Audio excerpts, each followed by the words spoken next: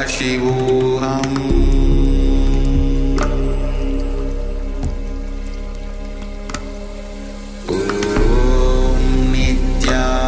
Nityananda Paramashivoham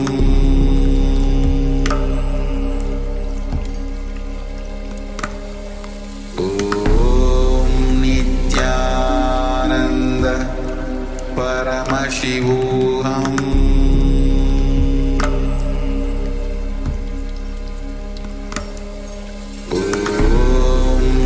Nityananda Paramashivoham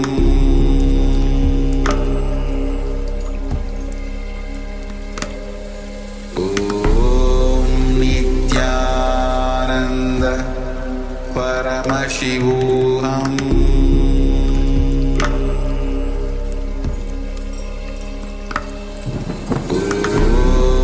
Nityananda Paramashivoham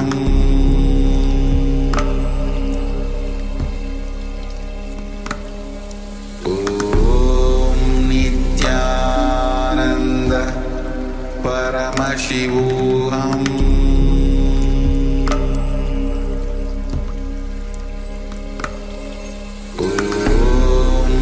Nityananda Paramashivoham Nityananda Paramashivoham Nityananda Paramashivoham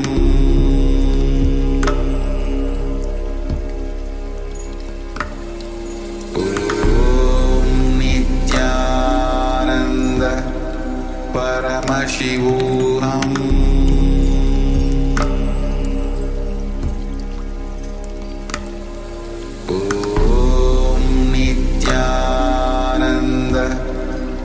Paramashivoham Nityananda Paramashivoham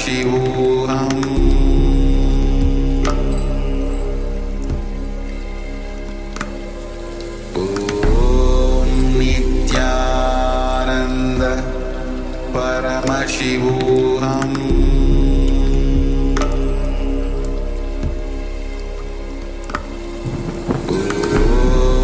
Nityananda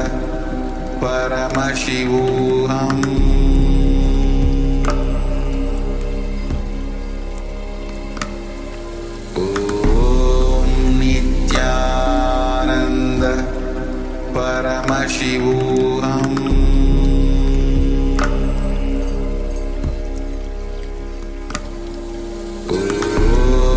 Nityananda Paramashivoham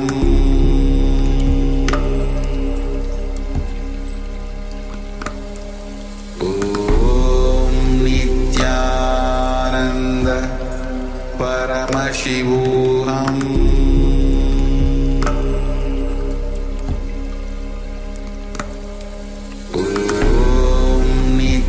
Nityananda Paramashivoham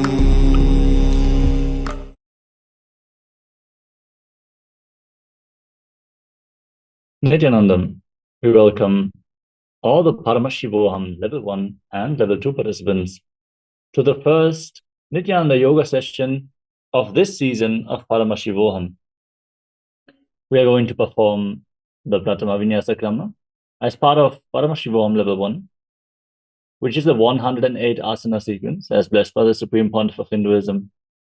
And the Paramashivoham Level 2 participants are going to perform the Dvitiya Vinyasa Krama, the second sequence with 308 asanas.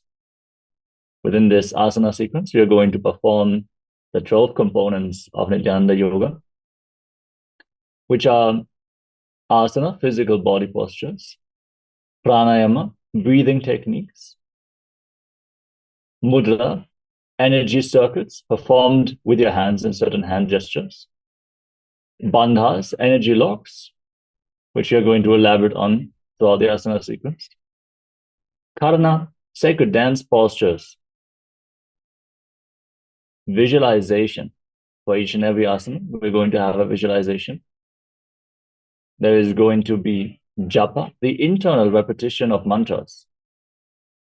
There's going to be the external chant of the Shastra Pramana, the scriptural references for each and every asana. Then there's going to be weightlifting. So if you have weights available, keep them ready at the side of your yoga mat.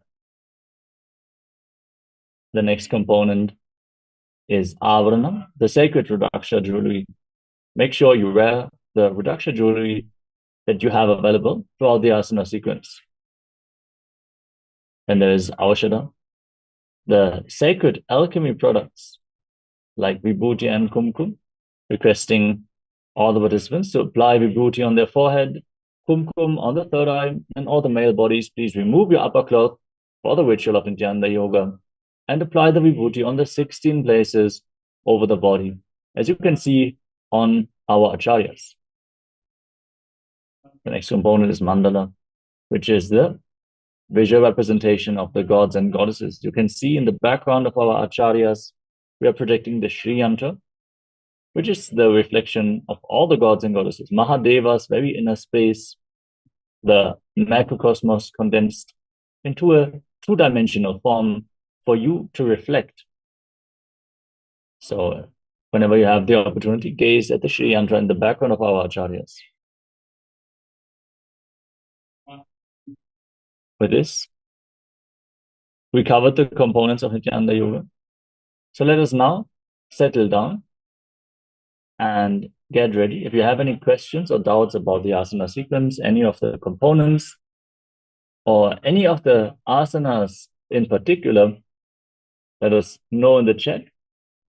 We would love to attend to all the questions that you have. And let us all get ready. Sit with our head, neck, and spine in a straight line. Bring the hands in Namaskara Mudra in front of the heart center. Close your eyes, take a deep breath. Visualize Swamiji in your inner space as we open this session with the Sadguru Vandanam. Nityanandam Paramasukadam Kevalam Jnanamurtim Bandvatitam Gagana Sadurisham Tattvamasyadilaksham Ekam Nityam Vimalamachalam Sarvadi Sakshi Bhutam Pavatitam Trigunarahitam Sadgurum Tam Namami. Next, we are going to invoke Paramashiva's presence by chanting the Shiva Mula mantra. Om Ham Haum Shivaya Namaha. Please follow along internally. Om Ham Haum Shivaya Namaha. Om Ham Haum Shivaya Namaha. Om Ham Haum Shivaya Namaha. Om Ham Haum Shivaya Namaha. Om Ham Haum Shivaya Namaha. Om Ham Haum Shivaya Namaha. Om Ham Haum Shivaya Namaha.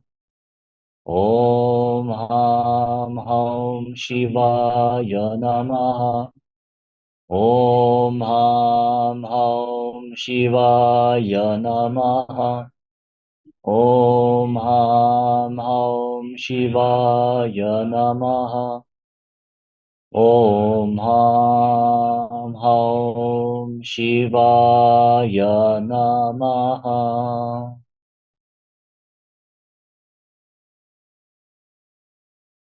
Next, we are going to perform the Tattvachamanam, the ritualistic cleansing. Make sure you have your Panchapatam and Udani ready. That means 1 cup and a spoon and some water. Settle down. And keep your right hand in the Gokarna Mudra in the shape of a cow's ear, as our acharyas are demonstrating. Take 1 Udarani, 1 spoon of water, and pour it into your right palm. Each time the word Swadha is chanted, sip the water from the bottom of your right palm. Take another Udani of water into your hand. for a total of 3 times. Om Atma Tattvam Shodayami Swadha.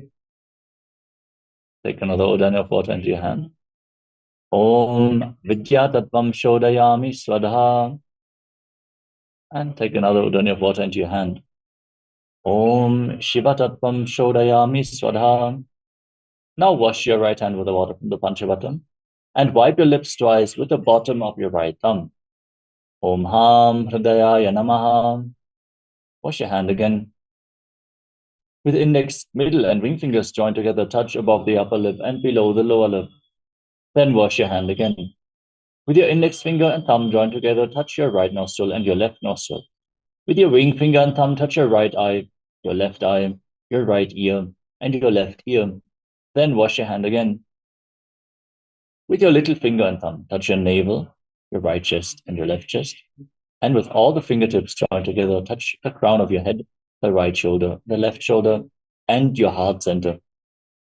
Wash your hand again. Now clasp the right hand over the left and place both hands on the right thigh. Close your eyes. Sit with your head, neck, and spine in a straight line and make a sankalpa, a conscious resolution. Declare what you want to manifest as part of this ritual of Nityananda Yoga. Hold this visualization as we chant the sankalpa mantra. Om Mamopata Samasta Duritakshayadvara Bhagavat Shri Nityananda Paramashiva Prityatam Shri Nityanandeshwari Paramashiva Shakti Sameta Shri Nityanandeshwara Paramashiva Prityatam Cha Adya Purvokta Evam Guna Visheshena Vishishtayam Asyam Shupadidau Purna Arokya Yukta Didagatra Yogida Sharira Sityatam Paramashiva Shakti Avishkaranatam Nityananda Yoga Abhyasam Karishye. Now wash your right hand once more. Om Apa Upasprishya. And then place your Panchavatam and Udani aside, out of harm's way, so you can safely enter into this ritual of Nityananda Yoga without any disturbances.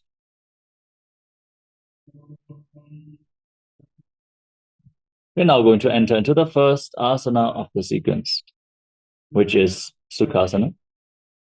In a comfortable cross-legged position with your head, neck, and spine in a straight line, place your hands on top of your knees in Bindu Mudra with index fingers and thumbs together, palms facing up.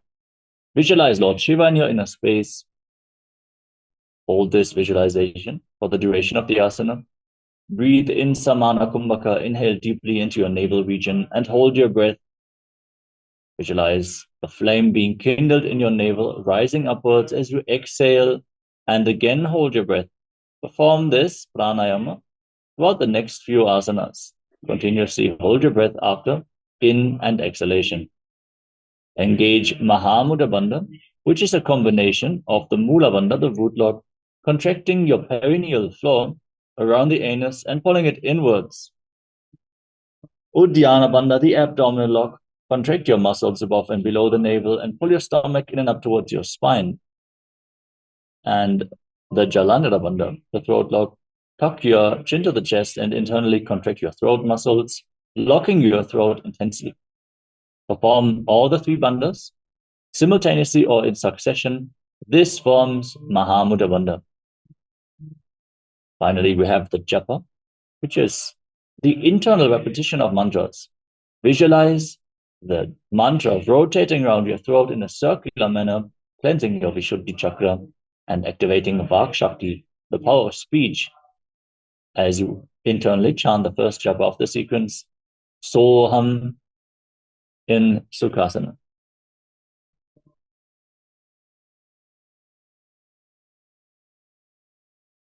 Sukhasana. Tat Sukhasanamityuktamashaktastat Asanam Vijitam Yena Jitam Tena Jagatrayam.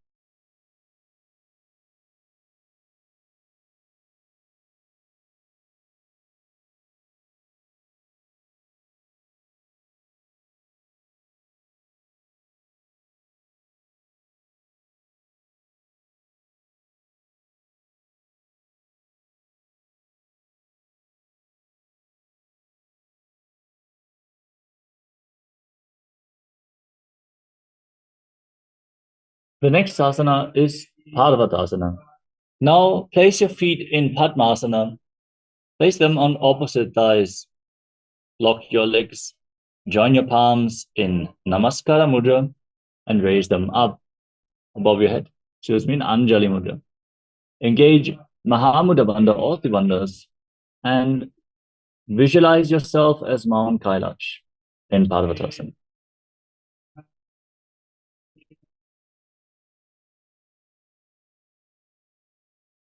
Parvatasana. अथवक्षे Mahadev पर्वतासनमङ्गलम् यत्कृत्वा स्थिररूपी स्यात् षट्चक्रादिविलोपनम्. Alibhasana. Now extend your feet away from the body and join the soles of the feet together. Interlock your hands behind your back in Padasha Mudra and lean forward and down. Place your forehead on the ground just behind your heels.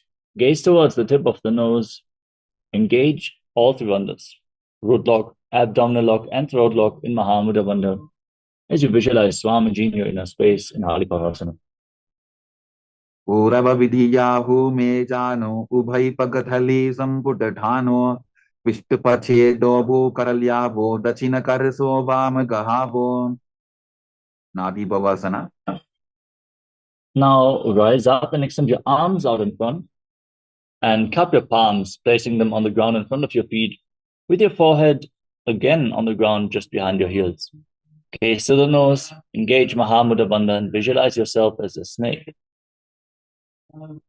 पूरव विधि परि आगाने नीचो हो भी कहू निपनास्यो लगागी हाथ आगाने धरती लगावे पसारी दो वो हाथ की अंजुली करे. कोकिलासना. Now extend your index and middle fingers and hold on to little and ring fingers with your thumbs in Prana Mudra. Hold on to your big toes and extend them forward and up. Straighten your knees and then cross your legs into Padmasana. Lean forward and down onto your elbows, still holding onto the big toes. Engage Mahamudra Bandha and visualize yourself as a bird. अथान्यदासनं वक्ष्ये येन सिद्धो भवेन्नरः अकस्मात् वायुसञ्चारं कोकिलाख्यासनेन च. Netyasana. Now stack your knees and ankles. Place one ankle on top of the opposite knee and the other ankle below the opposite knee. Hold on to opposite elbows and start rotating your arms in wide circles. Engage Mahamudra Bandha or the bandhas. Gaze to the tip of the nose. Visualize Swamiji in your inner space, and every once in a while change the direction of the movement in Nityasana. घोड़ा वामापाद की आशमाहिली सोज दक्ष चरण को बारलौता परिकुल्प समोज वामपाद को महिलौ बहुरौ बुल्फतु जान तापरि घोड़ा दक्ष की आश बारली ढान. Gajasana. Now place your palms flat on the ground in front of you and raise your hips up high. Scoop your head and chest forward and down again and again, while simultaneously pulling your stomach in and up into Dhyana Bandha and visualizing yourself as an elephant. Nyukjam padagre bhumau pritvalambhi bhuyamastakaagre nidhaya nitambam urdhvamunnamaya nabhilaksham bhumau nasika maninya. Vrikshasana. Now, with your hips up high, push one heel into the ground and lift the other heel up alternatingly. Pull your stomach in and up into Dhyana Bandha and visualize yourself as a bear. एकैकं पादमापुञ्ज्य गजासनं कुर्यात् त्रिक्षासनं भवति. Vaishasana. Now rise up and stand on the tips of your big toes if you can. Otherwise, stand on the tips of your toes. Pull your stomach in and up in Uddiyana Bandha. With your hands at the chest, in Hridaya Mudra with index, middle, and ring fingers joined together. Keep your elbows raised and visualize Swamiji in your inner space. केशेन पादयुगलं बन्ध्वातिष्ठे दधो मुखः अथ वैश्यावक्ष्ये यत्कृत्वा सत्यवान् भवेत्. Balalingasana. Now interlock your fingers from the... we are going to enter into Urdhva Janukarana. Stand in Arimandi with your heels together, toes pointing outwards and knees bent. Bring your hands to the chest, elbows raised. Then lift one knee up along the center of your body in a circular motion and follow along with the respective hand. Again and again, gracefully move your arms and legs in Urdhva Janu.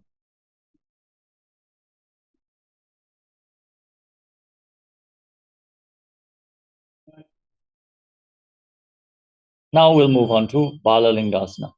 Now interlock your fingers from the outside in Sarva Shankari Mudra and raise one knee towards your chest. Pull it close with both hands.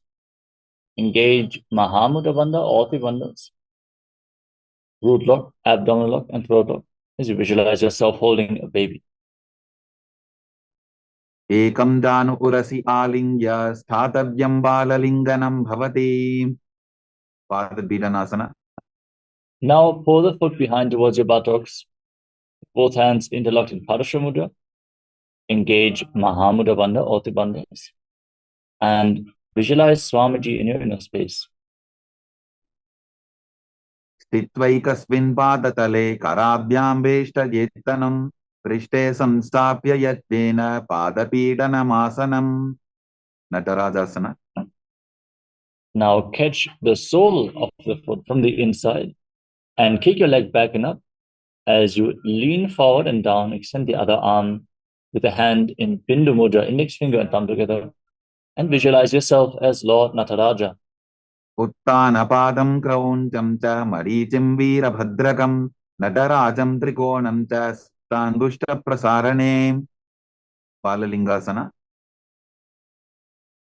Now interlock your fingers from the outside in once more. Repeat Sarva Shankari Mudra. Pull the other knee towards your chest and engage all Tribandhas as you visualize yourself caressing a baby in Balalingasana.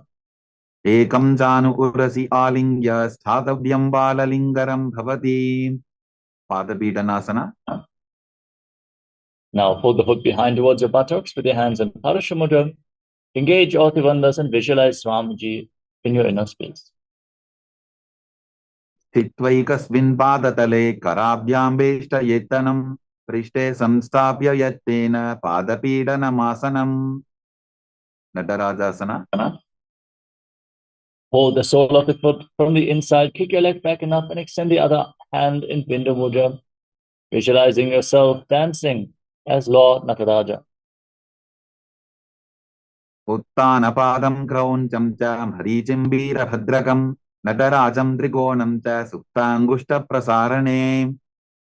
Tadasana.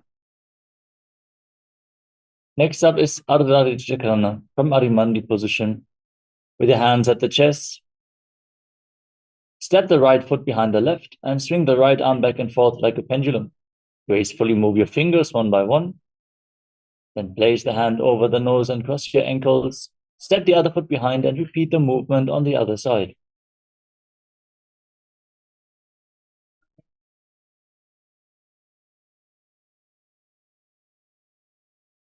Next up is the skeleton dance. Now, visualize yourself as a skeleton and shake your body intensely. Hold the visualization of your bone structure.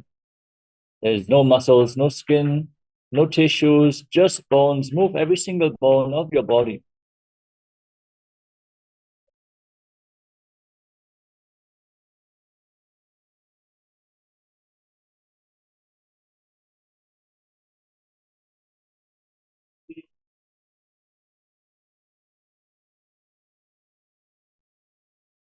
Moving on to Kartik Chinakarana from Adimandi position. Cross your arms over top of your head. Then rotate your body to one side and open up your arms over top of your head. Return to the center, cross the arms again, and open them up to both sides again and again.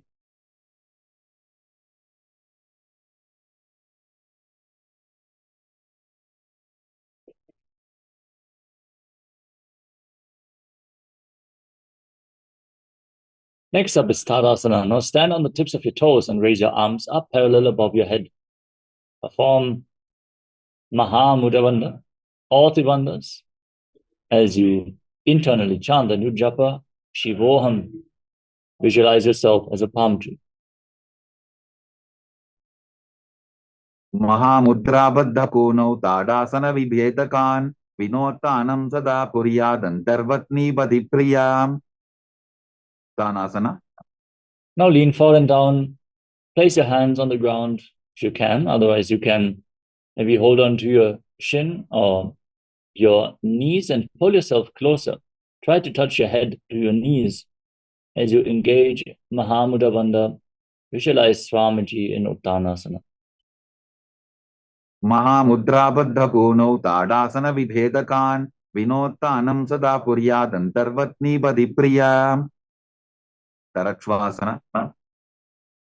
Now step your feet back into a tall plank position. Lock your throat in Jalandhara Bandha and start rotating your head from side to side. Visualize Swamiji in your inner space in Tarakshvasana. गजासनवस्थित्वा मस्तकं वारं वारं दक्षिणकुक्षिं सव्यकुक्षिं नजेत् तरक्ष्वासनं भवति Bhujangasana. Now lay down flat on your stomach and keep your hands at the side of your shoulders. Place the top of your feet flat on the mat and lift your head and chest by the strength of your lower back. Open up your mouth and inhale through the hollow of your throat in Bhujangani Mudra as you visualize yourself as a cobra. अंगुष्ठनाभिपर्यन्तम् अधो भूमौ विनिन्यसेत् कराभ्यान्तरान् धृत्वा ऊर्ध्वशीर्षफणीवशी देहाग्निर्वर्धते नित्यं सर्वरोगविनाशनं जागर्ति भुजगी देवी भुजंगासन साधनात् Shashasana. Now push your body back up into a plank position and alternate pulling your knees in towards your chest, back and forth. Breathe calmly through your nose in Sahaja Kumbhaka and visualize Swamiji in Shashasana. गजासन संस्थितो जानुद्वयमाकुञ्च वारं वारं कर्तव्यं शशासनं भवति प्रथासना. Now step one foot forward in between the two hands and simultaneously jump the front foot back and bring the other foot forward again and again, visualizing yourself as a chariot in Rathasana. गजासन संस्थितो एवैकं पादं पूर्वमार्गेण भ्रामयित्वा कर्तव्यं तथासनं भवति Virabhadrasana. Now maintain one leg at the front and rise up. Bend the front knee at a 90-degree angle and keep your back toes facing sideways with the knee straight. Rotate your hips forward, raise your arms up parallel above your head. Engage Uddiyana Bandha, the abdominal lock, and gaze towards your third eye as you visualize yourself as Lord Veerabhadra. वासिष्ठमथ कौण्डिन्यम् ऊर्ध्वकुक्कुटमेव च अष्टावक्रमथोत्थानं मयूरं सेतुबन्धनम् उत्थानपादं क्रौञ्चं च मरीचिं वीरभद्रकं नटराजं त्रिकोणं च सुप्ताङ्गुष्ठप्रसारणे Virabhadrasana. Now exchange the position of your feet. Bend the front knee, raise your arms up, pull your stomach in and up and gaze to your third eye. Visualize yourself having 8 arms as Lord Veerabhadra.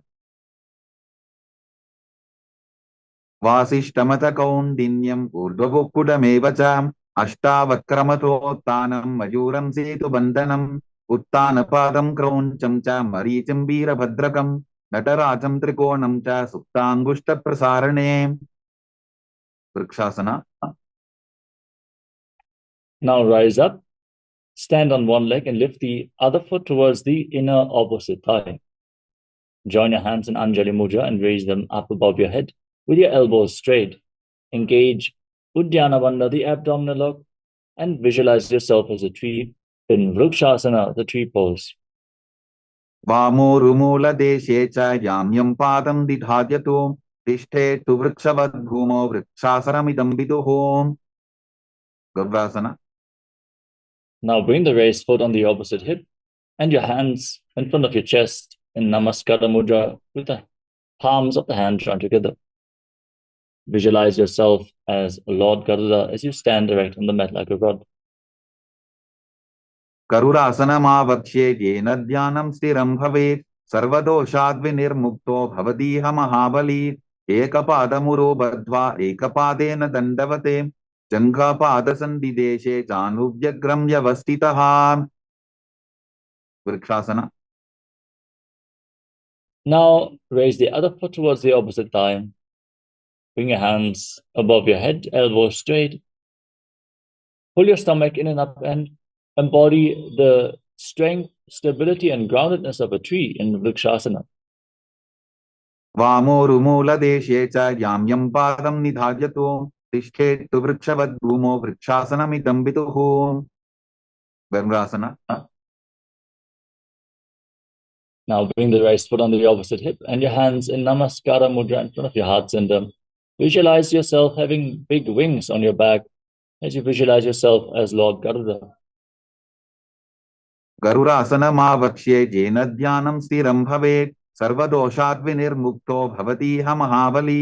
एकपादमुरो बद्ध्वा एकपादेन दण्डवते जङ्घापादसन्धिदेशे जानुव्यग्रं व्यवस्थितम्. त्रिकोणासना.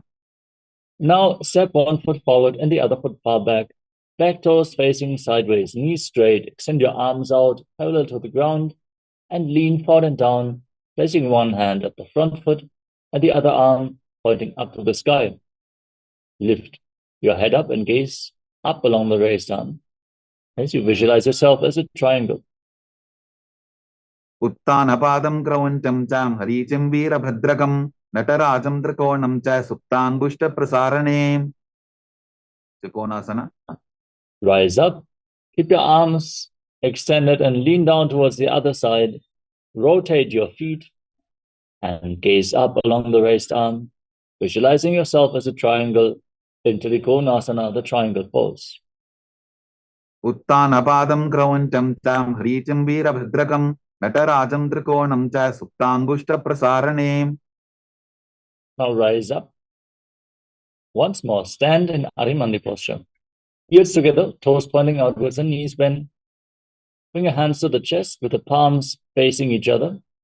Then raise one heel off the mat and stomp it down, lifting the other heel up and exchanging the position of your hands simultaneously again and again in Nikuttaka Karana.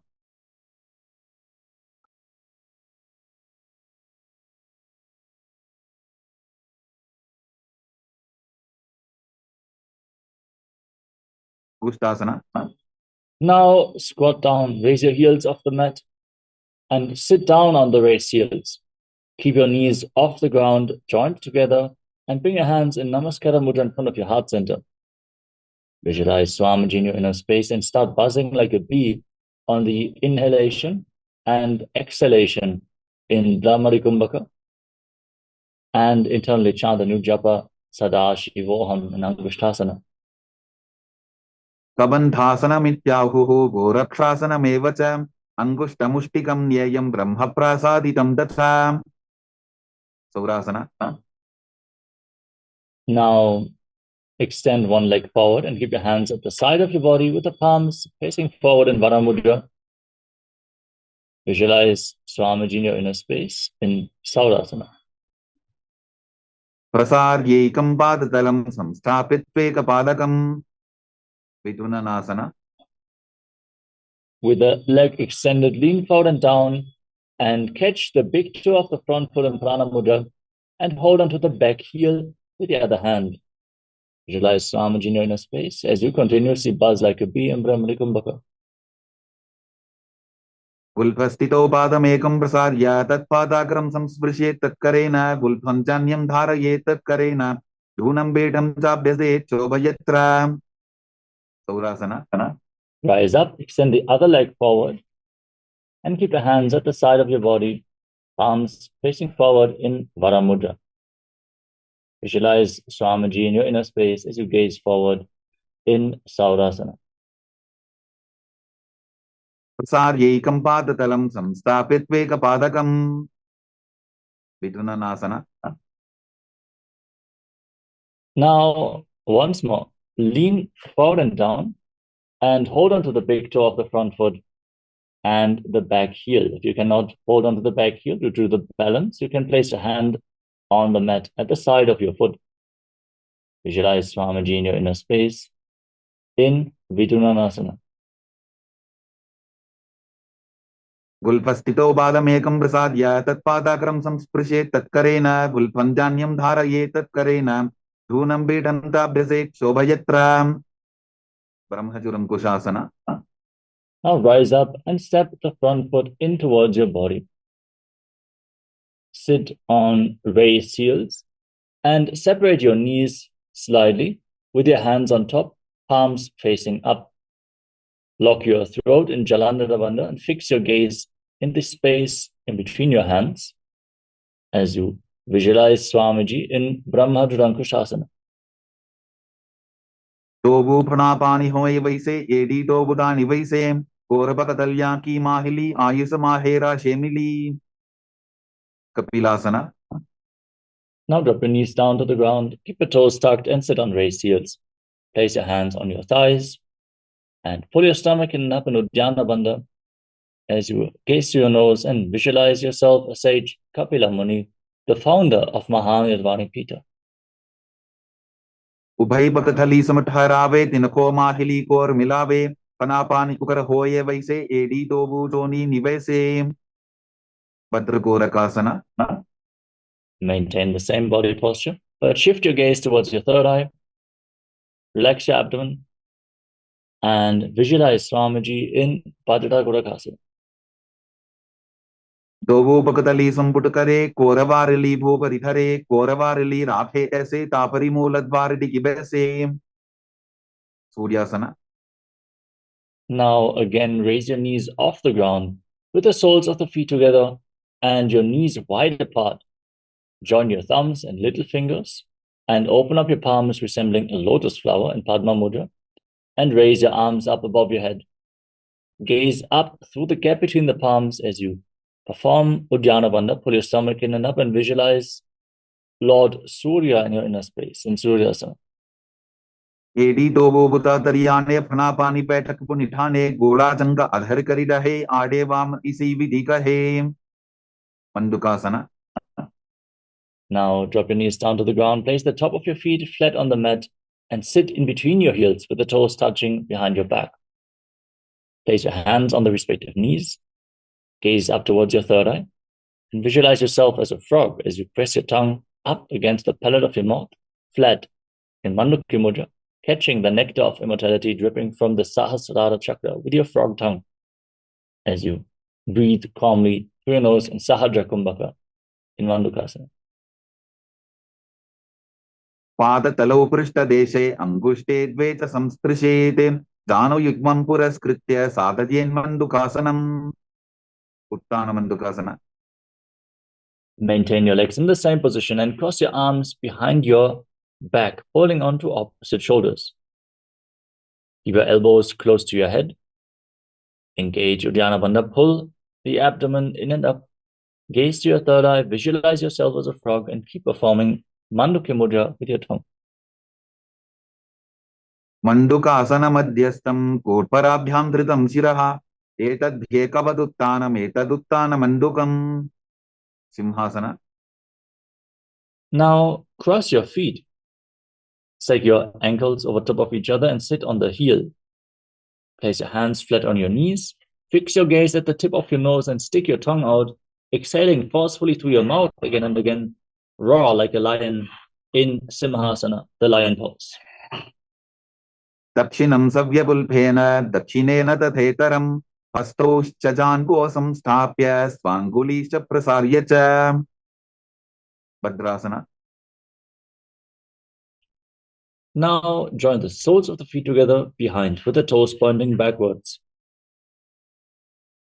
Sit down on your heels and keep your knees wide apart as you cross your arms behind your back, holding on to opposite big toes in Prana Mudra with index and middle fingers.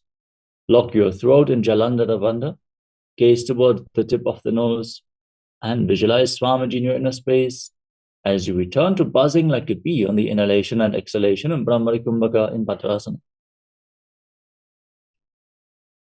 Gulphau Tavrshanasyadho, Yukramena Samahitaha, Padangulshtau Karabhyam Cha, Tripata Prishta Deshataha. Kakabusandhyasana. Now place your feet flat on the ground, keep your knees raised, and bring your arms in between the legs and wrap them around the legs. Bring your hands behind your back and try to interlock your fingers in Parashamudra. Don't worry if you cannot touch opposite hands. Just push your torso in between your legs and try to reach for opposite hands. Gaze to the nose and visualize yourself as a crow in Kakabhushandi Asana. प्रथमे बेसको ठाने Dogu हाथ पकम वीच आने तिनको मोड़ी नल्या परिल्यावे पिष्टपछे काकसी करावे कानिपोवासना. Now place your palms on the ground in front of you and bring your knees onto your arms towards your armpits. Raise your hips and lean forward, lifting your feet off the mat. Balance on your arms as you visualize Swamiji in Kanipavasana.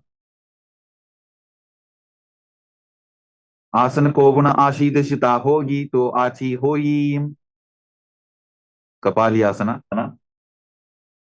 We're now going to enter into the first inverted posture of the sequence.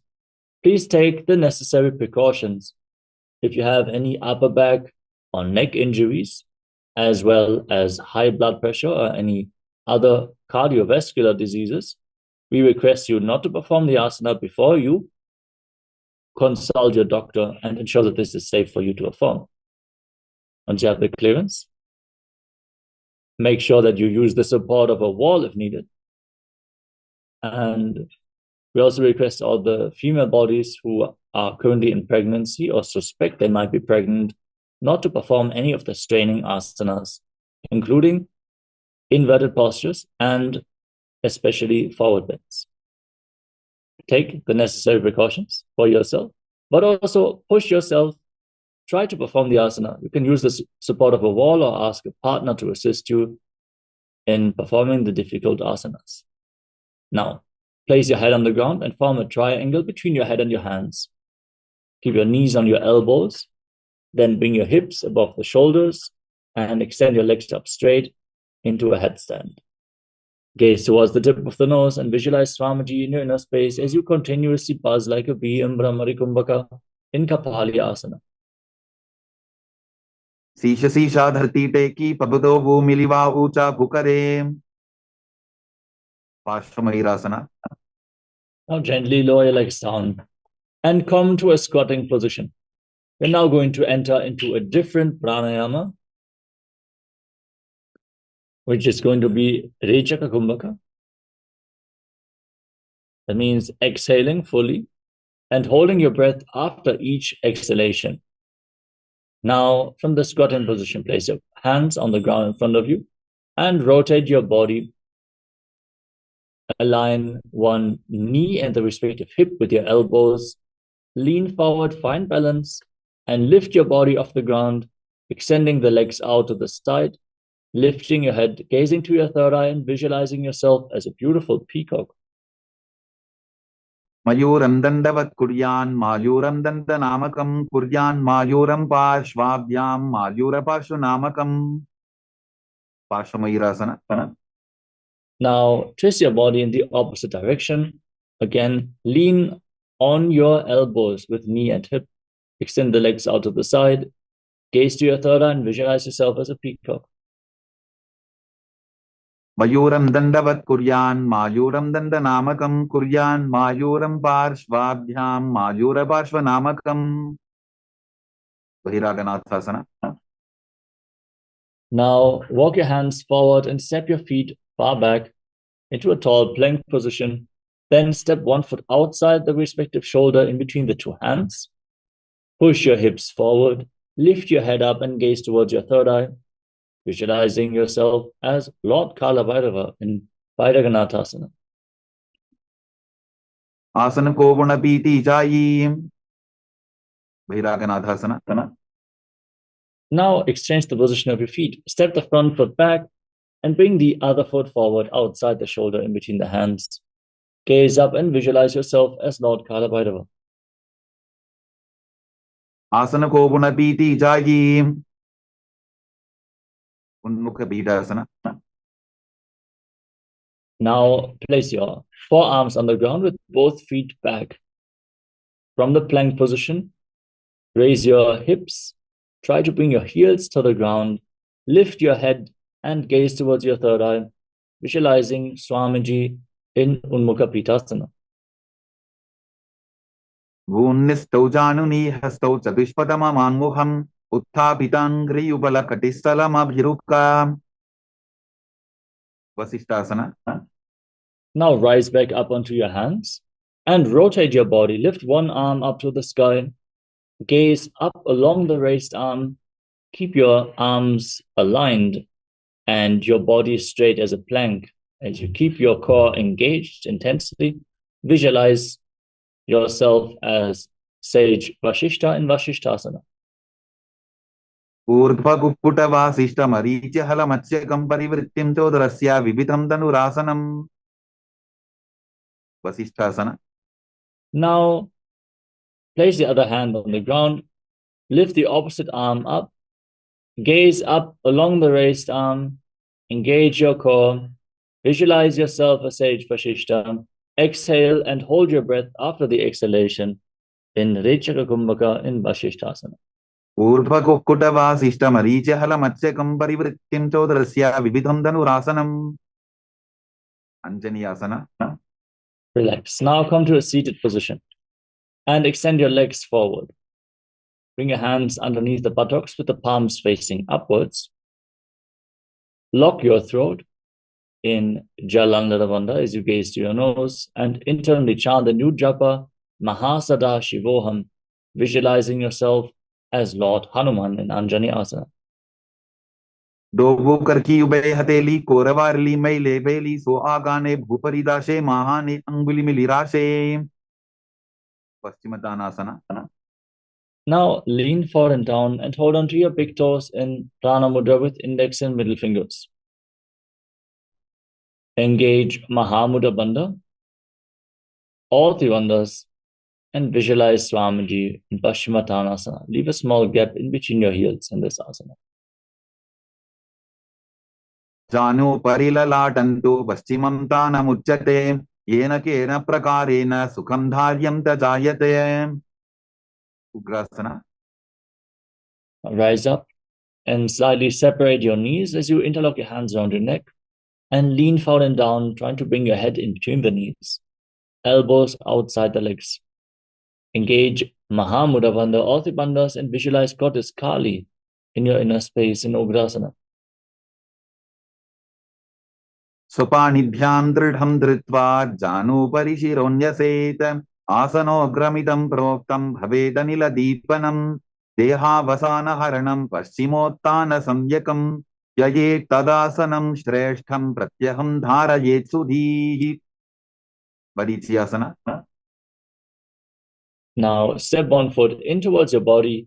Keep the heel close to your perineum and the knee close to the chest. Wrap your arm around the raised knee and interlock both hands behind your back as you lean forward and down. Try to touch your forehead to your knee as you visualize yourself as Sage Marichi in Marichiasana. उत्तानपादं क्रौञ्चं च हरीचं वीरभद्रकं नटराजं त्रिकोणं च सुप्ताङ्गुष्ठप्रसारणे Mahamudrasana. Now drop the raised knee to the side. With the heel pressed against the perineum, lean forward and down and hold onto the front foot with both hands. Engage Mahamudra Bandha, all three bandhas. Gaze to your nose, exhale and hold your breath, and visualize Swamiji in Mahamudrasana. Mahamudram pravakshami tantresvin mama vallabhe yam prapya siddha siddhim cha kapiladyah puragataah. Varityasana. Now exchange the position of your feet. Step the other foot in towards your body. Keep your knee raised, wrap your arm around the leg, and interlock both hands behind your back as you lean forward and down and visualize yourself as Sage Marichi. उत्तानपादं क्रौञ्चं च हरीचं वीरभद्रकं नटराजं त्रिकोणं च सुप्ताङ्गुष्ठप्रसारणे Mahamudrasana. Now drop the raised knee down, keep the heel against the perineum and lean forward and down.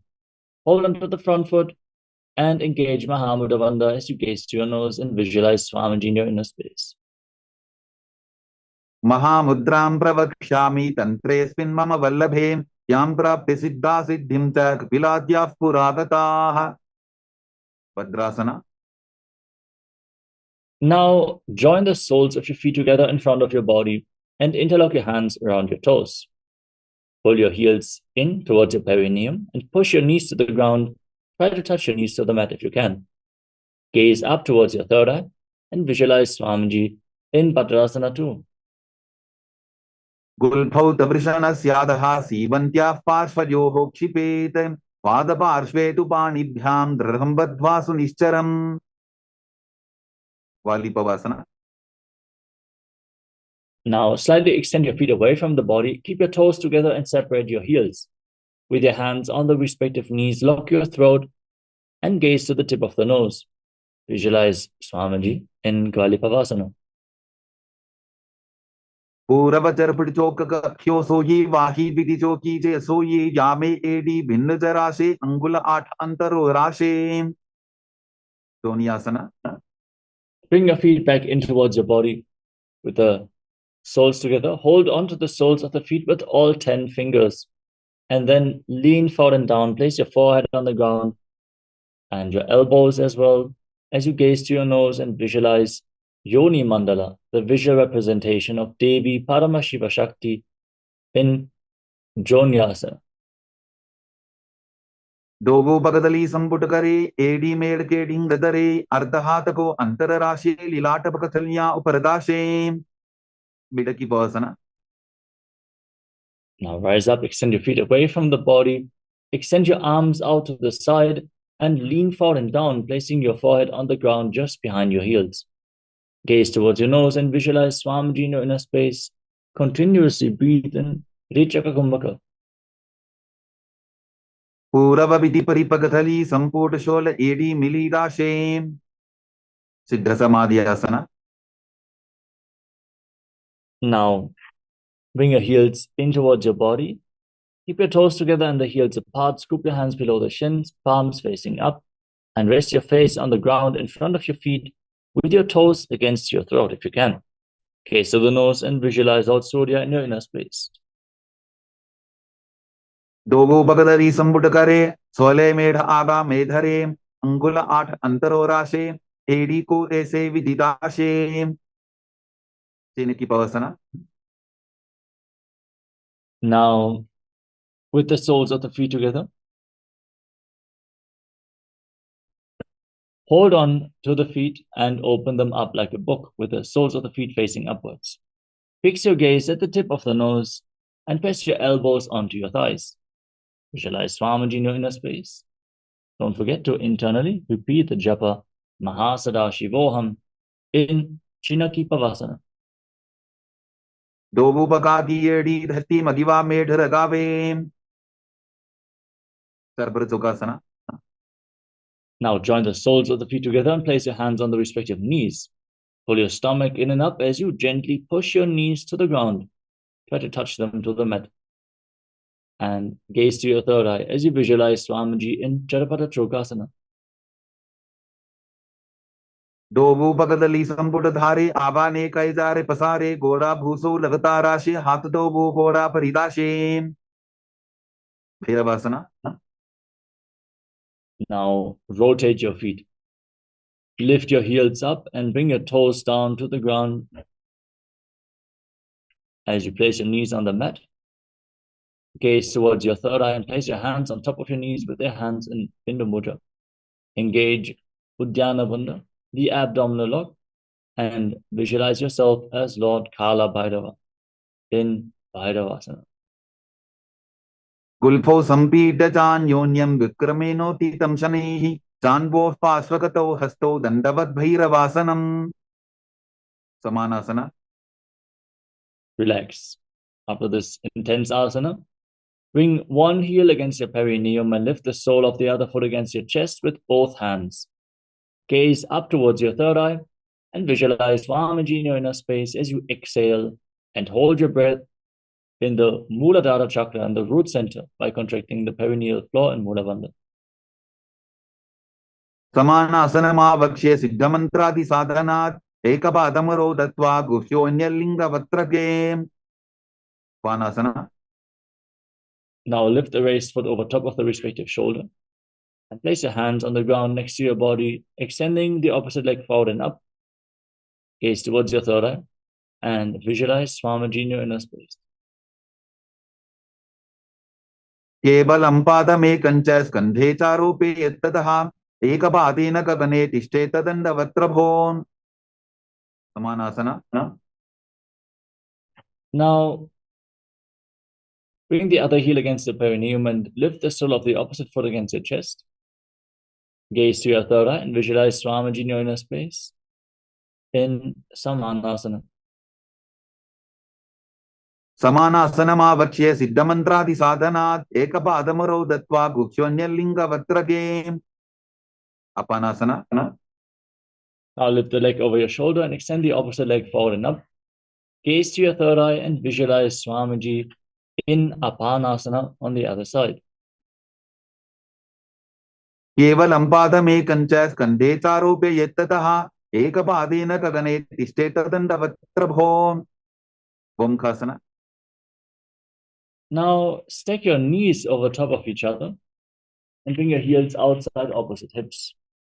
Interlock your hands in Padusha Mudra and place them on the top knee. Fix your gaze at the tip of your nose. Keep your teeth together and hiss through your teeth on the inhalation and exhale through your nose in Siddhari Kumbhaka. As you internally chant the new japa Om Nityanandoham, visualize a cow, visualize the face of a cow, Gomukha in Gomukhasana. If you have any questions about any of the components, if you need support in performing any of the asanas, let us know in the chat so we can individual needs. Sabve dakshinabulphanto prishtaparshvin yojayetem dakshine tata sadyam gomukham yatham. Anasuyasana. Now, hold on to the respective big toes in Prana Mudra and hold your stomach in Uddiyana Bandha. Gaze towards your nose and visualize yourself as Rishika Anasuya in Anasuyasana.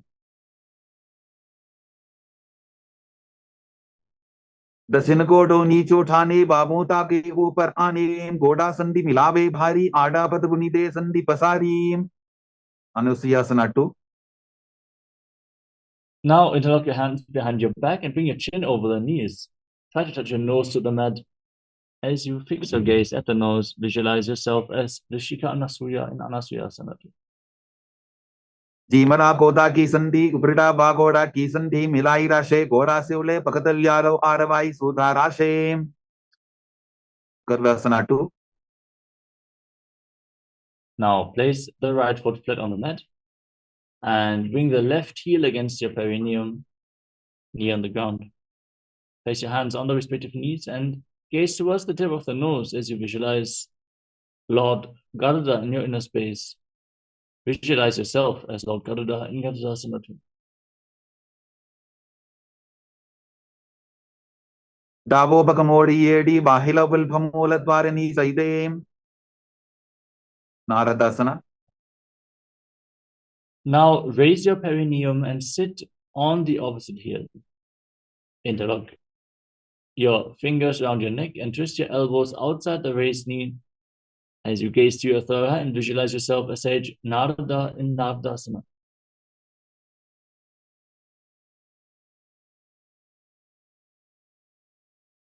पिष्टि जवाम बगदली केरी भूपरिता हिलवा वे फेरी गोड़ा सुरो no है जोगी छिपाशिती राशे सोगी. मत्स्य बीटकासना.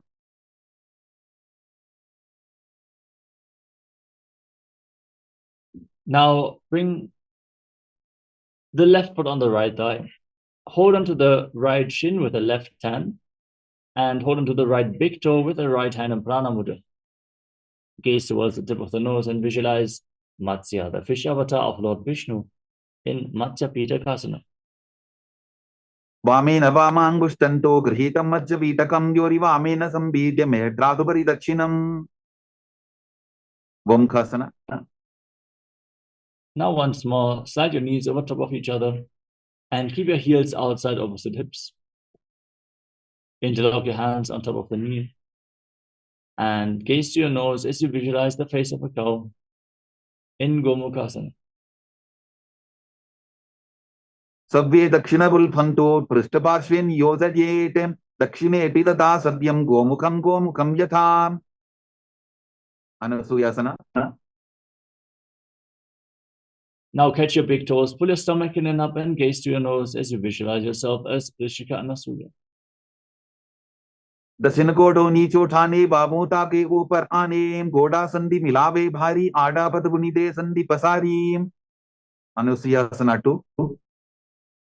Now interlock your hands behind your back and lean forward and down. Bring your chin over the knee and the nose to the ground.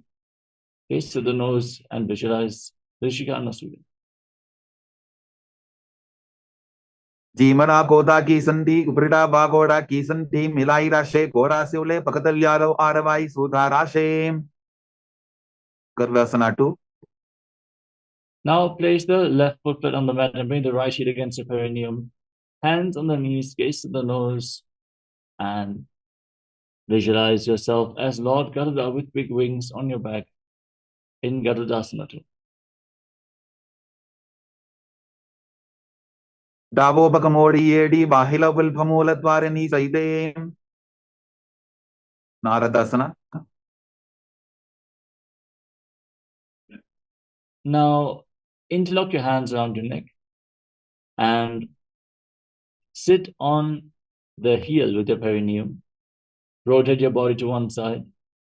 Align your elbow with the raised knee and gaze up towards your third eye as you visualize Sage Narada in Naradasana. Pishtijavam Bagdali Keri Bhuparita Hilava Veveri Goda Sudo No Hejogi the Chipashitira Shesogi Matsibita. Now place the right foot on the left thigh and hold on to the left shin with the right hand, the left big toe with the left hand in Prana Mudra. Gaze towards the tip of the nose as you visualize the fish avatar of Lord Vishnu, Matsya. Vamena Vamangushtanto Grihitam Majjavitakam Yori Vamena Sambhidya Medratubari Dakshinam Matsyendrasana. Now extend your legs out in front and then place the left foot on the right thigh. Raise the right knee and twist your left elbow outside the raised knee with the hand by the neck, the right hand on the ground behind you. Twist your spine intensely as you gaze to your third eye and visualize Sage Matsyendranath, the master of Hatha Yoga, in Matsyendrasana.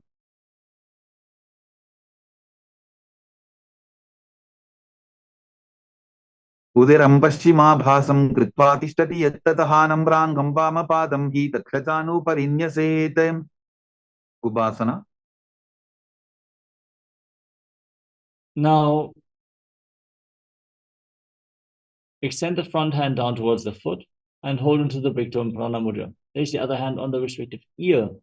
Rotate your back, gaze towards your third eye, and visualize yourself as a camel.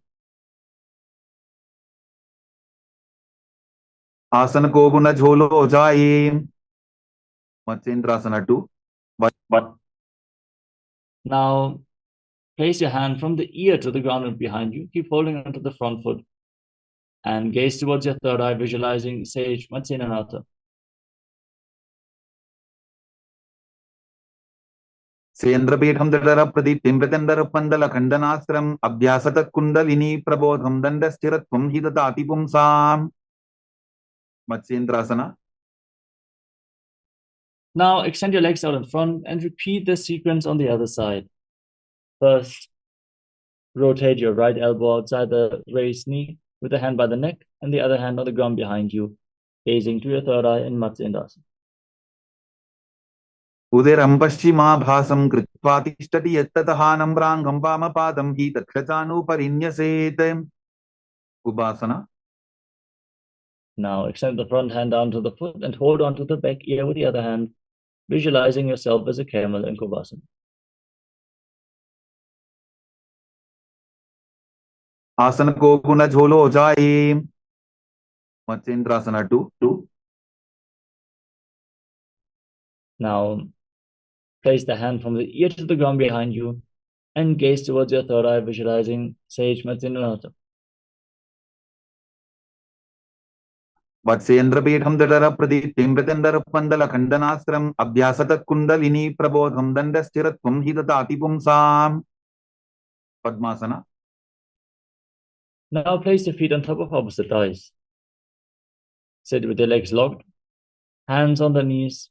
Engage Mahamudra Bandha or the Bandhas and gaze to your nose. Visualize your Lord Shiva as you. Breathe in Sitali Kumbhaka through your rolled up tongue. Exhaling through the nose and internally chanting Om Nityananda Maha Sadashivoham in Padmasana. Asanam dvidham proktam padmam vajrasanam tatha urdhvorupaiche dhatte ubhe padatale yatha. Padmasana 2. From Padmasana, now cross your arms in front of your body and hold on to opposite big toes. Lock your gaze at the tip of your nose and visualize yourself as Goddess Parvati, the consort of Lord Shiva. उत्तानौ चरणौ कृत्वा ऊरु संस्थौ प्रयत्ततः ऊरु मध्ये तथोत्तानौ पानी कृत्वा तु तादृशो. Kukkutasana. Now bring your hands through your legs, with your legs still in Padmasana. Place your palms on the ground and lift your entire body off the mat with your arms straight. Breathe in Sahaja Kumbhaka and visualize a rooster. Visualize yourself as a rooster. Padmasanam susamsthapya nanvororantare karo niveshya bhuma vasishted yomastap kukkutasana. Baddhakekyasana. Now rise up onto your knees with your legs in Padmasana. Bring your palms on the ground, elbows against your navel, and lean forward. Find balance and lift your knees off the mat as you visualize Swamiji in your inner space. धरामवष्टभ्यकरत्वेन तत्कूर्परिस्थापितानाभि पार्श्वः उच्चासनो दण्डवदुत्थितर्खे मायूरमे तत्र वदन्ति पीठं मयूरं पद्मकं कुर्यात् बद्धकेकीति कथ्यते. मयूरासना. अथ वक्ष्ये महादेव मयूरासनमुत्तमं भूमौ निपात्य हस्तौ द्वौ कूर्परोपरि देहकम्. From the same position, extend your legs out straight and balance on your arms with your elbows against your navel, visualizing yourself as a beautiful peacock in Mayurasana.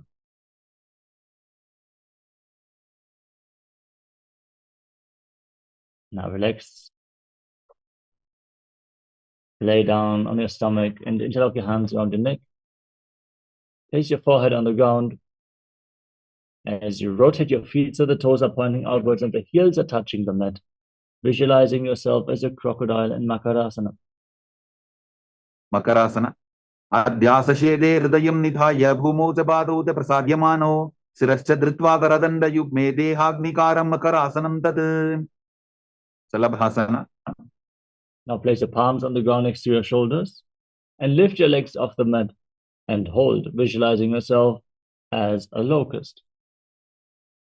अध्यासशेदे करयुग्मवक्षो भूमिमवष्टभ्य करयोस्तलाभ्यां पादौ च शून्ये च वितस्ति चोर्ध्वं वदन्ति पीठं शलभं मुनीन्द्राः. Ushtrasana. Now hold onto your feet and pull them outside your hips towards the ground. Try to touch the ground with your heels as you visualize yourself as a camel in Ushtrasana. अध्यासशेदे पदयुग्मव्यस्तं पृष्ठेटिदायापि धृतं कराभ्याम् आकुञ्चयेत् सम्यक् उदरासेवाढमुष्प्रञ्च पीठं योगिनो वदन्ति. Dhanurasana. Holding onto the feet, now kick your legs back and up and lift your head and chest. Gaze towards your third eye and visualize yourself as Lord Shiva's bow in Dhanurasana. प्रसार्य पादौ भुविदण्डरूपौ करौ च पृष्ठे धृतपादयुग्मं कृत्वा धनुस्तुल्य विवर्तिताङ्गं निगद्य योगी धनुरासनं तत्. Varvasana. Now relax. Come to a kneeling position with the heels outside your hips, toes touching behind your back. Keep your hands on your knees and gaze to your third eye as you visualize Swamiji and internally chant Om Nityananda Paramashivoham in Bhagasana. उल्टा मोटी पावतो वही से बहुरोचुगति करे कई से पावन महिला बुलपुत होबु कुलापा शिथिला वेसोबु वही आसन. We're now going to enter into another inverted posture. Set yourself up in front of a wall for support if needed. Now lean forward and place your forearms on the ground, elbows shoulder width apart. Interlock your fingers and place your head in between the hands. Raise your hips and lift your body off the ground, supporting your balance with your arms. Gaze to the nose and visualize Swamiji in Gohyasana. तो वो हाथ की कहुनी जोगी पुनः कलाई जाने दोगी. Shirshasana. From the same position, now extend your legs up straight and gaze to your nose, breathing calmly, cleansing your body intensely as you visualize Swamiji in Shirshasana. विपरीतं मण्डलं तद्विधैव विदितं हिनः दण्डासनं दिदा प्रोक्तं विपरीतोपवेशने. कोड्यासना. Now gently lower your legs down and come to a seated position with your legs extended forwards. We're now going to enter a sequence of rapid exhalations through the nostrils in Bhastrika Kumbhaka. Pull your stomach in and up and push the air out of your body again and again as you visualize Swamiji in your inner space and hold onto your calves, extending your legs forward and up. Try to bring your legs as vertically as possible in Podyasana. दो हाथ पक बाहर आने गोरा तरे काकसी ठाने अंगुष्ठ पिंडली लगता धरे चरण उभे आकाश दिशी करे. परिभाषना. Now bring your hands behind your back and hold onto your opposite shoulders. Keep your legs raised, gaze to your third eye and visualize yourself as a mace. उत्तानशयनं कृत्वा पादौ मिलित्वा प्रसाद्याय नितम्बं भूमौ स्पृष्ट्वा हस्ताभ्यां कन्दरां बद्ध्वा. नौकासना. Now extend your arms out in front, parallel to the ground. Keep your legs raised, gaze to your third eye and visualize yourself as a bow. उत्तानशयनं कोट्पराभ्यां भूमिं वष्टद्य हस्तो नितम्बं निधाय. रुद्रासना.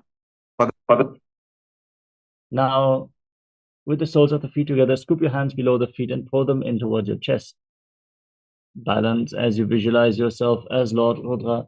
Keep rapidly exhaling in Bhastrika Kumbhaka. करली संकोट करी हाथ से उपक उचाई दी पका का अंगूठा दो बोले वो परली का नीतालवे. उन्मुख पीठासना. Relax. You can breathe calmly now. Lay down on your back with the feet flat, the knees raised. Your palms on the ground just behind your heels. Push your hips off the mat. Lock the throat, lock the perineum, and gaze to the nose as you visualize Swamiji in Unmukha Pitasana. ऊर्ध्वे च जानुनी कृत्वा छवित्वोर्ध्वमुखं तथा उत्थाप्य हस्तौ तिष्ठेतु पीठ उन्मुखनामके. शवासना. Now lay down flat on your back with your hands at the side of the body, palms facing up. Completely relax from any desire to move your body. Completely unclench. Forcefully pull the Kundalini Shakti up along your spine from the Muladhara all the way to the Sahasrara Chakra. In Shakti Chalan Mudra, churn the awakened energy within your body and relax as you visualize that your body is dead and Swamiji, the Supreme Pontiff of Hinduism, is liberating you. Internally chant the Mahavakya Om Nityananda Paramashivoham in Shivasana.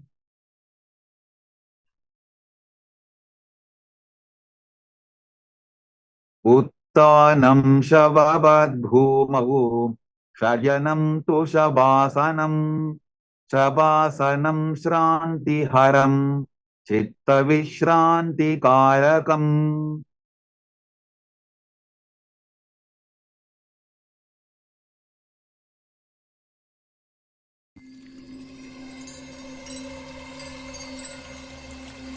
I welcome you all with my love and respect. Let you all open all your three eyes. Om Nityananda Paramashivoham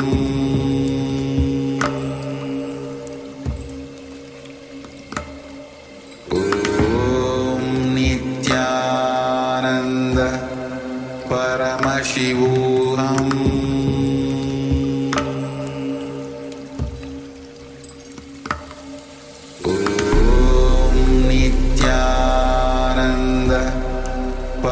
Paramashivoham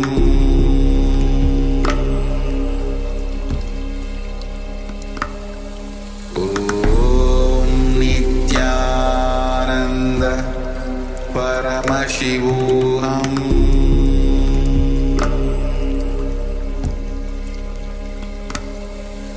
Om Nityananda Paramashivoham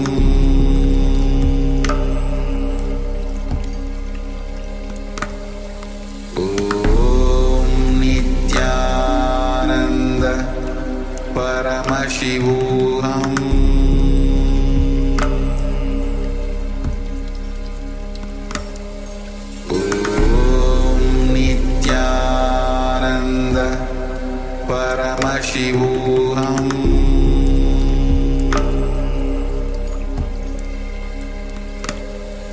Om Nityananda Paramashivoham Paramashivoham Om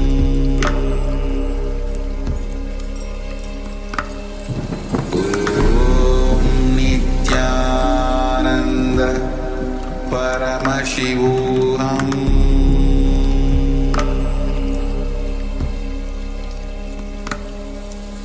Om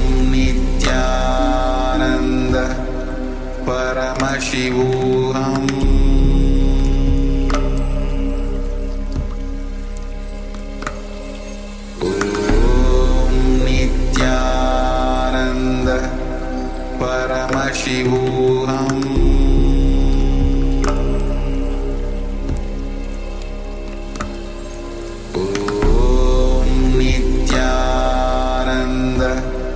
Paramashivoham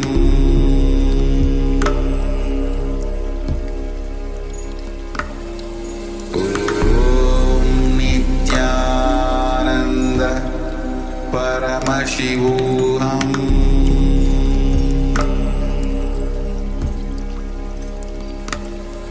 Om Nityananda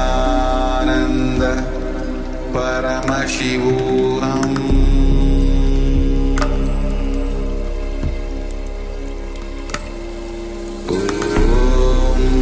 Nityananda Paramashivoham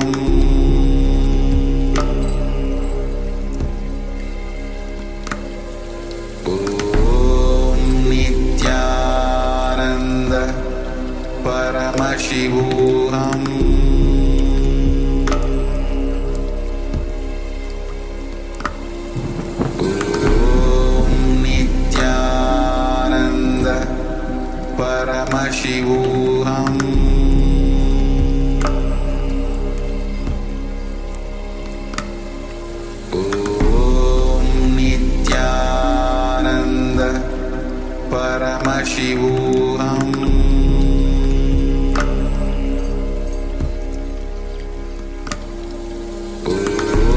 Om Nityananda Paramashivoham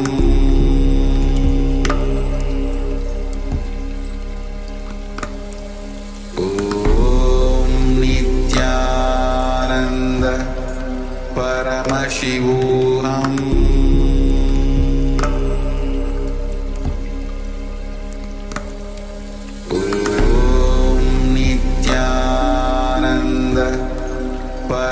Paramashivoham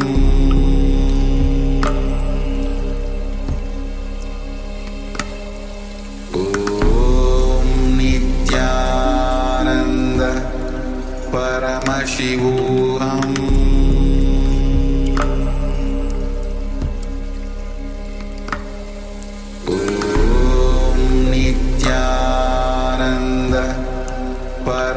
Paramashivoham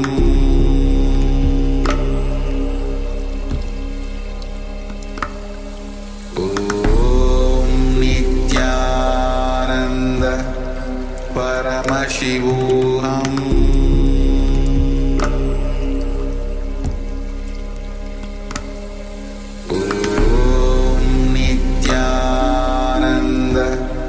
Paramashivoham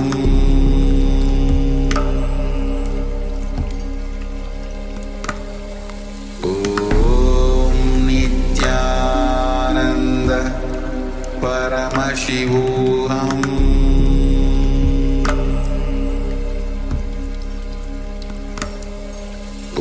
Om Nityananda Paramashivoham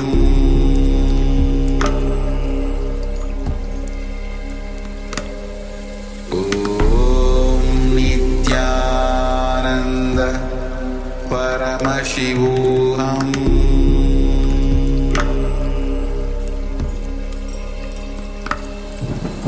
Om Nityananda Paramashivoham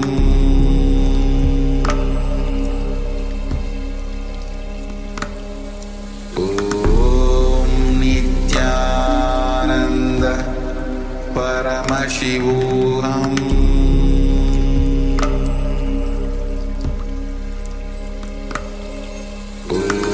Om Nityananda Paramashivoham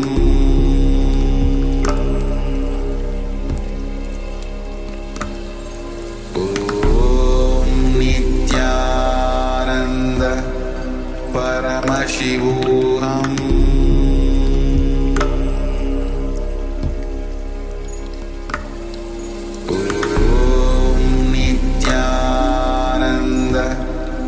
Paramashivoham Paramashivoham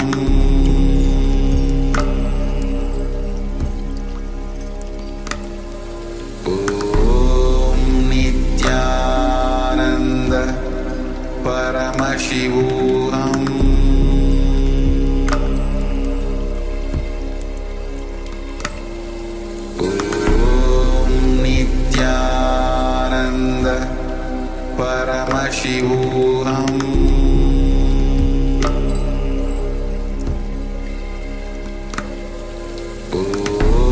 Om Nityananda Paramashivoham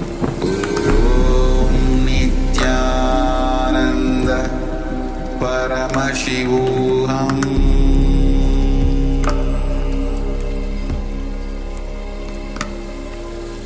Om Nityananda Paramashivoham Om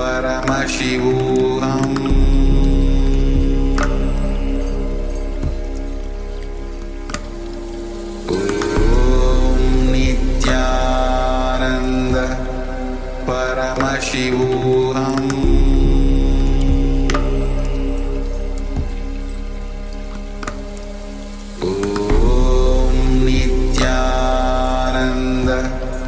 Paramashivoham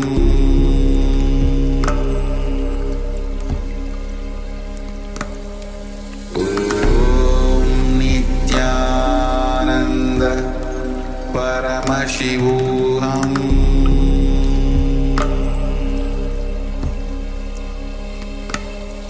Om Nityananda Paramashivoham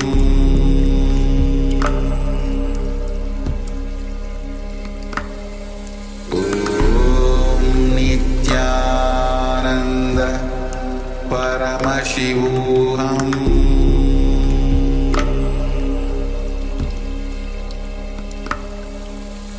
Om Nityananda Paramashivoham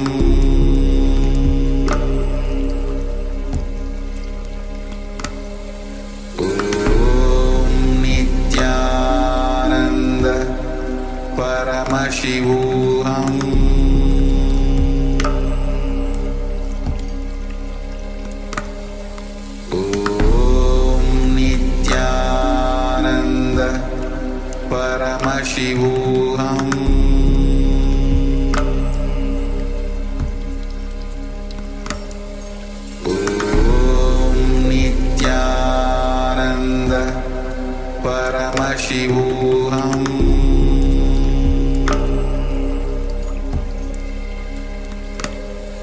Om Nityananda Paramashivoham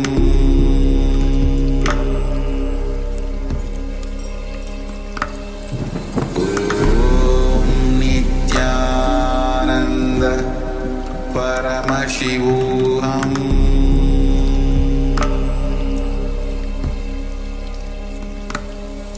Om Nityananda Paramashivoham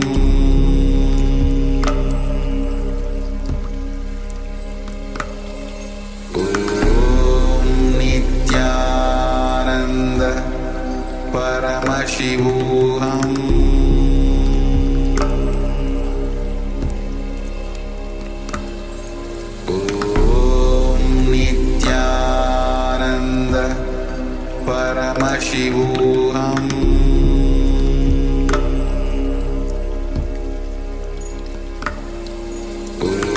Om Nityananda Paramashivoham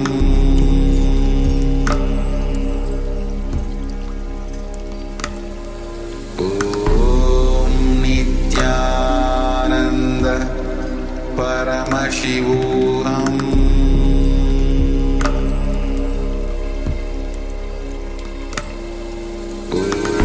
Om Nityananda Paramashivoham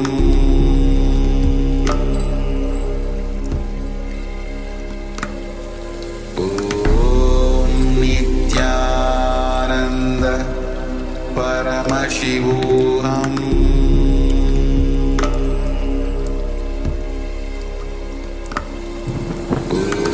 Om Nityananda Paramashivoham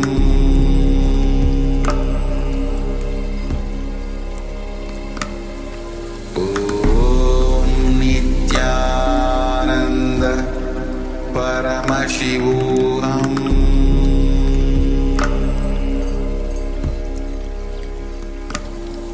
Om Nityananda Paramashivoham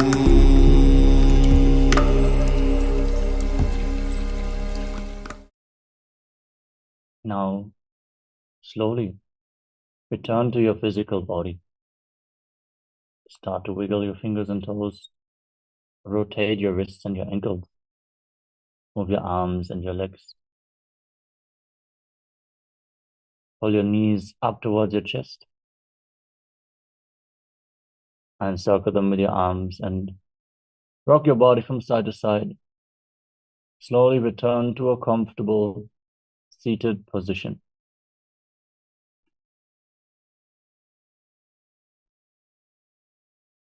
Congratulations, you completed the Pratama Vinyasa Krama, the first 108 asanas of the sequence. Thank you all for joining us today. All the Paramashivoham Level 1 participants will now move on to the first round of today's power manifestation. The next set of acharyas is ready to take over the session.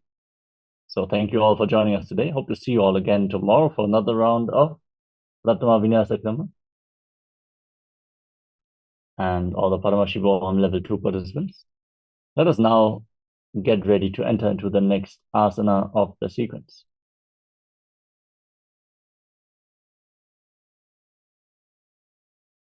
which is Yathasana Nishtasana. Sitting in a comfortable posture that brings ease to your physical and mental space. Place your hands on your knees in Bindu Mudra with index finger and thumb together.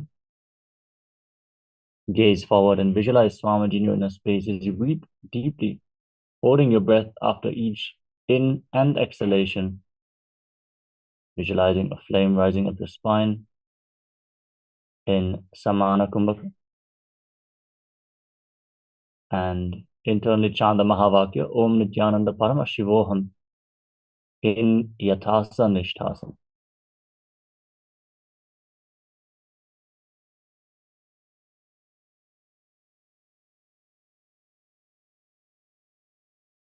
यथासनिष्ठासन पर्यङ्कं तत्समाख्यातं यथसंस्थं यथा स्थितिः समासन. Now, in a cross-legged position with your hands on the knees in Bindu Mudra, visualize Swamiji in your inner space and inhale and exhale as slowly as possible and as deeply as possible again and again.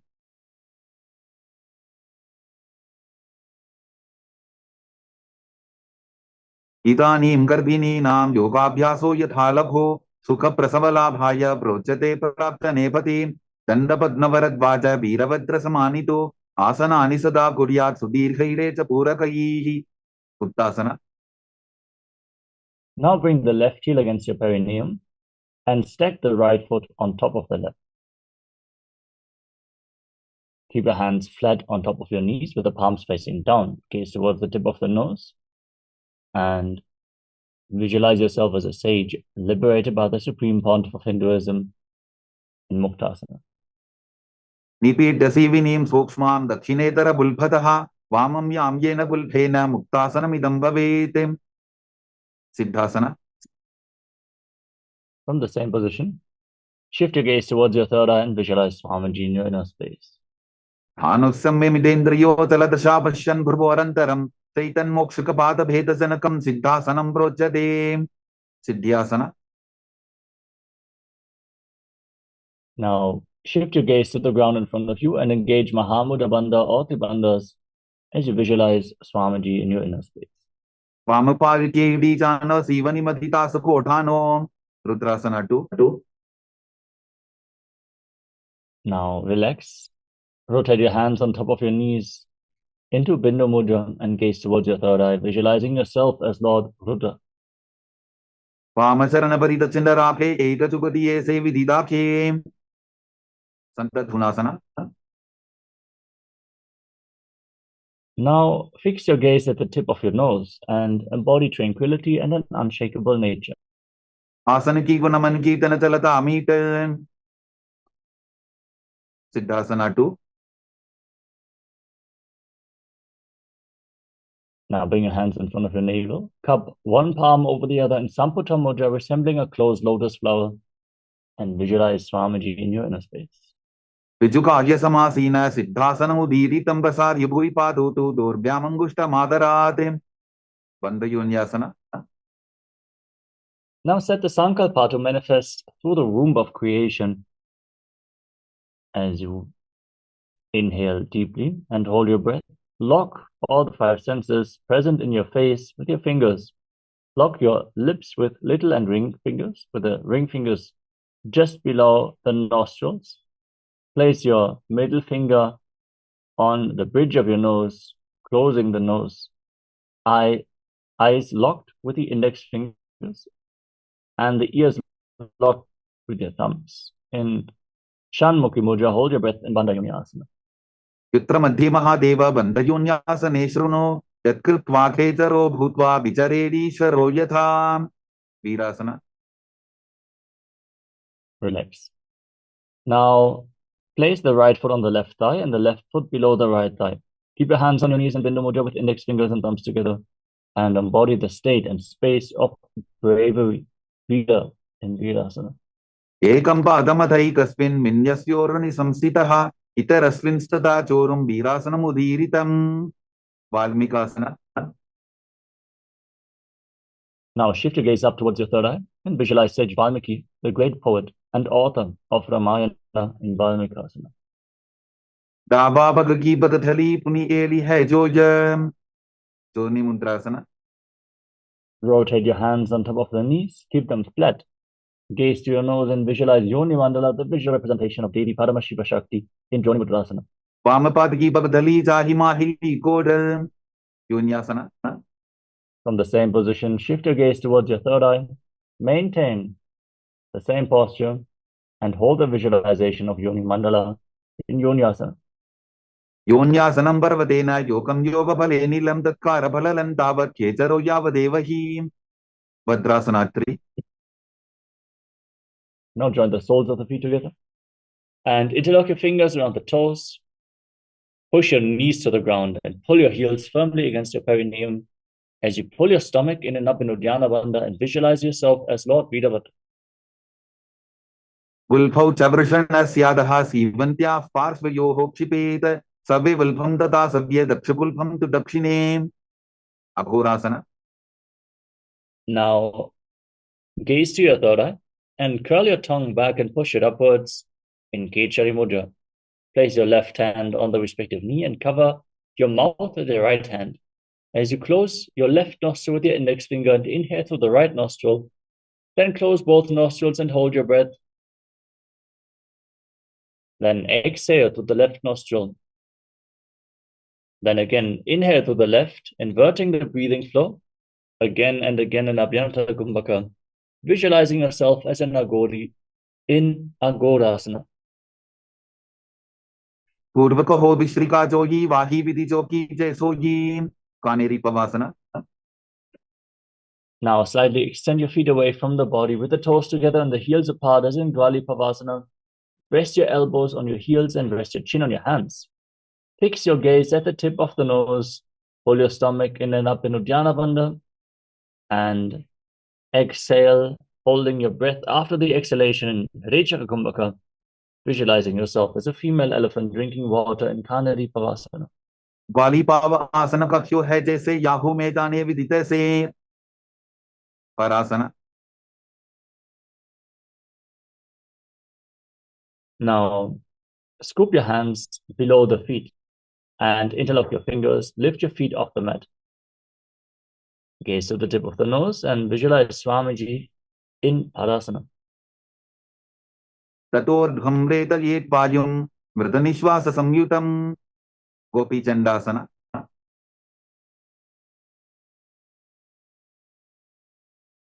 Now, free your arms and interlock your fingers around the toes from above, pulling your feet against your chest.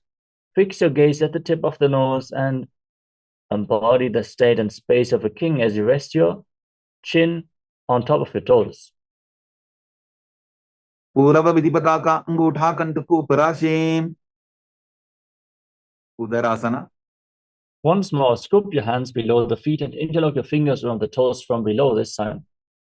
Fix your gaze at the tip of the nose and visualize your body free from any defects in Udarasana.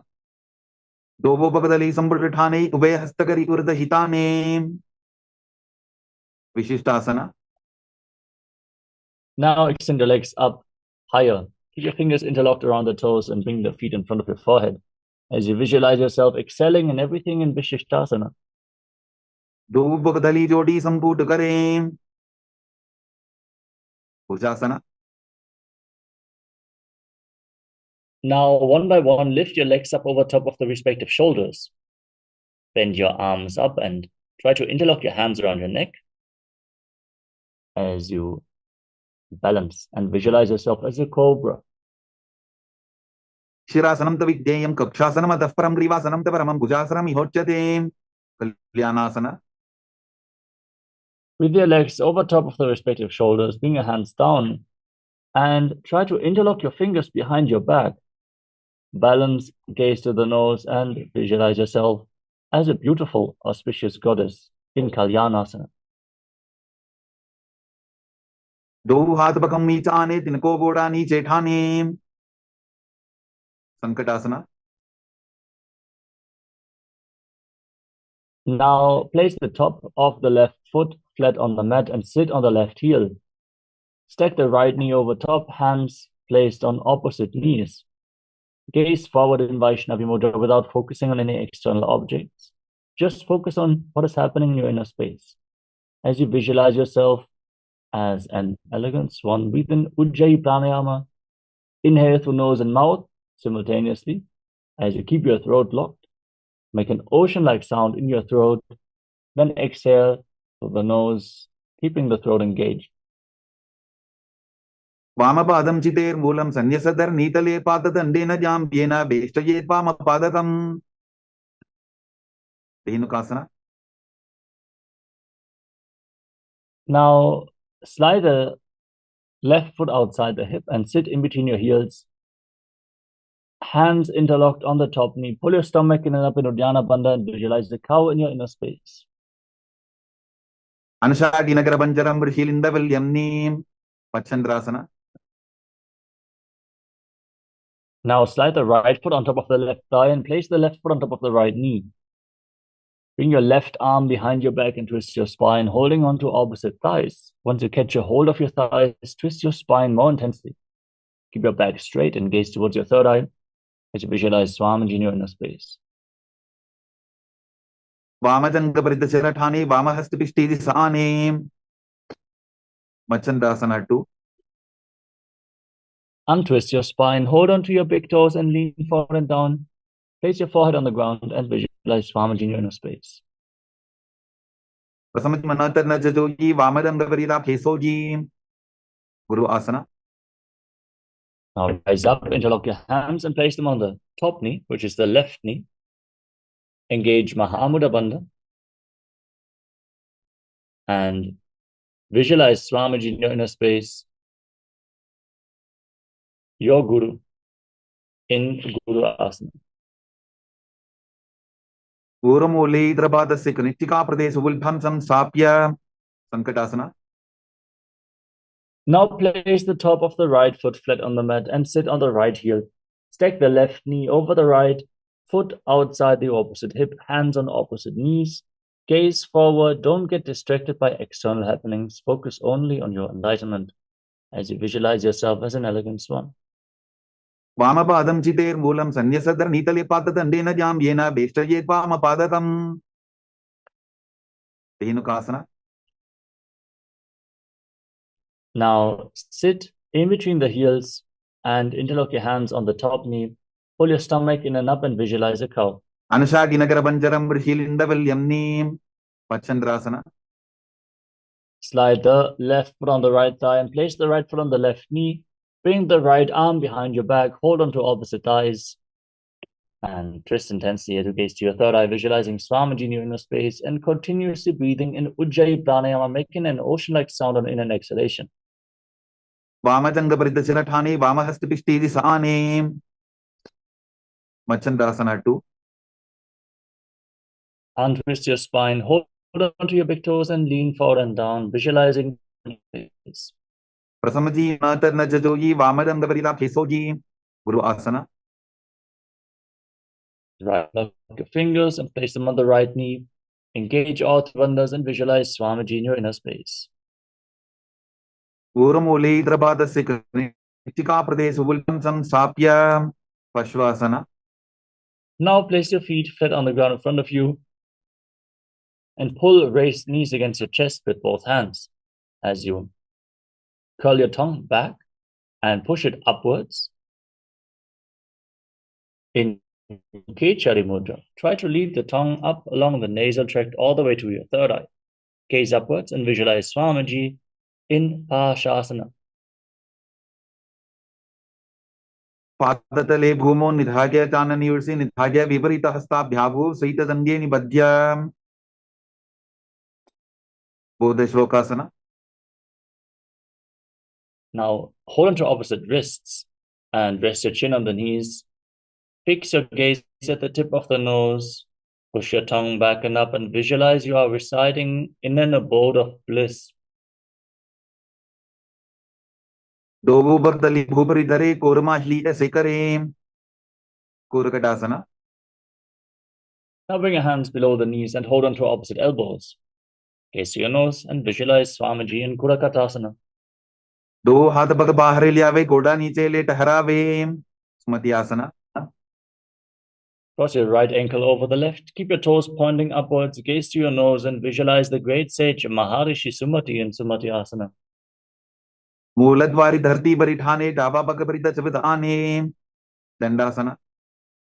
Extend your legs out straight. Interlock your fingers and raise your arms up straight over top of your head with the wrists pointing outwards. Engage Mahamudra Bandha, all three bandhas, and gaze to your nose. Push your tongue back and up in Kechari Mudra and visualize Swamiji in Dandasana. Idani Garbhini Nam Yogabhyaso Yathalago Sukha Prasavala Bhagya Pruchate Prakta Nepathi Arambhasana. Now lean forward and down and hold onto your big toes in Prana Mudra. Bring your head towards your knees and inhale through one nostril and exhale through the other alternatingly. Change the direction of the breathing flow again and again, cleansing Ida and Pingala Nadi, the two main nadis along your spinal cord, in Nadi Shodhana, visualizing Swamiji in Arambhasana. दोपोपक मिलिवा पसारी पकाका अंगूठा पकड़ी लीला टकोड़ा लगावे विदोकासना. Now, slightly separate your feet and raise your knees. Scoop your hands below the shins and hold on to the soles of the feet from the outside. As you rest your forehead on the ground in between your heels, gaze to your third eye and visualize Swamiji in your inner space. प्रथम बेसीदो पाव पसारी कचप ऊर्धको कुरुडो डारे डालन धरी पवासना. Now join the heels together. Keep your hands below the shins with the palms facing up and rest your chin on your heels. Gaze towards the tip of the nose and visualize Swamiji in your inner space. दो एड़ी मैली के दीजे हाथ पसारी ऊर्धो विचिमतानासना. Now, with the legs extended forward, lift one leg up behind your neck. Lean forward and down and hold onto the front foot with both hands. If you cannot bring the leg behind your neck, don't worry. You can cross it over your shoulder, or pull it towards your chest, or simply cross it over the opposite knee. And then lean forward and down. Feel the deep opening of the hip. Breathe in Pratyahara Pranayama, which is focusing on the prana movement in an upward direction from the soles of the feet to the regenerative organs, the navel, the heart, the throat, the uvula, the center of the eyebrows, the top of the forehead, all the way to the crown of your head, the Brahmarandra. These are the 9 points as revealed by Mahadeva himself. Visualize Swamiji in Urdhva Paschimottanasana. पश्चिमतानवत् संसिद्धिं कृत्वा एकं पादं ग्रीवायां धृत्वा तिष्ठेत्. अनन्तासना.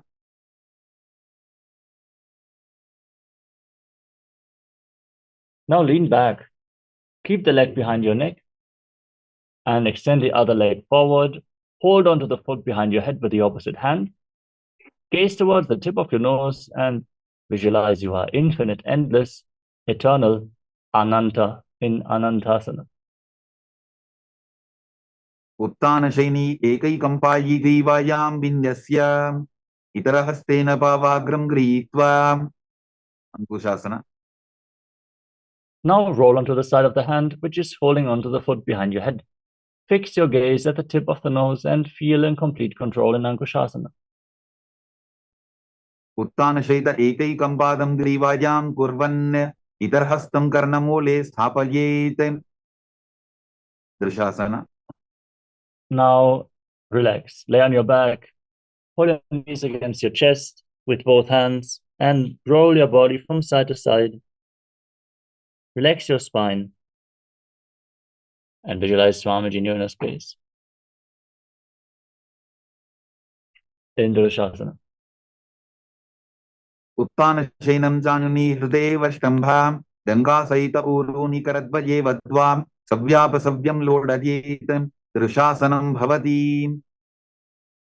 ऊर्ध्वविचिमतानासना.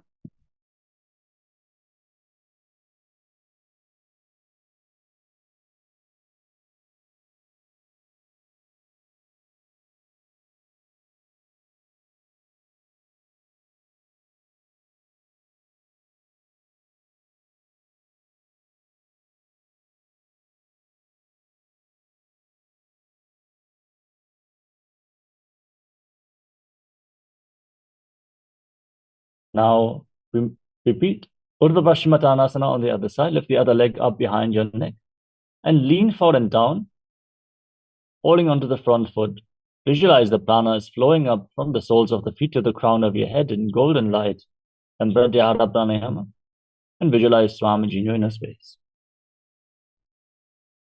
पश्चिमतानवत् संसिद्धिं कृत्वा एकं पादं ग्रीवायां धृत्वा तिष्ठेत्. अनन्तासना. Lean back with a leg behind your neck. Hold onto the foot. Extend the other leg forward. Gaze to your nose and visualize yourself being unending in Anandasana. उत्तानशैनी एकैकम्पायि देवायां विन्यस्य इतरहस्तेन पवाग्रं गृहीत्वा अंकुशासना. Now roll onto the side of the hand, holding onto the foot behind your head. Gaze to the nose and feel in complete control. उत्तानशैत एकैकम्पादं ग्रीवायां कुर्वन् इतरहस्तं कर्णमूले स्थापयेत्. योगनिद्रासना. Now lay on your back and one by one pull your legs up behind your neck. Encircle your lower back with your arms. Gaze to your nose and visualize Swamiji in your inner space in Yoga Nidrasana. पादाभ्यां वेष्टयेत् कण्ठं हस्ताभ्यां पृष्ठबन्धनं तन्मध्ये शयनं कुर्यात् योगनिद्रा सुखप्रदा. आत्मारामासना. From the same position, now interlock your hands around your neck. Keep your legs over top of the shoulders and fix your gaze at the tip of the nose, visualizing Lord Vishnu is blessing you from within. Atmaram आसन पदं सूढोसो वें. कोचिकासना. Now, while laying on your back, extend your arms out to the side and pull your knees against your chest with the soles of the feet facing the sky. Fix your gaze at the tip, at the third eye, and visualize Swamiji in Kochikasana. दो हाथ सीधा सा करें, तिनसो ube Sapa करें. जठर परिवृत्ति. From the same position, drop the left knee to the side with a knee bend and extend the right leg straight down. Keep your arms extended to the side. Bend both knees to the left. In the second step, visualize Swamiji in your inner space. Then extend your legs out to the side, hold onto your toes and rotate your feet. Rotate your head away from the feet. Breathe in Pratyahara Pranayama. Feel the prana flowing from the soles of the feet to the crown of your head. Then return to the center position. Pull both knees against your chest. Drop the right leg to the side with the knee bend and the left leg straight down. Bend both knees to the right. And then extend the legs out to the side, holding onto the toes and turning your head away from the feet. Jatara Parivritti, 1, 2, and 3. परिवृत्ति कुक्षि भागे त्रिदाहि परिकीर्तितः बद्धपूर्णं सुप्तपूर्णं ऊर्ध्वपूर्णमथापि च. द्वन्द्वपीठासना. Now lay on your back and place your feet flat on the ground. Hold onto your ankles with your hands. Push your hips off the ground and lock your throat. Contract the perineal floor and hold your breath intensely for a long time in Mocha Kumbhaka as you gaze to your nose and visualize yourself as sturdy as a bridge in Dviparapitam. प्रतिक्रियायुतं द्वन्द्वपीठ सर्वबलप्रदं गर्भिणीनां दुर्बलानां इदिकार्गी जगादनून्. पर्यङ्कासना. Now bring your hands up over top of the respective shoulders, palms on the ground, fingers pointing towards your feet. Push your body off the mat, raise your hips up high, and if you can, walk your hands and feet closer together to raise your hips even more. Visualize yourself as sturdy as stone furniture as you breathe calmly through your nose in Sahaja Kumbhaka, leading the prana along your spine in Paryankasana. उत्तानशयनमस्ततलाभ्यां भूमिं अष्टभ्यां पादतलाभ्यां भूमिं धृत्वा. शोर्तानासना. Now lay on your back and pull your knees up against your chest. Place your hands on the respective shoulders. Rotate your hips in a circular motion as you visualize yourself as a dog, playfully rolling around on your back. It's Shvotanasana. शववत् शरीरं संस्थाप्य जानुनी सम्मील्य नाभुवानि च हस्ताभ्यां तन्दरां बद्ध्वा भ्रामयेत्. श्वोत्तनं भवति. विपरीतकरणी. Now lay on your back and place your hands on the ground, your arms extended, and kick your legs up over top of your body. Raise your hips off the ground, point your toes to the sky, and then start rotating your legs in circles. As you visualize Swamiji in your inner space in Viparita Karani.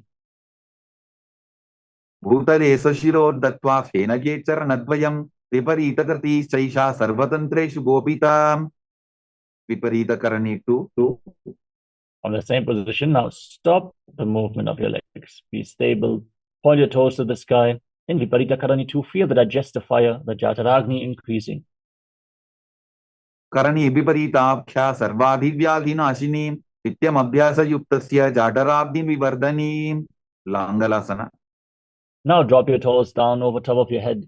Touch them to the ground and interlock your hands behind your back in Parashu Mudra. Push your hands firmly into the ground. Stabilize this position and visualize yourself as a plow in Langalasana. नरकासने स्थित्वा नासिका प्रदेशे भूमोपाद पृष्ठे स्थाप्य हस्तद्वयं सम्मील्य लम्बीकुर्यात् ग्रीवा प्रदेशेन भूमिं कर्षयेत् लाङ्गलासनं भवति. शैत्यपश्चिमताना. Now hold on to your feet over top of your head. Keep them on the ground and visualize Paramashiva in your inner space. For this is one of the 84 asanas revealed directly by Lord Paramashiva himself.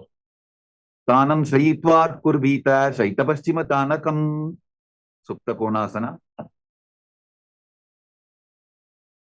Now, holding onto the feet, bring your hips above the shoulder level and separate your legs wide apart. Visualize Swamiji in your inner space. परिवृत्तिकुक्षि भागे त्रिदाहि परिकीर्तितः बद्धकोणं सुप्तकोणं ऊर्ध्वकोणमथापि च Chakrasana. Now join your feet back together. Hold onto your ankles and then roll onto your back, keeping your arms and legs straight, visualizing yourself as a chakra, a wheel in Chakrasana. शवासनस्तद्वो पादो कुर्यान्मस्तकतः परो युत्क्रमेण ततः शीघ्रमे तत्सर्वस्य साधनम् सुप्तप्रसरितपादाङ्गुष्ठासना. Now lay on your back. Extend your legs up vertically and hold onto your big toes in Prana Mudra. Then separate your legs wide to the side. Visualize Swamiji in your inner space and return to breathing in Ujjayi Pranayama, making an ocean-like sound with your mouth in Supta Prasarita Parangushtasana. उत्तानपादं क्रौञ्चं च मरीचिम्बीरभद्रकं नटराजन्द्रिकोणं च सुप्ताङ्गुष्ठप्रसारणे सुप्तपादाङ्गुष्ठासना. Now join your feet together over top of your body, arms and legs straight, and visualize Swamiji in your inner space. उत्तानपादं क्रौञ्चं च मरीचिम्बीरभद्रकं नटराजन्द्रिकोणं च सुप्ताङ्गुष्ठप्रसारणे मत्स्यासना. Now cross your legs into Padmasana, push your knees down to the ground and hold on to opposite elbows over top of your head. Fix your gaze at the tip of the nose and visualize Matsya, the fish avatar of Lord Vishnu, in Matsyasana. गुप्तपद्मासनं कृत्वा उत्तानशयनं चरेत् ऊर्ध्वराभ्यां शिरो वेष्ट्या मत्स्यासनं तु रोगः परशुरामासना. Maintain the same position, but place the back of the right hand on top of the left palm over top of your head.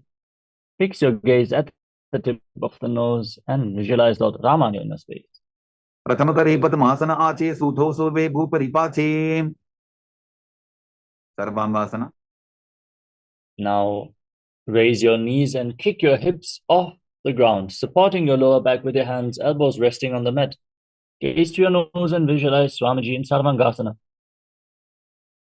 अथवा क्षेत्र संक्षेपात् सर्वांगासनम् उत्तमं यत् कृत्वा योगनिपुणः विद्याविष्पण्डितो यथा वृश्चिकासना. Relax. Now lay on your back. Place one foot on top of the opposite thigh. Just pull your knees towards your chest.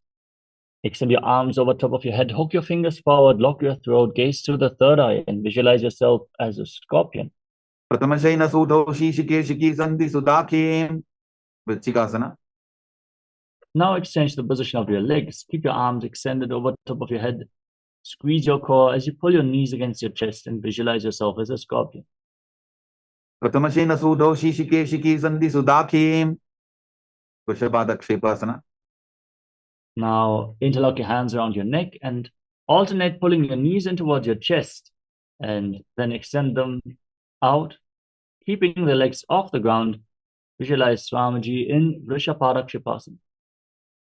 उत्तानशयनं कृत्वा अन्वलिपिकन्द्रां बद्ध्वा पूर्वपरौ मिलित्वा नितम्बेन भूमिं स्पृष्ट्वा Marottanasana. Now place your palms on the ground next to your hips and raise your knees, touching the knees to the respective ears again and again, visualizing Swamiji. Vottanavatsam-siddhi कृत्वा जानद्वयं पर्यायेन कर्णयोः संस्पृशेत् Vrikasana.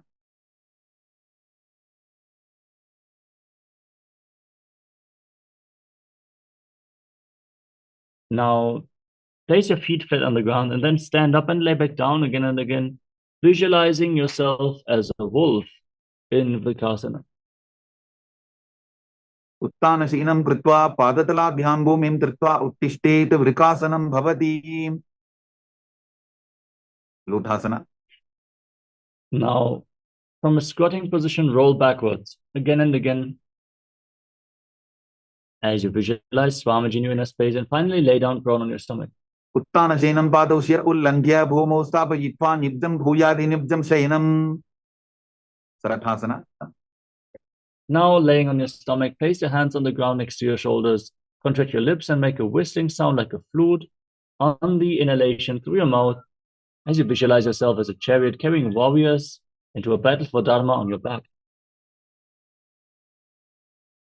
Dibjam shayanam कृत्वा नाभिं भूमौ निधाय स्तम्भद्धस्ताभ्यां भूमिं वष्टद्य ओष्ठौ निमील्य वेणुवत्सं कृत्य तिष्ठेत् Sarathāsanam bhavati Dehalyullankanasana. Now push your body back up into a plank position and jump your feet forward and backward in between the hands, back and forth as you visualize.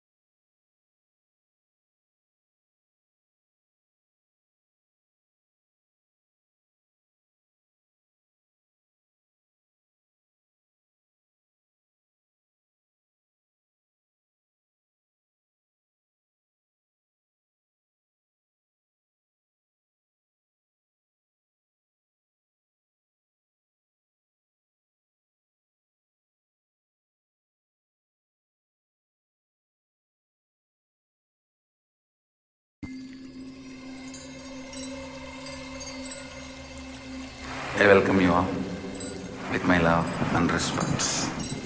Let you all open all your three eyes. Om Nityananda Paramashivoham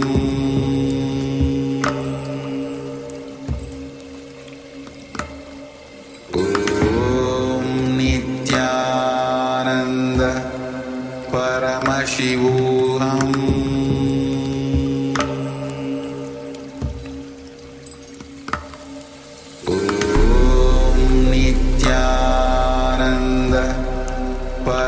Paramashivoham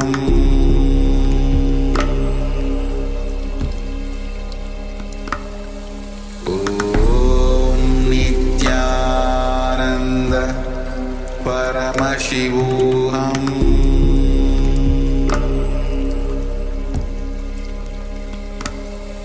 Om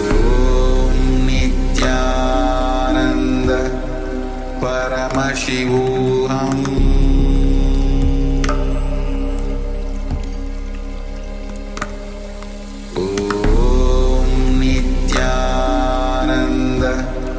Paramashivoham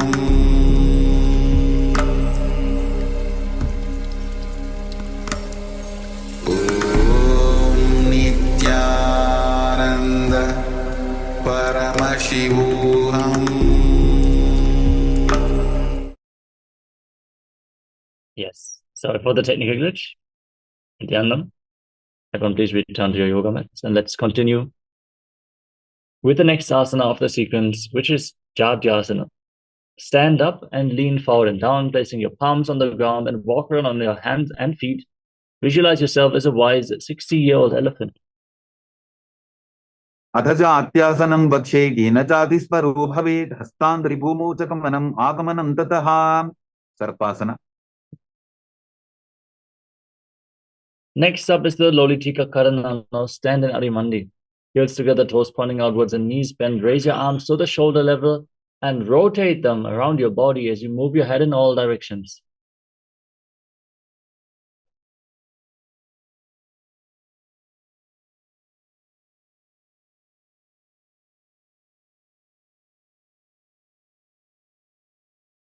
Next up is Sarapasana. Now tie your feet with a rope if you have one available, and then stand erect on the mat like a rod, keeping your hands on your hips, elbows close to your waist, and visualize your Kundalini Devi is rising and curling upwards around your body like a serpent in Sarapasana. अथ सर्पासनं वक्षे वायुपानाय केवलं शरीरं दण्डवत् तिष्ठेत् रज्जुबन्धस्तु पादयोः वायवी कुण्डली देवी कुण्डलाकारमङ्गुले. उष्ट्रसाधनासना. Now lean forward and down, hold onto your big toes and walk around on the mat like a camel. उष्टिकनिष्ठिका प्रदेशेन भूमो निधाय उपरिपादतले संस्थाप्य उष्ट्रवत् उष्ट्रसाधनं भवति. Ashwasana.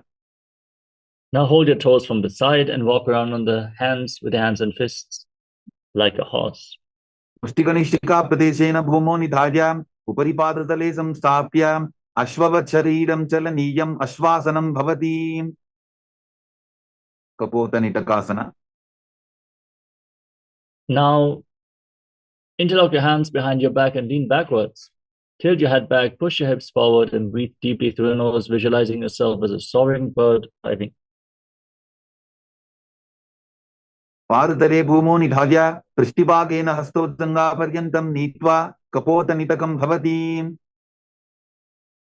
Next up is the Tala Pushpaputam Karana. Stand in Adimandi with your hands in Namaskara Mudra. Bow down to one side, raise the respective heel and open up your palms on both sides again and again, visualizing yourself offering flowers to Paramashiv.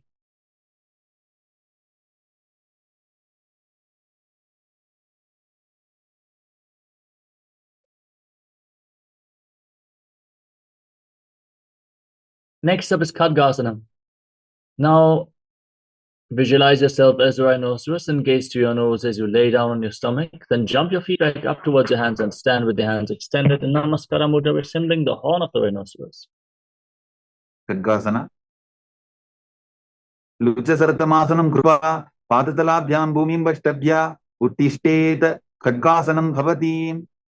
उत्थानोत्थानम्. Hold on to weights to intensify this asana as you sit down and stand back up or squat down as low as possible. Gaze to your nose and visualize Swamiji in your inner space. पुनः पुनः उत्थातव्यम् असितव्यम् इति उत्थानोत्थानं भवति. कुशलासना. Raise your arms up and jump repeatedly, visualizing yourself as a mace. सरलं स्थित्वा ऊढं बाहु नयेत् वारं वारम् उड्डानं कृत्वा नयेत् कुशलासनं भवति. शीर्षकासना. Now hold on to one foot with both hands and pull it against your chest. As you sit down and stand back up on both sides again and again, gaze to your nose and visualize Swamiji in your inner space. एकैकं पादतलं कुक्षु निधाय तिष्ठेत् उत्शीर्षकं भवति. ताण्डवासना. First, Parshvadhanukarana. Keep your right toes pointing outwards and pull your left knee towards your chest and circle the raised knee with your arm, keeping the left hand in a fist. and the right hand on the thigh.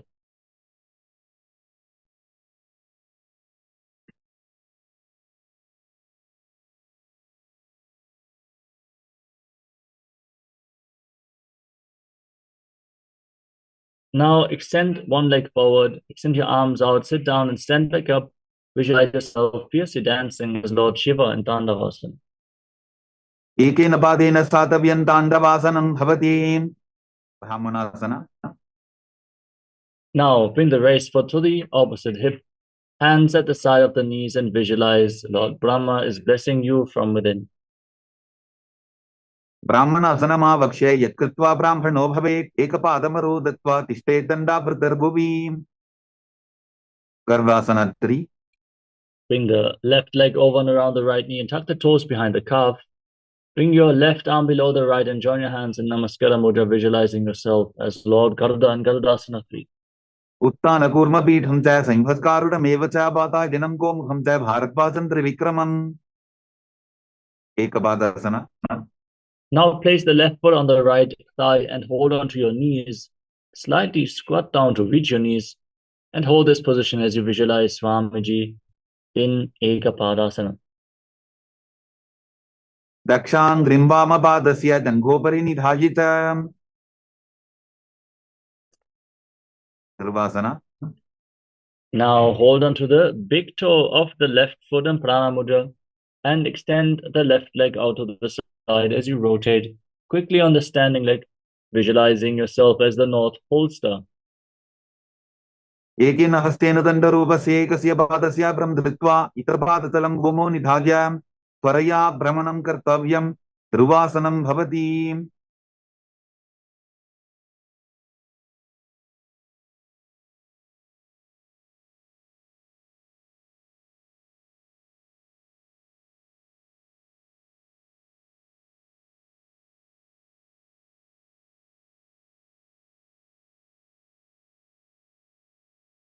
Trivikramasana. Now lift the left leg up behind your neck, stand tall, sit down and stand back up. Perform the 3 steps of Lord Vishnu as you visualize Lord Vishnu is blessing you from within. त्रिवायां पादं संस्थाप्य साधव्यम् उत्थातव्यं. त्रिविक्रमासनं भवति.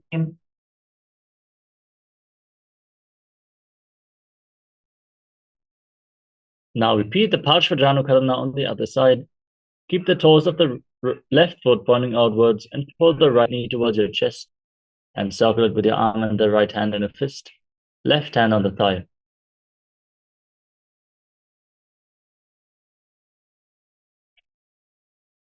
Now extend the other leg forward, sit down and stand back up, visualizing yourself dancing as Lord Shiva in Tandavasana. ताण्डवासना. एकेन पादेन स्थातव्यं ताण्डवासनं भवति. Brahmanasana. Bring the right foot against the left thigh, hands at the side of the knees, and visualize Lord Brahma in your inner space. ब्राह्मणासनमावक्ष्य यत्कृत्वा ब्राह्मणो भवेत् एकपादमरो दत्त्वा तिष्ठेत् दण्डाभृतर्भुवि. Garvasana 3. Bring the right leg over the left knee, tuck the toes behind the calf, and bring the right arm below the left with your hands in Namaskara Mudra and visualize yourself as Lord Garuda. उत्तनकूर्मपीठं च संहस्कारुडमेव च पाताय दिनं गोमुखं च भारद्वाजं त्रिविक्रमम्. एकपादासना. Now place the right foot on the left thigh and hold onto your knees as you visualize Swamiji in your inner space. दक्षाङ्घ्रिं वामपादस्य दङ्घोपरि निधाय च. Sarvasana. Now hold onto the right big toe. Extend the leg out to the side and rotate quickly on the standing leg, visualizing yourself as the North Pole Star. एकेन हस्तेन दण्डरूपस्य एकस्य पादस्य भ्रं धृत्वा इतरपादतलं भूमौ निधाय त्वरया भ्रमणं कर्तव्यं. ध्रुवासनं भवति. त्रिविक्रमासना. Now lift the right leg behind your neck, stand tall, sit down and stand back up as you visualize Lord Vishnu is blessing you from within. त्रिवायां पादं संस्थाप्य साधव्यम् उत्थातव्यं. त्रिविक्रमासनं भवति.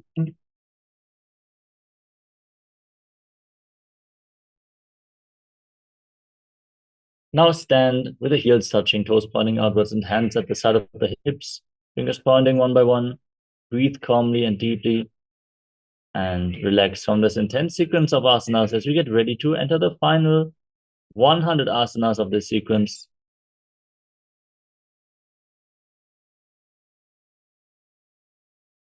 Starting off with Gorak Anjali Asana.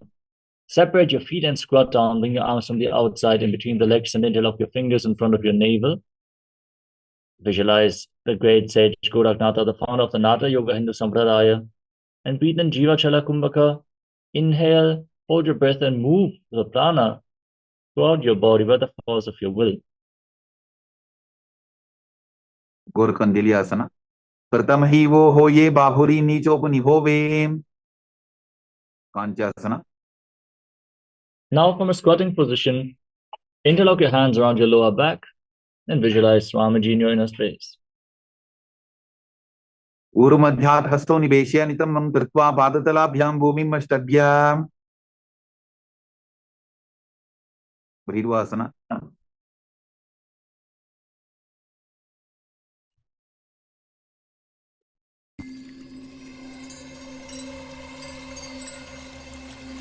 I welcome you all with my love and respect. Let you all open all your three eyes. Om Nityananda Paramashivoham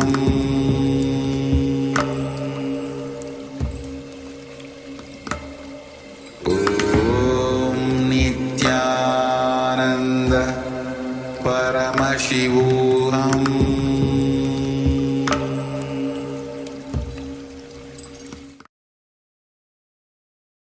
To the next asana of the sequence, Bhairava-asana. With the heels together close towards your perineum, interlock your hands around your lower back and gaze towards your navel, visualizing Bhagavan Kala Bhairava, the Lord of Time. Dobu bakaki talya ki mahili ko aur milai bana bani ukar mod vaise. Varahasana.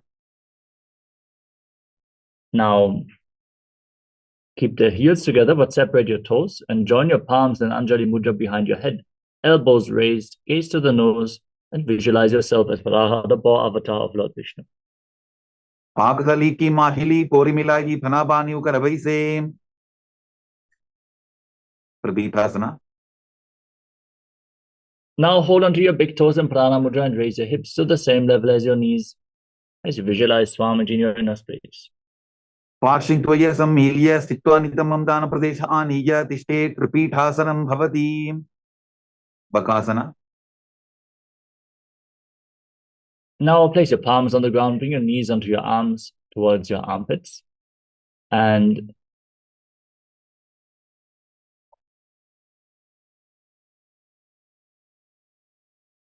balance on your arms, visualizing yourself as a crow.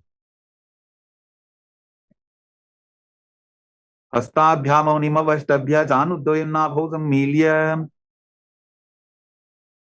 Tushtanga Kapalyasana. Next up is another inverted posture. Set yourself up in front of a wall for support if needed. As you keep your hands on the ground, place your head on the mat, forming a triangle between your head and your hands. Raise your hips, bring your knees onto your elbows, legs up, cross them into Padmasana, and gaze to the nose, visualizing Swamiji in your inner space. Asana Povana Kabara Achoho Yim.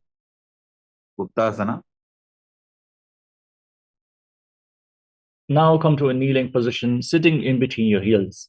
Top of the feet, flat toes touching behind your back, hands on your knees, gaze to the nose, and visualize you're sitting in the secret seat with Paramashiva and Guru. Jano Gorantare Pado Kritpa Pado the Gopajete. Vrikshasana 2.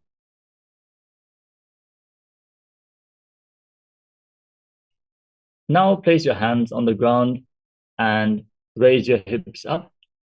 Lean forward and kick your legs up into a handstand as you visualize yourself as a tree with deep roots growing into the ground. You can lean against the wall for support if needed.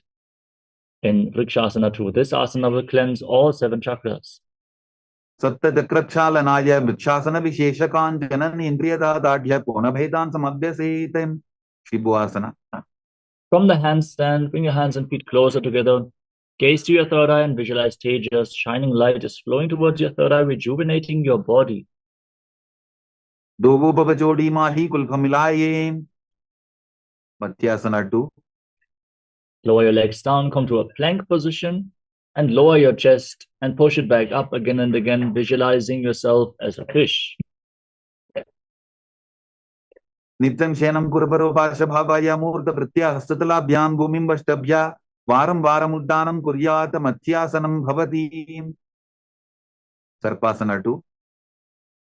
Now place your hands on the hips and lift your head and chest from side to side, visualizing and moving your body like a snake in Sarpasana 2. Didyam shenam krutva hastonitam mansam sthapya padoti ki kritya sammilayan urasasantavyam sarpasanam bhavati. Nidalambanasana. Now place your elbows on the ground and rest your chin on your hands. As you feel self-supported and completely independent in Nidalambanasana. Karabhyam bandhasam krutva tishtet purpara yasudi mukham unnamanuchayi niralambana masanam niralambana yogi syan niralambana masanam niralambanata dhyanam niralambana masanam. Satrasana.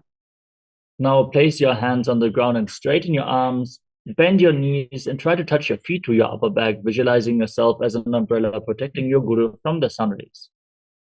Ardhyasanau sthitva hastadaladhyam bhumimashtarjya unnajati satrasanam bhavati.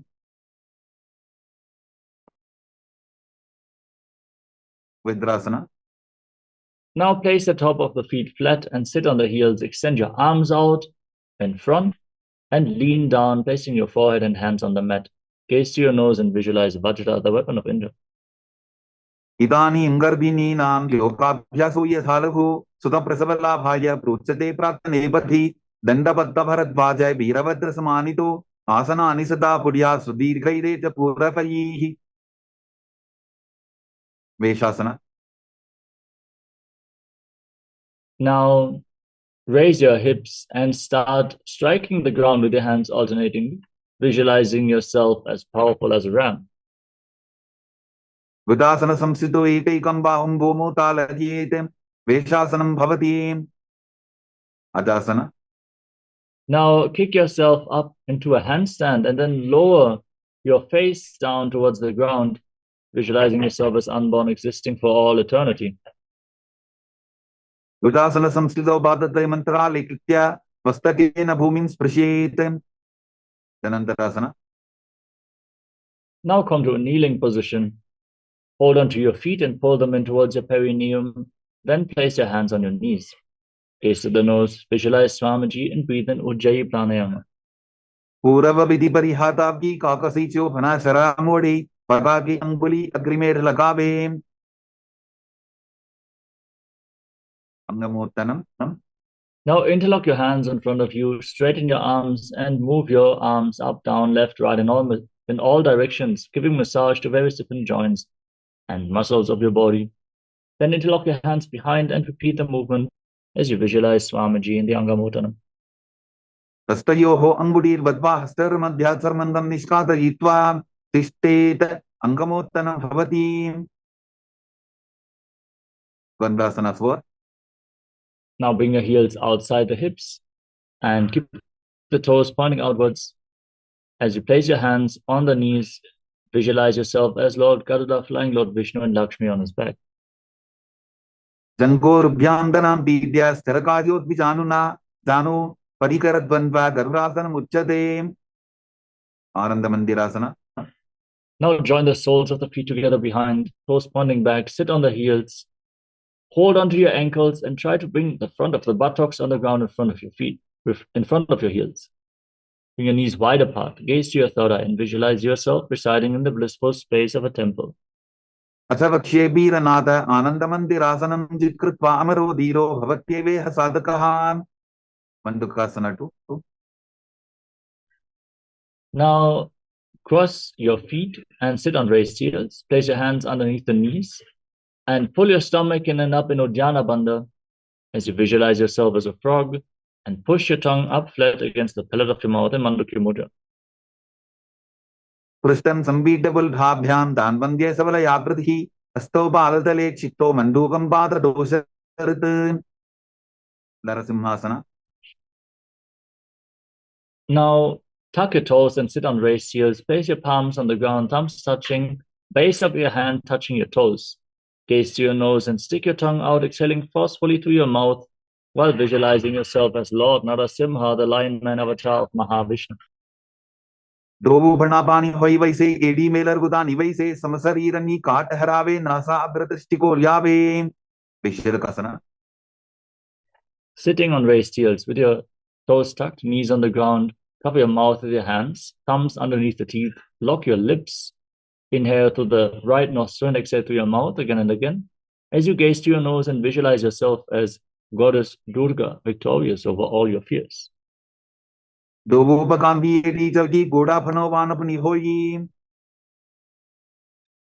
Pakanasana.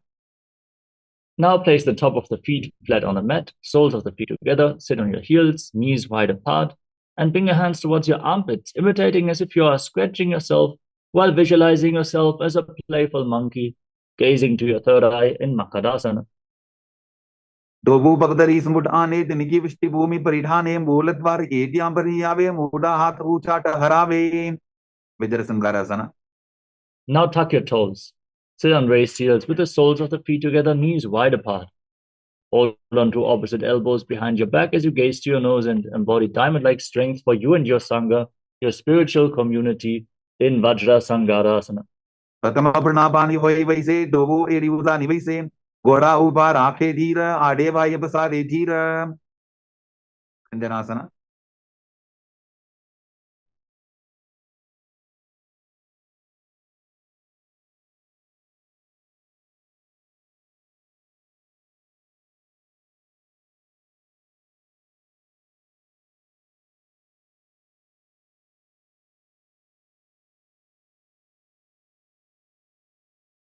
Now drop your knees to the ground and cross your feet, sitting on the raised heel. Place your hands on the ground next to your body and pull your stomach in and up. Gaze to your nose. Visualize perfect health beyond any physical or mental ailments in Kanjanasana. कंजनासनमा वक्षे यद्कृत्वा सुस्थिरो भवे पृष्ठे पादद्वयं बद्ध्वा हस्तो भूमौ प्रधारयेत् Kurmasana. Now place your hands on the knees and make your upper back and neck stiff like the shell of a turtle. Gaze to your nose and embody a turtle with a stable body and mind to live for hundreds of years in the turtle pose, Kurmasana. उल्फौ चवर्षणस्याधो विक्रमेण समाहितौ ऋजुकाय शिरो ग्रीवं कूर्मासनमितीरितं योगासना. Now maintain the same position, relax your upper back and neck, gaze to your nose and visualize Swamiji in your inner space.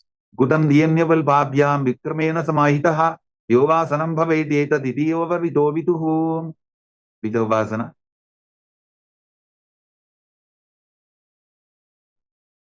Now stand on your knees and cross your feet behind, bringing the toes near opposite knees.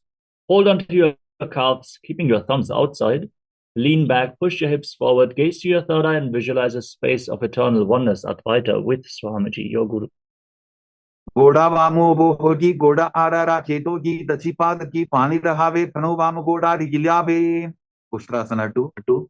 Top of the feet flat on the ground, hold on to your heels, lean back and push your hips forward, visualizing yourself as a camel. मेरुदण्डग्रन्थिताढ्य संधिमादयि शुकुमार कपोटोष्ट्रासनाभ्यास कुर्यान्वितहितासनः तृतीयासना. Lean back, place your elbows on the back of your head on the ground, gaze to your nose and visualize yourself as a lotus blooming. दोबू एडी संबुड़दरे सोले मूलद्वारिधर इधरे फना पानियों पर होए वैसे बहुरी पिष्टि शिखरे दो ऐसे विराटासना. Lay flat on your back and rise back up again and again. Use the support of your hands if needed as you visualize the healing of your causal body in Viratasana. संगा पृष्टि भूमनि दाद्या संगोदरयोः ऊर्नि संस्थाप्य दृष्टिवं संवारं वारं स्पृशेत् कपोतासना. Lean back all the way and bring your arms up over top of the shoulders. Try to bring your forehead on the ground. Hold on to your feet and bring your head in between your heels as you visualize yourself as a beautiful dove. Verudandagrandhidadya sampipadai shippuman apoto ashtrasanabhyasa kuryanmita hitasanahan. Varasana.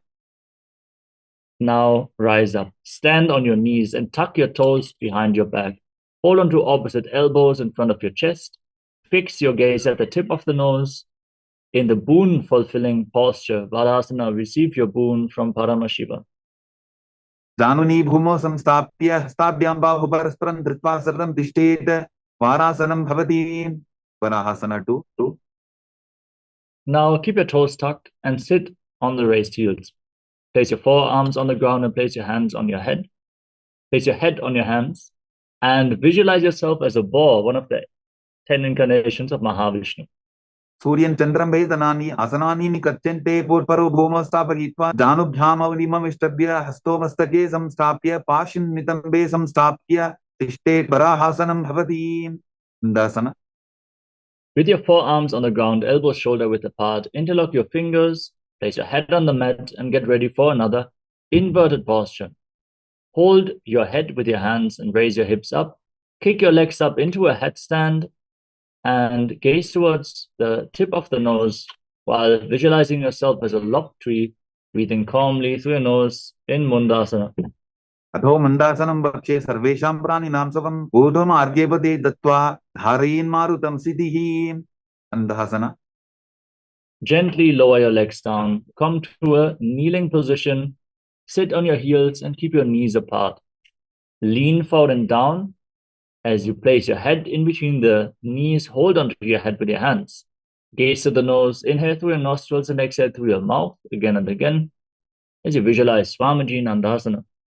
Katamavardali Smataharabe, Koramahili Ube Midave, Anapani Bukara Hoi Baise, Tobu Eri Udani Baise, Viparita Salamasana. Lay down on your stomach and extend your arms over top of your head. Lift your arms, chest, and legs off the ground and hold, visualizing yourself as a locust in Viparita Shalabhasana. Shalabhasana Bhedascha Natabhirunda Namake, Vendabhirunda Saite, Shirshatandasanam Tatha. Now place your palms on the ground at the side of your hips and place your forehead on the mat, lifting your legs without raising your chest off the ground. Visualize a skull representing the mind with purified thoughts and the strong will to attain enlightenment in Kapalasana, the skull posture.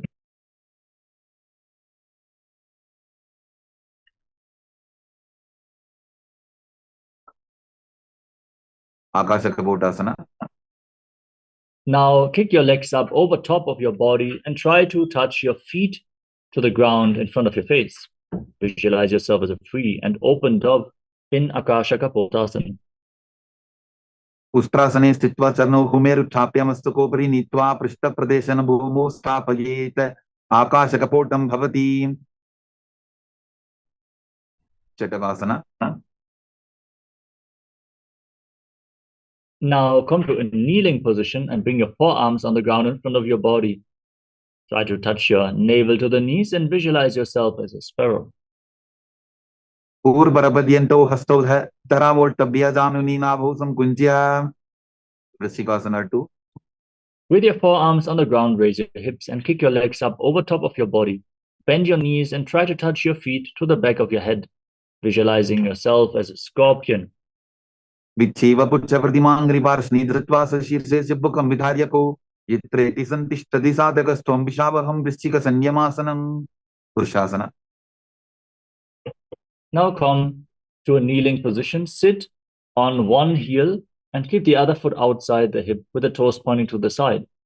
Place your palms on the ground in front of your knees and gaze forward in Vaishnavi Mudra, focusing only on your inner space. As you visualize yourself as a bull, forcefully inhale through your nose, hold your breath for a short while, and then again exhale slowly through the nose in Antharangaka Kumbhaka in Vrishasana, the bull pose. Yamivul Prepada Bole Vamabhapi Padetaram Viparitam Sprishet Bhumim Vrishasaram Idam Bhavete. Lolasana. Now cross the left foot over the right and place your palms on the ground, lifting your body off the mat, balancing on your arms and visualizing Swamiji in your inner space.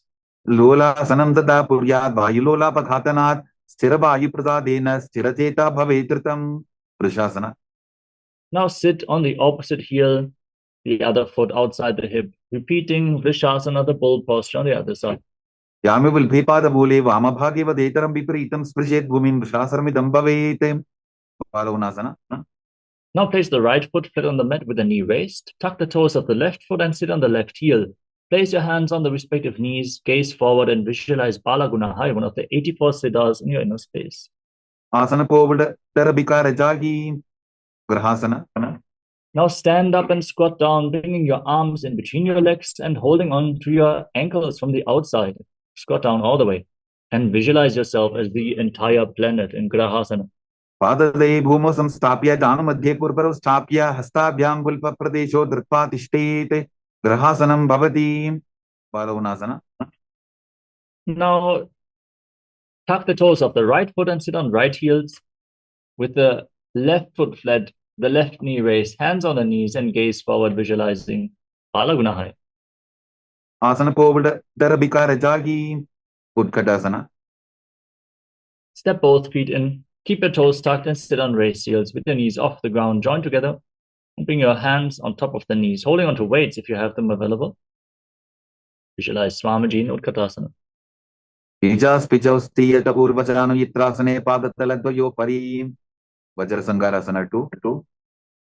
Now separate your knees and join the soles of the feet together. Hold on to opposite elbows behind your back as you sit on raised heels with the toes tucked, balance, and visualize Swamiji in your inner space. प्रथम बना पानी होए जैसे Dogu AD बुदानी वैसे गोडा उभा राके टीया आडे वाये पसारे Jiran. Anilasana.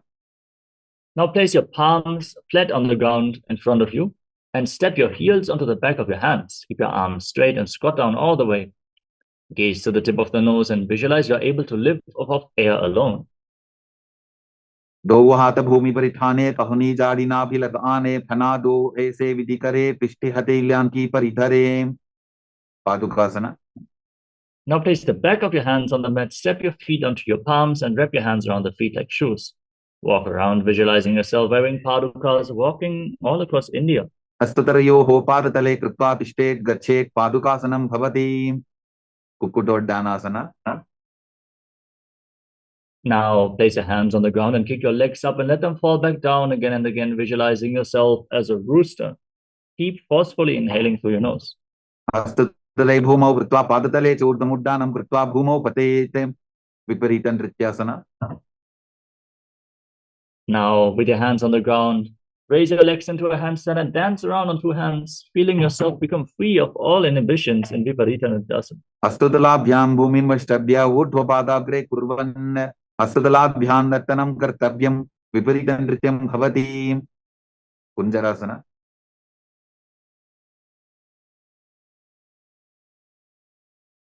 Now separate your legs and place one hand on the ground, the other hand on the respective ear. Feel the grounding effect of this posture as you visualize Swamiji in Kunjarasana. अथवक्षे Mahadev कुञ्जरासनम् उत्तमं करे नैकेन पादाभ्यां भूमौ तिष्ठेत् शिरकरः. कुञ्जरासना.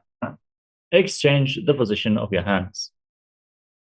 अथवक्षे महादेव कुञ्जरासनम् उत्तमं करे नैकेन पादाभ्यां भूमौ तिष्ठेत् शिरकरः. Padambasana. Now squat down with your heels together close towards your body. Hold on to your ankles and balance on your heels as you visualize yourself as a kadamba tree.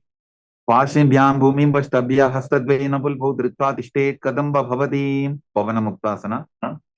Now pull your knees against your chest, feet flat on the ground. Breathe deeply and visualize any excess vata being released from or balanced within your system. द्वयोस्तु पादयोः पाणिं लात्वा सुस्सनितम्बके जानन् वक्षसि सादर्बभ्रतीकरवन्दनैः. चकोरासना. Now lift one leg up behind your neck and keep your hands on the ground at the side of your body, extending the opposite leg forward. Lift your entire body off the ground, balance on your arms and gaze to your third eye, visualizing yourself as a powerful source of energy in Chakorasana. पूर्वतानं तदस्पाद पीठं भद्रासनं तथा चकोरक्रौन्तशलभभुजङ्गमपि वृश्चिकं. Dhanurasana 2. Now hold on to your big toes and Pranama Mudra with the respective hands. Extend one leg forward and pull the other foot towards your ear. Visualize yourself as a bow in Dhanurasana. पादांगुष्टौ तु पाणिभ्यां गृहीत्वा श्रवणावधि. Ashtavakrasana. Now bring one leg over top of the shoulder and place the other foot on the opposite foot. Extend your legs out to the side and balance on your arms, leaning forward off the ground, visualizing yourself as a flying crane. वासिष्ठमदकौन्दिन्यम् ऊर्ध्वकुकुटमेव च अष्टावक्रमथोत्थानं मयूरं सेतुबन्धनं. Pranasana. Now place the left foot flat on the mat and the right foot on top of the left thigh. Bring your left shoulder underneath the raised knee and push the right knee to the ground. Gaze to your third eye. Visualize you are immortal and able to exist solely on prana in pranasana. एतत् प्रभेदं वक्ष्यामि करोति यस्य चामरः एकपादमुरो बद्ध्वा स्कन्धेऽन्यत्पादरक्षणम्. Ashwamtsyendrasana. Now bring the right foot outside the opposite hip and step the left foot over the right knee. Bring your right elbow over the leg and below the knee to interlock both hands behind your back. Twist your spine intensely, straighten your back, gaze to your third eye and visualize Sage Matsyendranath in Paramashivoham. पार्श्वाभ्यां दृक्ते यास्तु पार्श्वमत्स्येन्द्रमुत्तमम्. Sakorasana. Now lift the other leg up behind your neck and lift your entire body off the ground, balancing on your arms. Gaze to your third eye and visualize yourself as a powerful source of energy. In Chakrasana on the other side. पूर्वतानं तदस्पादपीठं भद्रासनं तथा चकोरक्रौन्तशलभभुजङ्गमपि वृश्चिकम्. Dhanurasana 2. Now again hold onto your big toes and pull the other foot towards your ear. Visualize yourself as a bow. Take aim in Dhanurasana 2. पादांगुष्टौ तु पाणिभ्यां गृहीत्वा श्रवणावधि. Ashtavakrasana. Now lift the right leg over your shoulder, hook the left foot on top of the right, extend your legs out to the side, and balance on your arms, lean forward, lift your body off the ground and visualize yourself as a flying crane. वासिष्ठमदकौन्दिन्यम् ऊर्ध्वकुकुटमेव च अष्टावक्रमथोत्थानं मयूरं सेतुबन्धनं. Pranasana.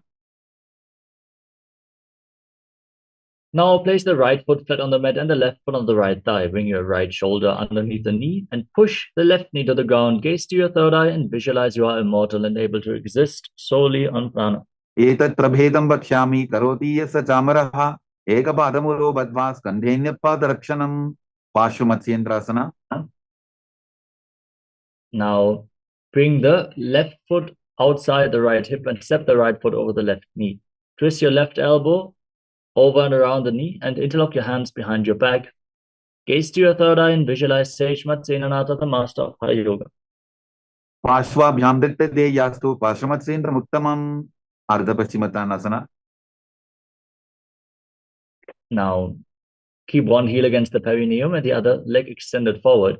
Lean forward and down and hold onto the front foot with both hands as you breathe in Jiva Chala Kumbhaka and visualize Swamiji in your inner space. एकं पादं प्रसाद्य एकं पादस्य भाषणासीवनी सम्पीड्य हस्तद्वयेन प्रसारितपादाङ्गुष्ठं धृत्वा दानोपरिमस्तकं न्यसेत् अर्धपश्चिमतानं भवति. Samchasana. Now bring the left foot flat outside the hip with the knee on the ground and extend the opposite leg forward and up, pulling the foot in front of your face with the knee straight as you visualize yourself as a crane. उत्तानपादं द्रौण्टं च मरीचिं वीरभद्रकं नटराजन्द्रकोणं च सप्ताङ्गुष्ठप्रसारणे. Ardhapaschimatanasana. Now repeat Ardhapaschimatanasana on the other side. Bring the right heel against the perineum and lean forward and down with the left leg straight, holding onto the left foot. एकं पादं प्रसाद्य एकं पादस्य भाषणासीवनी सम्पीड्य हस्तद्वयेन प्रसारितपादाङ्गुष्ठं धृत्वा दानोपरिमस्तकं न्यसेत् अर्धपश्चिमतानं भवति. Samchasana. Now bring the right foot outside the hip and lift the left foot in front of your face, visualizing yourself as a crane. उत्तानपादं द्रौण्टं च मरीचिं वीरभद्रकं नटराजन्द्रकोणं च सप्ताङ्गुष्ठप्रसारणे. Swastikasana. Now bring your legs into a cross-legged position with your feet in between thighs and calves. Hands on the respective knees. Gaze to your nose and embody peace, well-being, good fortune and prosperity, visualizing a swastika in swastikasana. जानूर्वोरन्तरे सम्यक् कृत्वा पादतले गुहे यजुकाय समासीन स्वस्तिकं तत् प्रचक्षते. Gorakshasana. From the same position, now cover your heels with your hands, lock your throat and gaze to your nose, visualizing the great sage Kodaknath, founder of the Nata Yoga Hindu Sampradaya. Janor गोरंतरे पादो उत्तानो व्यक्त संस्थितो गुल्फौ छाछाद्य हस्ताभ्याम उत्तानाभ्याम प्रयत्ततः Babasana 2. Now bring your left heel against the perineum and the right foot on the left thigh. Gaze to your third eye, visualize Swamiji, and meditate on Arihanta. Manifest success in the inner and outer world.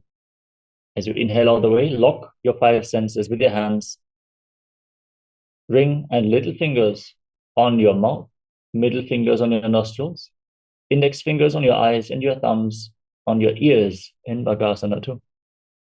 Vama parshno buddham samstapya dakshanam grivama cha dane Yogasana 2. Now, place your feet on opposite knees and place your hands on the ground next to your body with your palms facing up. Gaze towards the tip of your nose and visualize Swamiji in your inner space. Uttanau charanu kutva samstapyopari janunoho asanopari samstapya chottanam kara jupmakam Urdhu Kukkutasana. Now rotate your hands, place your palms on the mat next to your body and lift your body up with your legs in Padmasana, visualizing yourself as a rooster. Vasishtamata kondinyam Urdhu Vevata Ashtavakramatottanam Majuram Setu Bandhanam Siddhaharatalyasana. Now bring your hands through the legs, palms on the ground, without lifting your body up. Gaze to your nose and visualize Swamiji in your inner space. Pratama Padmasana Pokare, Astudo Vodasan Didare, Ube Hatele Bhuderi Raki, Oja Vodasan Dime Dake. Hamsasana. Now push your hands into the ground and lift your body up. Pull your knees towards your chest and visualize yourself as an elegant swan. Kukkutasana stitva standaparyantam muru ninitva tishtete hamsasanam bhavati. Karmukasana. Now raise your hips and push your hands through the legs. Interlock your hands behind your back and place your forehead on the ground, visualizing yourself as Pinaka, Lord Shiva's bow. Pratama Padmasana Kopare, Gora Sandima Hikar Idare, Tarapatu Sri Kardobu Ane, Kornya Upar Sandile Thane. Kurmasana 2. Now come to the front of your yoga mat with the legs in Padmasana. Bring your hands through the legs and bend the arms up. Hold on to your neck and visualize yourself as a turtle with a stable body and mind to live for hundreds of years. Now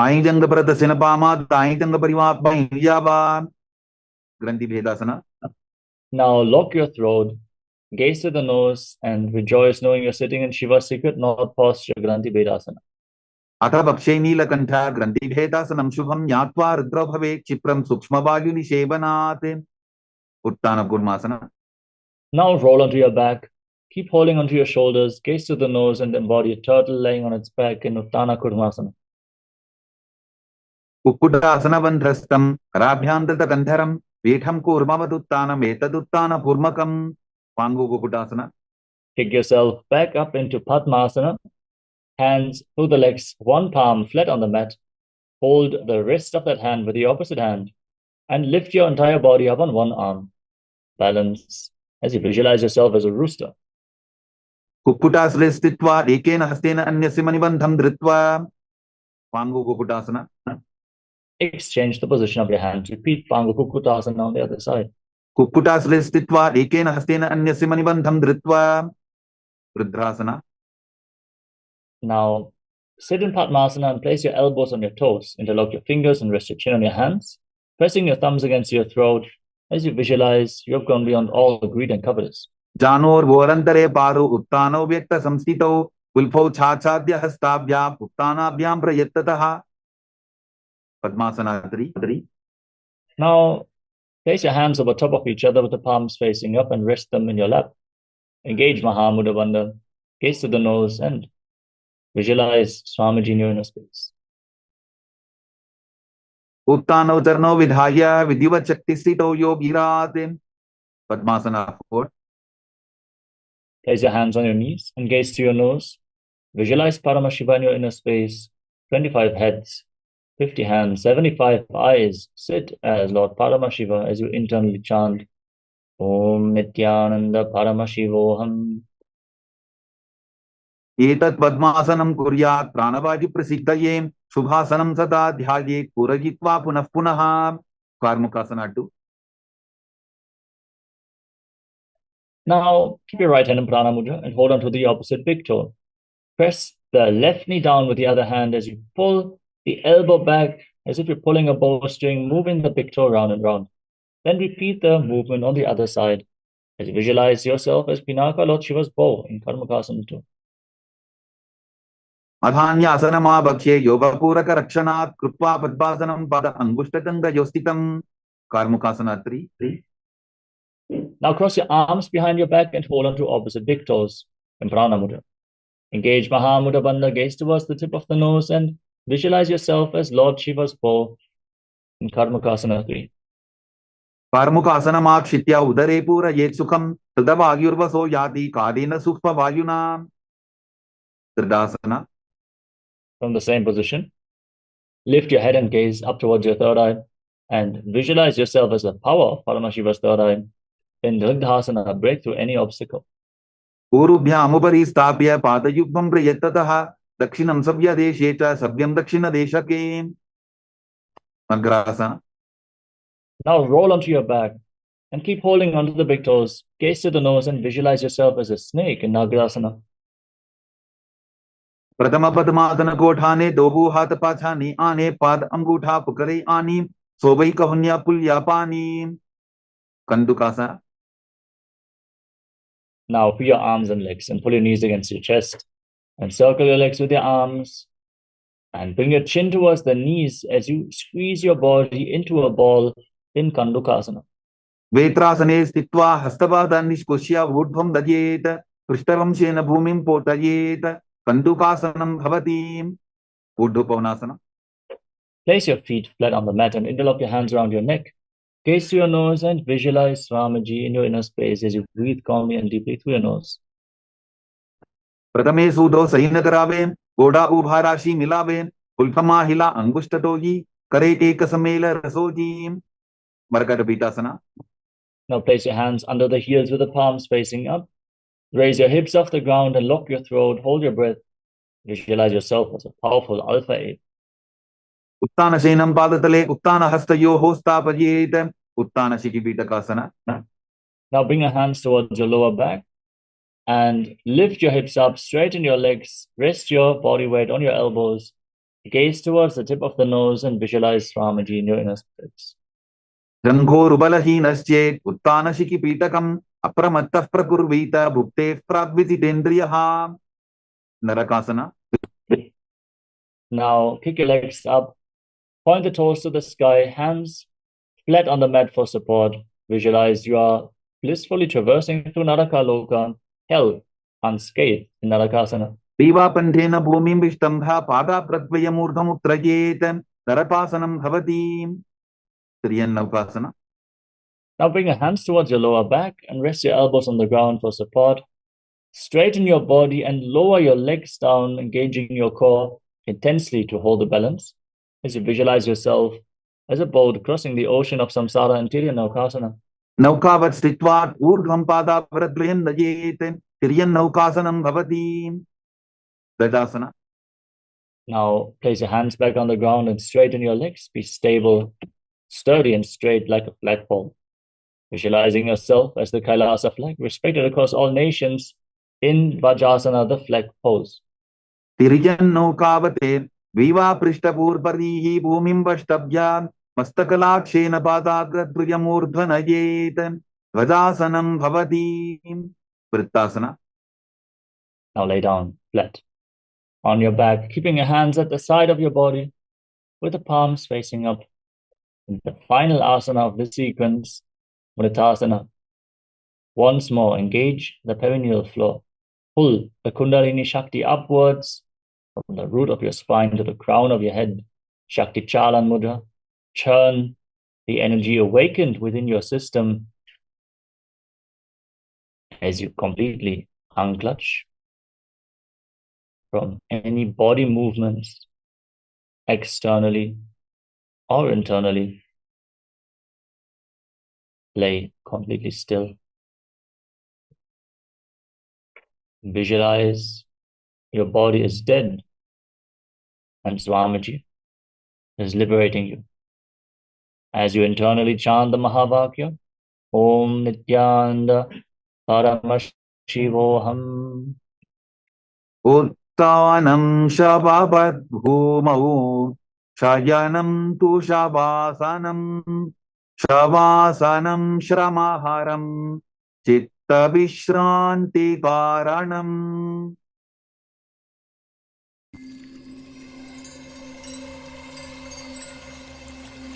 I welcome you all with my love and respect. Let you all open all your three eyes.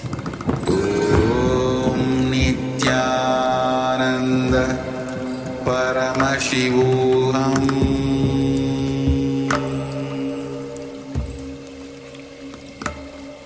Om Nityananda Paramashivoham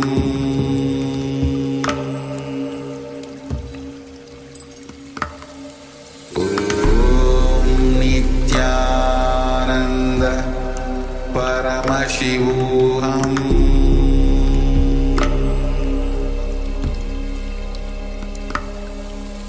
Om Nityananda Paramashivoham Om Nityananda Paramashivoham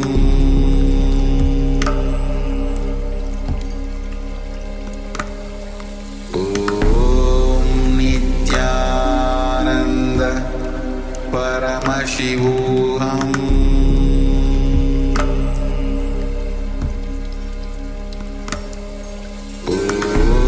Om Nityananda Paramashivoham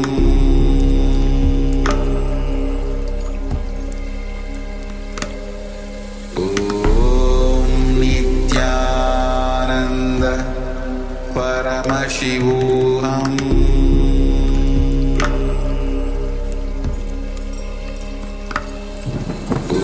Om Nityananda Paramashivoham Om Nityananda Paramashivoham Paramashivoham Om Nityananda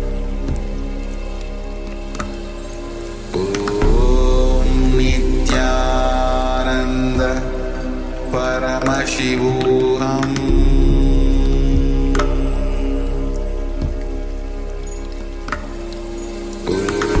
Om Nityananda Paramashivoham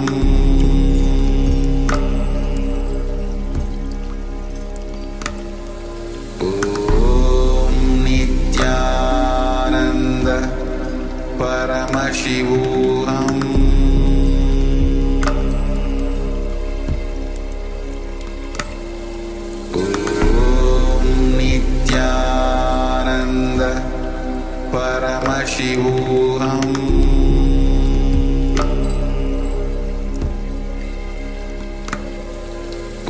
Om Nityananda Paramashivoham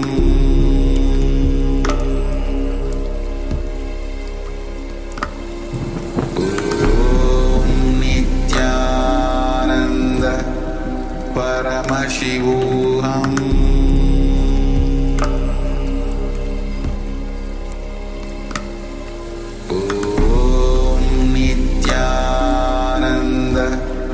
Paramashivoham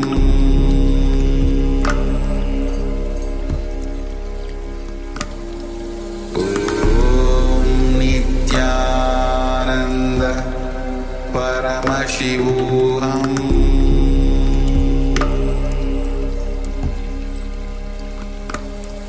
Om Nityananda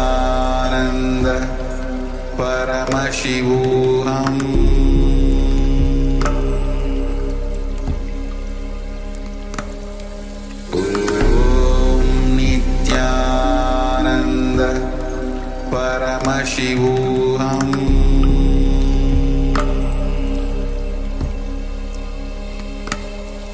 Om Nityananda Paramashivoham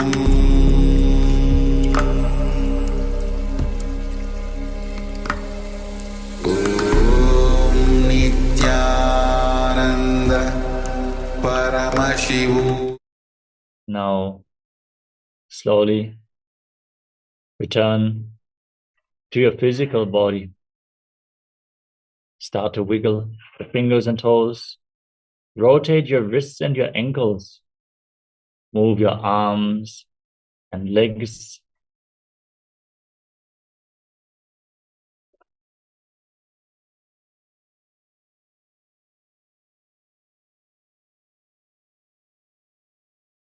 Pull your knees up towards your chest and encircle it with your arms. Squeeze your body into a ball and rock it from side to side. Slowly returning to a comfortable seated position.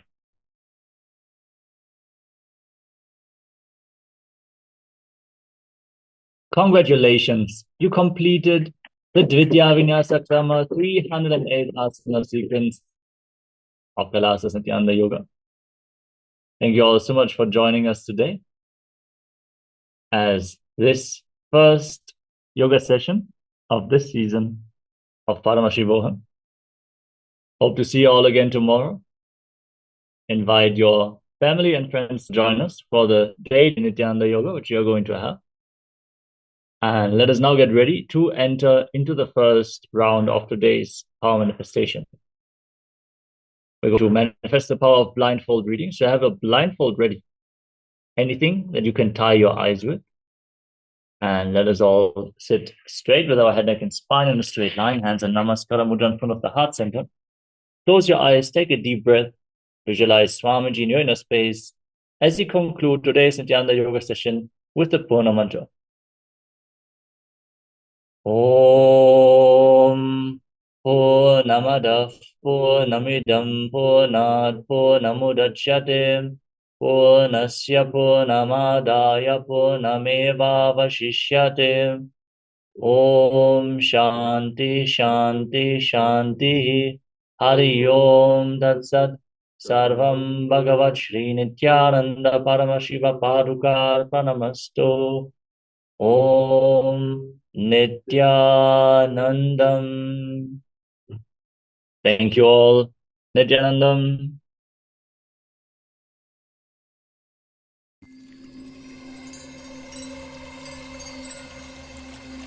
I welcome you all with my love and respect. Let you all open all your three eyes. Om Nityananda. Om Nityananda Paramashivoham. Om Nityananda Paramashivoham. Om Nityananda Paramashivoham. Om Nityananda Paramashivoham. Om Nityananda Paramashivoham.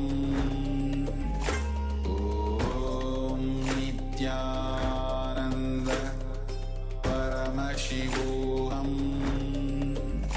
Om Nityananda Paramashivoham.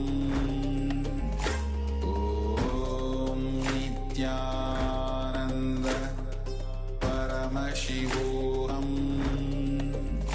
Om Nityananda Paramashivoham.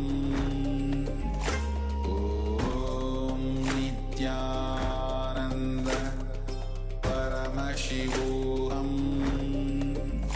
Om Nityananda Paramashivoham. Om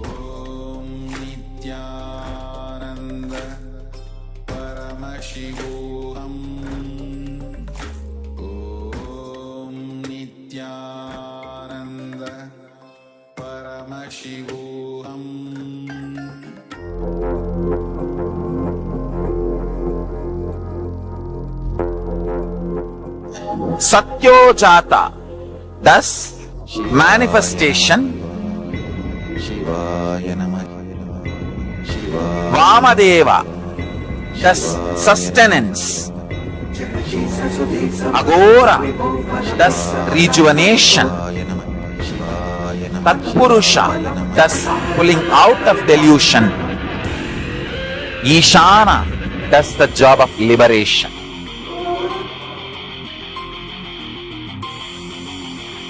When you ferment love in you, creation happens.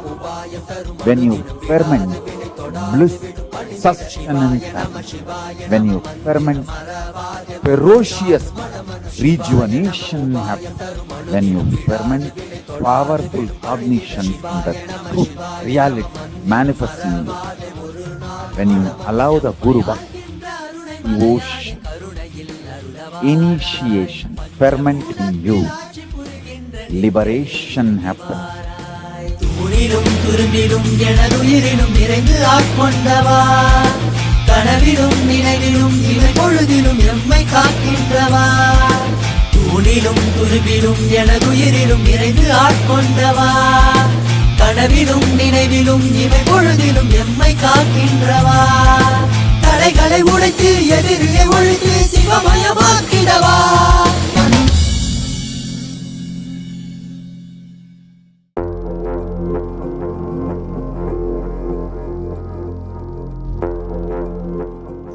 Satyojata, thus manifestation. Vamadeva, thus sustenance. Agora, thus rejuvenation. Tatpurusha, thus pulling out of delusion. Ishana, thus the job of liberation.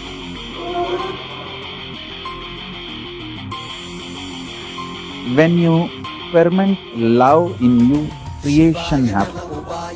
When you ferment bliss, sustenance happens. When you ferment ferocious, rejuvenation happens. When you ferment powerful cognition that truth, reality manifests in you. When you allow the Guru Bhakti, devotion, initiation, ferment in you, liberation happens. துணிலும் துரும்பிலும் எனதுயிரிலும் நிறைந்து ஆட்கொண்டவா, கனவிலும் நினைவிலும் இவை பொழுதிலும் எம்மை காக்கின்றவா. துணிலும் துரும்பிலும் எனதுயிரிலும் நிறைந்து ஆட்கொண்டவா, கனவிலும் நினைவிலும் இவை பொழுதிலும் எம்மை காக்கின்றவா.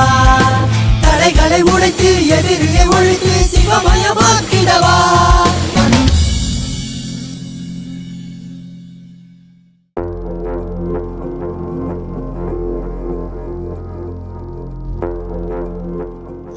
Satyojata, thus manifestation. Vamadeva, thus sustenance.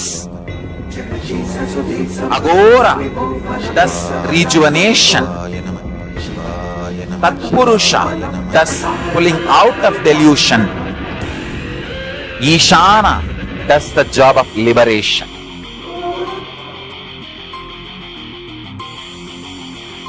When you ferment love in you, creation happens. When you ferment bliss, sustenance happens. When you ferment ferocious, rejuvenation happens. When you ferment powerful cognition that truth, reality manifests in you. When you allow the Guru Bhakti, devotion, initiation, ferment in you, liberation happens. துணிலும் துரும்பிலும் எனதுயிரிலும் நிறைந்து ஆட்கொண்டவா, கனவிலும் நினைவிலும் இவை பொழுதிலும் எம்மை காக்கின்றவா. துணிலும் துரும்பிலும் எனதுயிரிலும் நிறைந்து ஆட்கொண்டவா, கனவிலும் நினைவிலும் இவை பொழுதிலும் எம்மை காக்கின்றவா. தடைகளை உடைத்து எதிரியை ஒழித்து சிவமயமாக்கிடவா.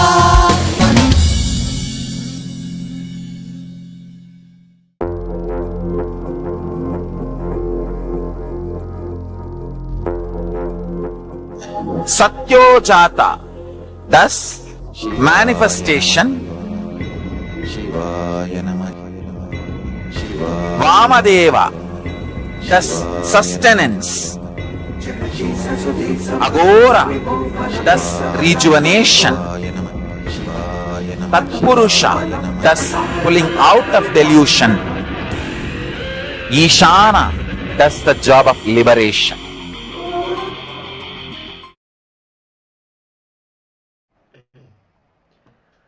नित्यानन्दं परमसुखदं केवलं ज्ञानमूर्तिं द्वन्द्वातीतं गहनसदृशं तत्त्वमस्याधिलक्ष्यम् एकं नित्यं विमलमचलं सर्वदी साक्षिभूतं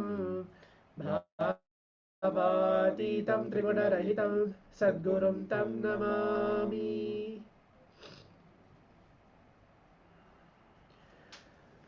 Nityanandam, I welcome all the Paramashivoham Level-2 participants. As we're entering into the day 2 of the Paramashivoham today, hope all the participants enjoyed the darshan yesterday as the day 1 of the Paramashivoham, Bhagavan Gajamuganugrahamurti.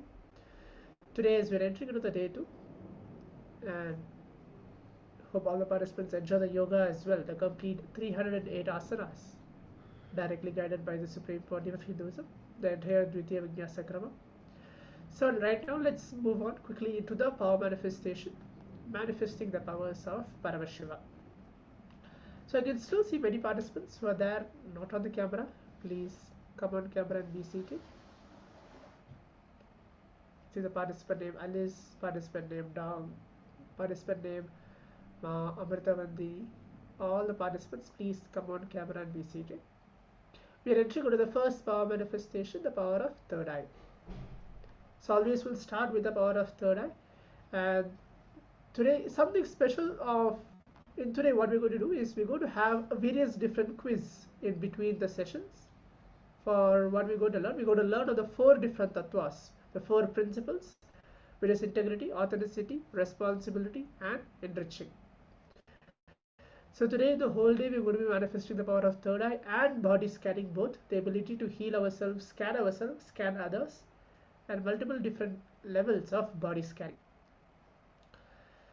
So let's enter the power manifestation now. We're going to manifest seeing pictures blindfolded.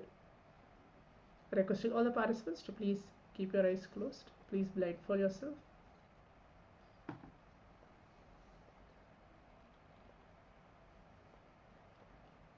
Please keep your eyes closed. Put on your eye bands.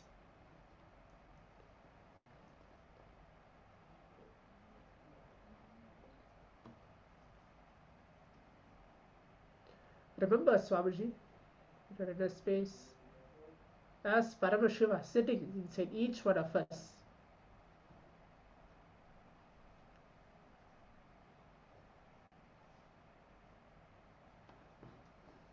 All the self-doubt,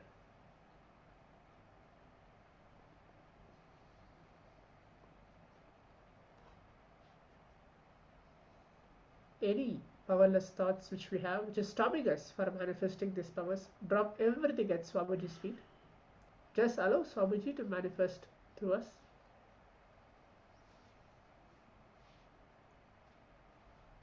You can chant the Mahavakya, Om Nityananda Paramashivoham, either internally or externally. Make sure you are keeping your eyes closed. Okay, let's begin the power manifestation now.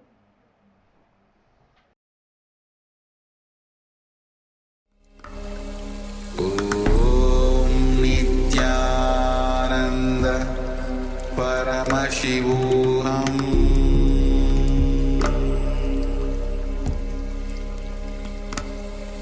Om Nityananda Paramashivoham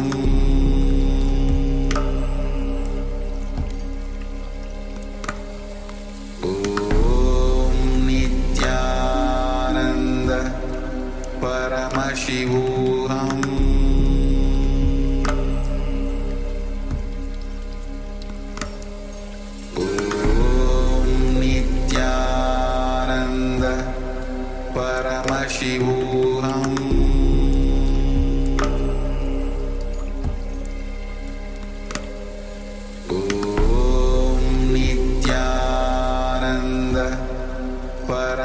Paramashivoham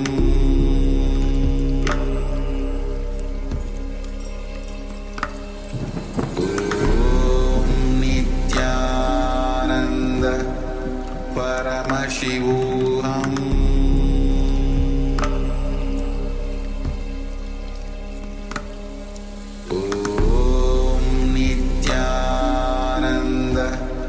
Paramashivoham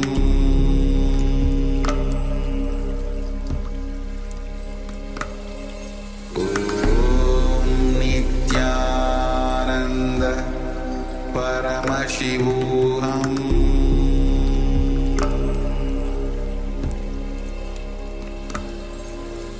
Om Nityananda Paramashivoham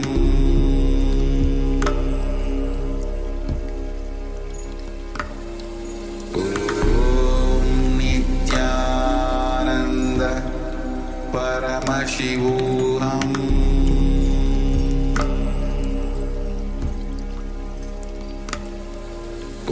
Om Nityananda Paramashivoham Om Nityananda Paramashivoham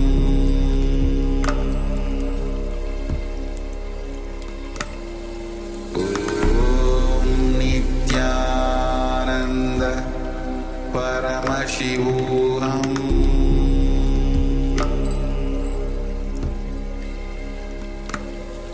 Om Nityananda Paramashivoham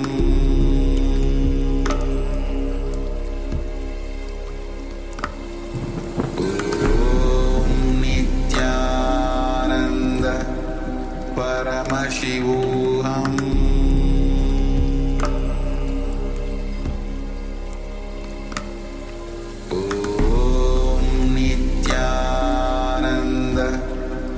Paramashivoham Paramashivoham Om Nityananda Paramashivoham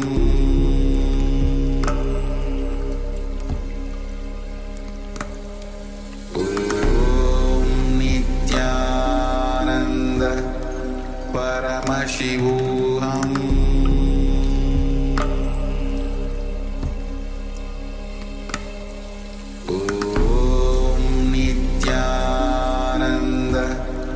Paramashivoham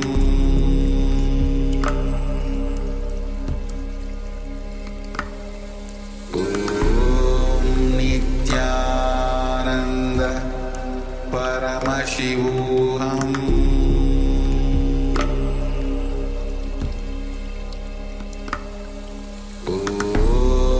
Nityananda Paramashivoham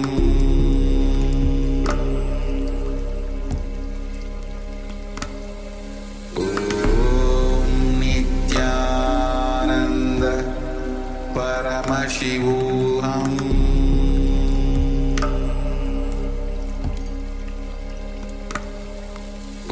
Om Nityananda Paramashivoham Om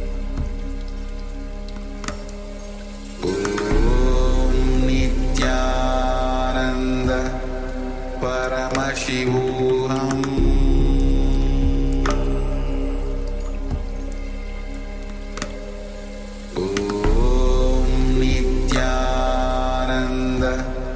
Paramashivoham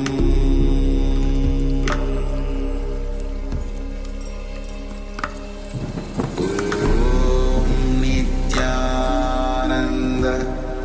Paramashivoham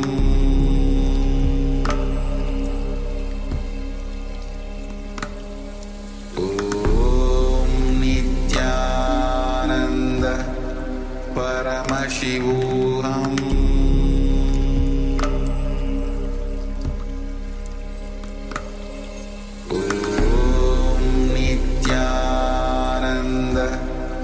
Paramashivoham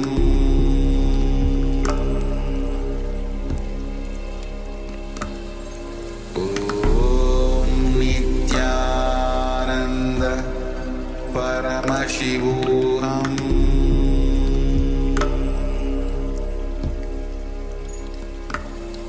Om Nityananda Paramashivoham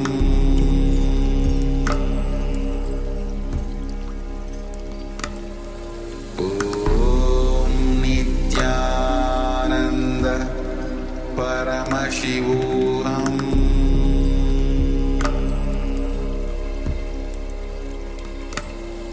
Om Nityananda Paramashivoham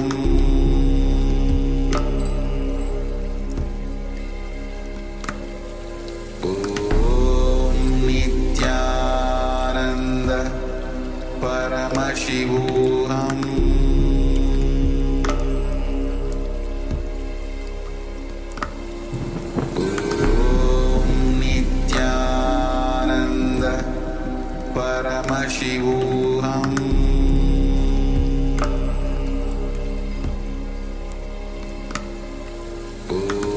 Om Nityananda Paramashivoham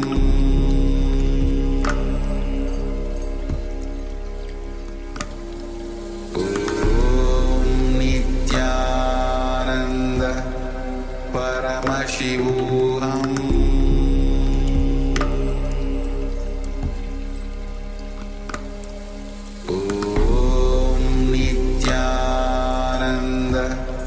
Paramashivoham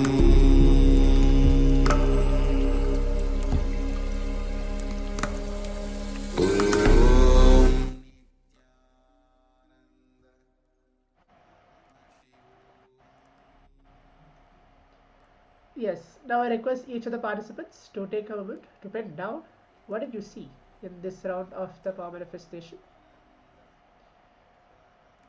Please take a moment to pen down. You can open your eyes. Zangling. You can still see your blindfolded. You can open your eyes. You can type out your answer, the Zoom chat. Do not matter whether you are getting it right or wrong or how you are manifesting. Just type your answers and see.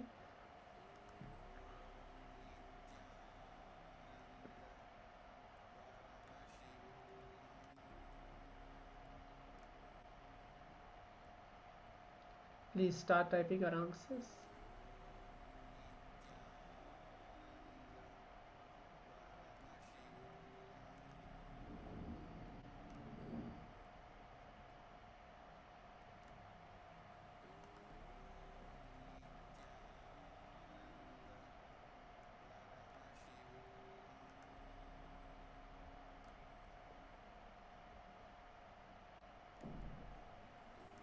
I'll give a minute of all the participants before we move on to the verification to see what is actual picture which is there.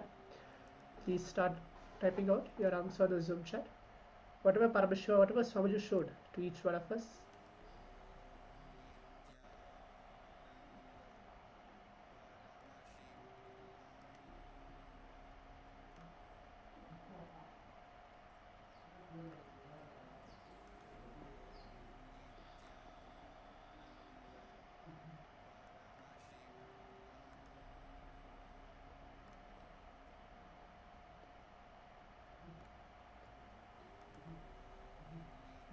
Please start typing anything, whatever Paramashiva has revealed. Colors, pictures, shapes, words, letters, numbers, or even just a black screen, even that is also fine. But please start typing everything out. Okay, so now let's move on to see the image which is there. Yes, as all the participants can see, this is the image which was projected for all the participants. I can see the participant name Ice Stack has put round one, third eye showed golden temple things, hand giving star, drum or damaru, orange or yellow, some green ancient pots, decorated ovals, circles, zigzags, spinning a holder, things related to the time and cosmos, planets, pyramids. Wonderful. In this picture, if you have seen, this is actually happened in Varanasi. The whole thing is Varanasi. There's a boat. Many people are there. It's the Manikarnika, the place where the cremation happens. People get, people. I saw things related to death also. Wonderful, wonderful one. Yes. Now let's prepare ourselves. We're going to move on to the next session. As I mentioned earlier today, we're going to be learning about 4 different tattvas: integrity, authenticity, responsibility, and enriching. So we'll begin with what is integrity? Why integrity? What is non-integrity? Why non-integrity? Why to follow integrity? Everything about integrity. We're going to directly listen from the Supreme Pontiff of Hinduism. So requesting all the participants to please write down, because we're going to have a quiz. We're going to have an internalization exercise. So please write down all the powerful cognitions you're able to relate with, you're able to connect with. And if you have any doubts, please write that as well down and type it out on the Zoom chat to the Acharyas. So we can actually figure it out how to solve and understand, make all the participants understand about the doubts which each one of us are having. Okay, so let's begin listening directly from Swamiji. I hope all the participants are clear till now. Let's listen directly from the Supreme Pontiff of Hinduism on the very subject of what is integrity, why integrity, and how integrity to be applied in our life.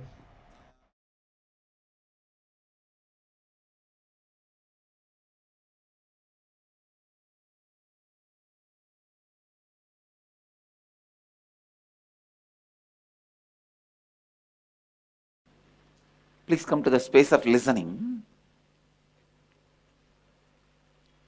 The principles based on which the whole cosmos functions,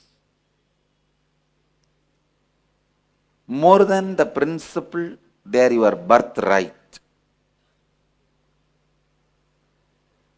Understand this one example. There is a old house and house has one room which is locked for centuries. Nobody knows what is there in that.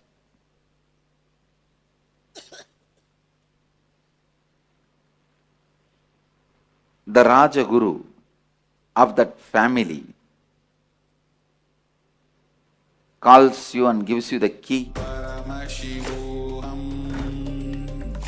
Om Nityananda Paramashivoham Om Nityananda Paramashivoham Om Nityananda Paramashivoham Om Nityananda Paramashivoham Om Nityananda Paramashivoham Om Nityananda Paramashivoham Om Nityananda Paramashivoham Om Nityananda Paramashivoham Om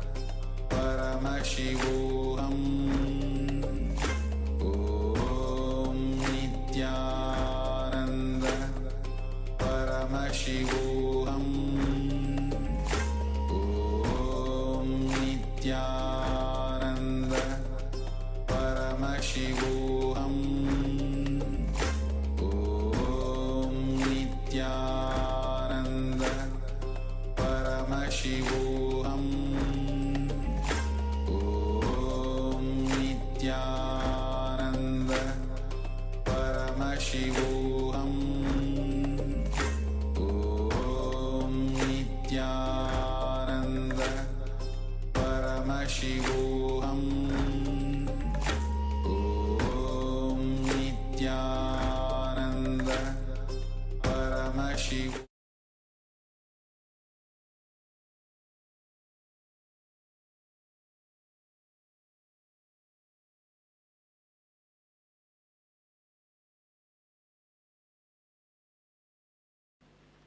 Please come to the space of listening.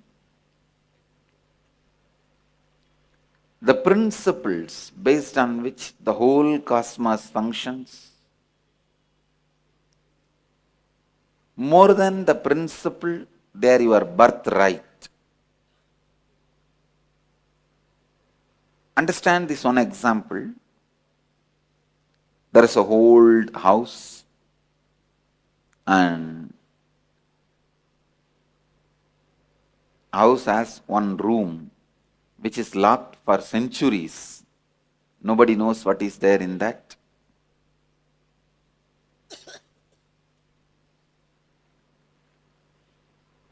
The Rajaguru of that family calls you and gives you the key and says, go and open that key, and whatever is inside, enjoy it, it is yours. Naturally, you say, no, I have a lot of work. Why one more work? I am not interested. Who will go into the house and who will go into the room and who will open?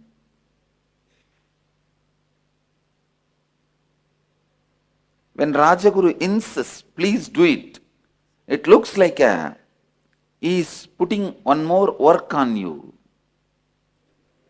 He is putting one more responsibility on you.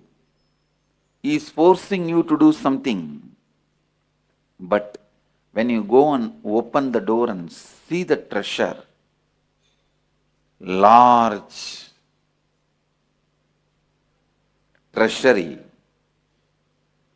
Any of you have seen literally with your eyes any treasury?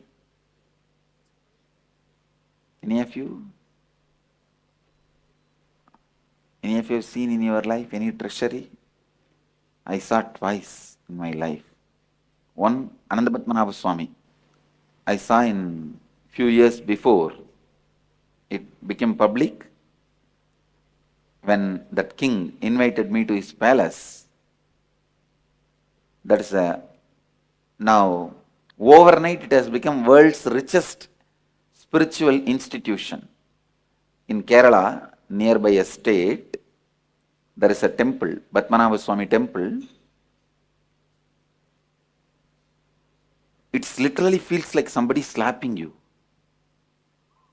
No, really. The treasury now which is made public, I saw, they are saying that it was not open, it was not accessible and all that. It's lie. It was under the control of king and it's a temple of Vishnu. I myself saw. It's literally like you faint. Because each diamond, see, actually when I went, it was all packed in gunny bags. When they showed me, something like a 90 gunny bag. And I asked him, what is there in this gunny bag? Why are you keeping this in the underground room? Oh, Swamiji, that and all diamonds. And if you see, there's a photograph also. Few photographs we have with that king in palace, and when he was taking me around the treasury, of course we could not complete seeing.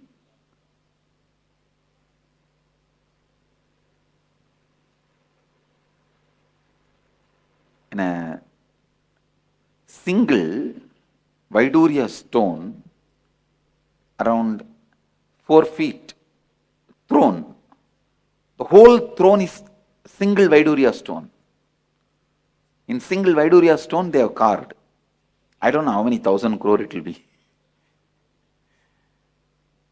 And once I saw the Venkateshwara's treasury, Tirupati Venkateshwara's treasury. Anyhow, I'm just giving you the idea of what is treasury. If you find the treasury in that room and make it as yours, after that, will you feel what that Rajaguru was telling you is a responsibility, is a work? No, it's your birthright. Please understand.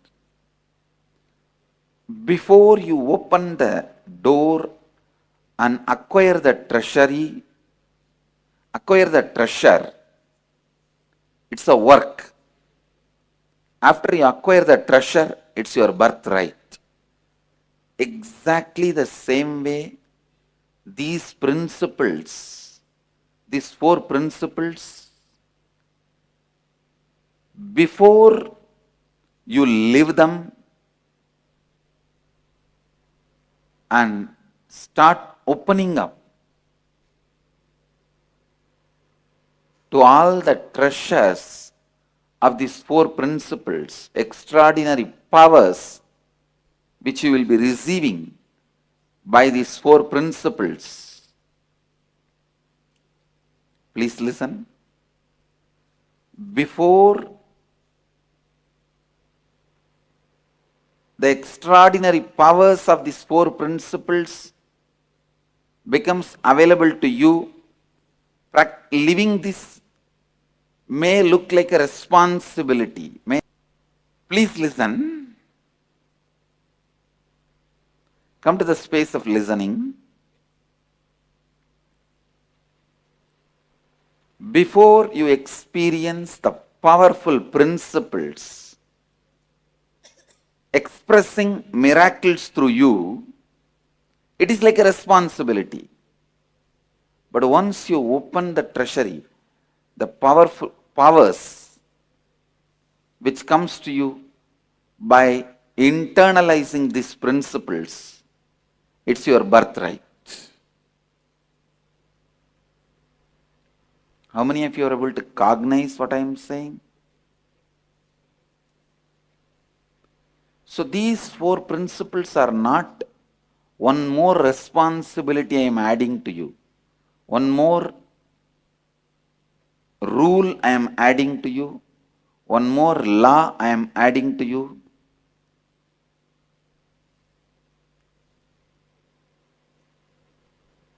It is the treasure I am adding to your life. Understand? I think still many of you are not cognizing. If you cognize the treasure is getting added to your life, you will sit straight.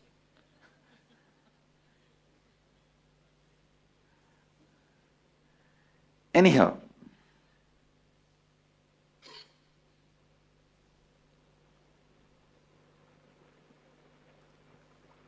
maybe when you start seeing the extraordinary powers, these principles can add in few days. You will see that excitement happening in you. You will see that experience happening in you.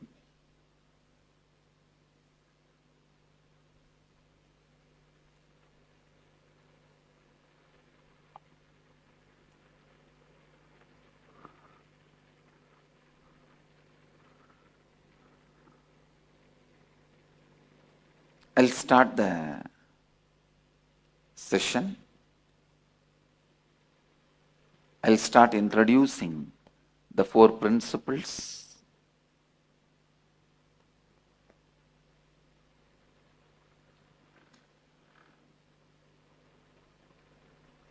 First principle. Please come to the space of listening.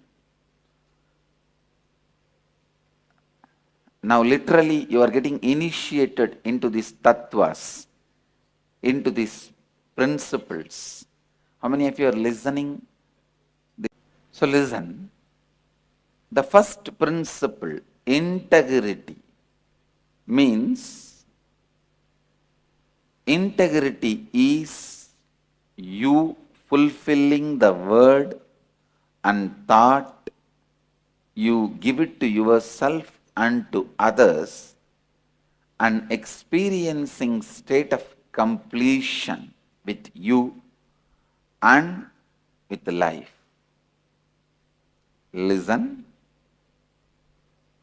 Integrity is you fulfilling the word and thought you give it to you and to others and experiencing completion with you and others.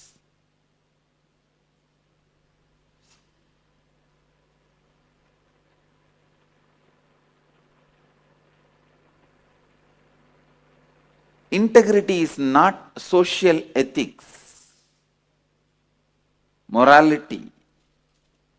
No. I am not talking about integrity as a social ethics or as a morality. I am talking about integrity as a spiritual principle. See, society teaches you, whatever word you give it to others, please honor it, and you have to honor it.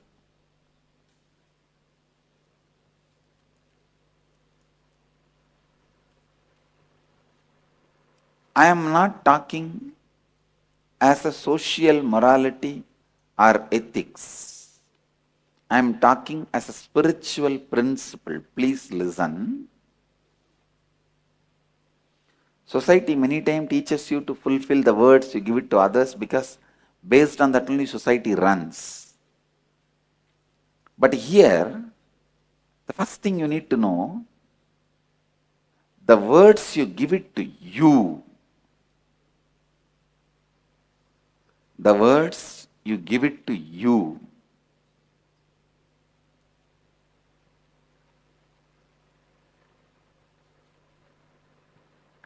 start honoring the words you give it to you.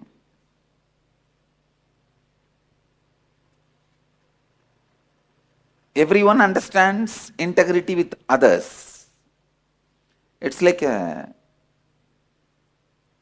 if you give a word to somebody, you will give $1 million within a week. Even by giving your life, you have to give that $1 million. If you realize 6th day, just before the last day, that even if you give your life, nobody is ready to buy for $1 million. You can't fulfill your word. At least call and complete with that person. Tell that person, I can't give you the $1 million before, ahead of the time of the commitment. Even that is integrity. If you complete with that person, I can't do, and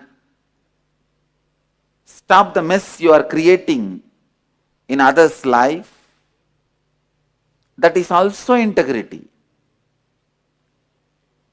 This is more external world that everyone understands. But the real integrity starts with the words you give it to you. Please listen. With the words you give it to you.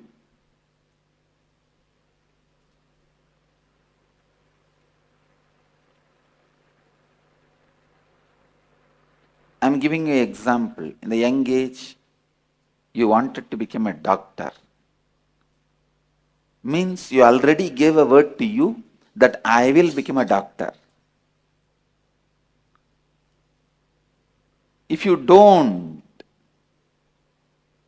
sometimes you don't become doctor and you don't even bother about the word you gave it to you. Mostly because there is no evidence for the word you give it to you, and there is no punishment for breaking the word you gave it to you. Because nobody else is involved, you do not care about the words you give it to you. Please understand, the more and more you disrespect the words you give it to you, the more and more you will lose respect on you. Please listen. The more and more you disrespect the words you give it to you, the more and more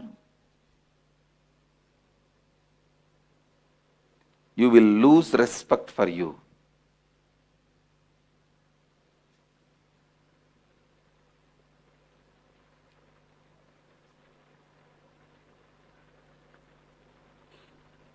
If you have committed with you that I am going to become a doctor, and if you are not able to become, at least complete with yourself. I gave a word to me, oh me, I gave a word to me that I'll become a doctor. Neither I have become, nor I am going to be. So I complete with the commitment. I gave it to you, or I gave it to me. I free myself from this commitment so that I can become complete. It's something new, first time.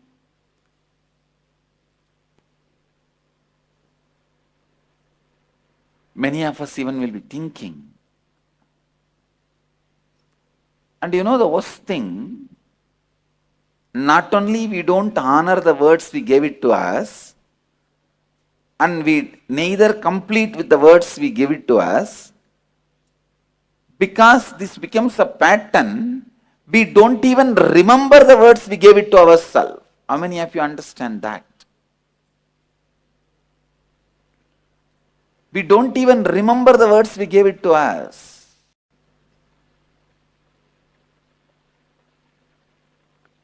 Your life works only when you are in integrity. The degree of workability in your life is directly proportionate to the degree of integrity with which you live your life. I tell you,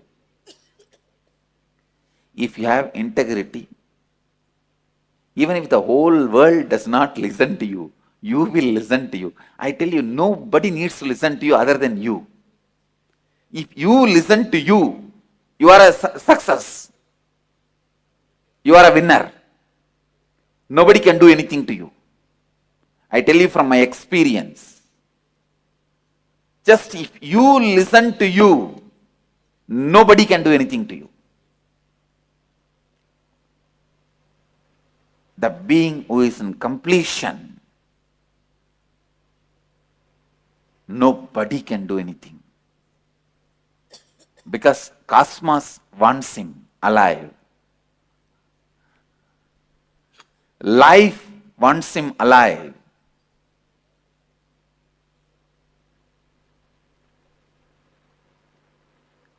When you are complete with you, the confidence you have on you, understand? When you are complete with you, the confidence you have on you, confidence the completion with you brings.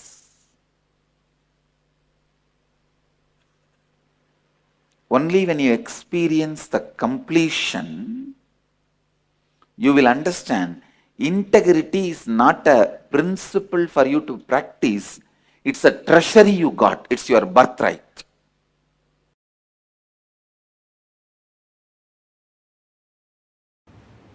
Strange conclusions you create in your life without simple integrity is what I call virus inside, which continues to keep you as a slave forever.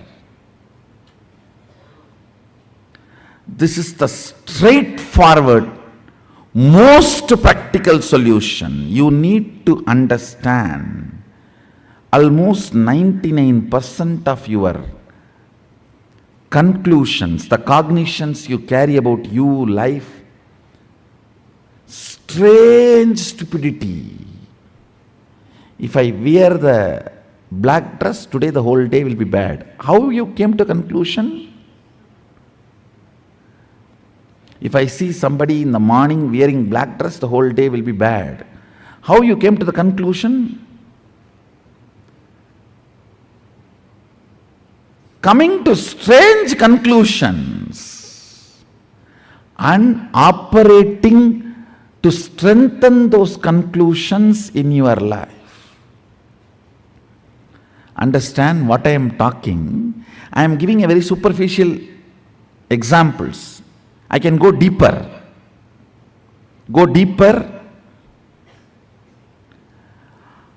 when your body is in good energy after a cup of coffee, how you think and perceive, how your cognitions are.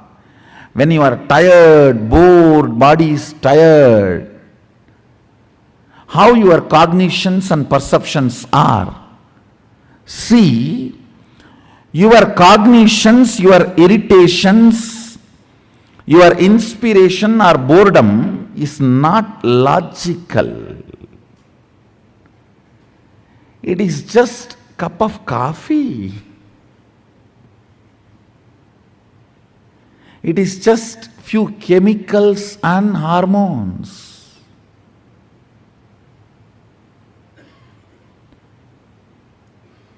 Distrusting your cognitions and trusting integrity as your software. Listen.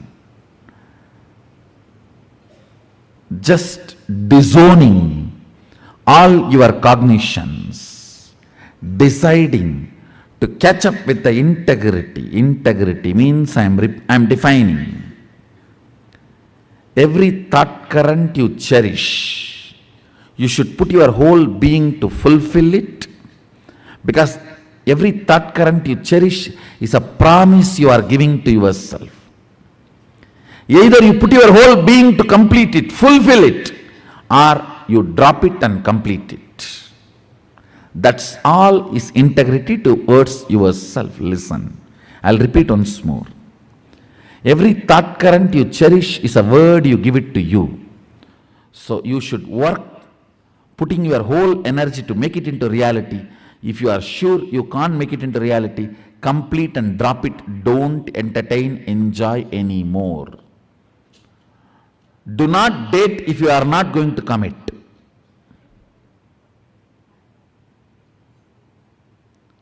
Same thing outside. Give a word only when you are going to live it. If not, drop it. Just this one, only one, integrity, replace all your cognitions. Your cognition about God, your cognition about world, your cognition about life, your cognition about society, your cognition about your body, your cognition about your mind. Replace it just with this simple, straightforward integrity. The kind of a transformation you will go through, I tell you. In Ayurveda, there is a very simple one verse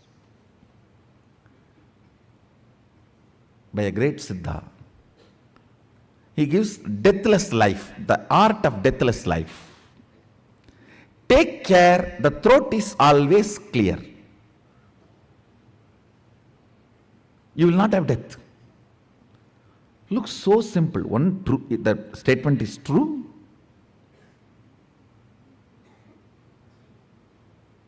Second,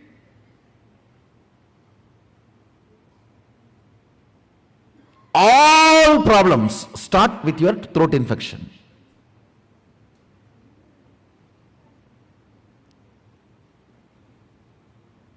If you can take care, the pashana, the medicine, is stored in the throat, you will never, not only you will never die, you will never age old. That is actually the symbolic representation of Sadashiva having poison in the throat. Poison clears any infection even before it starts.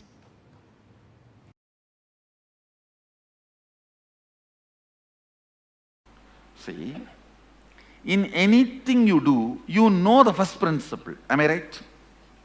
First statement. For example, lawyer, he is committed to his client. Doctor, he is committed to life. Engineer, he is committed to the product he is delivering.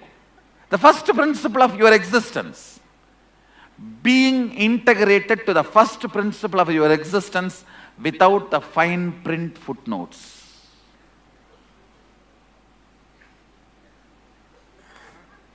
See, all of you know the first principle of your existence. Am I right?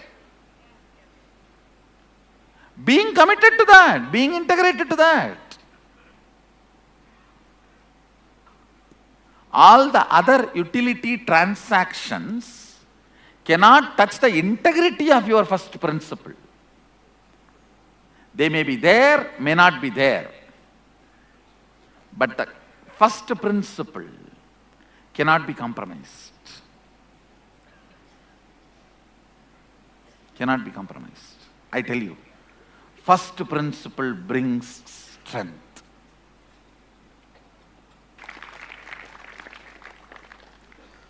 Understand?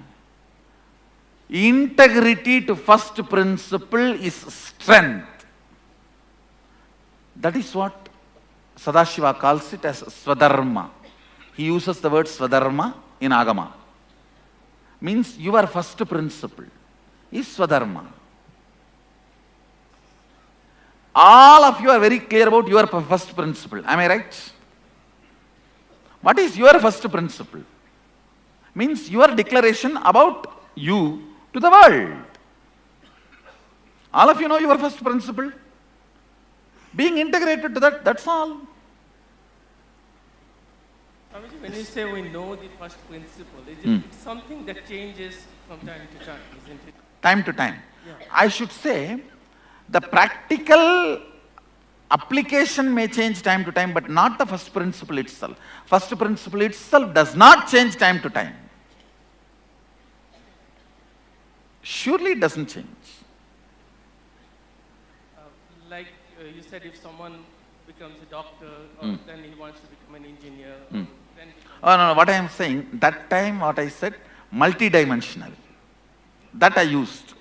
Here what I said is, your main commitment. Even if you are doing multidimensional, then your first principle should be, when I am declaring myself as a doctor, I am committed to life.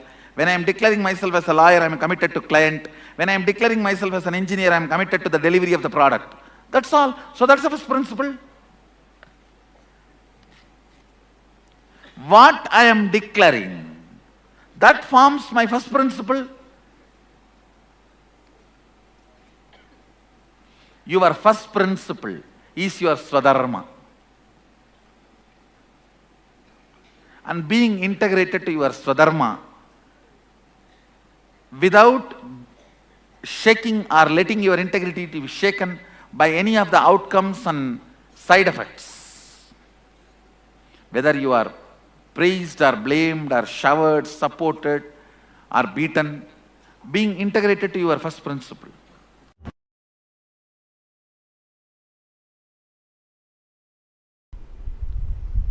Integrity, anything which your cognition cognizes.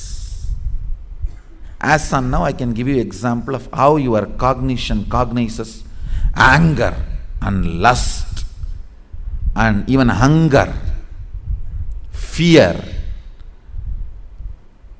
In that frequency, if you cognize the power of integrity, you will be powerful forever. You will be powerful forever.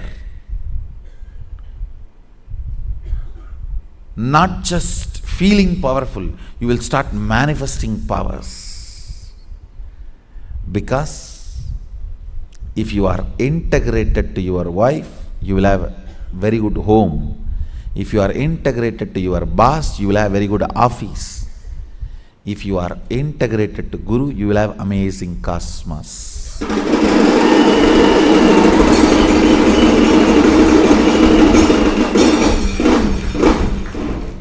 Your integrity is directly integrity to me.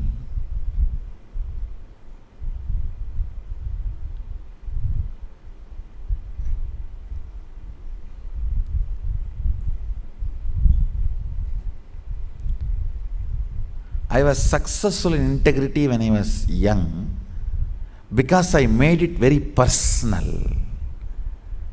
Like I have to get up and run because I'm going to see Arunagiri Yogeshwara. It was such personal, intimate experience. I became successful in integrity.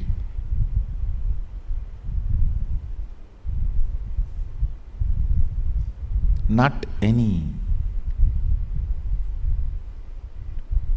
other logical practices. Practice may make you perfect, not integrated.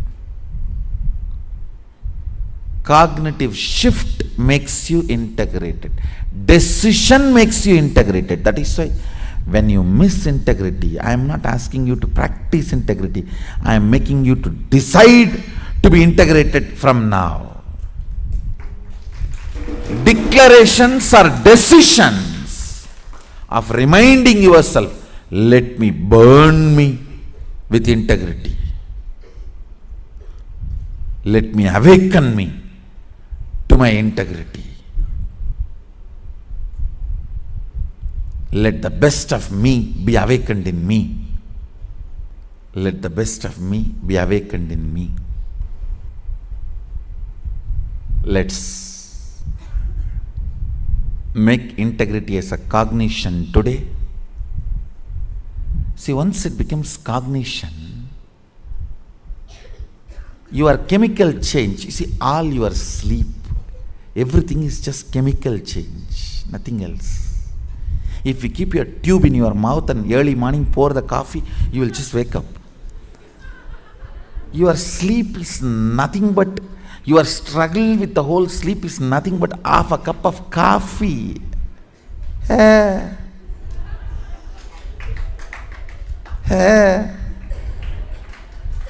No, really.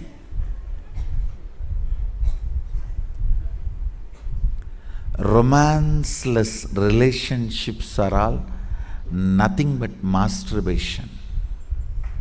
Understand?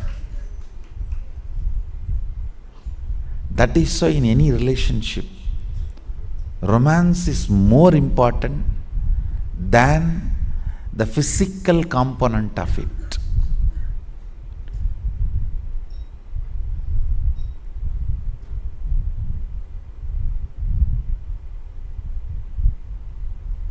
All your struggle with the sleep or tiredness or boredom is nothing but simple chemical imbalance. If you are feeling sleepy, tired, tell yourself it is not mental, it is just physical chemical imbalance. Integrity will clean it up. When you clear chemical imbalance using integrity, you bring tremendous health to your system. Understand? If you don't sleep because you are watching movie or some other entertainment, Facebook or something else, you may fall sick. But if you don't sleep because you are practicing certain integrity or tapas, you will never fall sick. Only your body will become healthy.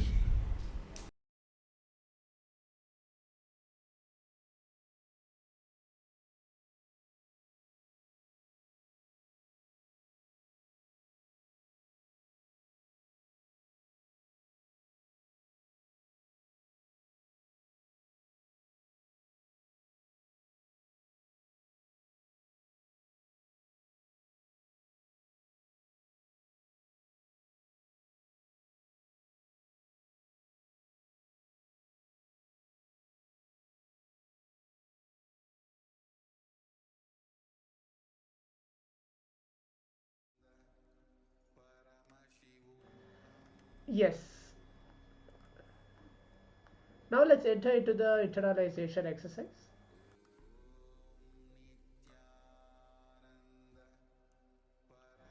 So requesting all the participants to please come and be seated with your book and pen. If you have already a book and pen, wonderful. Otherwise, please take it and come and be seated. It's going to be a very powerful internalization exercise, which we are going to do.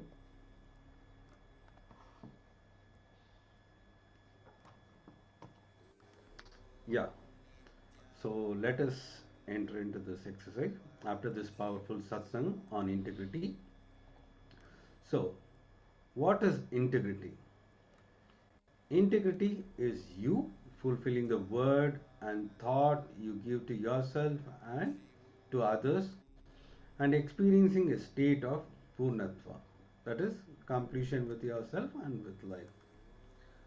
Power manifestation will automatically happen when you are integrated. So why we are explaining about integrity? Because the more and more we'll be doing power manifestation. So that is the reason we are first touching on the topic of integrity.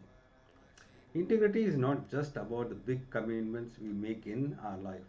It could be something as simple as telling yourself, I am going to wake up early every morning and practice yoga, or telling a friend, let's meet at 5 pm. No matter what the word you have given yourself or others, honoring it as your life is real integrity. So why non-integrity?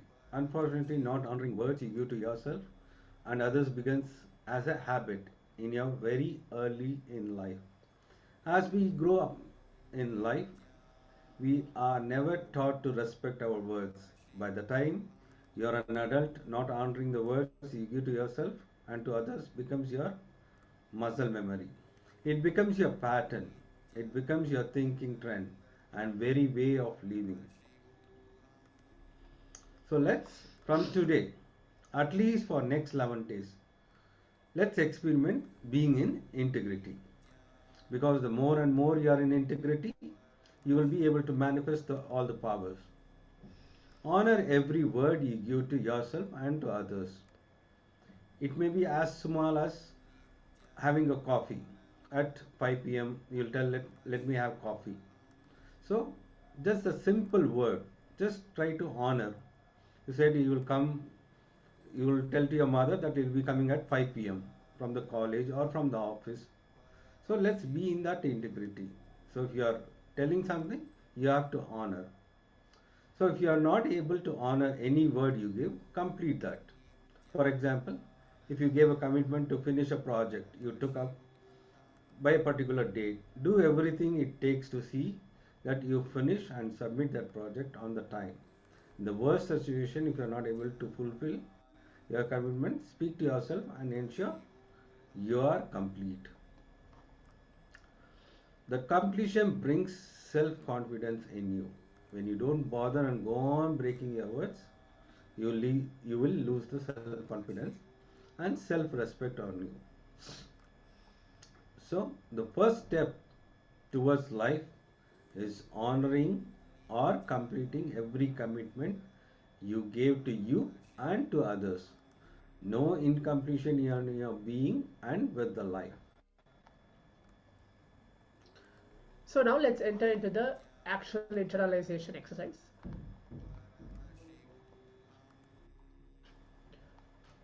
So let's take a moment. What we're going to do is first we're going to listen to Swamiji. It's going to be a very beautiful short intro conducted by Swamiji himself, and then we'll be entering to the actual internalization exercise. So it's going to be something similar which we're going to do.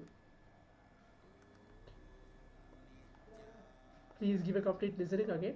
It's going to be again directly conducted by Swamiji, the internalization exercise, and then we're going to be entering into the actual exercise which I'll be projecting the slides for all the participants so the participants can see and follow along. Let us internalize integrity. Integrity is, please listen, you fulfilling the word and thought you give it to yourself and to others and experiencing the state of completion with you and life. Now, look into your life and list down all the words and promises, commitments you gave it to you and to others, but not fulfilled, did not honor. Please listen. Listen, first listen. You don't need to start immediately. Listen. List down. It may be as simple as you committed with your friend, you will get an ice cream, but you did not get, never got it, and college was over. And still you never honored that promise. It can be as simple as that to as big as I'll marry you and we will live happily ever after.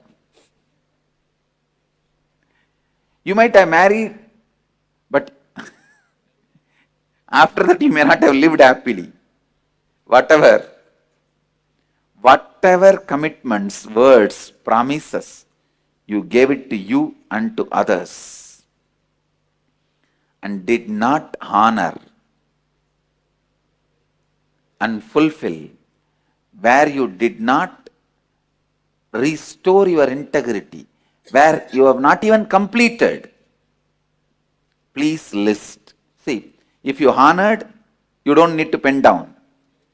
If you have completed with them, saying that I am not going to honor it, you are on your own, I am on my own. Even then, you don't need to pen down. If you neither completed nor honored, please now pen down, make the list. Then we will go to the next step. It's only for you. Nobody else is going to read, so you can write, be in integrity with this. Please don't be in non-integrity with the process of integrity. Now, do not hide or lie or be in lack of integrity. Write in the book named as workbook. Please understand, write in the book named workbook because it will be burnt later on. So, in the book named as my book, you can take all the notes, your insights. It is book of art. But the book named workbook, please pen down.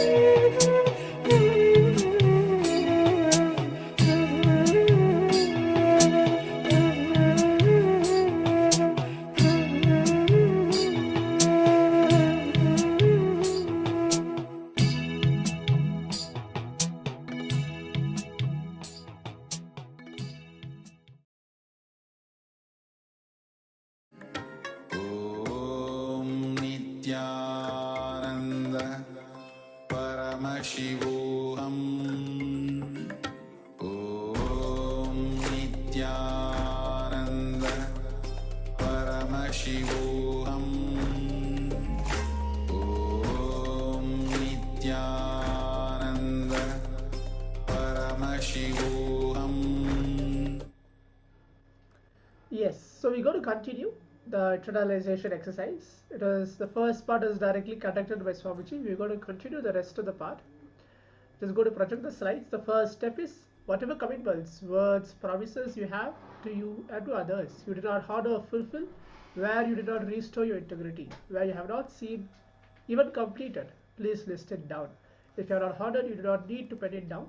If you have completed with them saying that I am not going to honor it, you're on your own. I am not my own. Even then, you don't need to pen it down. If you either completed or not honored, please pen that down. Make it as a list.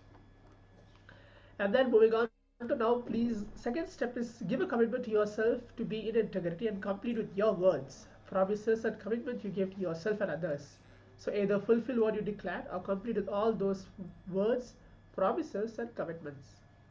The third step is again look into your life. This time pen down 3 promises, commitments you gave to others that you did not honor, fulfill or withdraw, therefore lacking integrity.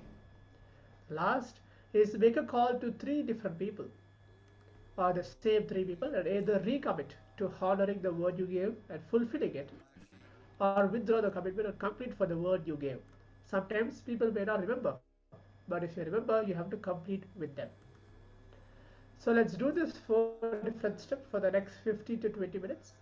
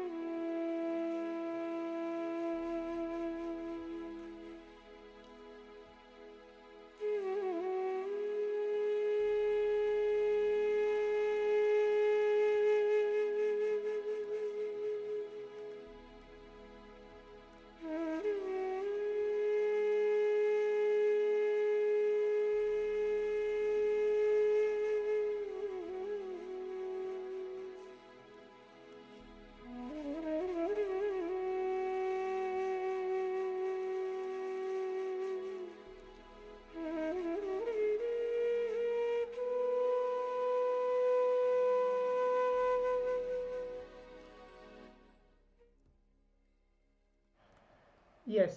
Now I request all the participants to relax as we completed the internalization exercise now. I hope all the participants took some time to write down uh, all the 4 steps. Whatever commitments, words, promises we gave to ourselves and others and did not honor and fulfill it. And then the second step is giving a commitment to ourselves to be in integrity and complete with our words, promises and commitments. And the third one is pen down 3 different promises and commitments you gave to others that you did not honor and fulfill or withdraw before lacking integrity. The last step is making a call to 3 different people and either recommit to honor the word you gave and fulfilling it, or withdraw your commitments and complete for the word you gave. So now let's enter into it's going to be it's a new session for today. It's going to be, it's not a session, it's like a quiz which we are going to practice. So it's basically start off with integrity. Okay, there will be a question with the 4 different answers. So I request all the participants to come on camera and give a complete participation for this particular quiz. I'll be reading out the question and providing 4 different answers. So the participant can choose which are those answers, either A, B, C or D, and type out your answer on the Zoom chat. So am I making clear for all the participants? If yes, they can type yes in the Zoom chat, or if they still need more clarification, they can ask for clarification. Yes, okay. Guru Prasad has put yes. Other participants? I start yes. Okay. Alice, Dong, Gabriel Harris, Jade, Jingyu, all other participants who are there in the Zoom rooms but not kept their cameras turned on. Please come on the camera.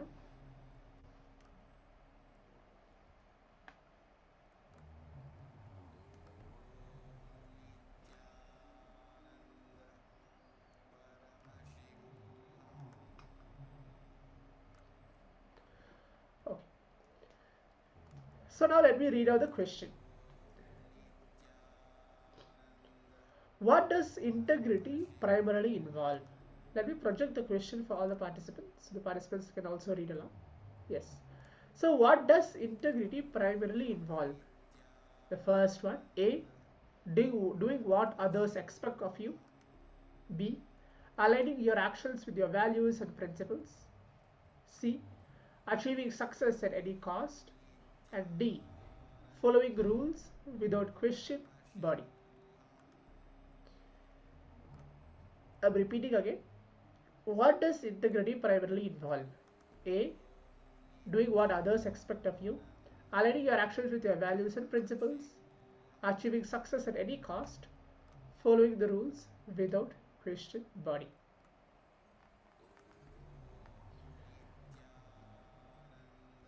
So I request all the participants to take a moment to share that. We have 2-3 minutes for doing this internalization exercise.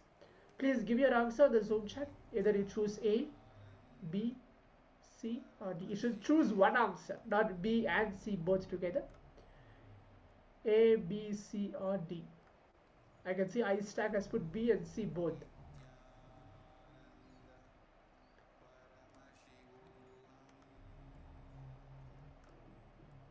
Please put any one answer, either A, B or C or D. Okay, B. Okay, wonderful. What about other participants?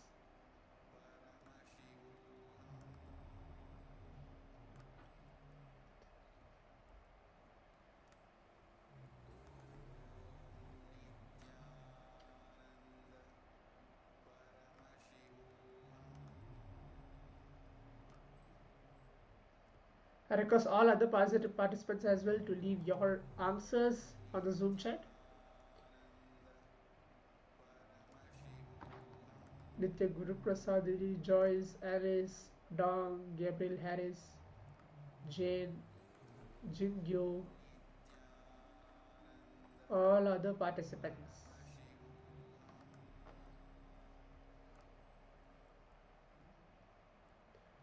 Okay, B. Okay.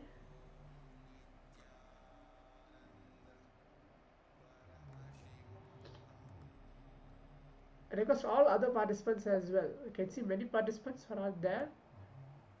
Please give a complete participation, and if there are participants in the Chinese translation room,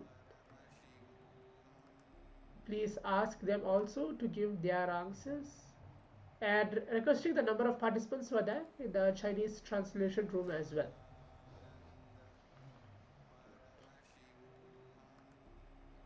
So that we can see that people are actually participating in this quiz. See, this entire quiz, which is brought first time to the Paramashivoham Level 2 program, to starting off with integrity, authenticity, responsibility, and enriching. So it's the first time brought, like how in the previous season the kriyas and meditations were brought first time to the Paramashivoham Level 2 program. This time the quiz is being introduced for this particular season. Okay, 5 including me. Wonderful. So requesting all other participants to, all the 5 participants who are there, to provide your answers.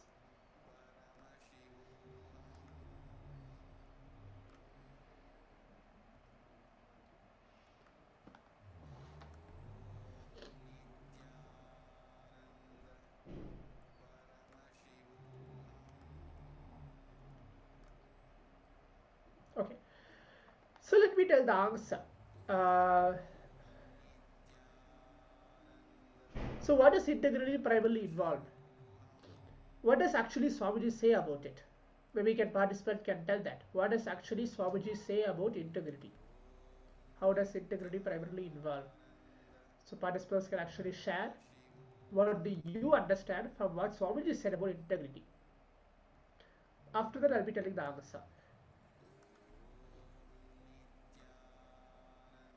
Okay, it's not, I'm not asking you from the very question, which is that, which Isaac has said, aligning to your first principle and see achieving, like fulfilling your promises. Not about that, but what from the satsang, from the discourses which you have just listened, from there, what exactly Swamiji has meant by integrity.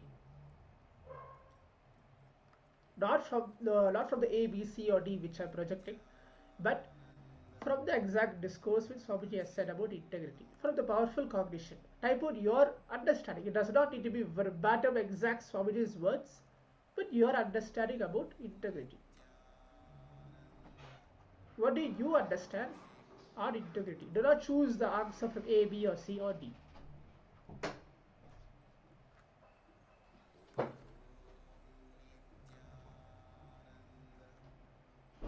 Please start typing that.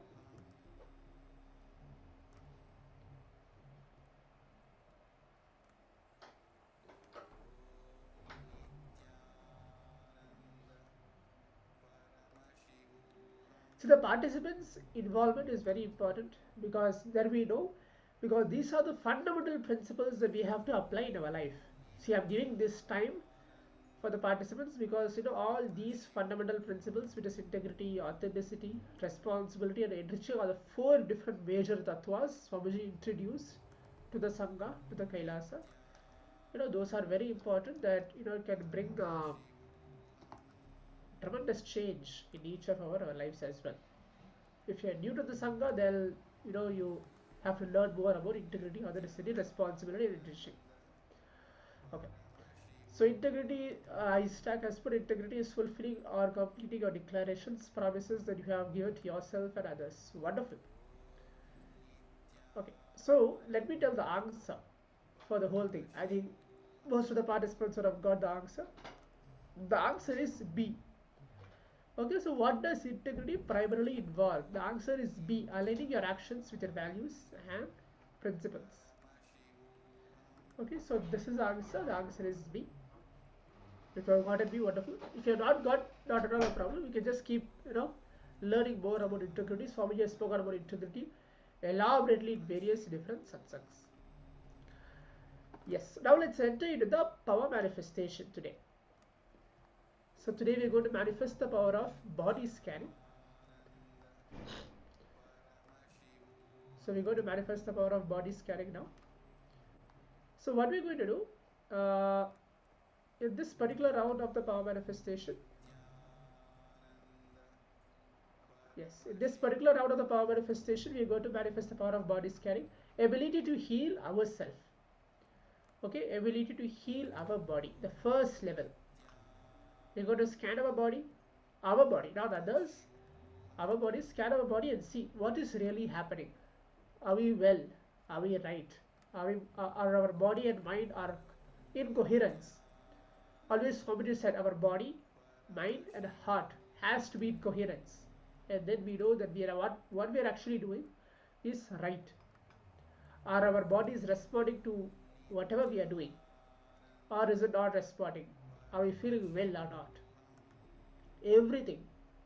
Scanning your body and see all our muscles, the way we respond, our blood flow, our digestive system, respiratory system, everything. Our breathing, our heart, our lungs, our eyes, nose, our ears, the way we look, the way we perceive, the way we smell, the way we touch, the way we listen, the way we feel everything, all the 5 different senses, everything is happening simultaneously, continuously through our body. So our body is very important. And one more thing, Swamiji said that human body is very important. When you take a human body, it's, you have to be enlightened, because only with the human body, enlightenment is possible.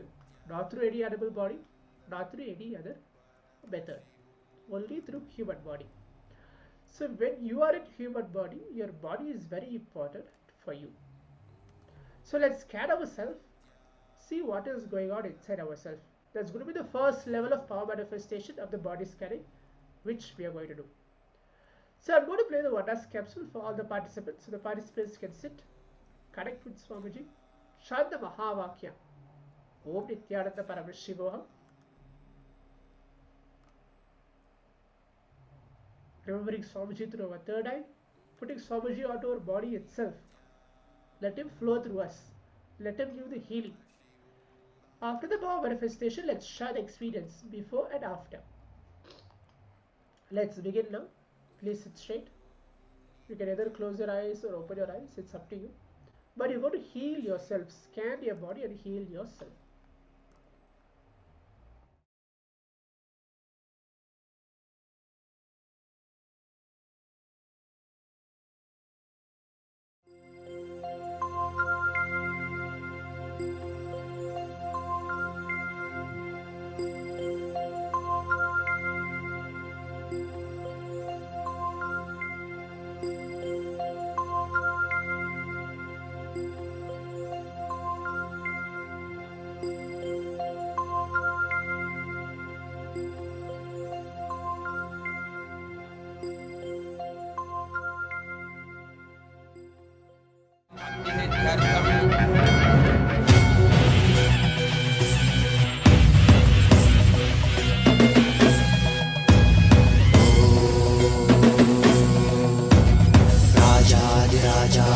प्रशक्यशाकिने नमो वयं वै श्रवणाय कुर्महे नमे कामाय मह्यं कामेश्वरो वै श्रवणो ददातु कुबेराय वै श्रवणाय महाराजाय नमः सनडि पोற்றி சிவன் சேவடி போற்றி நேயத்தே நின்றடி மலனடி போற்றி மாயப்பிறப்பருக்கும் மன்னனடி போற்றி சீரார் பெருந்துரையினம் தேவனடி போற்றி ஆராத இன்பம் அருளும் மலை போற்றி ஈசனே சிந்தை கவர்ந்த நேசனே நீ வருவாய் பூவோடு கனிகளை கொண்டு உன்னை பூஜித்தோ அருள் தருவாய் கலி என்னும் கடலினில் மூழ்கிட்டேயும்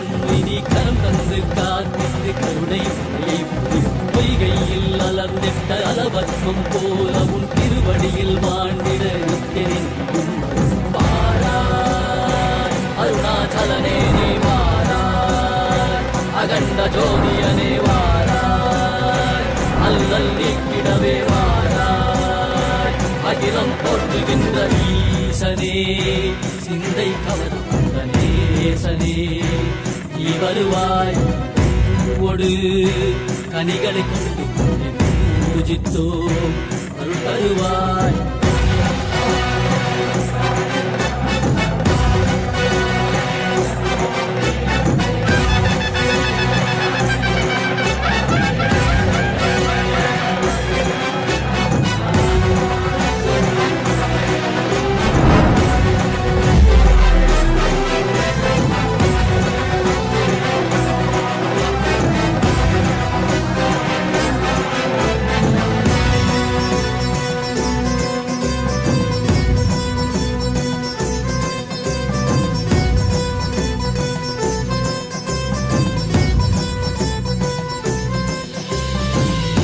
கையினில் சூலமும் மெய்யினில் வில்வமும் நிறையா கடல் நீர் முடியோடு தரிசனம் அருளவா செம்பொன்மாள சிற்றவை தனிலே சிந்தை கவர்ந்த உன்னை சிக்கன பிடித்தேனே வந்தும் புகழ் பெறும் நான் வரை நாயகா மதியினில் நிறைந்திடுவாய் மதி உணராதவர்க்கு மதி உணர் செய்திட வான்மழு நீ ஏந்திவா அறவாடிட கை சூழ்ந்திட விரல் சேர நீ வருவாய் அகம் உணர்ந்திட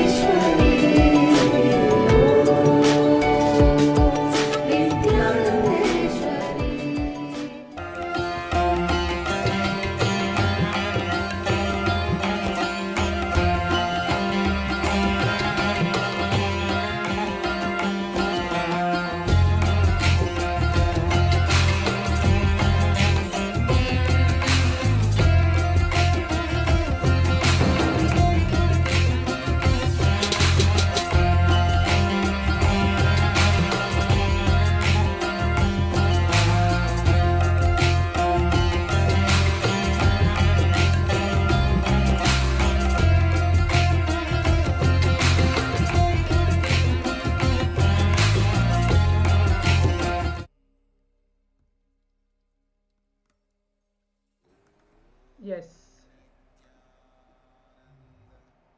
Now request to participants to again continue to sit. I can see many participants are actually telling that this Venice capsule is nice, this music is lovely. Good, just with the deep, simple feeling connection. Okay, we're going to spend another few more minutes, around like 5 5 to 10 minutes more. But just sit, connect with Swamiji, chant the Mahavakya. Let the healing happen into our body. Let Swamiji's presence enter into our being. When you chant the Mahavakya, Om Nityananda Paramashivoham, allowing Swamiji's presence to fill us, to make sure that we are completely healed.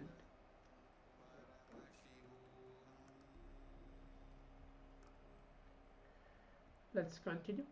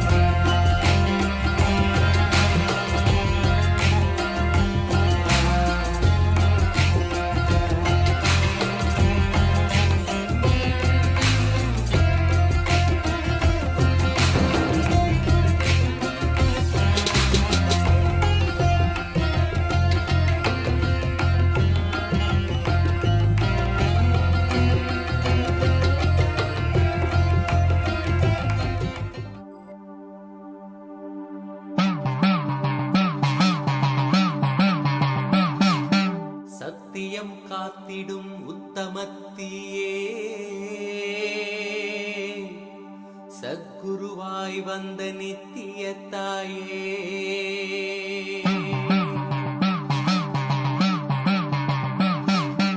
வேதங்கள் வணங்கிடும் ஆதியும் நீயே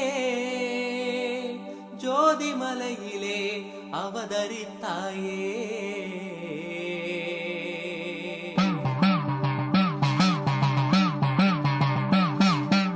அவனியை பேணும் ஞானமும் நீயே அக்னி வடிவிலே அருள் புரிந்தாயே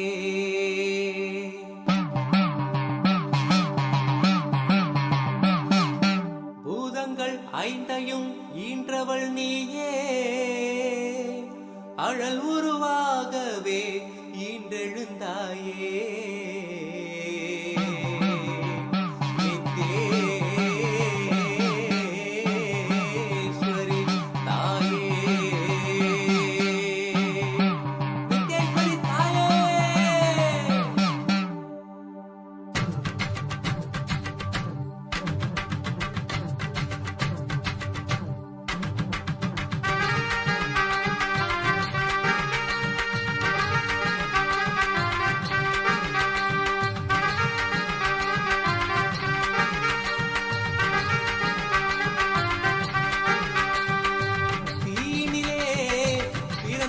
நித்ய ஆனந்தத்தியே நித்யானந்தேஸ்வரி தீயினிலே பிறந்தவளே நித்ய ஆனந்தத்தியே நித்யானந்தேஸ்வரி கருமங்களை கொன்றிட வந்தாய் நித்யானந்த தர்ம மண்ணில் வென்றிட வந்தாய் கருமங்களை கொன்றிட வந்தாய் நித்யானந்த தர்ம மண்ணில் வென்றிட வந்தாய் தீயினிலே பிறந்தவளே நித்ய ஆனந்தத்தியே நித்யானந்தேஸ்வரி தீயினிலே பிறந்தவளே நித்ய ஆனந்தத்தியே நித்யானந்தேஸ்வரி நித்யானந்தத்தியே நித்யானந்தேஸ்வரி நித்யானந்தத்தியே நித்யானந்தேஸ்வரி நித்யானந்தத்தியே நித்யானந்தேஸ்வரி நித்யானந்தத்தியே நித்யானந்தேஸ்வரி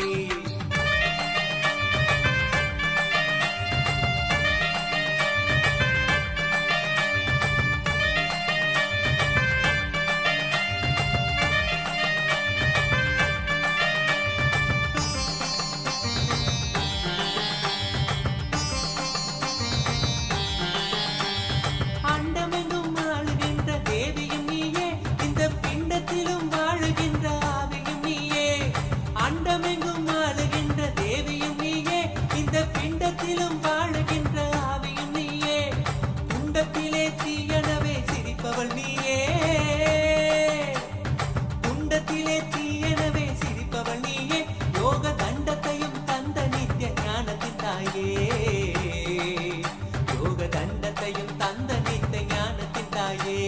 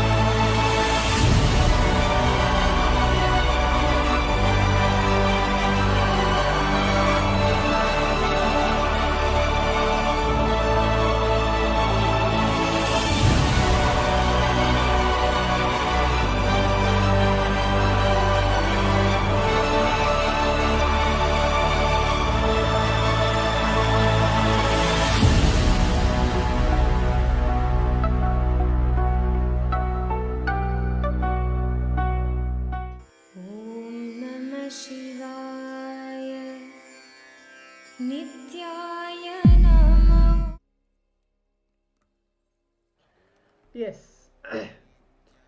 Now I request all the participants to take a moment to share. I can see a participant name. Wow, I feel my body is getting hot. I feel so touched when this music came out.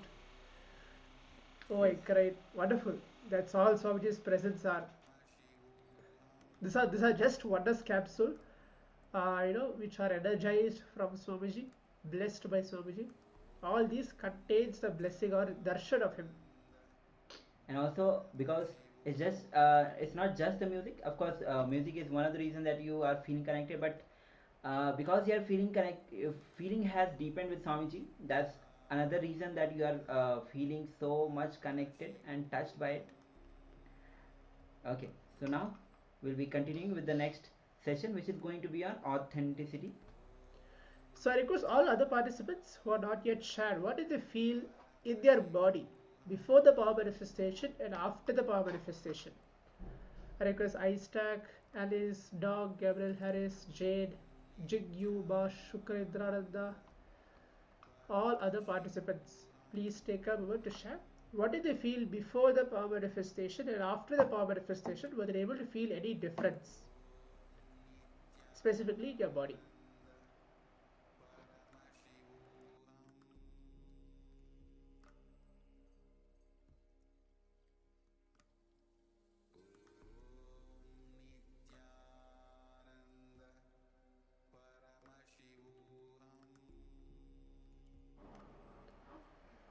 I just feel more aware of my internal organs. Okay. Any other participants?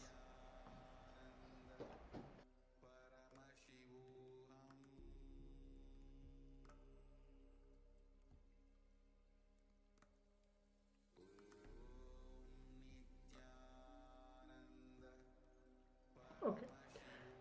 Now let's move on to the next session. So we're going to be a very beautiful session. We covered the subject of integrity. What is integrity? How integrity? Why we should apply integrity? And what are the different methods if we fall into non-integrity? How to bring ourselves back into integrity? And we learned the meaning, the definition. We did the internalization exercise as well. We performed the quiz, and we double checked within ourselves whether we understood really what is integrity.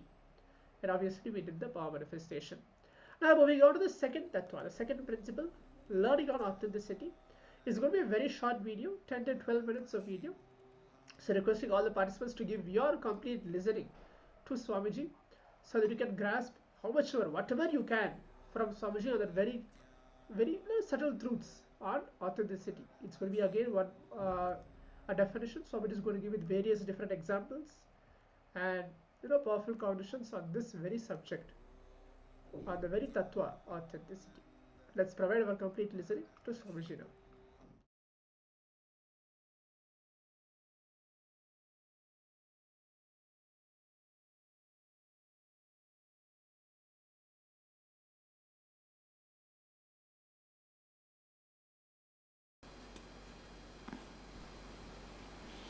I will expand on the second principle.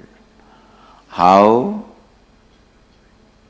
second principle, authenticity, transforms the reality of your life.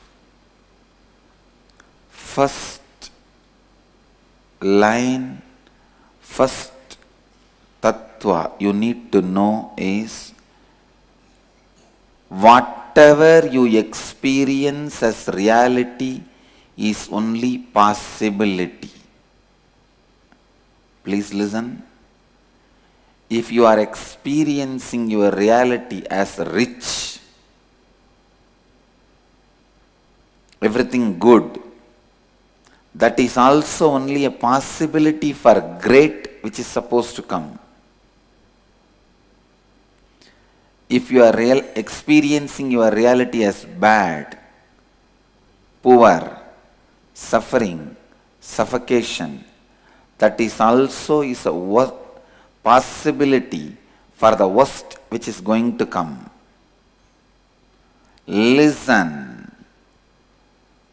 Whatever you experience as reality is only possibility. If you are experiencing as good, the great possibility for better. If you are experiencing as bad, the possibility for worst. But do not ever think the reality you are experiencing is reality. No. It is just possibility. If you are experiencing fear, be very clear. It is only a possibility for the greater fear which is going to come. If you are experiencing courage, be very clear. It is only the possibility for the greater courage which is going to come. everything you experience as reality is just possibility. Let me expand on authenticity. Authenticity means the state where you are established in the peak of your capability, your possibility, and you respond to life from who you perceive yourself to be, the inner image, and peak in the outer image, and establishing yourself in peak in others' image about you. Whatever you perceive about you is only a possibility. If you think you are a Swami, good person, nice person, even that is only a possibility for the greater saint to happen. If you think you are filled with jealousy, dirt, junk, and whatnot, disease, depression, that is also not reality. It is a possibility for greater disease, greater depression, greater disorders to happen. Now, almost all of us experience ourselves as a mixture of both. How many of you cognize what I am saying? You experience yourself as a mixture of both. Little health and little disease, little goodness, little badness, little joy and little depression, little reconciliation and little fight, and little wealth and little poverty. So you are a possibility for any extreme. In a way, you are a possibility for any possibility. When you are in a state of possibility for any possibility, you are called seeker. Bring authenticity continuously. Expand how you feel about you, how you project to others, and how others experience you. Go on expanding. Go on expanding. Authenticity is the possibility of life in you. Drop this too. Bring authenticity in whatever you are. How you feel you, how you project yourself to others, and how others want you for them. In all these three, bring yourself to your peak.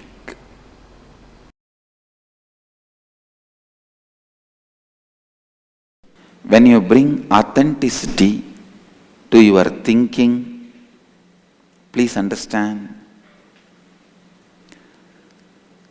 bringing authenticity into your thinking and your action not just brings the result how much you expand. It's like there is a water canal. You remove only 2 feet mud which is covering the canal. Are you going to get water only for 2 feet land? The mud which is obstructing the canal, see there is a water canal, 2 feet high bund is there, mud which is obstructing the water flowing in that canal. If you remove the 2 feet mud, are you going to get water only for the 2 feet land? No. It is going to be flooded into 200 acres. Same way, when you practice authenticity, for example, morning you do 24 Surya Namaskar. You decide to bring authenticity in your action. Make it as 54. Don't think you are going to have the benefit of only that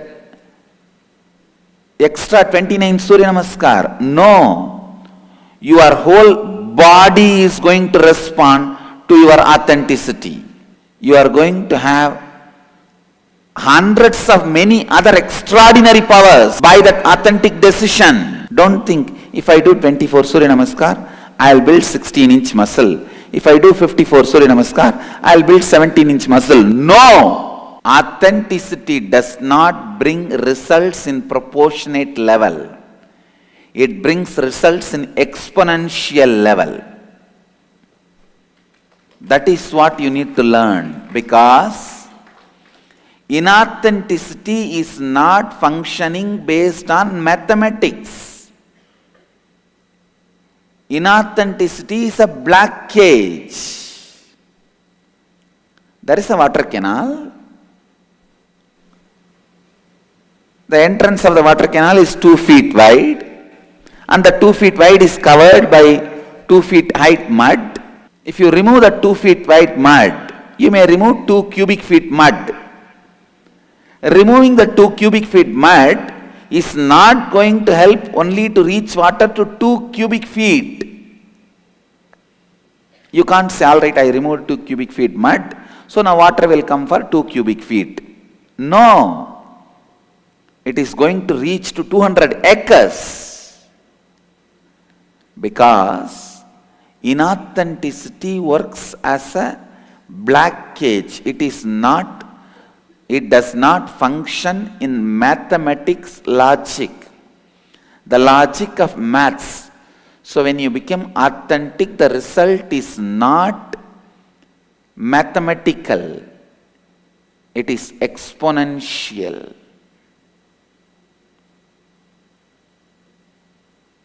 It is not proportionate. It is exponential. All your inauthenticity is a small black cage.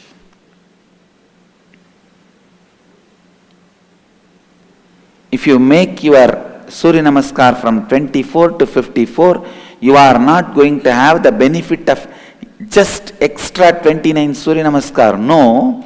Your body will enter into a different space. Whole day you will be in that authenticity. In every step you are doing, you will be in that authenticity. Every action you take, every thinking happens in you, every step of your life, you will be in that authenticity. The power of authenticity brings unknown energies awakened in you, capabilities awakened in you.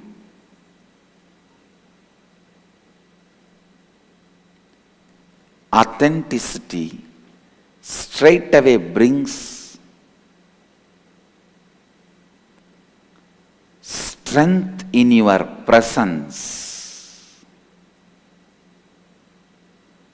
Nobody will even plan for cheating you.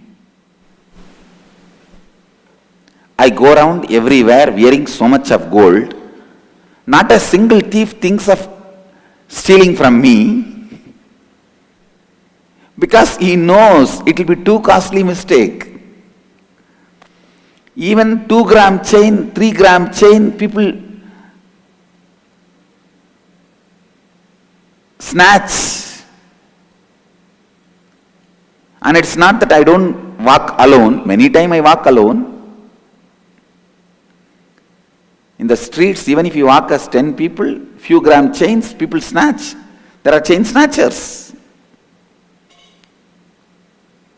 Not a single thief even thinks, because he knows it will be too costly mistake. Same way, your presence will be so heavy when you practice authenticity. No one will think of taking advantage of you. They know it is too costly mistake. It will be too costly mistake. Authenticity brings strength to your presence. Understand? Catch the truth. Authenticity brings strength to your presence. When you practice authenticity, just by your presence you will enrich people. Anything you say simply will become part of the people's space. Their inner space will not even have a guts to say no. They will simply forget no in your presence.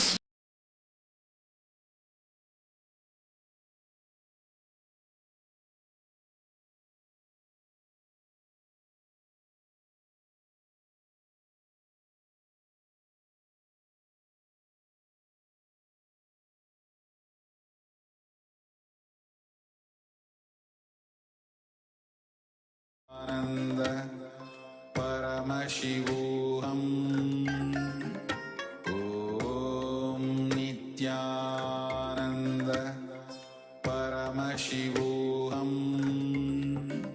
Om Nityananda Paramashivoham Om Nityananda Paramashivoham Nityananda Paramashivoham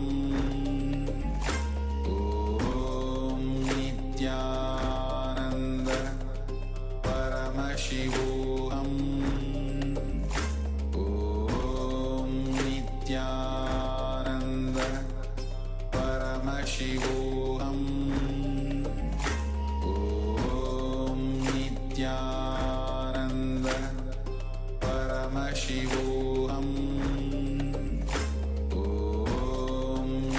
Nityananda Paramashivoham Om Nityananda Paramashivoham Om Nityananda Paramashivoham Nityananda Paramashivoham Om Nityananda Paramashivoham Om Nityananda Paramashivoham Om Nityananda Paramashivoham Om Nityananda Paramashivoham. Yes. Welcome all the participants, and see if your new participants are there. So welcome all of you. And now, as you have gone through the video, a small short video on authenticity, please share the little powerful cognition, even one of the statements or the words that you received, you clicked with you. Please go on, please share, so that, yeah, please go on sharing.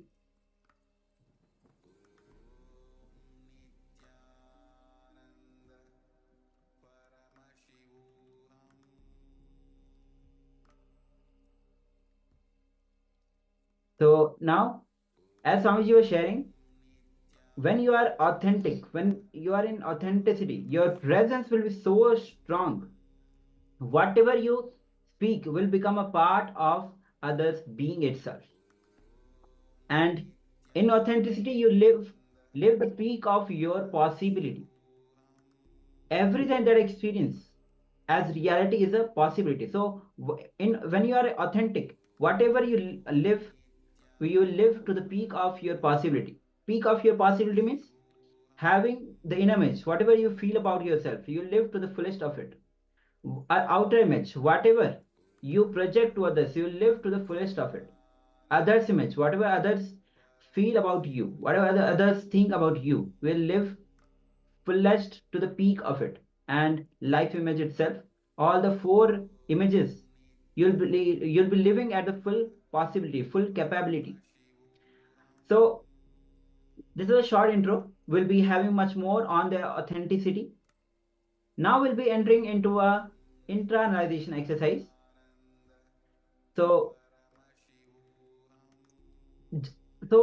whatever you believe as you, whatever you project yourself to others, whatever you believe as you is your inner image, whatever you project yourself to others is outer image. How you fulfill others' expectation about you, that is others' image, and how you experience life for yourself, how you experience life within yourself, that is life image that you carry. So all these four images, when you are living at your peak in every dimension of yourself, that is authenticity, then you are in authenticity. Now there's a difference between honesty and authenticity. Yes, many people, many times people get confused about whether authenticity and honesty are these two the same thing. So let's understand. Swami says honesty is a socially good quality. When you are socially good, then you are considered as honest.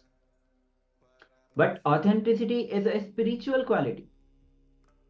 Authenticity, honesty is the first step. It's a good step, initial step. But it is authenticity, which is we have to grow from honesty and bring authenticity to our being, means living the spiritual truth authentically. Bhagavan Krishna says very beautifully in Bhagavad Gita, chapter 2, 50th verse, Yoga karmasu kaushalam. So, means go on continuously be in action, continuously expand your outer image, continuously expand your inner image, continuously fulfilling others' image is authenticity. When you go on expanding your images, inner image, outer image, others' image, then you are bringing authenticity to your being. Now, taking a responsibility even for what others believe to you to be for them is also authenticity. Yes, what others believe about emotion, and we actually don't care what others believe. Like, okay, it is his belief, nothing can be done. But when you take responsibility even for what others believe you to be for them, that is authenticity. So, bringing peak of your possibility in every dimensions, in uh, all four images, is authenticity. With authenticity, there is no more space for unconscious living. Yes, when you are authentic, you'll be unconscious. You'll not be living unconsciously. You'll always be in the always be aware of the cause and effect that are playing in your life. Yes, this is also one of the important factor that you need to understand. When you are authentic means when you're taking responsibility for inner image, your what you feel about yourself, outer image what you are projecting to others image what others feel about you, and life image.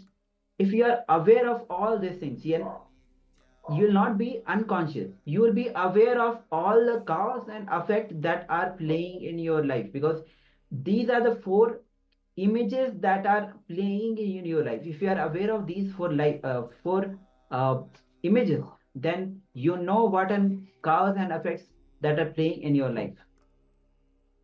So authenticity, if you bring authenticity, it destroys the fear of failure. This is one of the most important things. It is due to the fear of your possibilities that you get in the space of impossibility. Yeah. So if you look into your life, many a times, many times you are stuck in impossibility at various times in your life at various levels. It can be in relationship, it can be in your profession, it can be in wealth, and many other places. Many times you feel impossibility in your life. This is due to the fear of possibility. So when you bring authenticity, you destroy the fear of failure. This is the catch. If you are feeling impossibility, know that you are not authentic. And when you are authentic, then you will not have the impossibility in you. You will not have the fear of possibility. So now we'll be entering into the internalization exercise of this authenticity. So I request all the participants to be available in the camera. now it is really important to participate in the internalization exercise, to know yourself, how authentic you are, not to show it to others, but to be aware of how authentic you are, to know yourself, all the images that you carry, how much aware you are. The more you pen down, you will be aware of it, and the moment you bring awareness to it, you will become more and more authentic. So the fear of possibility will be removed from your being. That is why it is really important to pen down every internalization exercise that is given. So now we'll be entering into the internalization exercise. Spend next 15 minutes about writing all the moments where you displayed the lack of authenticity in last 24 hours. Yes, so from now, let's take last 24 hours and pen down the moments where you displayed the lack of authenticity. Means after each situation, find a way to realign yourself back to authenticity. Write it down. With authenticity, you will suddenly you will suddenly new ideas will get into you. New solution will open up to you. Lack of authenticity means, as Swamiji was declaring, when you didn't leave the when you were not you didn't live the full possibility of all the four images, when you didn't expand, when you didn't you were not able to expand on the what you feel about you, but there was a chance that you could have expanded on the feeling of what you feel about you, what you project to others, what others feel about you, and what you feel about the life. All the four images, living to the peak of all these four images. So pen down, next 15 minutes authentically, and write down the moments where you displayed the lack of authenticity. So we'll be taking next 15 minutes for this. Let's get started.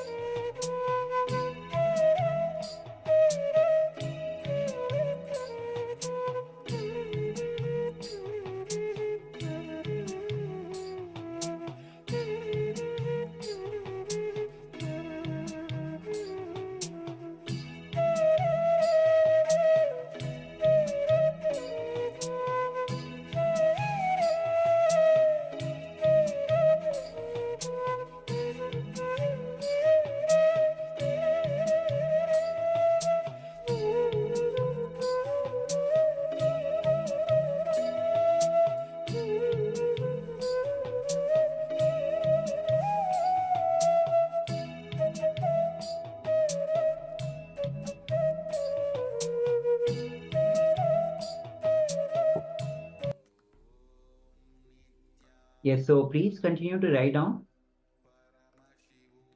in last 24 hours the moments that you displayed the lack of integrity. Remember each and every moment that you had the lack of authenticity. So dig deep, last 24 hours. Remember each and every moment. It is really important to go back into your life for last 24 hours at least and remember those moments. Moment you start penning down and remember those incidents where you had the lack of authenticity, automatically your being will ask to bring back to authenticity. So please, this is a really important exercise, internalization exercise. So please continue.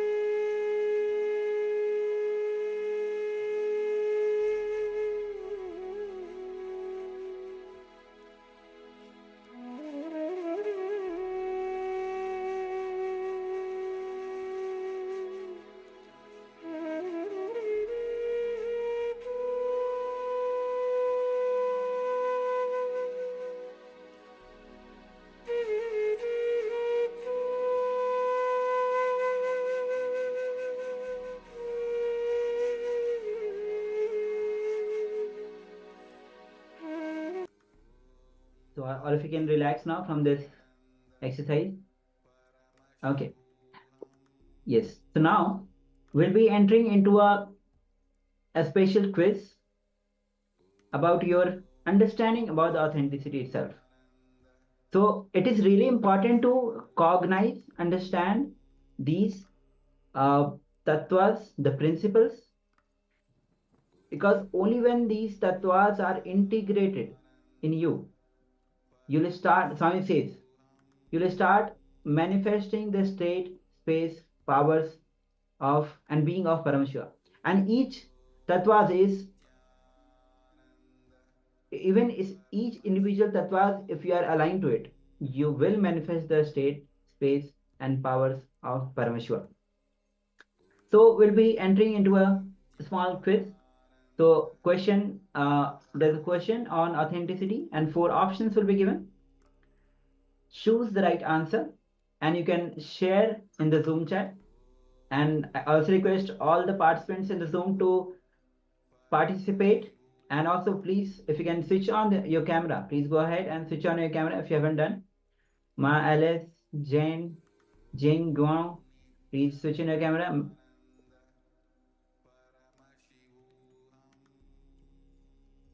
Okay, so now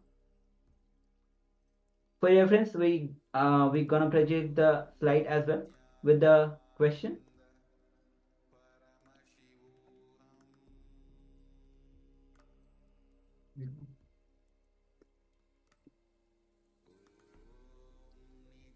So now we have a very simple quiz question on what is authenticity. How authenticity is best described? Is it A, pretending to be someone you are not? Or B, living at your peak in every dimension of yourself? Or C, conforming to social norms? Conforming means trying to fit yourself to social norms. Or D, hiding your feelings to please others?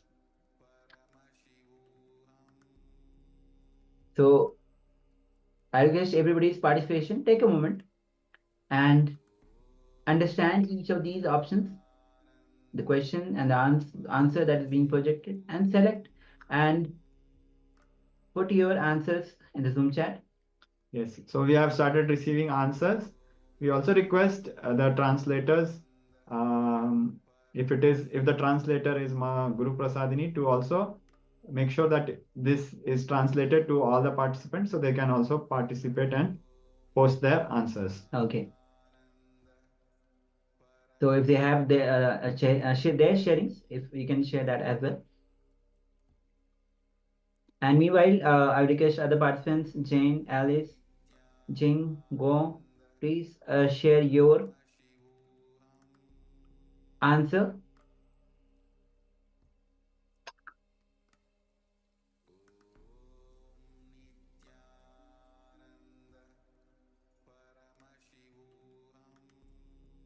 So when we hear about the word authenticity, in Sanskrit it is expressed as Shraddha. And also when we were sharing the verse from the Bhagavad Gita, 2nd chapter, 50th verse, Yogaha Karmasu Kaushalam. Here, the authenticity is expressed as Kaushalam.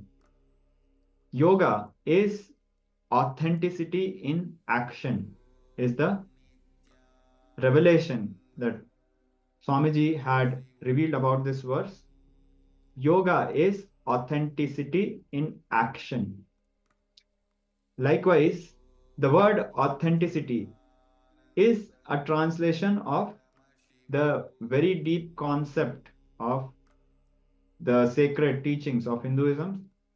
So we need to be able to elaborately understand all the dimensions of it.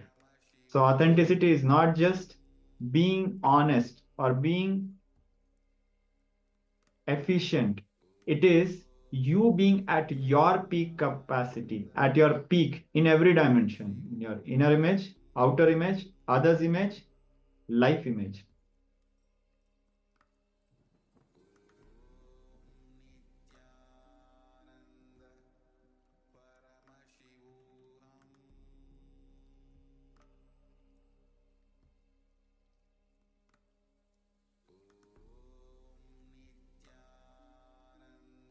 So Ma Guru Prasadini has shared the correct answer, and we also request all the participants to participate in understanding and the depth of all the 4 tattvas.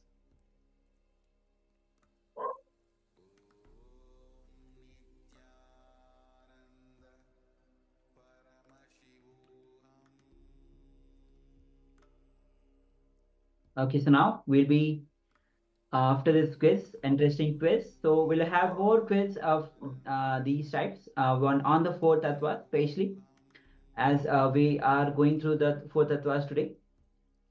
So now this is the time that we start manifesting the powers of Paramashiva.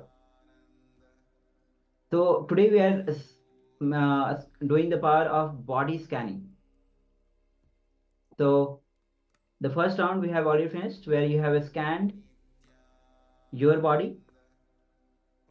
So now, so body scanning basically comes from which forms the fundamental principles of biology. And now we'll be scanning your own blood pressure. So in this first round, you scan your own body, your intra organs. Now you'll be scanning your own blood pressure. So if you have an app or a blood pressure measurement application or any instrument, you can go ahead, scan your own blood pressure, note it down. This is going to be an initial measurement.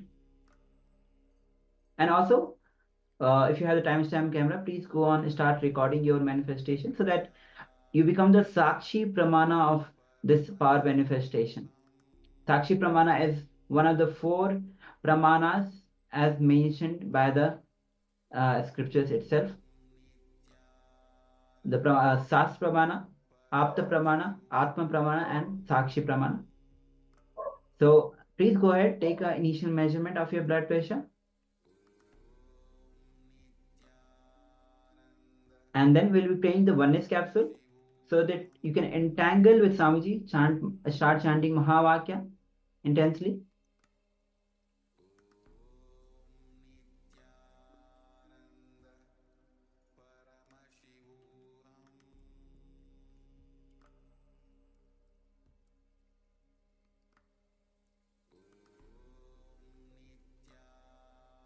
Okay, so I hope all of you have taken the initial measurement of your blood pressure. So now we'll be playing the oneness capsule. Connect with Swamiji, entangle with Swamiji, and to deepen your connection, it is from the space of oneness that this power starts manifesting through you. So now let's begin this power manifestation.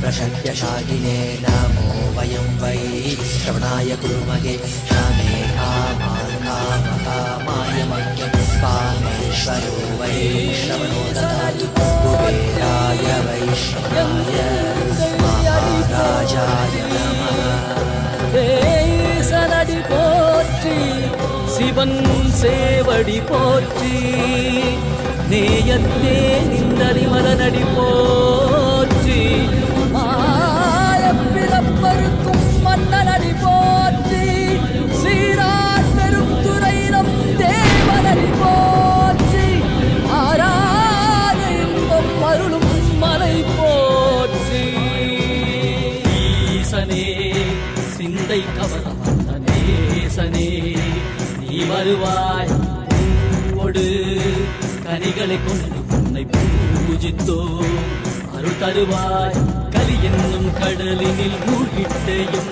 இனி கரம் தந்து காத்திட்டு கருணை பொய்கையில் அலர்ந்திட்ட அலவத்மம் போல உன் திருவடியில் வாழ்ந்திட நிற்கிறேன் வாராய் அருணாச்சலனே நீ வாராய் அகண்ட ஜோதியனே வாராய் அல்லல் நீக்கிடவே வாராய் அகிலம் போற்றுகின்ற ஈசனே சிந்தை கவர வந்த நேசனே நீ வருவாய் பூவோடு கனிகளை கொண்டு உன்னை பூஜித்தோ அருள் தருவாய்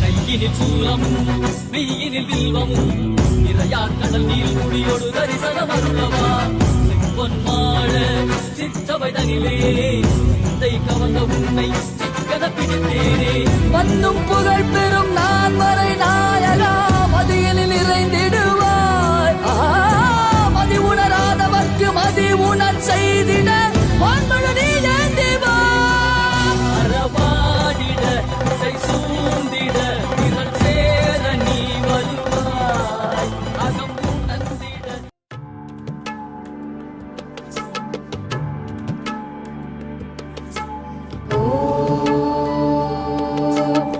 नित्येश्वरी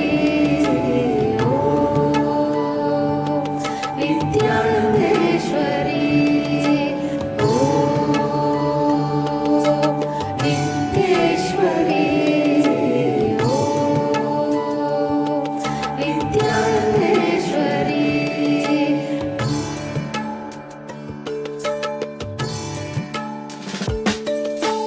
காணகண்கோடி வேண்டுமடி கண்ணம்மா உனை காண கண்கோடி வேண்டுமடி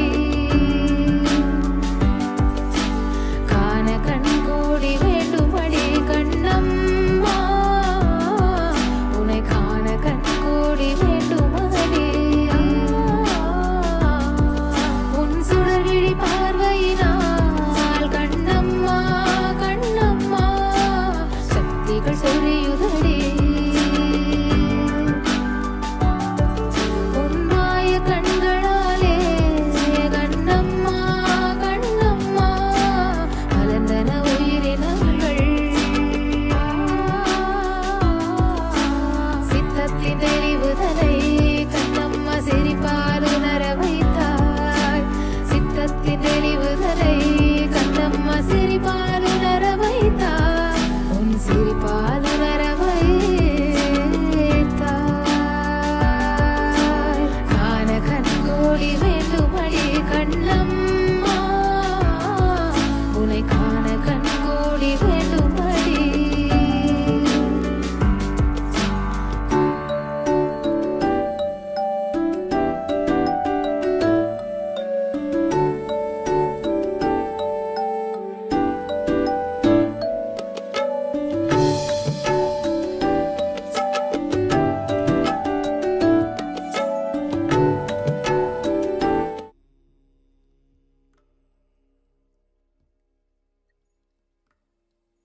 Yes, now you can continue to scan your blood pressure. Make sure that these parts start manifesting from oneness. So bring deep gratitude, deep surrender, and let Paramashiva's energy flow through you. And declare with authenticity, declare intensely for the change of blood pressure in your body.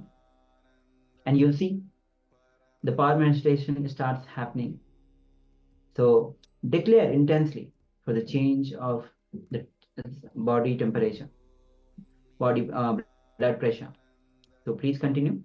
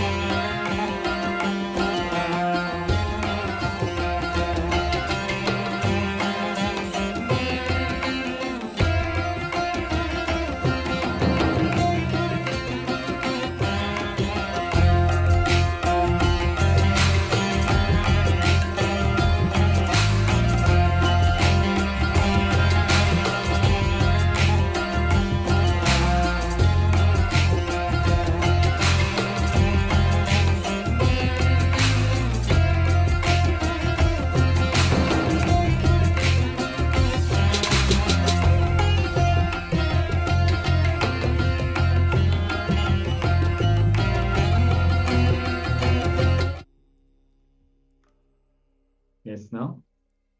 Please relax and we'll be moving on to the verification. So please note down what was revealed through the third eye and now actually measure the blood pressure. To do that, you can actually count the pulse by holding the veins of on your hand and count the heartbeats for a minute, or if you have any measuring device for measuring the blood pressure, you can use that and verify your blood pressure. You'll be amazed, surprised, and it is not just a power manifestation. It's like really something for which people might be taking so many medicines. People who have the problem of blood pressure and diabetes, all of these kinds of issues, they come in long queues asking for healing blessings. And here there's a beautiful power manifestation gifted to all of us by Swamiji with his infinite love and compassion for all to experience the power of healing yourself by manifesting the power of not just measuring the blood pressure, but even changing it. Of course, the changing part we will be manifesting in the upcoming power manifestation sessions. So, but we'll start with this. Yes. After this power manifestation round, now this is the time that we move to the next tattva. We have already covered the integrity, the first tattva, authenticity. Just now we covered before the power manifestation. So now it's time that we move on to the next tattva, the principle, which is responsibility. Swamiji says again and again. Actually, in one of the satsang, Swamiji said, if religion has to be made, then he will make responsibility as a religion.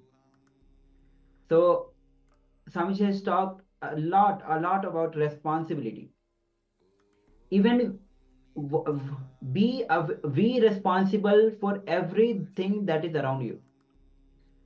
And even when you are not directly responsible for the things happening, but take a responsibility for anything that is happening around you. Swamiji says responsibility makes you a hero. So now we'll be entering into a video where Swamiji himself will be guiding us through about what is responsibility, why it is necessary to take the responsibility, not only for us, but for the whole humanity, and what responsibility, through responsibility, how you can manifest the state, space, powers, and being of Paramashiva. So come to the space of listening. Let's begin.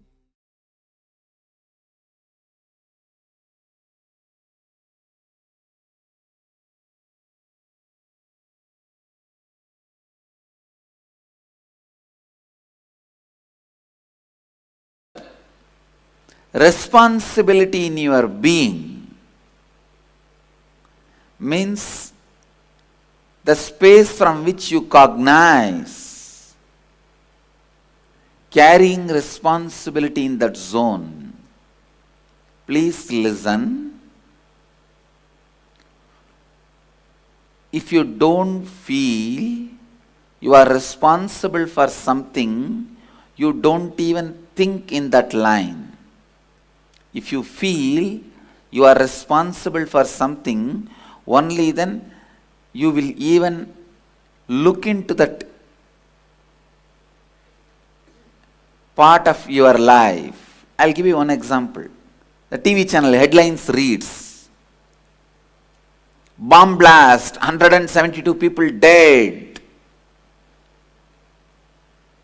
2 ministers are injured. You will jump up and see where?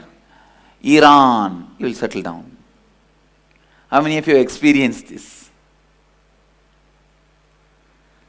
Means what? You feel you are responsible only for India or your state where you are. You don't feel responsible for the whole world. Restricting your being feeling responsible is what I call conditioning. Every guy preaches patriotism, tries to condition your responsibility to that country.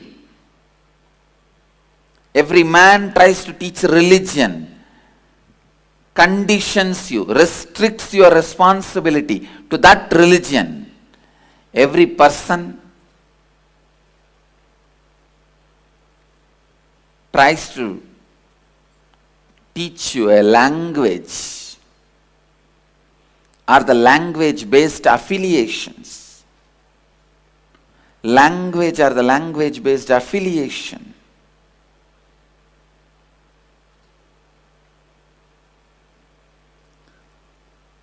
Tries to restrict your responsibility to that language-speaking people. Please listen. I am not against love for a country, love for a religion, love for a language, but I am against restricting yourself only to that. Restricting yourself only to that. I am against reducing your responsibility only towards that. Understand? Restricting your responsibility should never be allowed. You are a human being. You are responsible for the whole cosmos, not just planet Earth. If you have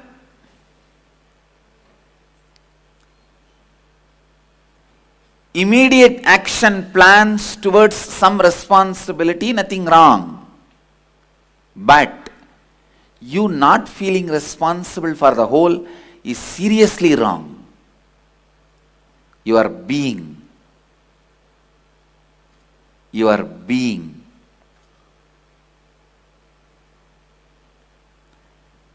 should be completely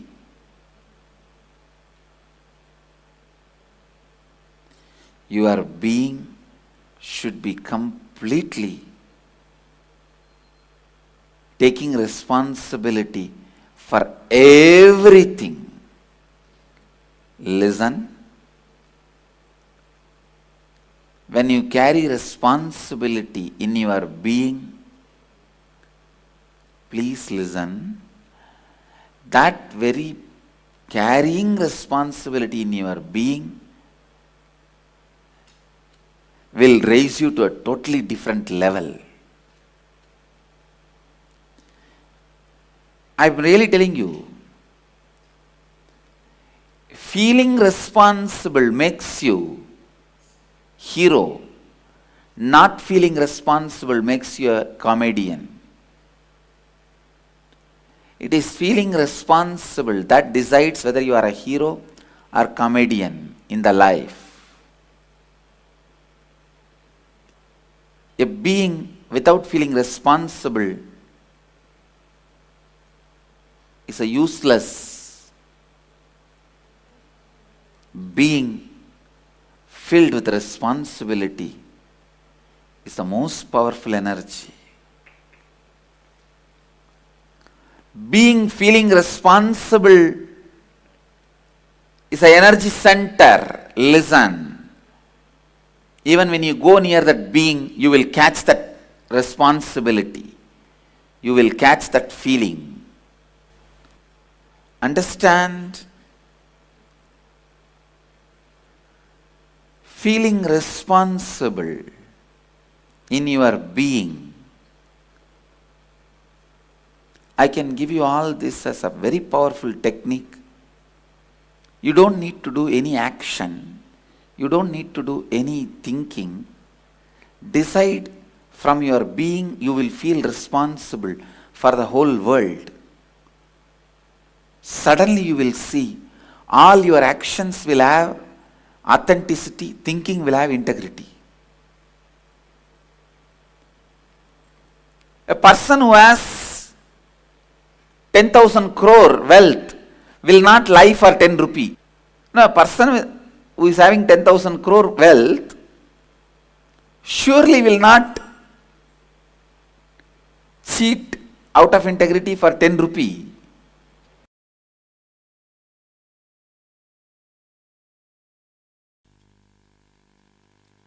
Any fellow feels the ownership. Let me describe. Ownership is formed without any bone structure by continuous action. Your actions are like flowers. Ownership is like a thread. If the ownership thread is used and actions are stitched and tied, it is ego, garland of ego. Never the real ownership happens in that way. Real ownership is flowers are arranged so thoroughly in such packed way, it looks like a garland without the thread. Is ownership.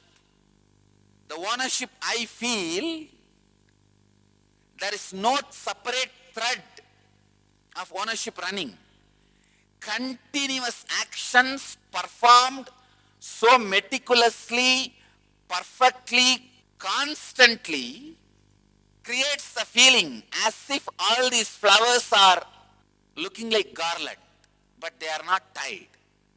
If there is a thread, it is false ego. In a normal man, he feels the ownership, I am doing, then does less action. That's why more thread is seen, less flowers are there. 25-meter thread, in the end and the beginning, one flower. That is the garland all you fellows are wearing. Because the whole energy is spent on ownership. Thread is the ownership. A real ownership is constant actions done in perfection. Yogaha karmasu kauchalam. Constant actions performed in perfection, in continuum, creates the feeling of ownership for others, not for you, is real ownership. But the ownership Arjuna is having is one flower in the beginning, one flower in the end, 25-meter thread. By the time you reach that, both flowers are withered away. Your ownership is flowerless garland.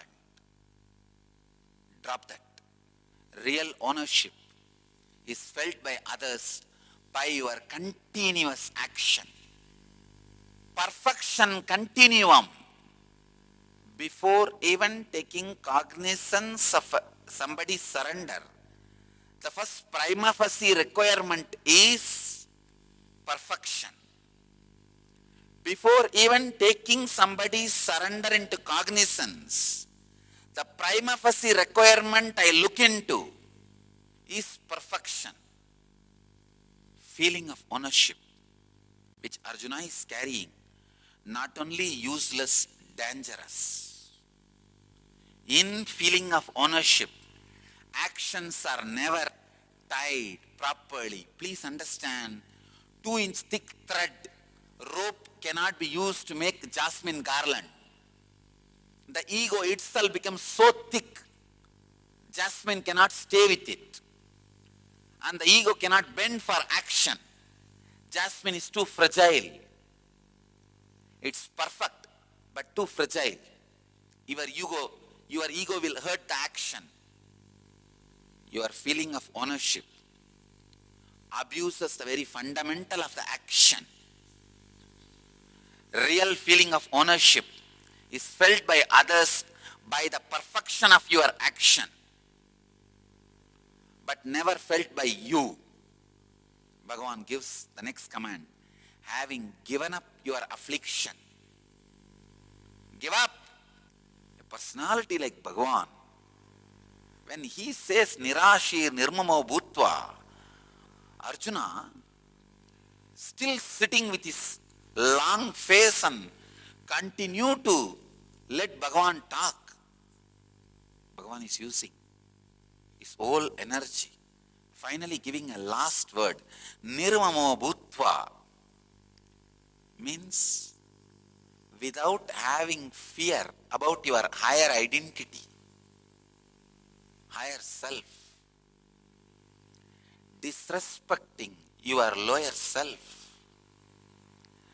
Unless you disrespect your lower identity, you will not catch your higher existence. If a child or a pet urinates on you, that you want to just get rid of it, clean yourself. Exactly. If you have the same mood towards your lower self, and non-fear, not having fear about the higher self, happen to your higher self. Understand? You happening to your higher self, you making yourself available to your higher self is the essence. Be unavailable, lower self, available to your higher self, enter into the battle. Yudhyasva Vigatachwaraha. Understand? Your everyday life is a battle. Take this as a direct initiation from Bhagavan. Lay down all the effect, side effect, after effect of actions. Don't carry the perverted, indirect, false, long hope. Relax from the iron chain feeling of ownership. Give up your affliction. Don't be afraid of the higher self. Disrespect the lower self. Enter into the life. Enter into the battle.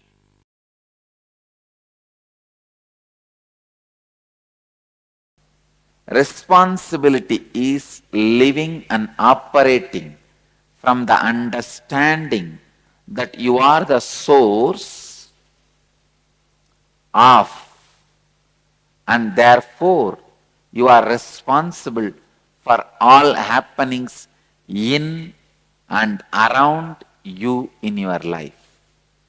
Let me repeat once more. Responsibility means living and operating from the understanding that you are the source of, and therefore you are responsible for all the happenings. Because you are the source of all the happenings in and around you in your life, you are responsible for all the happenings in and around you in your life. I feel like I am taking the inner awakening next level. In and around you, so you are responsible for all the happenings in and around you. Now clear? It's so beautiful to drill this tattva into your bone marrow.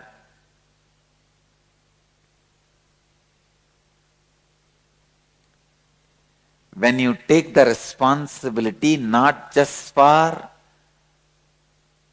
your image about others, but also others' image about you,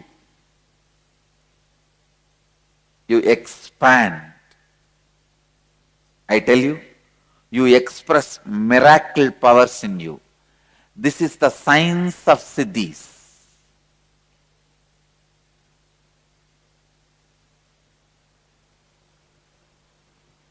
I'll give you one example. If you want the miracle power of floating on the water, first do one thing. Collect few people with whom your anyakara, your image about them is complete and their image about you is complete.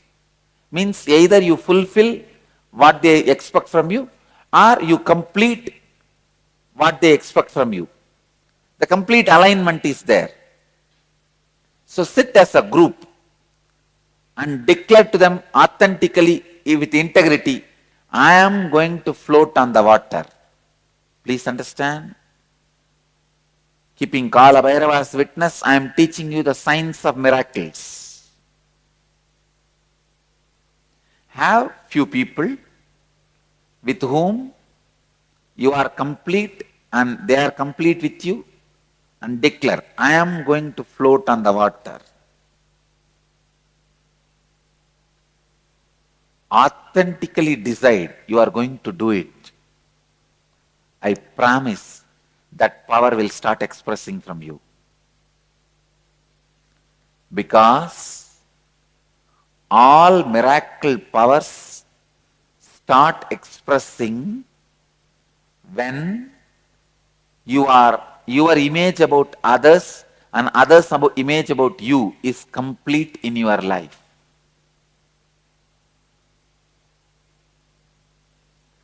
Don't imagine immediately, oh, these are all remote things, not for me. No.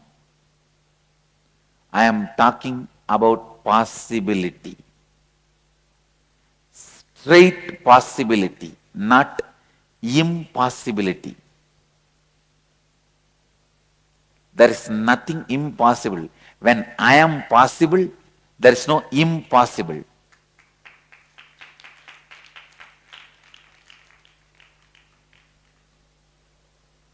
No, I am not giving this as a quotation for clapping and just dumping it in a Facebook. No. It's for you. When I am possible, how can be impossible? Anything be impossible. I, the greatest miracle of life.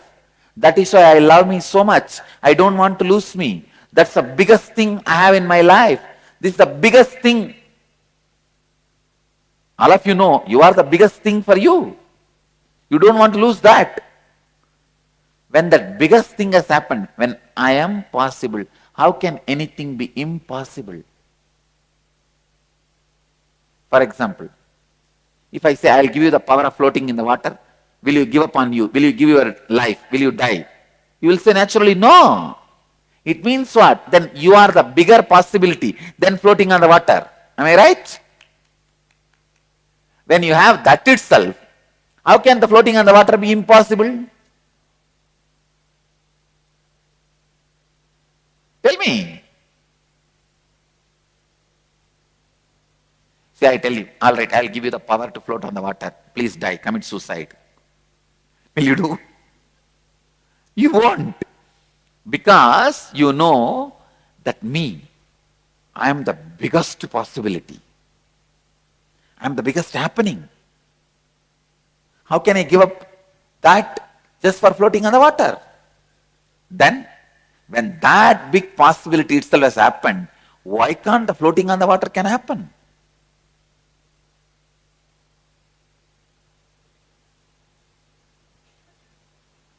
This is a science of miracles, understand? When I have, please understand, whenever I have the disciples who are complete with me and I am complete with them, anything I declare immediately becomes reality. Why sometime after Kalabhairava declares it takes few days for it to become reality?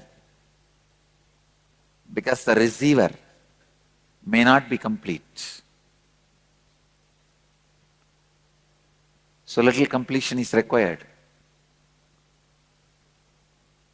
But Kalabhairava takes the responsibility even for his incompletion and gives that as a boon. At least after the boon is delivered, he should make himself complete. Understand? If Kalabhairava says, it will happen when it happens, then he may do 10 miracles out of 100 reading. But if he declares date, time and everything, he will do 80 miracles out of 100 readings. But the 20 failure is the biggest, the largest way he can stretch his hand is stretched. And they missed. Clear? He can be integrated, but he will not be authentic.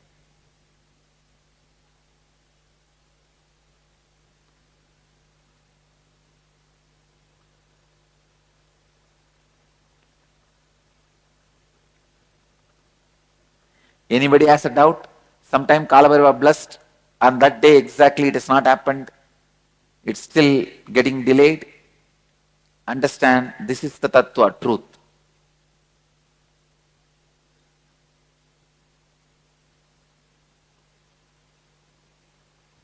Understand? I'm not justifying, I'm just telling you the truth.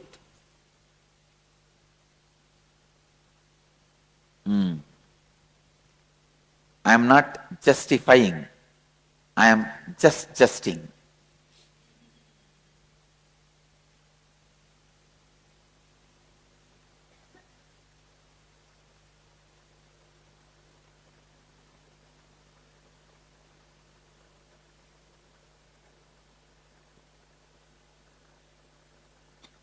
Justifying happens after failure, adjusting happens before entering, justing happens to be the truth. Adjusting, justifying, justing.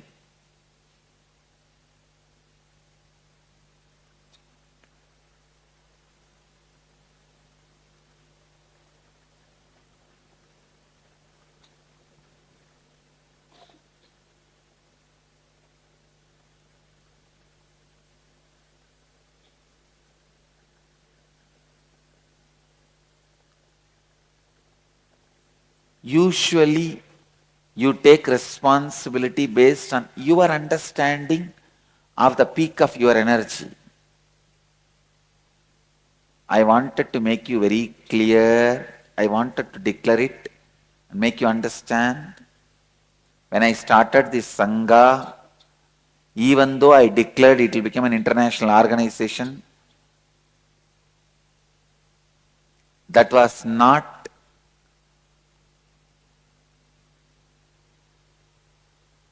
the peak of my energy at that time. But I declared authentically and decided to stretch me to that.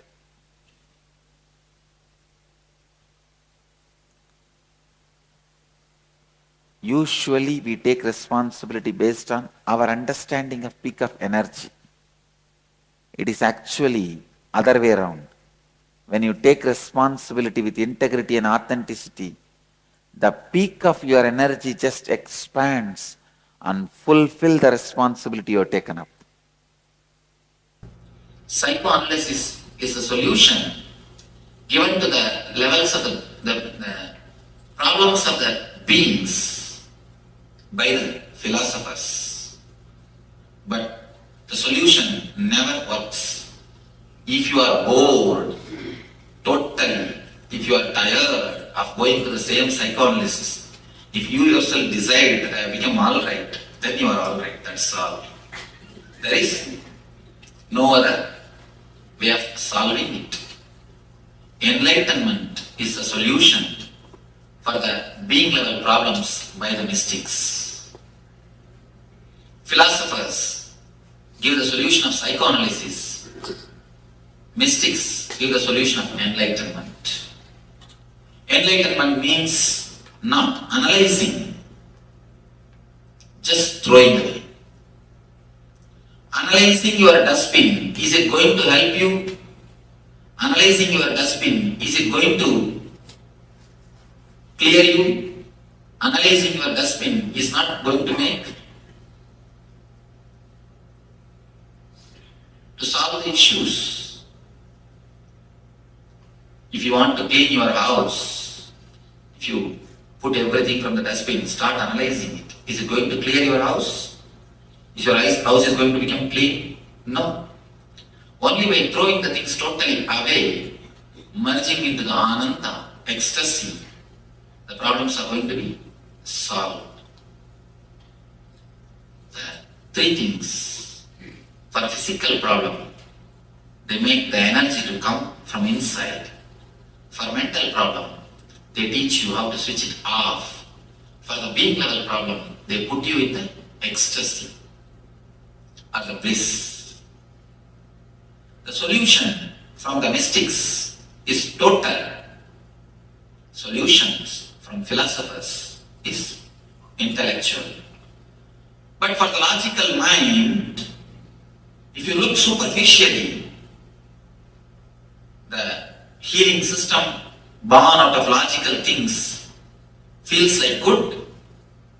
The education system born out of logical mind feels like good. The solution for the being level problems, psychoanalysis, feels very good because they are the established systems. Mediocre things always flourish because mass is always mediocre.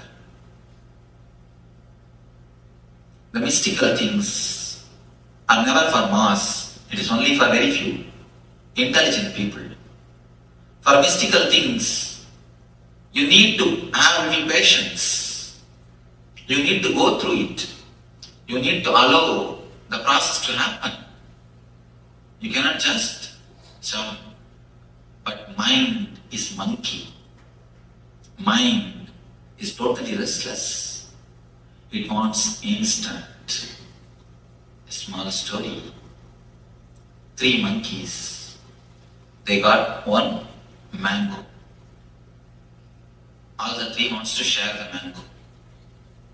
How can 1 mango be shared by 3 monkeys? They went to a master for solution.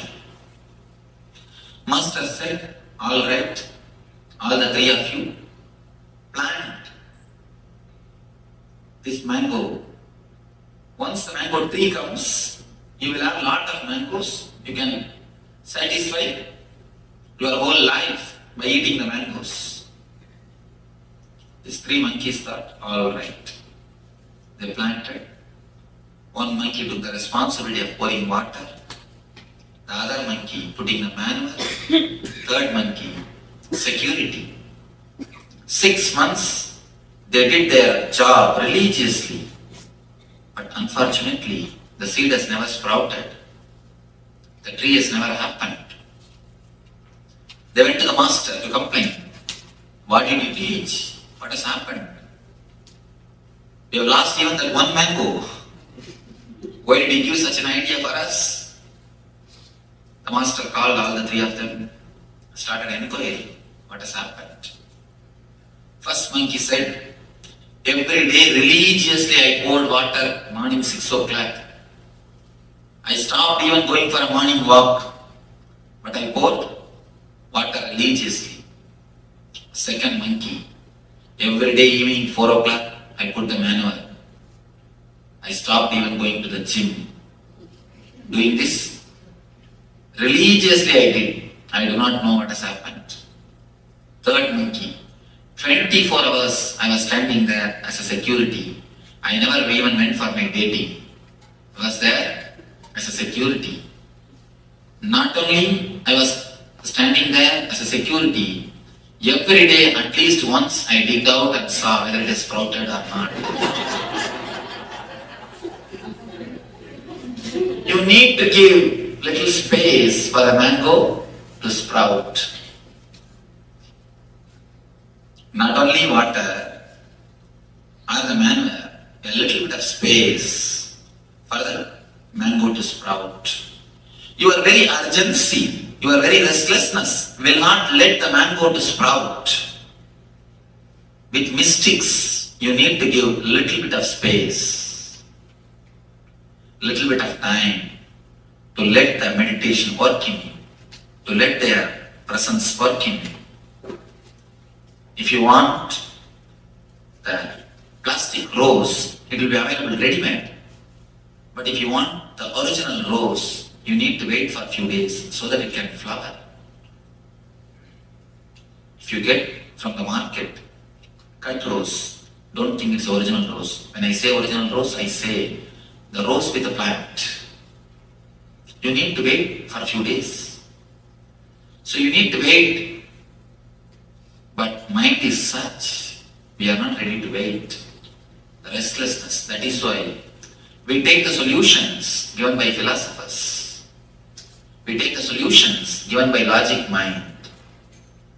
When you take the solutions of the logic mind, the philosophy, you solve it only superficially.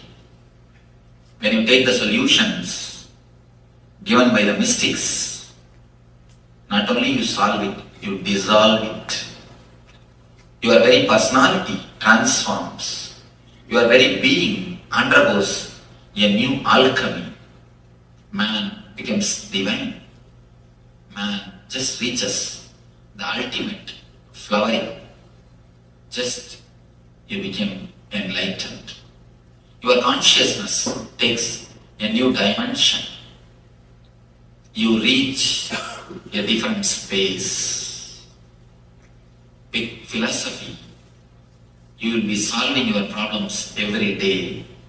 With mysticism, you will be dissolving your problems once for all. So, it is up to us to decide philosophy or mysticism. Let you understand this. Let this understanding lead you to be in, become one with the eternal bliss. Let your being be in, one with the eternal bliss. Nityananda. Thank you.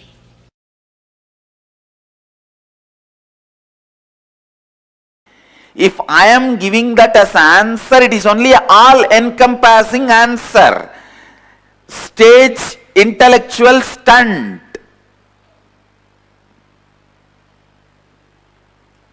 This 4-word, integrity, authenticity, responsibility and enriching, if you do not meditate on it, if you do not think,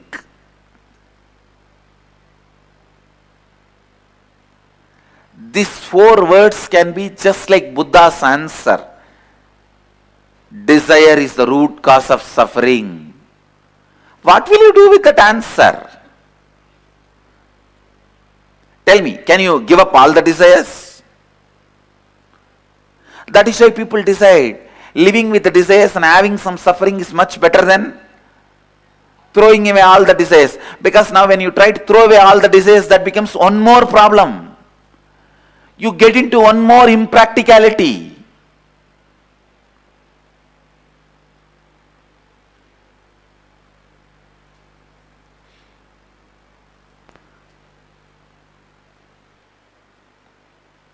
The desire is the root cause of all sufferings. Maybe an all-encompassing answer but not a solution. Same way. Please listen, ध्यान से सुनिए. If you take this integrity, authenticity, responsibility and enriching as an answer uttered from the stage, this also works just like Buddha's answer. Only when you start internalizing through the inner awakening, it becomes precise, experiential solution for you. Please understand, this is the answer for the question people ask me, why should I come to inner awakening if I am attending everyday satsang? In everyday satsang, when you listen about this integrity, authenticity, responsibility, enriching, completion, it is only like Buddha's answer, all-encompassing, but not solution. Only when you attend the inner awakening and internalize it, it will become solution for you. Understand? All-encompassing answers are good entertainments, but will not lead you to enlightenment. There are some solutions which cannot be all-encompassing, like Tantric techniques, amazing solutions. Any problem you have, you can be liberated from it in 10 minutes, 7 minutes, 15 minutes, not more than that. No tantric technique needs more than 21 minutes, because if the technique needs 21 minutes, the technique is considered as dirt in tantric tradition. Amazing solutions.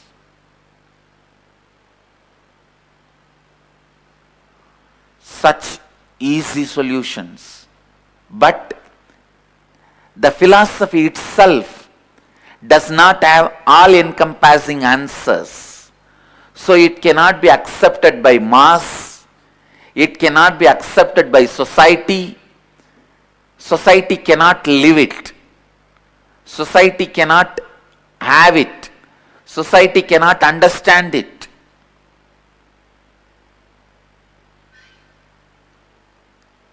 However powerful the root pattern can be, Tantra can finish it off in less than 5 minutes. Less than 5 minutes. A man can become an eternal brahmachari. Even from his consciousness, the sex will be wiped out. Just by the techniques which you may need to practice for 3 minutes, 4 minutes. But it has no all-encompassing answers. It only has a precise solution. The precise solutions suffer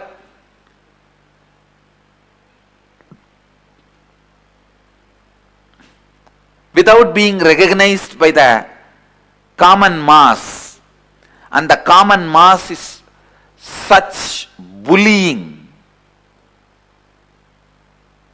foolish, stupid, third-rate animals. The middle class mass, the common mass, is so insecure. It will not allow anything it does not understand even to exist anywhere on the planet Earth. Why should we conquer the heights of Himalayas and depths of Pacific Ocean? Why can't we just keep quiet and live in our place? No. The mediocre middle class men, human beings, cannot rest in peace unless they conquer the heights of Everest and Nanda Devi and depths of Pacific Ocean. They can't rest in peace if something is left unexplored or unconquered other than their own inner depths. These dogs will continue to remain poor and pauper in the inner space, but they cannot let anything unconquered which can be seen by their eyes, perceived by their senses.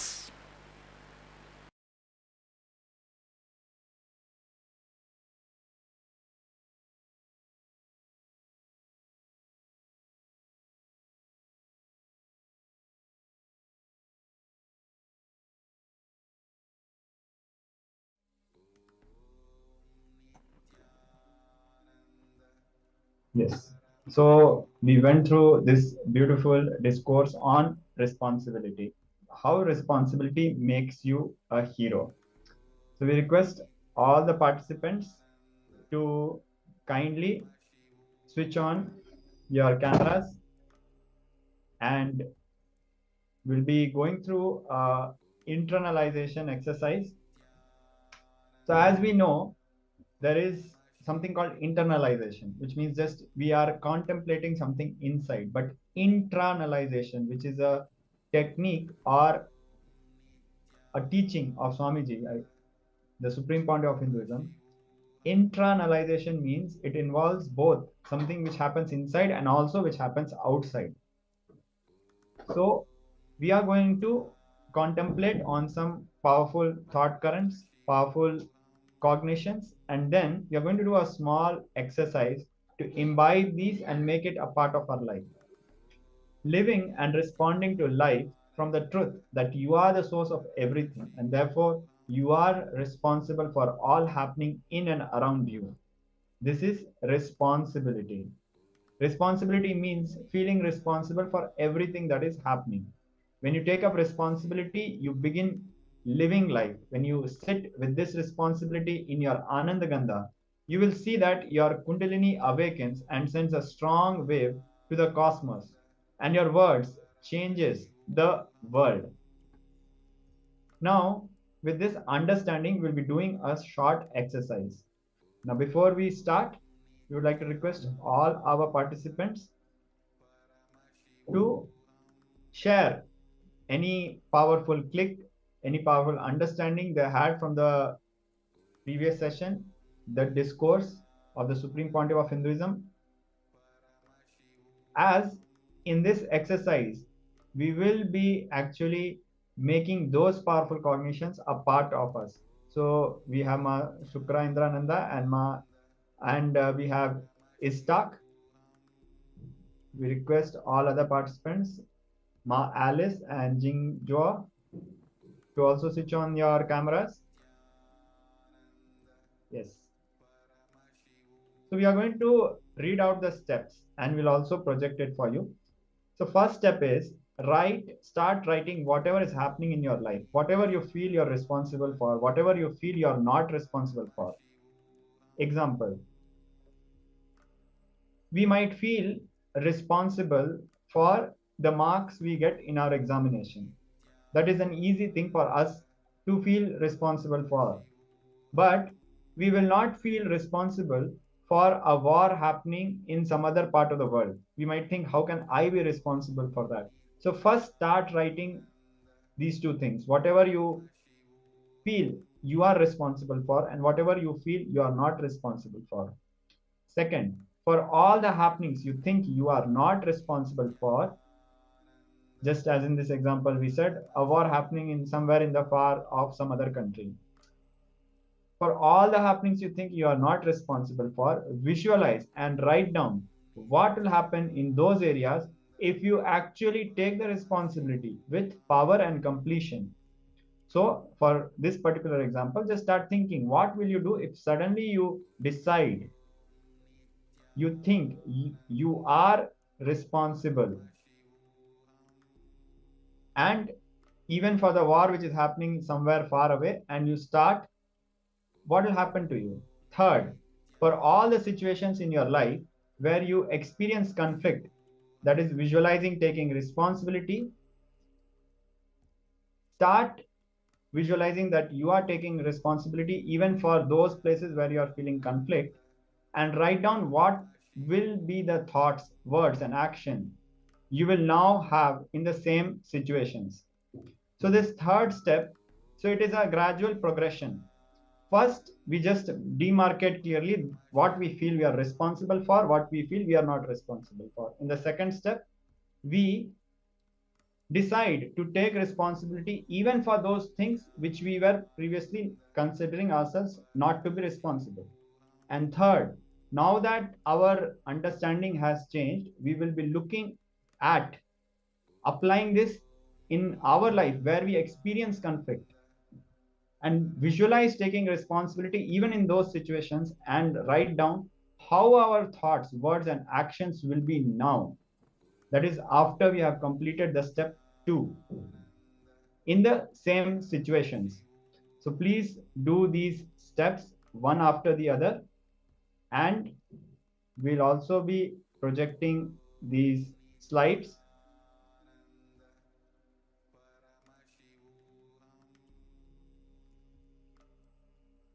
So there is a clear difference between different things that we can and cannot take responsibility, that we think we can and cannot take responsibility. So taking the example of the marks that you get at school, you might have a person next to you, a colleague that also gets some marks, but they get some lower marks. So you might think, hey, I'm not responsible for the marks that my friend gets. whereas the war in another part of the world is a lot more distant to you. So, for example, you might think, hey, if my friend is getting lower marks, maybe I can help. One thing I can do is I can help the person, my friend, to learn better, to understand the concepts better, so he can get the same or she can get the same marks as me. But it's a lot harder when we think about this war in another part of the world, because we feel that we don't have contact with that part of the world. So this is where we need to think, we need to visualize what it is, how we can actually affect that distant part of the world as well. So please take a moment now, and we're projecting the 3 steps. Please go ahead, do this exercise now.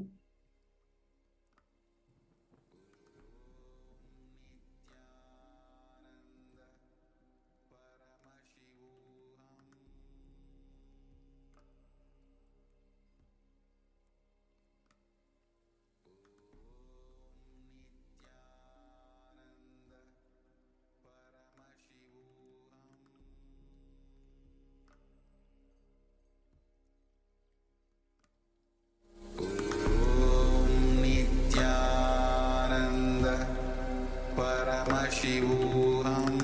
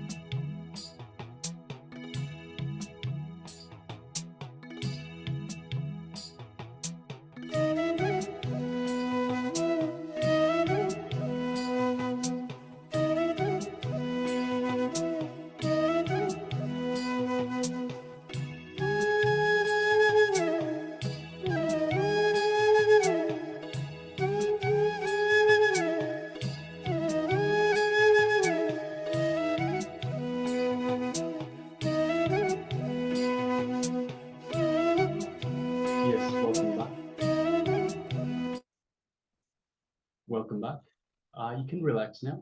Let us know in the chat how you went through. If you have any questions about the three questions, the three steps that we asked you to pen down. Let us know in the chat, and we'll clarify anything that needs to be clarified. Let us know how you went, how you managed to get through. If there's anything anything that you need clarified, please do let us know. So.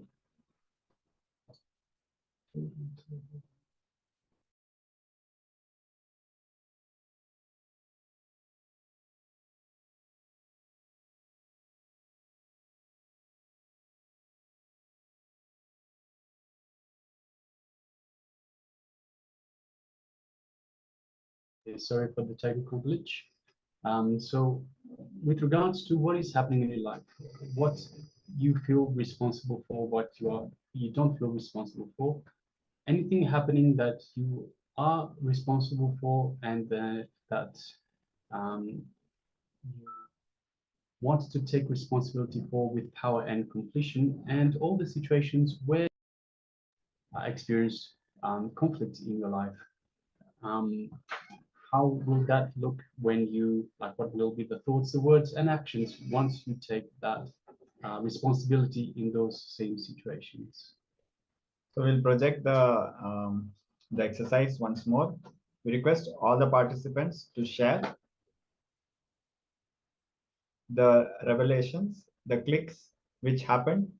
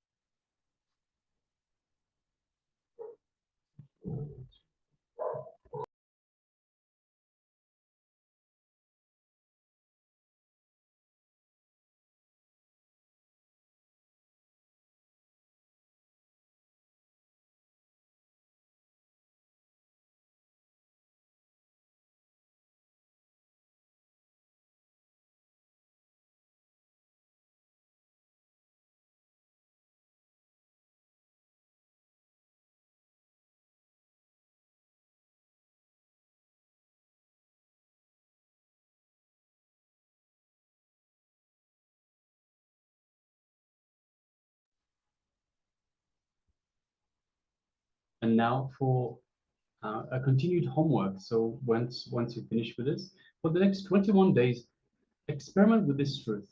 So take responsibility for everything that is happening around you. Be aware of the thoughts, the words, and actions you will have when you stand in the space of responsibility, as defined in this session. You will see that when you begin living this way, automatically you are expanding. Swamiji beautifully says that there are the four tattvas. There's integrity, authenticity, responsibility, and enriching. So here we're talking about responsibility.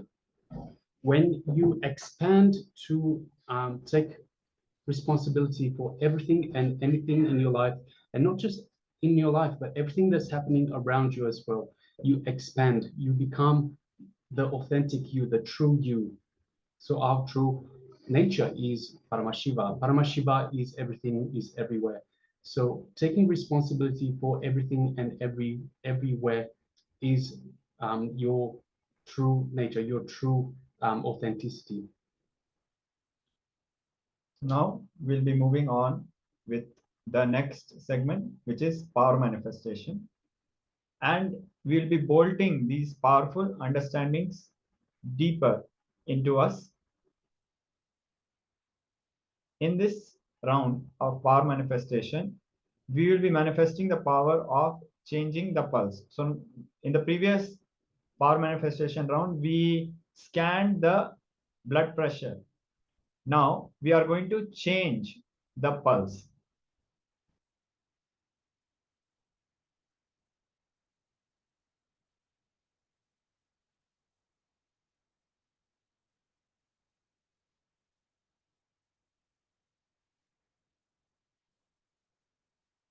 So request all the participants to come into the space of listening and into the space of oneness with Swamiji.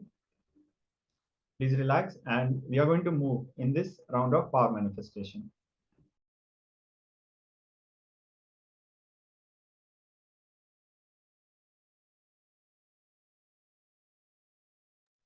So I request all participants to please, if you have something that can measure the pulse, you can either measure the pulse, change the pulse for yourself or for another person. If you are willing to change for another person, please make sure you connect to a partner who is willing to be your partner for this power manifestation round. Make sure you have something also to measure the pulse. So we'll need a base measurement to start off with. And then once the power manifestation has occurred, we need to take that second measurement and compare the base measurement to the second measurement.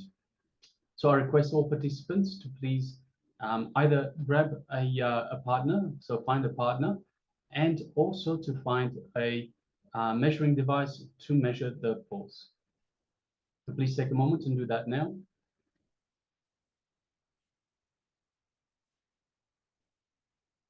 So now, please come to the space of oneness. Remember Swamiji. Connect with Swamiji, the Supreme Pontiff of Hinduism, Bhagwan Shri Nityananda Paramashivoham. Intensely chant the Mahavakya, Om Nityananda Paramashivoham, and reverberate with the Mahavakya. Whether you're changing the pulse for yourself or for your partner, connect with your partner in case if you're changing the pulse rate for somebody else, and make sure you measure the pulse before proceeding. And once you're ready, start chanting the Mahavakya and visualize yourself as Bhagwan Shri Nityananda Paramashivoham. Any other identity, just drop it. Any other identity is a delusion. Just drop it and intensely chant the Mahavakya as you give this instruction to change the pulse of your partner. We'll also be playing a oneness capsule for all of you to entangle with Swamiji in the space of oneness to manifest this power. We'll be starting, so please relax. If you are unable to find a partner, you can measure your own pulse and participate in this round of power manifestation.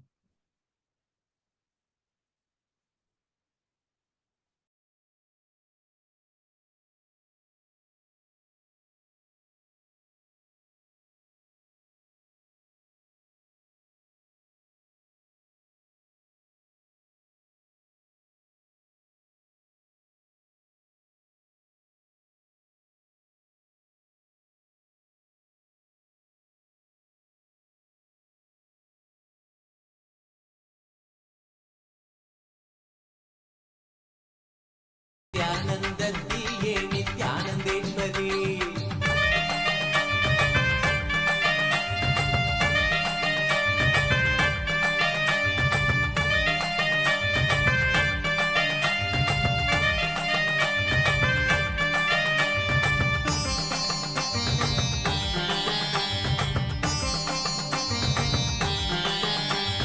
அண்டமெங்கும் ஆளுகின்ற தேவியும் நீயே இந்த பிண்டத்திலும் வாழுகின்ற ஆவியும் நீயே அண்டமெங்கும் ஆளுகின்ற தேவியும் நீயே இந்த பிண்டத்திலும் வாழுகின்ற ஆவியும் நீயே குண்டத்திலே தீயனவே சிரிப்பவள் நீயே குண்டத்திலே தீயனவே சிரிப்பவள் நீயே யோக தண்டத்தையும் தந்த நித்திய ஞானத்தின் தாயே யோக தண்டத்தையும் தந்த நித்திய ஞானத்தின் தாயே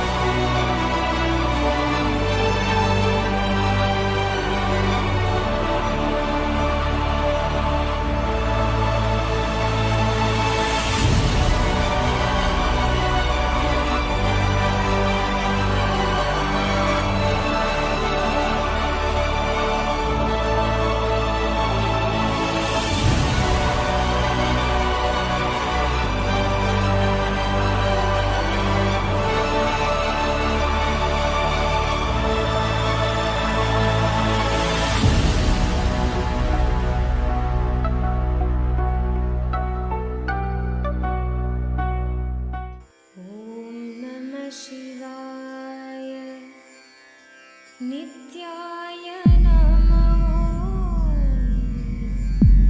ॐ नमः शिवाय नित्याय नमः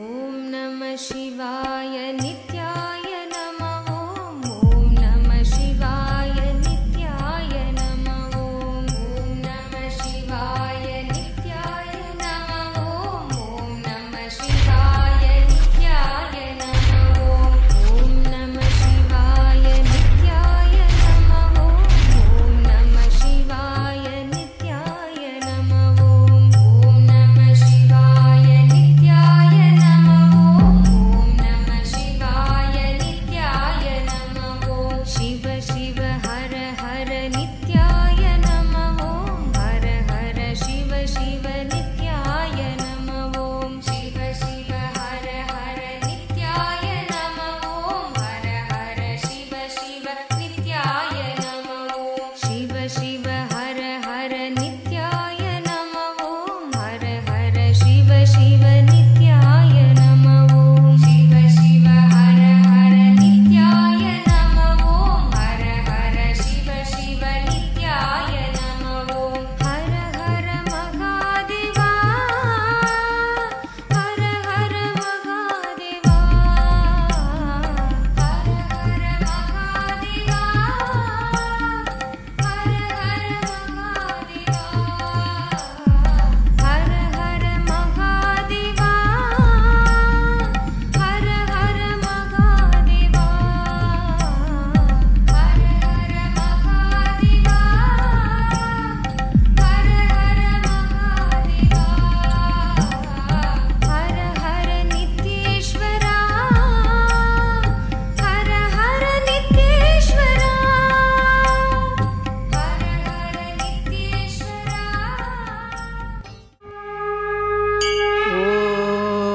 ॐ नमः शिवाय ॐ नमः शिवाय ॐ नमः शिवाय ॐ नमः शिवाय ॐ नमः शिवाय ॐ नमः शिवाय नमः शिवाय नमः शिवाय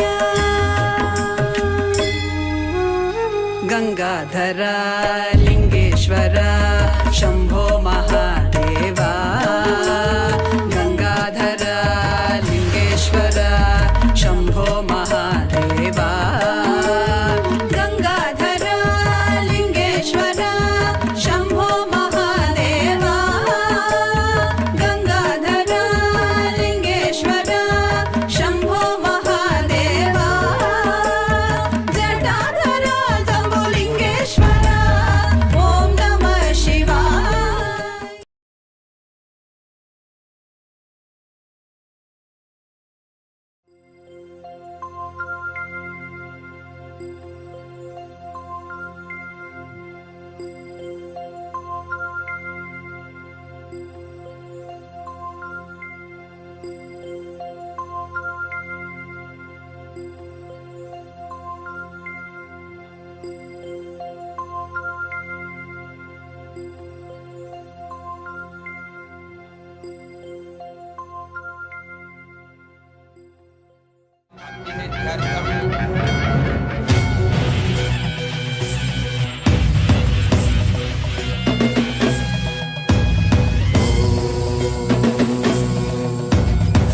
राजाधिराजाय प्रशक्यशालिने नमो वयं वै श्रवणाय कुर्महे श्यामे कामाय मह्यं कामेश्वरो वै श्रवणो ददातु कुबेराय वैष्णवाय महाराजाय नमः சனடி போற்றி சிவன் சேவடி போற்றி நேயத்தே நின்றறிமலனடி போற்றி ஆயப்பிறப்பருக்கும் மன்னனடி போற்றி சீரார் பெரும் துறையினம் தேவனடி போற்றி ஆராத இன்பம் அருளும் மலை போற்றி ஈசனே சிந்தை கவல நேசனே நீ வருவாய் பூவோடு கனிகளை கொண்டு உன்னை பூஜித்தோம் அருள் தருவாய் கலி என்னும் கடலினில் மூழ்கிட்டேயும் இனி கரம் தந்து காத்திட்டு கருணை உரையை பொய்கையில் அலர்ந்திட்ட அலபத்மம் போல உன் திருவடியில் வாழ்ந்திட நித்தரின் வாராய் அருணாச்சலனே நீ வாராய் அகண்ட ஜோதியனே வாராய் அல்லல் நீக்கிடவே வாராய் அகிலம் போற்றுகின்ற ஈசனே சிந்தை கவர்ந்த நேசனே நீ வருவாய் பூவோடு கனிகளை கொண்டு உன்னை பூஜித்தோம் அருள் தருவாய்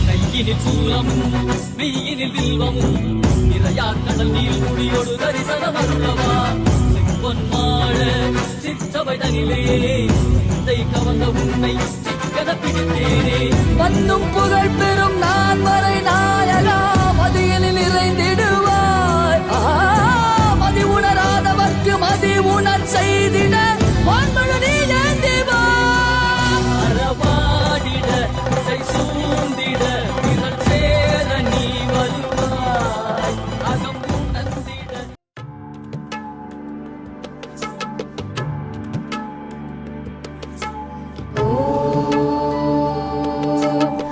नित्येश्वरी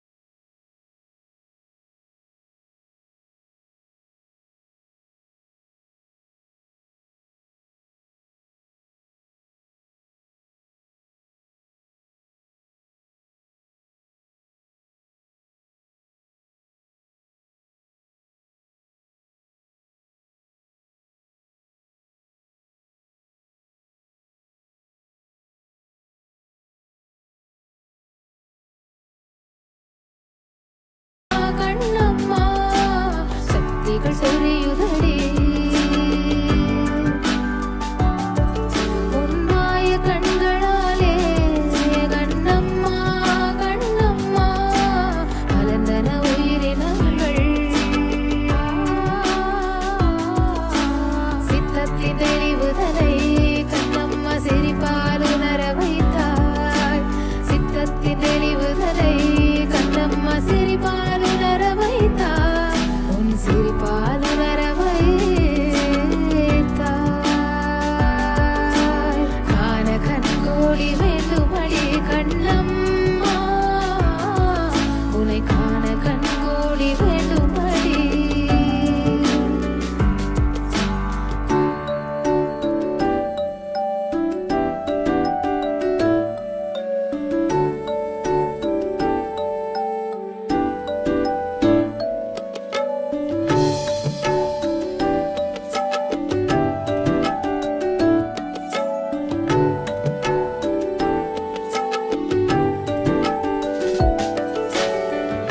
பேசுவை கனி போல பேசி கண்ணம்மா குண்டலினி உயிர்ப்பிக்க வைத்தாயடி கண்ணத்தை கை வைத்து கொண்டு கண்ணம்மா கர்மத்தை கரைத்தாயடி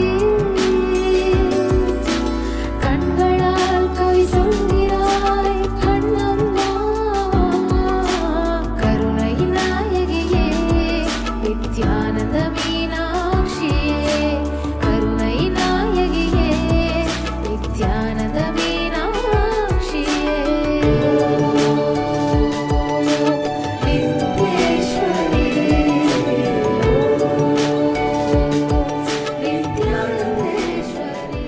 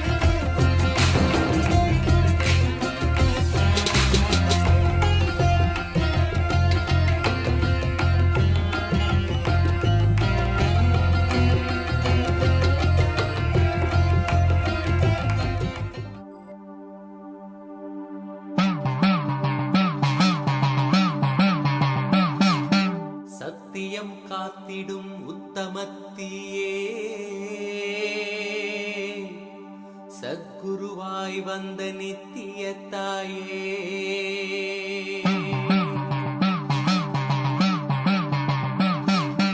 வேதங்கள் வணங்கிடும் ஆதியும் நீயே ஜோதிமலையிலே அவதரித்தாயே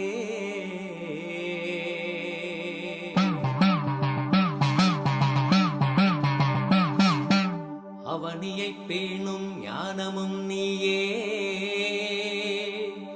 அக்னி வடிவிலே அருள் புரிந்தாயே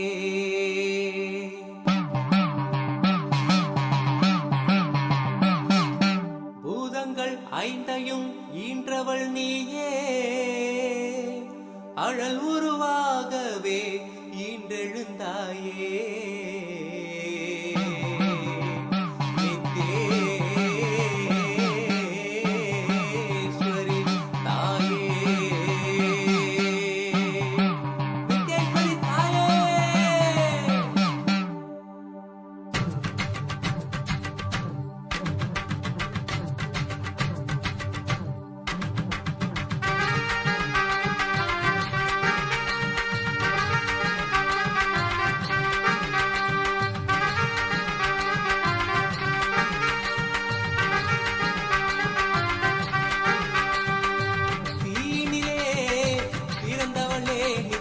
ஆனந்தத்தியே நித்யானந்தேஸ்வரி தீயினிலே பிறந்தவளே நித்ய ஆனந்தத்தியே நித்யானந்தேஸ்வரி கருமங்களை கொன்றிட வந்தாய் நித்யானந்த தர்ம மண்ணில் வென்றிட வந்தாய் கருமங்களை கொன்றிட வந்தாய் நித்யானந்த தர்ம மண்ணில் வென்றிட வந்தாய் தீயினிலே பிறந்தவளே நித்ய ஆனந்தத்தியே நித்யானந்தேஸ்வரி தீயினிலே பிறந்தவளே நித்ய ஆனந்தத்தியே நித்யானந்தேஸ்வரி நித்யானந்தத்தியே நித்யானந்தேஸ்வரி நித்யானந்தத்தியே நித்யானந்தேஸ்வரி நித்யானந்தத்தியே நித்யானந்தேஸ்வரி நித்யானந்தத்தியே நித்யானந்தேஸ்வரி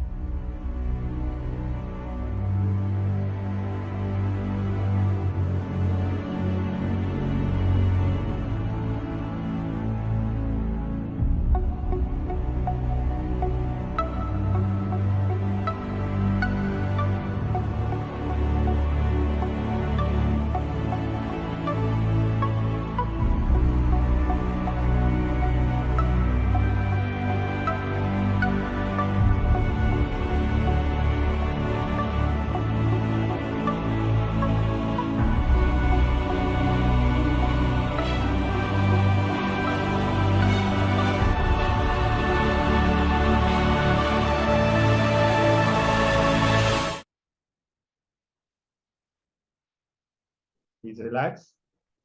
Now we'll be moving on to the verification step.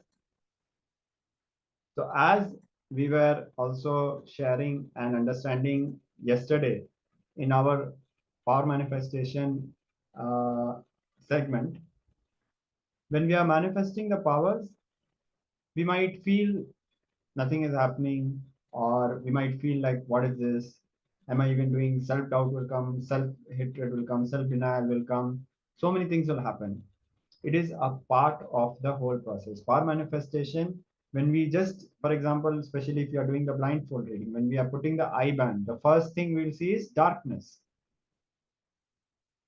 And we will have a lot of feelings that will be happening.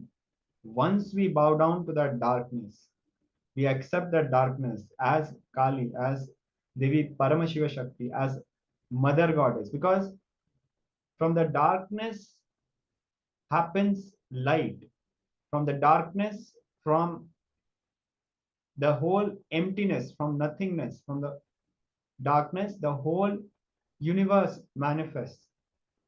So unlike Western understanding or some modern understanding, the darkness is actually a live, vibrant mother energy, Kali.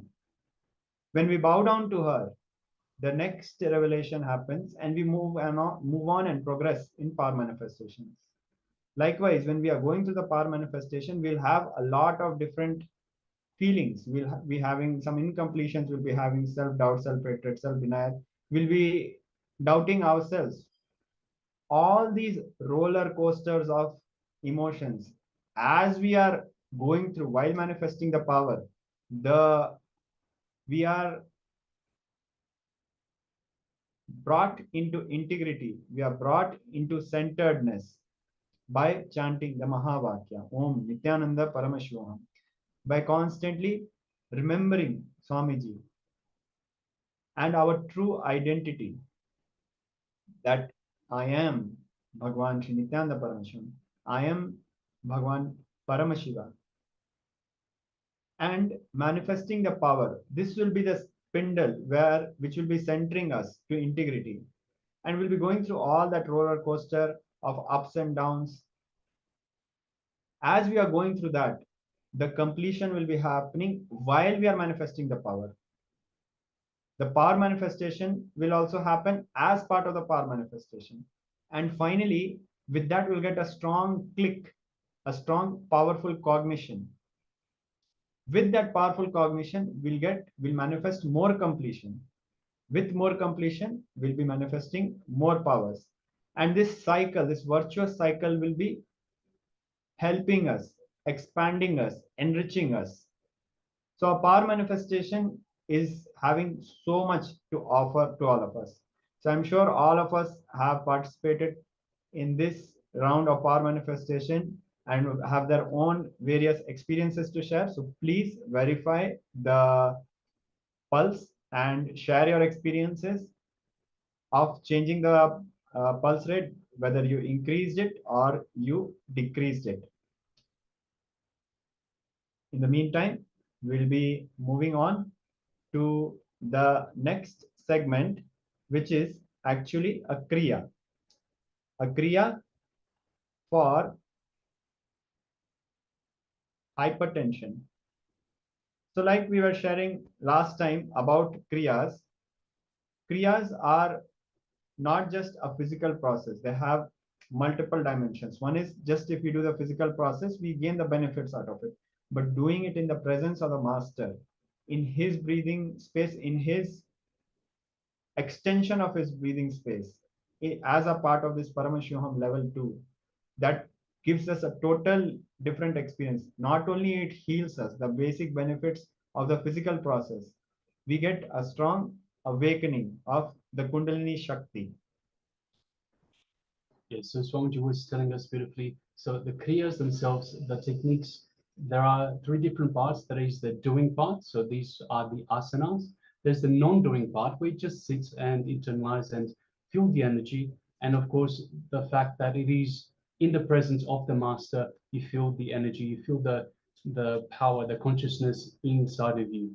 And of course, these kriyas are personally personally developed and experimented on himself by the Supreme Pontiff of Hinduism. So he has chosen the best of the best for us to simply experience and take away. So now we are going to enter into this kriya for hypertension, and it is not just for hypertension. It is designed specifically to relieve us from hypertension, but it has far-reaching effects on our health and completion, and definitely it will have various effects in our power manifestation. We will not even be able to correlate. How can Kriya on hypertension suddenly give me a breakthrough in manifesting the power of pulse reading?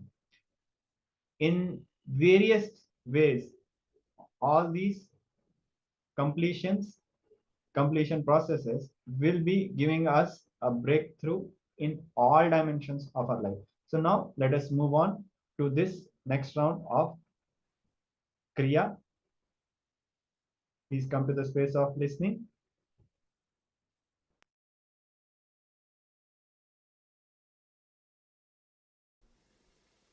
Very easy but powerful process.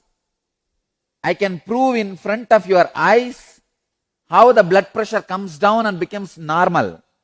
Even once doing this Kriya. See, I tell all the devotees or disciples, followers who are having blood pressure, hypertension, do this process today and see how your pressure comes to normal. Just do this process for 1 week. You will see naturally the pressure will be normal. Talk to your doctors, you can stop medication.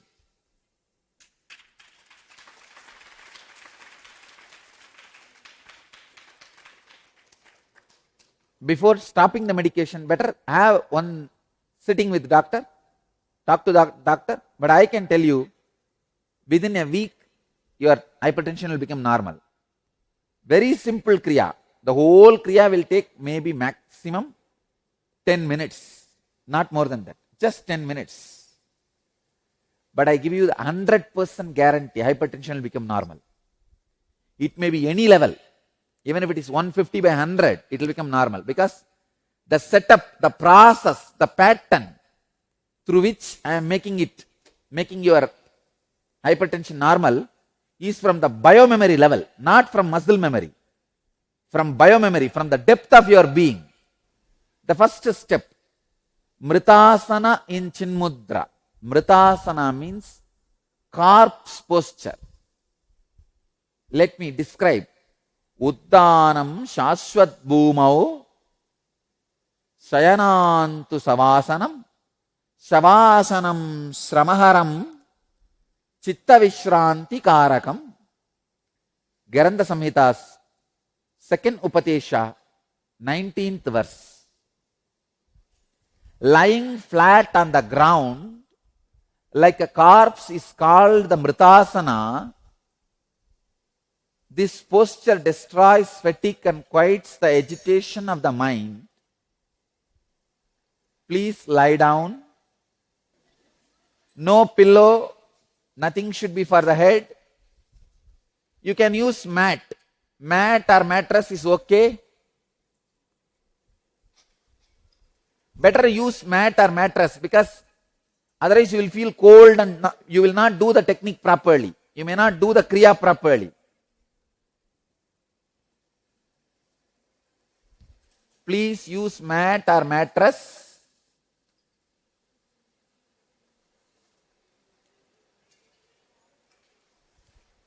If you feel cold, you may not do the technique. That's why I am saying mat or mattress. Okay. Next step. Lie down in such a way that you don't kick people. You are not getting blessed by somebody else. Second step, please understand, in Mridasana, Chinmudra.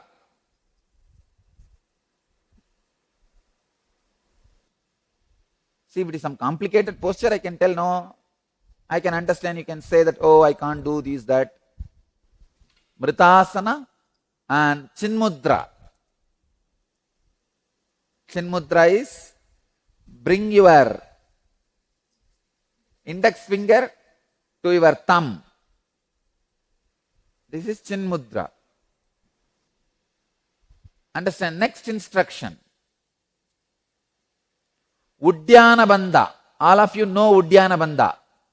Contract the bowels equably above and below the navel towards the back so that abdominal viscera may touch the back.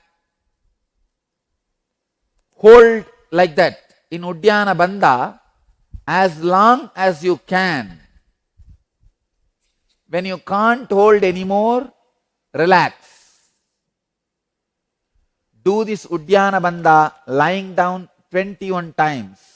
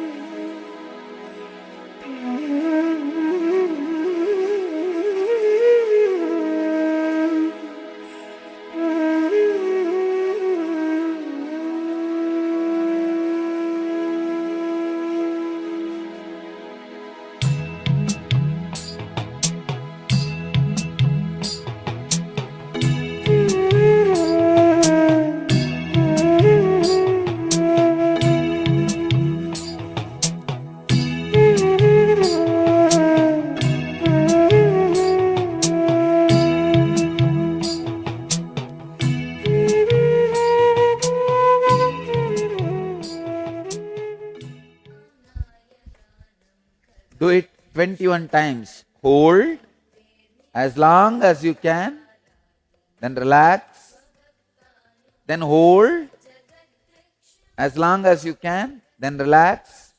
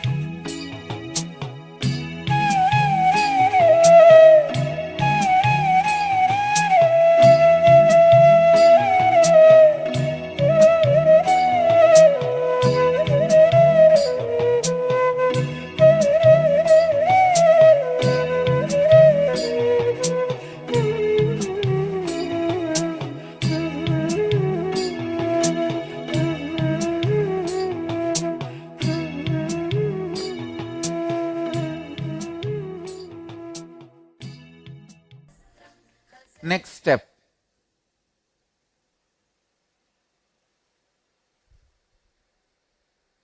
Jalantara bandha.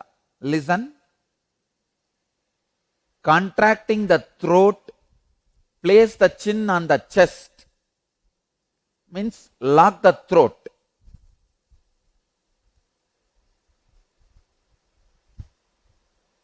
Just put your chin on the chest and lock the throat internally.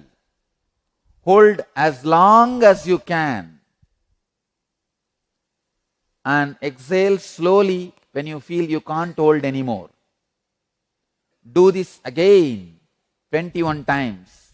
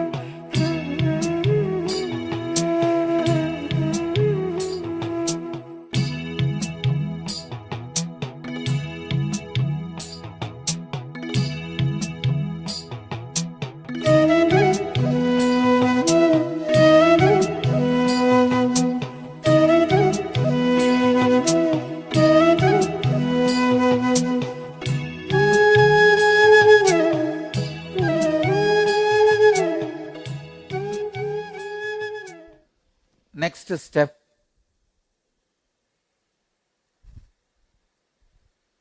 Muktasana. Please sit in Muktasana.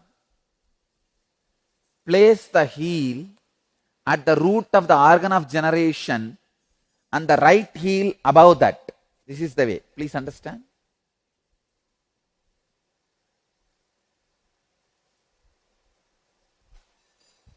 This is called Muktasana. Sit in the Muktasana. Payumule Vamagulpam Dakshagulpam Tatopari Samakaya Shirogrivam Muktasanam tu Siddhitam. This is Muktasana. Next step. Do Bastrika in this Muktasana 21 times. Understand? Bastrika is the powerful balancer of hypertension. Bastrika, let me describe the sutras. Bastraiva loka karananam yatakramena sampramet tatavayuncha nasabhyam upabhyanchalayet shanaihi evam vimshati varancha krutva kuryavacha kumbhagam tatante chalayet vayum purvoktancha yatavidihi trivaram sadayetyenam bastrika kumbhagam sudihi nacharogocha nachaklesha arogyancha dine dine. Let me describe the technique. As the bellows of the ironsmith constantly dilate and contract, similarly, let him slowly draw in the air by both nostrils and expand the stomach. Then throw it out quickly.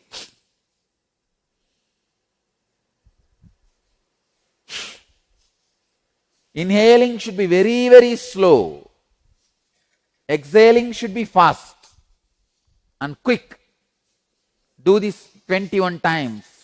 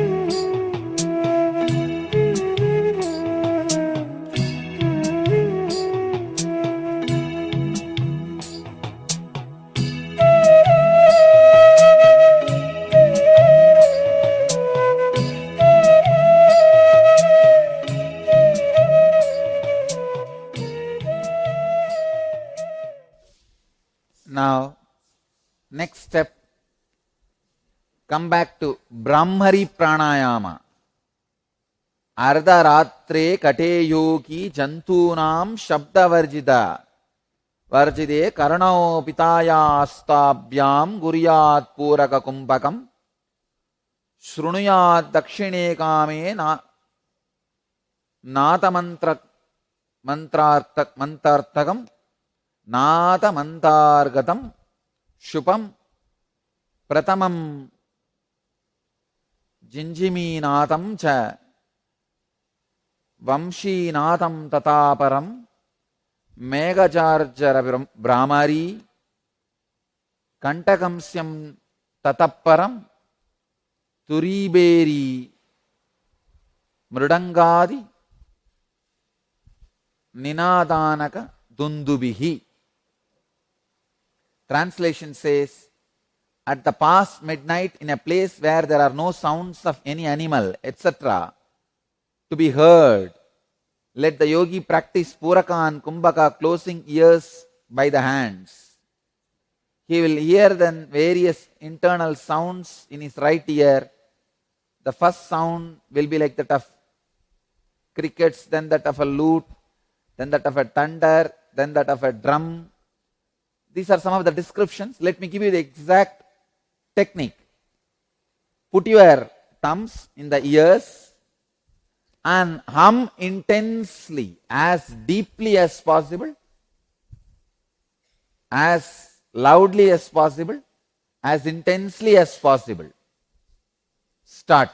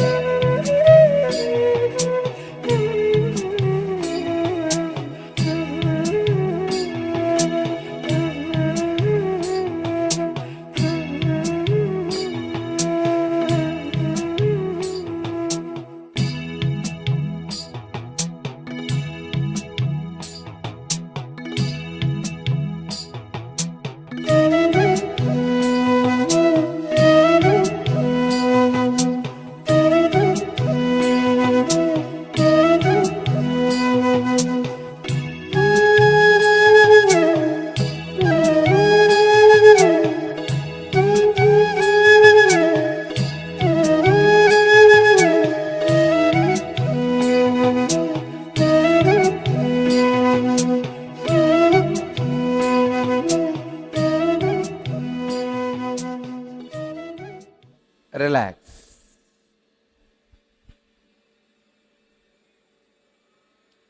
You can now relax. Stop.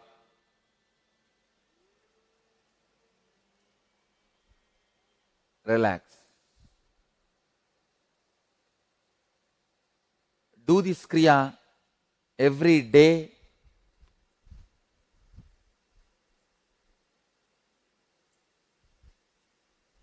At least once. If your hypertension is the border level, do once for next 21 days. If it is in high end, higher side, like 150, 100, that side, do at least twice. It will completely heal your hypertension. Let you all achieve, experience, live, express, radiate, and share the eternal bliss. Nityananda. Thank you.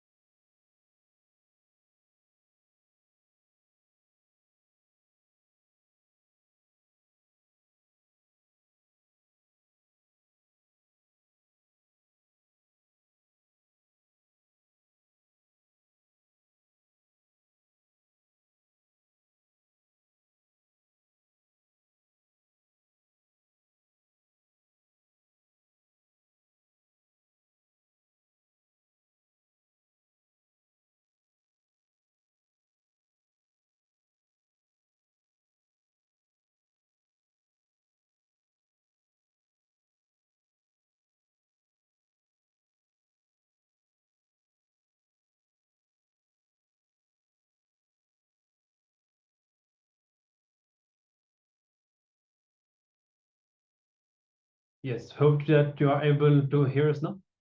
And Nityanandam to all of you, welcome back. We hope that you have a powerful experience of this Kriya. And we also want to remind all of you that it's not even just for people who suffer from hypertension, but in general, this Kriya will help you to settle down, to reduce your heartbeat so that you are in a more restful, you have that paramashanta inside, that stable feeling of powerfulness. And so very powerful practice. If you feel that it is benefiting you, you can practice it for 21 days. As we already said, you'll be going through so many different processes and techniques during this Paramashivoham. Whichever works the best for you, you can take it up and practice it for the next 21 days. This is the recommended period. And we'll now be continuing with our session. So today, the theme is the 4 powers, the 4 tattvas, which are integrity, authenticity, responsibility, and enriching. And these tattvas, when we analyze our whole life, all the different dimensions of our life, our relationships, our relationship to ourselves, our work, family, whatever, they will help us to find solutions to literally all problems, whether internal problems, external problems. Whenever we analyze our life situations according to these 4 tattvas and see where we are missing in our integrity, authenticity, or responsibility, whatever, we will be able to find where we are missing, what is the right solution, and we'll be able to manifest our reality and create a conflict-free life. So it's important that we imbibe each of these 4 tattvas, that we understand them, so that we can start thinking in that language, so that tomorrow when you go to work, you should be able to have these 4 tattvas in your mind and be clear which of these you should apply and where. And of course, that will come naturally if you just take time to contemplate and understand these 4. Suddenly you'll be able to catch yourself, okay, here I am not in integrity. I've given a commitment and I did not fulfill it, so that is why I'm facing a conflict. And the point is, so many situations that can be solved very easily when we know these four tattvas. When we did not know them before, this situation could have escalated into much bigger problems and complications in our life. But now, with these tattvas, you'll be able to find very simple and immediate solutions to solve all your life situations. Yes, the more you do completion with your alignment towards the four tattvas, the easier it will be for you also to identify what is the problem that I'm actually facing in this situation. Okay, I feel I might not be able to do it, or I feel that I might not be able to fulfill the commitment that I gave. If you realign your integrity, you will simply know that all the tools are at hand. Others might not feel that I'm supposed to be in this position. They might question the work that I'm doing. You can question yourself. Are you authentic in your action? Are you living up to the expectations others are having towards you?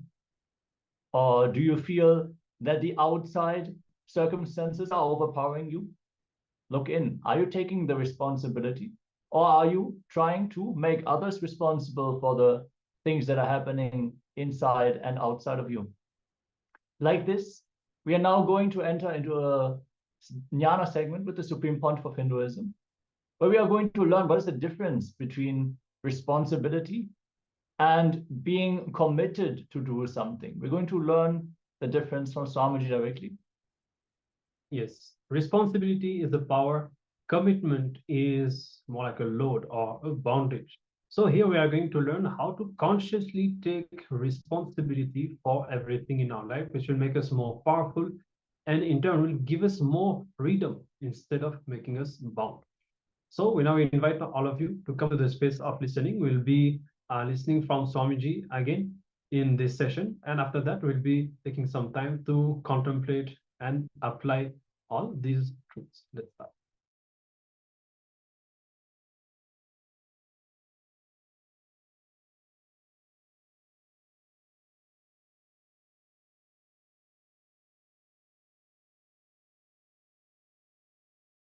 Listen. I am defining these two words. Responsibility is not commitment. Commitment is not responsibility. You can be responsible, totally non-committed. You can be committed, never be responsible. I'll differentiate. I'll explain. If you are constantly thinking about your future from powerlessness and go on thinking what all can go wrong, your involvement is called commitment. If you are constantly looking at your future from the space of completion and go on looking at what all can go right, your involvement is called responsibility. Listen, I am the symbol of total responsibility and complete non-commitment.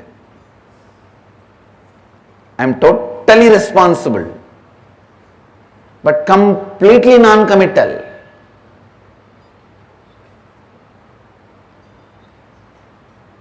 If just a devotee who has attended some free program sometime,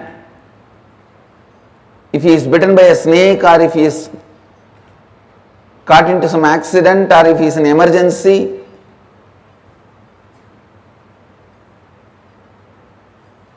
one phone call, I personally attend and talk to my secretaries or whoever and see to it that constantly is attended and I get the response back, whether healing or whatever, I can help.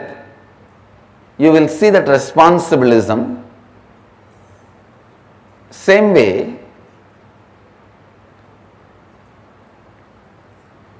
if you live around me, you can very clearly smell I am completely non-committed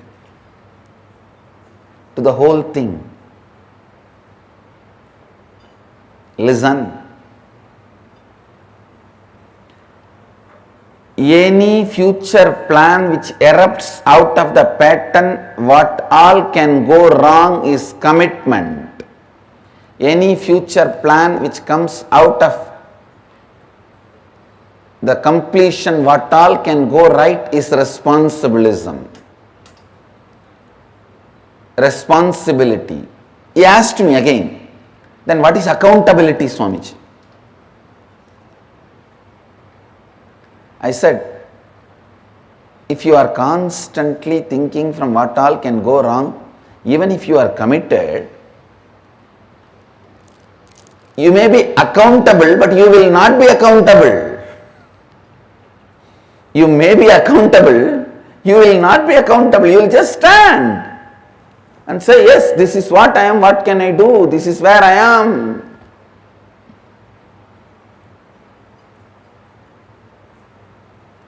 So understand,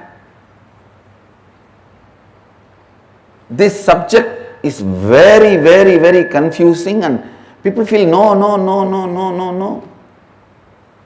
At least in responsibilism, I don't want this to be separated.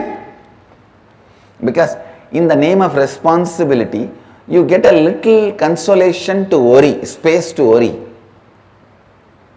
You are so addicted to worrying. I took away all your possibility for worry. If you are integrated, no worry. If you are authentic, no worry. But if you are responsible, you can continue to worry. In the name of responsibility. Now I am purifying the concept of responsibility. Listen.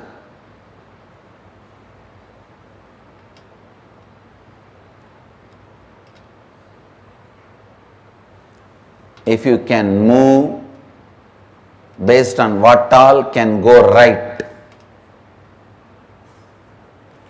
I am not saying don't look at what all can go wrong. You may not need to look at what all can go wrong if you look at what all can go right intensely. Looking at what all can go right,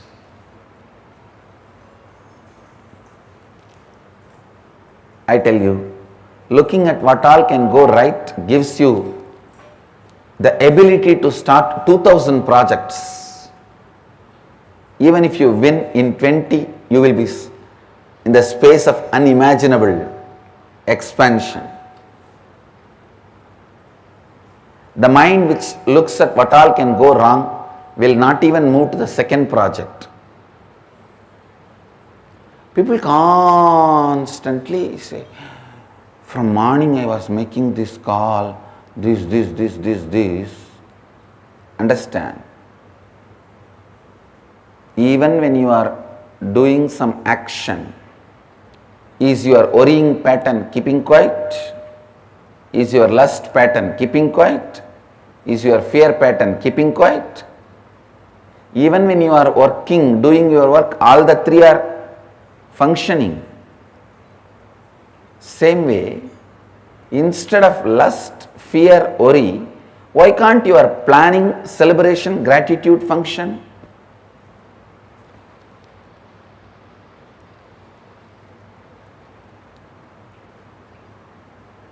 It is just simple training. Whether you function from fear, lust, worry, or function from planning, celebration, gratitude, planning, completion, gratitude. Listen. I am giving you a very important sacred secret as per the yogic tradition. The moment you are born, you reside only in Anandagandha. Anandagandha is the space from which your soul, your consciousness operates in your body. While you are doing all your regular lifestyle routine, Either you choose to allow your lust, fear, worry as an involuntary, habitual function, or you can voluntarily build planning, completion, gratitude. Either you can allow involuntarily lust, fear, worry, or planning, completion, gratitude. It is just consciously building, but don't tell me the worst lie. I was busy in this, so I could not do that. You have multiple possibility and multi-dimensional. You are multi-dimensional by nature. While you are working, if you are not planning in a multi-dimensional way, you are worrying or caught in the lust and fear. Be guaranteed about it. This truth needs to really get into your system.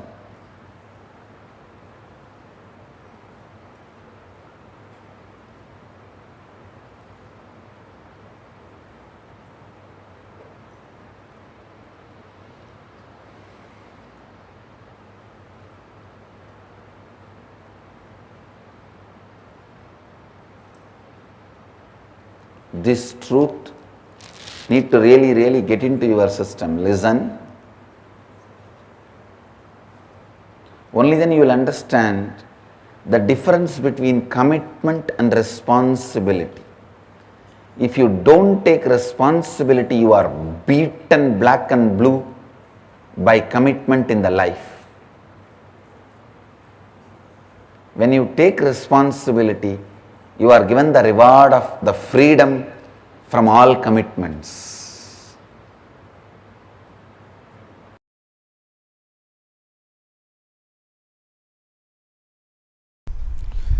Cosmos works neither on communism nor on capitalism. It works on responsibilism.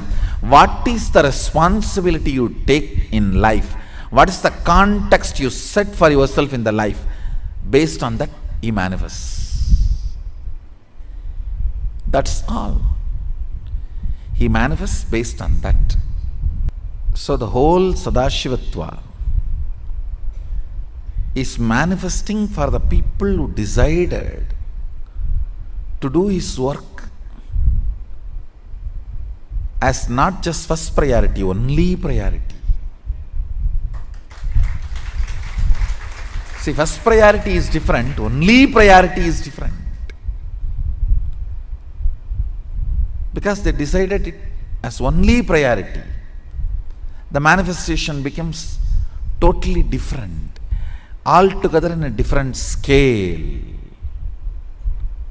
Understand, my initiations are same, I am same for everyone. It is based on their context they receive and they manifest.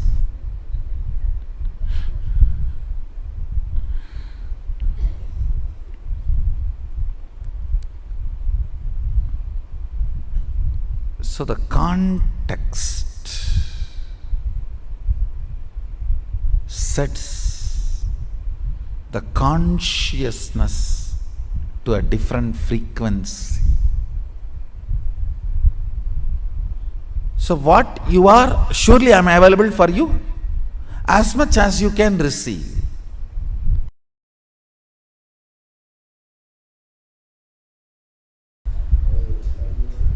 The more power manifestation, more divine you become. Understand?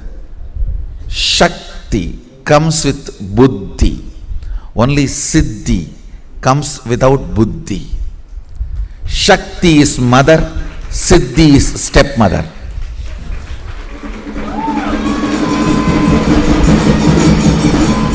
That is why in Tamil, for stepmother and siddhi both same word. Siddhi is Chitti. Shakti is mother. Understand?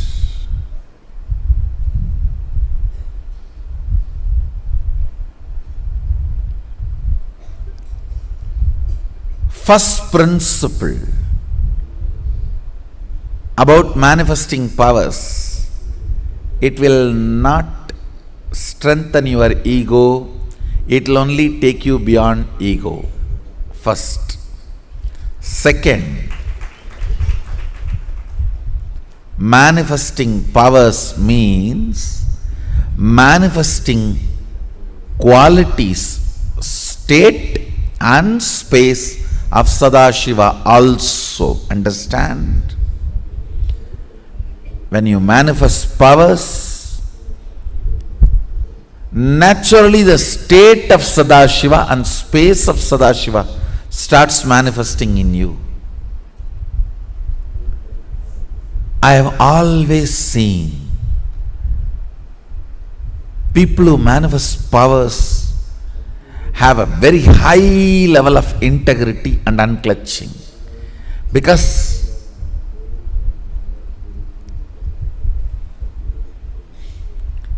if they do not maintain that too, the power manifestation will stop. Understand?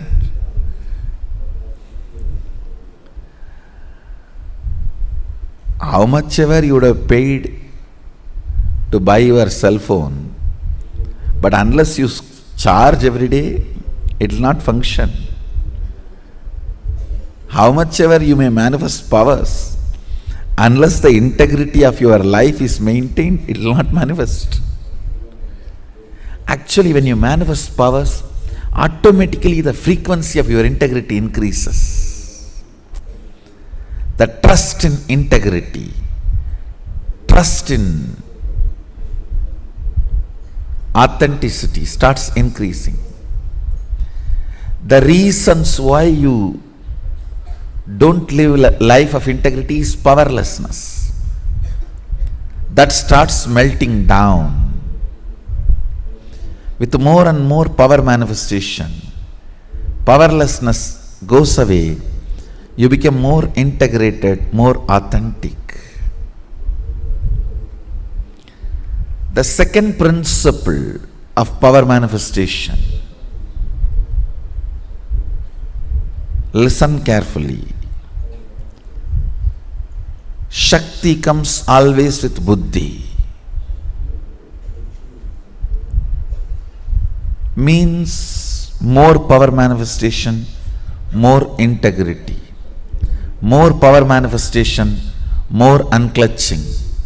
More power manifestation, more nirvikalpa samadhi. More power manifestation, more joy. More power manifestation, more restful awareness. More power manifestation, more responsibilism. More power manifestation, more enriching. More power manifestation, more bliss. What is power manifestation? Deciding. Listen. Integrity needs your declaration, but power manifestation does not even need your declaration. It only needs your decision. Deciding to be one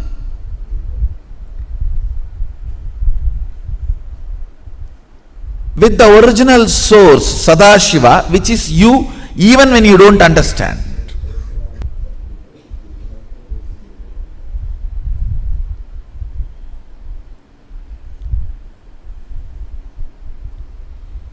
He was using very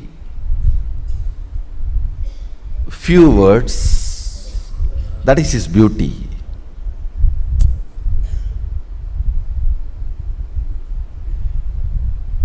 Just with few words, he will make that click happen.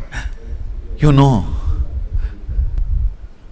First he was trying to tell that everything is one.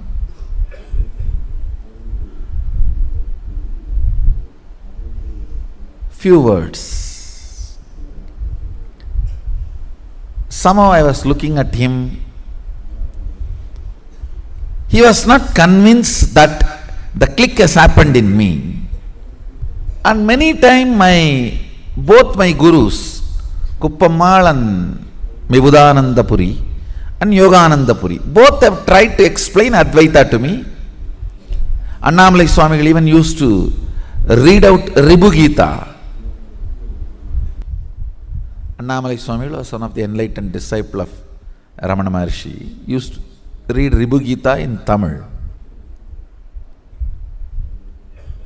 But somehow that click never happened.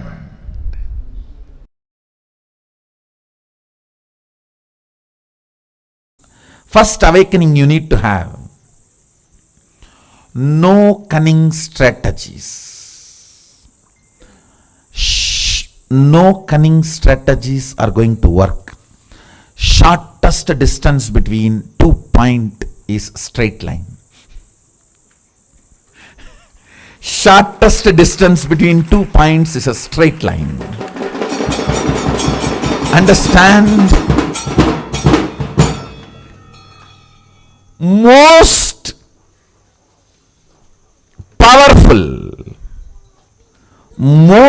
powerful strategy for manifesting wealth is integrity. Most powerful strategy.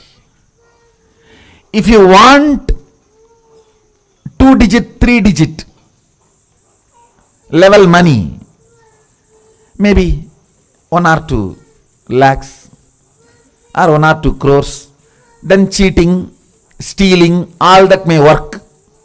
Robbing the bank, all that may work. But if you are really interested in living with wealth forever,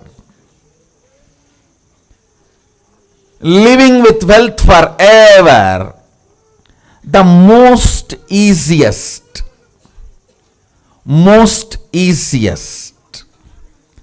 and the right strategy is integrity. Decide with responsibility. You will start contributing to the humanity. Understand?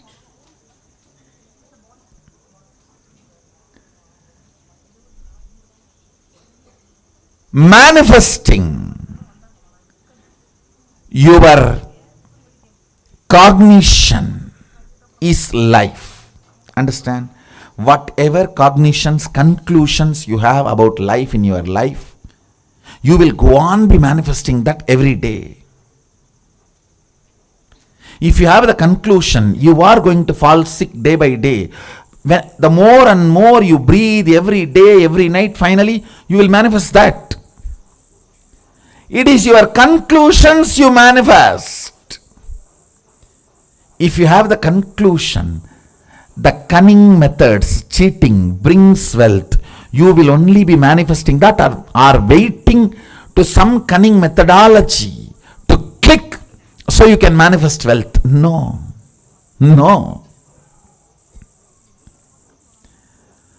All waiting for cunning strategies to manifest wealth ends in frustration. And then you have a deep negative cognition about wealth. That is not going to happen for me. No. That is not for me. You end up there. In utter frustration. Then even if Sadashiva comes and gives the poetry, hey, go. You will be afraid. No. Who knows whether I am going to get the praise.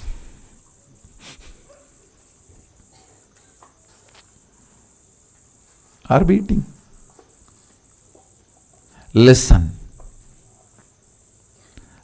to this. Fundamentally, the first truth of awakening wealth consciousness. I am not giving you this as a teaching. I am giving you this as a software programming. Just internalize and come to this conclusion. That's all. You don't need to practice it. Anything you need to practice. Practice is a 4-letter word for me. Coming to conclusion is all I ask from you. No belief, no faith, no. Coming to conclusion, integrity. The first cognition you need to have. The first conclusion I request you to arrive.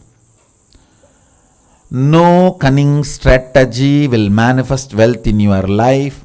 You may grab little currency through cunning strategies, but it will never become wealth of your life. I tell you, I am traveling all over the world. I am seeing all the culture, country, every background beings.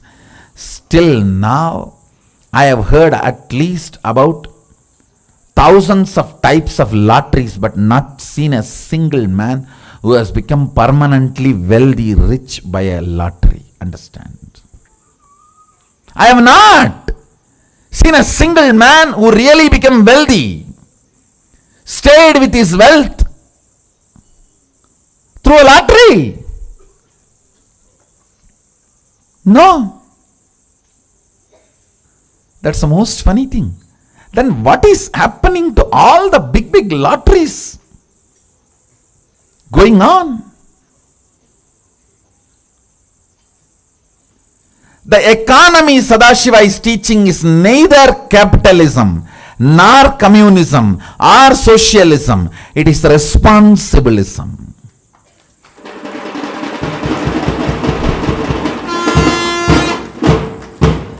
The responsibility you take, that decides the kind of the wealth going to be around you. That's it. That's it. The first understanding, conclusion you need to arrive. Integrity is the best strategy for manifesting wealth. Second conclusion, listen. Second conclusion you need to arrive. Whatever I am talking is not teaching. The moment it is teaching, you will push it into a moral dustbin. All of you have a moral dustbin. Oh, everybody talks. What is there? You know how to dump that. For ages, that moral dustbin is what keeps you as you want, without transformation. You start, my mother all the times tells me to do yoga in the morning, but she doesn't do. Now from that moral dustbin starts growing in you. Anything you call it as teaching, you dump it in the dustbin and never do it. I am not giving you any moral teachings. Be very clear, don't push me into moral dustbin. No. I am talking to you. If you come to all these conclusions, you will live wealthy forever. And if you are not able to come to this conclusion, I will support you, help you by awakening your Kundalini Shakti to see these conclusions as reality. That's all.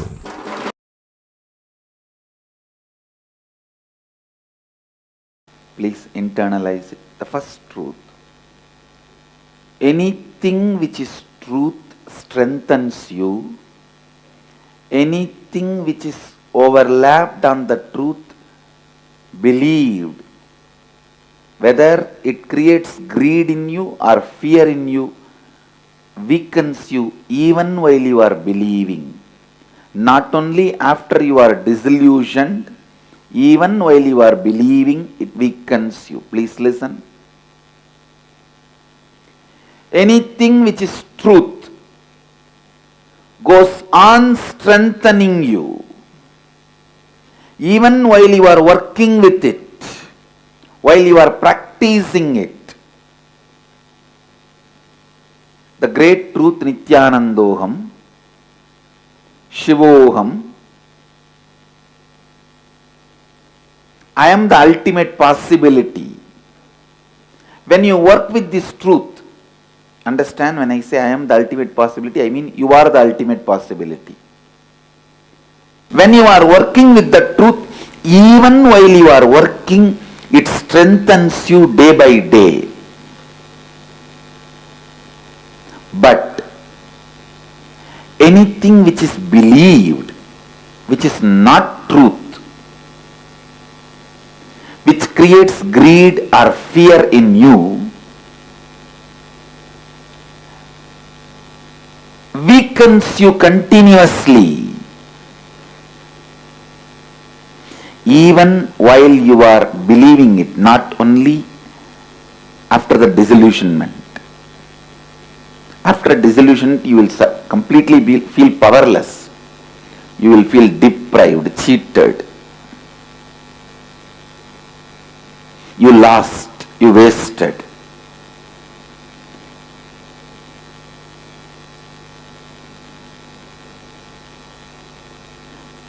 Not that only after you get disillusioned, you will feel cheated and deprived. Even while you are working with it, you will feel powerless.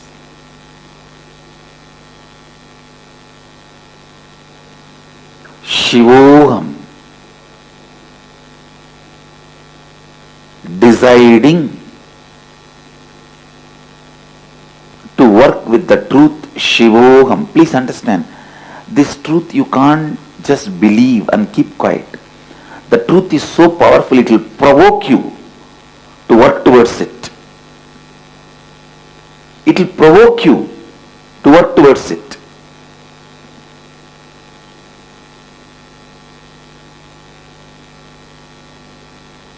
Truth uttered by the right person, listened by the right being, provokes you to work towards it. It can never be one more sermon. No. Satsang is not sermon or discourse. After the discourse or during the discourse, you can be sleeping. Continue to be in slumber. But satsang provokes you. Neither during nor after you can be in slumber and sleeping. It provokes you. It awakens you. That's the right word I should use. It awakens you. While you are working with the truth, Shivoham, even while you are working, you have to take the responsibility for it. Don't expect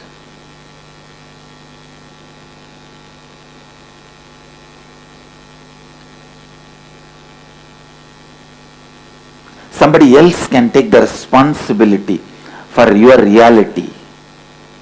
If somebody else takes the responsibility for your reality, it will never be your reality.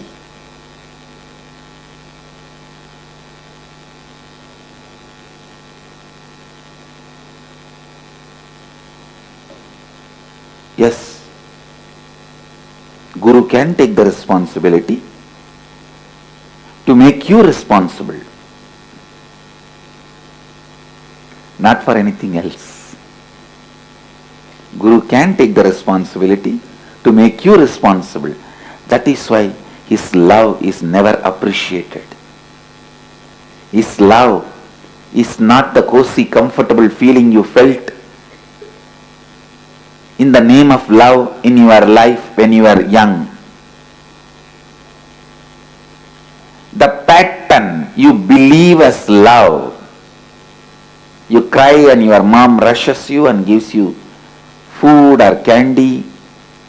Your dad rushes to you and gives you some sweet and toys, whatnot. Your aunt brings you clothes. Your uncle brings you gift.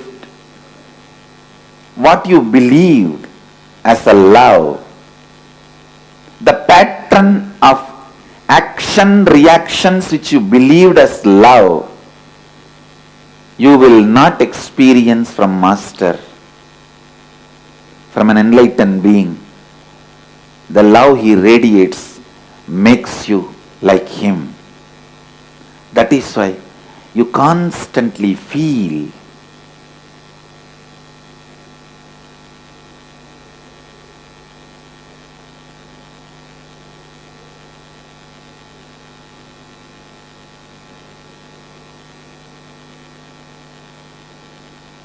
you will feel energized when you come near the Master, when you are in his presence, when you listen to his words, when you imbibe his presence. But you will not feel the so-called love.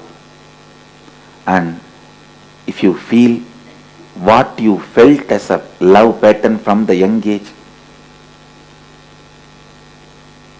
from the Master also, maybe he is giving you little time to settle down and become comfortable.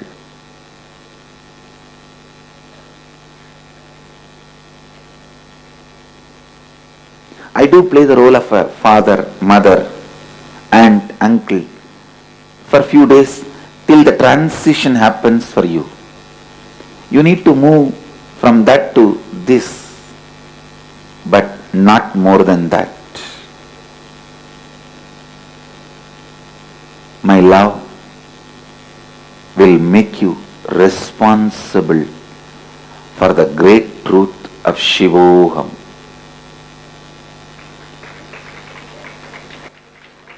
For the great truth of your reality.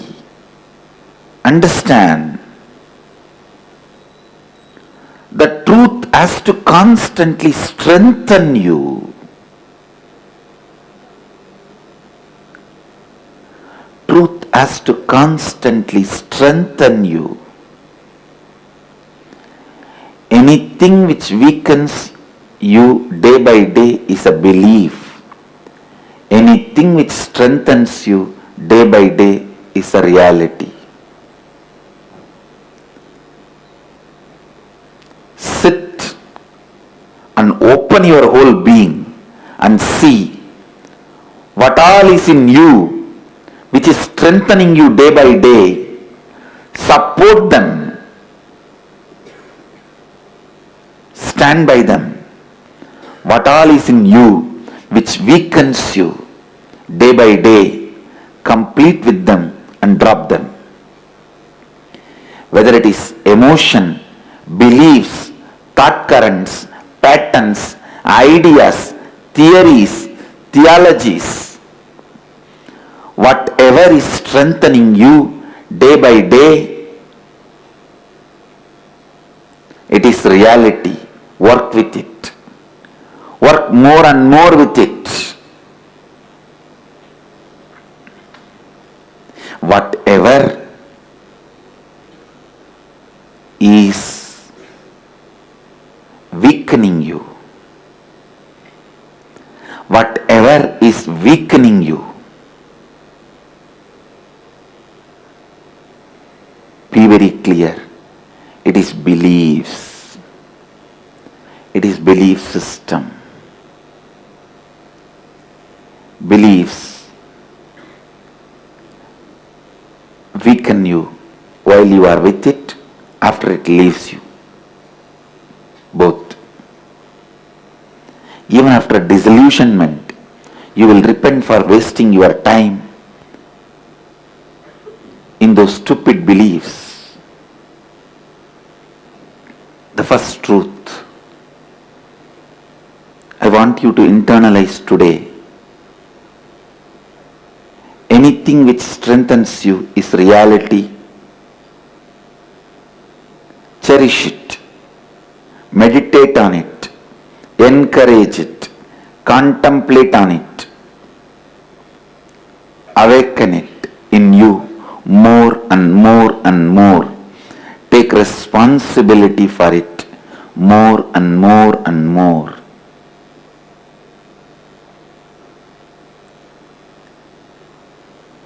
Anything which weakens you, be very clear, it is a belief system. Belief system either will create fear or greed, because that is the only way it can create the false excitement in you.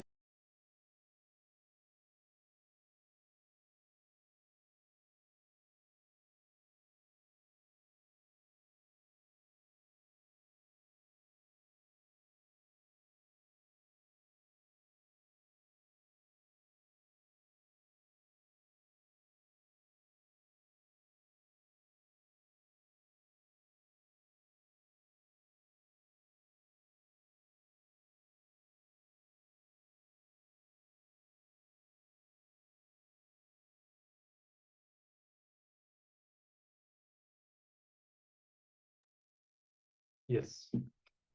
So here beautifully Swamiji explains the difference between commitment and responsibility. Basically, commitment is when we feel more and more loaded by life. We feel more and more bound, that we have so many commitments to fulfill and so much work to do, pressure, and the whole thing just gets loaded on our shoulders. And we feel that our life becomes more and more hard, difficult. And on the other hand, when we cognize responsibility, that we are responsible for our life and everything, every aspect of it, every aspect of whatever is going on around us, then we start feeling empowered. And so our duties do not feel like a load anymore. And we feel that they are empowering us, that they are fulfilling our life. See, when you are clear about what your purpose is in your life, and when you are aligned and taking responsibility for it, then you start feeling fulfilled, and you start feeling that whatever you are doing is taking you in the right direction and giving you more and more freedom, more and more power, and more and more fulfillment. You have participants who shared anything strengthen you is reality and whole powerful cognition. Yes, very good. And yes, Swamiji actually many times said this. When you want to know whether a conclusion is right or not, you should see how you feel inside. That is what is going to tell you whether your decision or conclusion is right. If you feel like uncertainty or doubt inside, it means that your understanding is wrong. But if you feel empowered, or if you feel more restful, then it means that your understanding of the decision that you are going to take is right. So thank you for sharing. Everything is dependent on your inner space. So you can all remember that whenever you're about to take a decision or contemplating on something, questioning your understanding of something, always see how you feel inside. That will tell you whether you are right or not.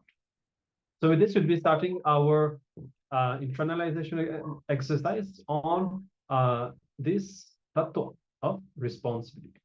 Yes. Understand any future plan which erupts out of the pattern, what all can go wrong is commitment. And any future plan which comes out of completion, what all can go right is responsibility. So in the first step, we're going to reflect on this powerful cognition and pen down where in life we function out of commitment. Where do you feel we have to track every single thing that can go wrong? And we have the fear and greed aspect as our driving force. And in the second step, we're going to complete with all those incidents and decide to feel responsible and function out of completion going forward.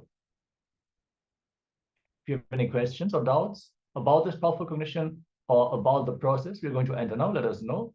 And if you have any other clicks you might want to share, you can also always put those in the chat. It is much appreciated.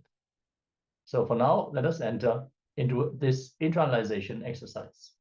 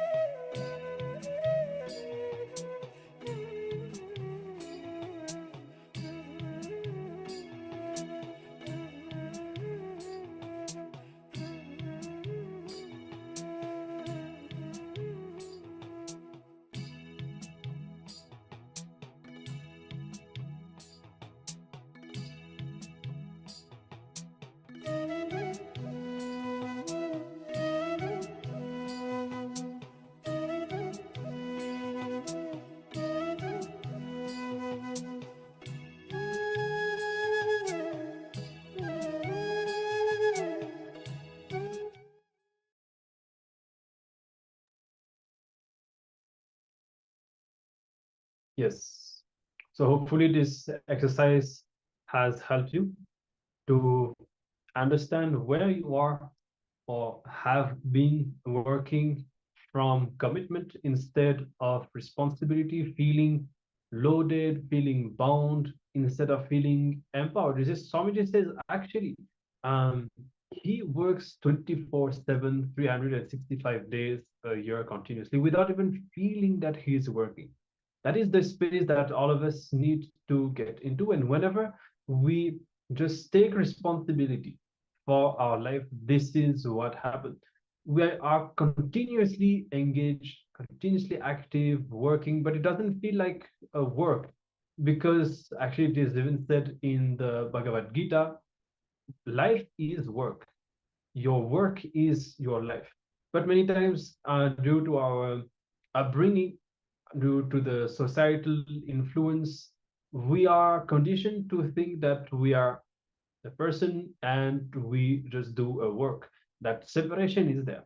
And so naturally, for example, we'll go to work, we are like just waiting for the work to end basically. And we have that separation in our life because we don't feel our work is our life, our responsibility that we need to take to fulfilling our purpose, what we really desire to achieve in our life.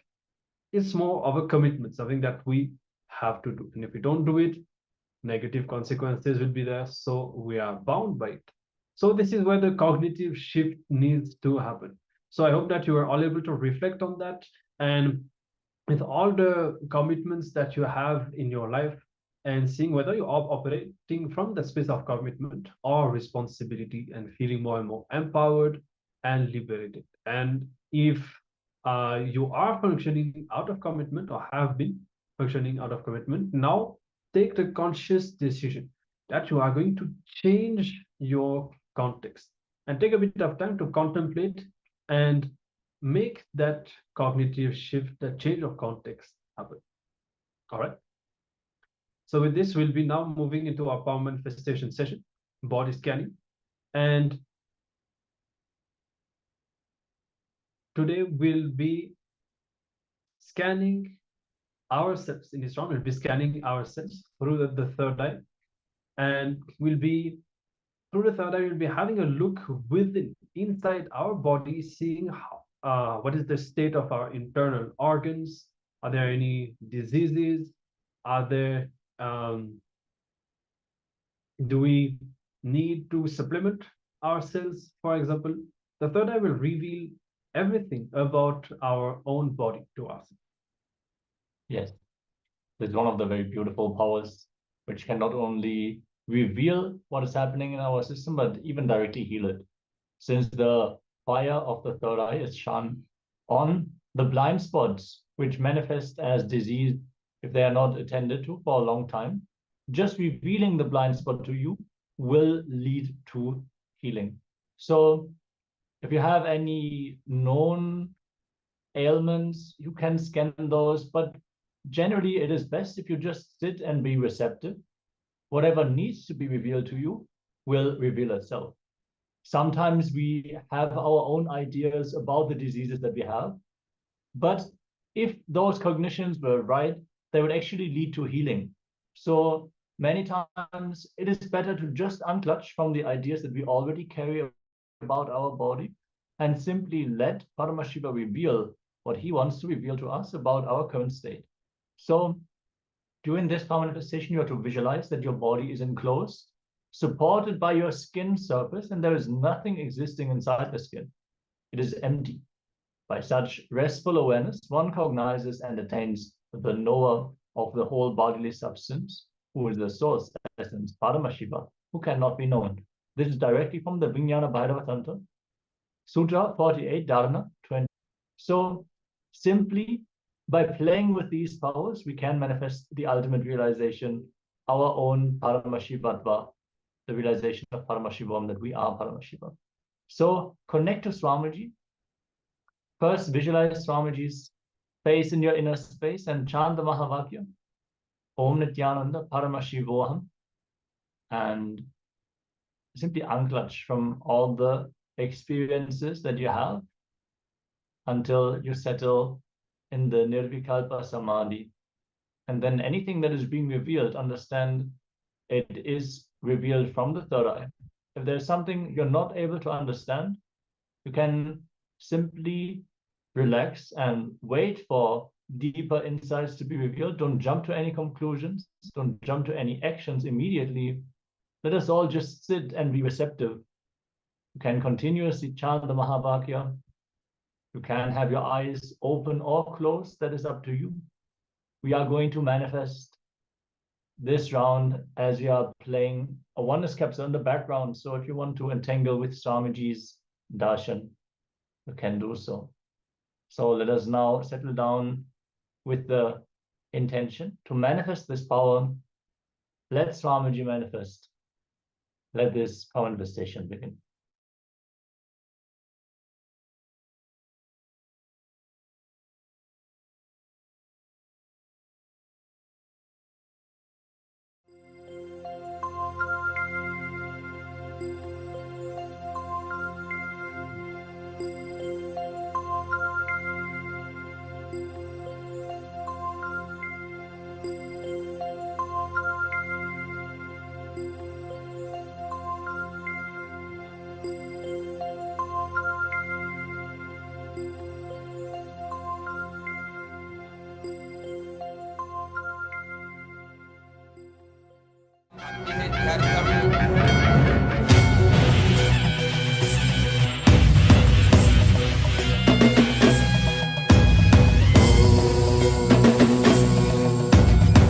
राजाधिराजाय प्रशक्यशाकिने नमो वयं वै श्रवणाय कुर्महे श्यामे कामान् कामकामाय मह्यं कामेश्वरो वै श्रवणो ददातु कुबेराय वैश्रवणाय महाराजाय नमः சனடி போற்றி சிவன் சேவடி போற்றி நேயத்தே நின்றடி மலனடி போற்றி மாயப்பிறப்பருக்கும் மன்னனடி போற்றி சீரார் பெருந்துரையிடம் தேவனடி போற்றி ஆராத இன்பம் அருளும் மலை போற்றி ஈசனே சிந்தை கவலம் நேசனே நீ வருவாய் பூவோடு கனிகளை கொண்டு உன்னை பூஜித்தோ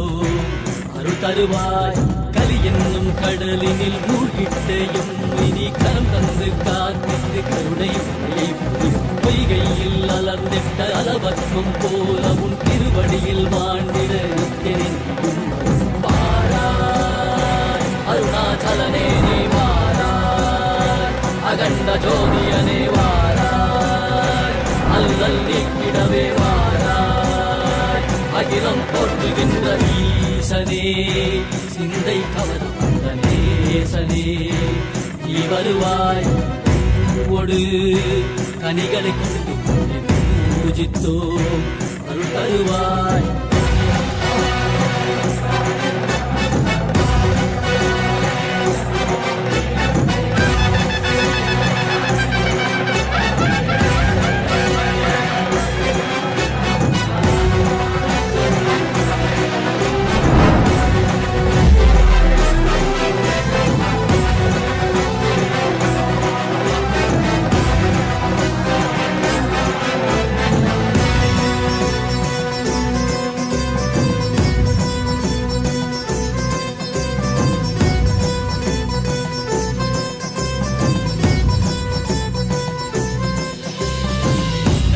சூலமும் மெய்யினில் வில்வமும் நிறையா கடல் நீர் குடியோடு தரிசனம் அருளவா செம்பொன் மாழ சிற்றவை தனிலே சிந்தை கவர்ந்த உன்னை சிக்கன பிடித்தேனே வந்தும் புகழ் பெறும் நான் வரை நாயகா மதியினில் நிறைந்திடுவாய் மதி உணராதவர்க்கு மதி உணர் செய்திட வான்மழு நீ ஏந்திவாடிட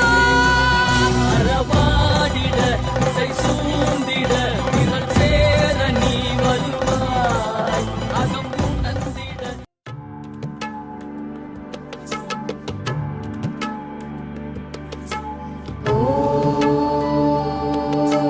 नित्येश्वरी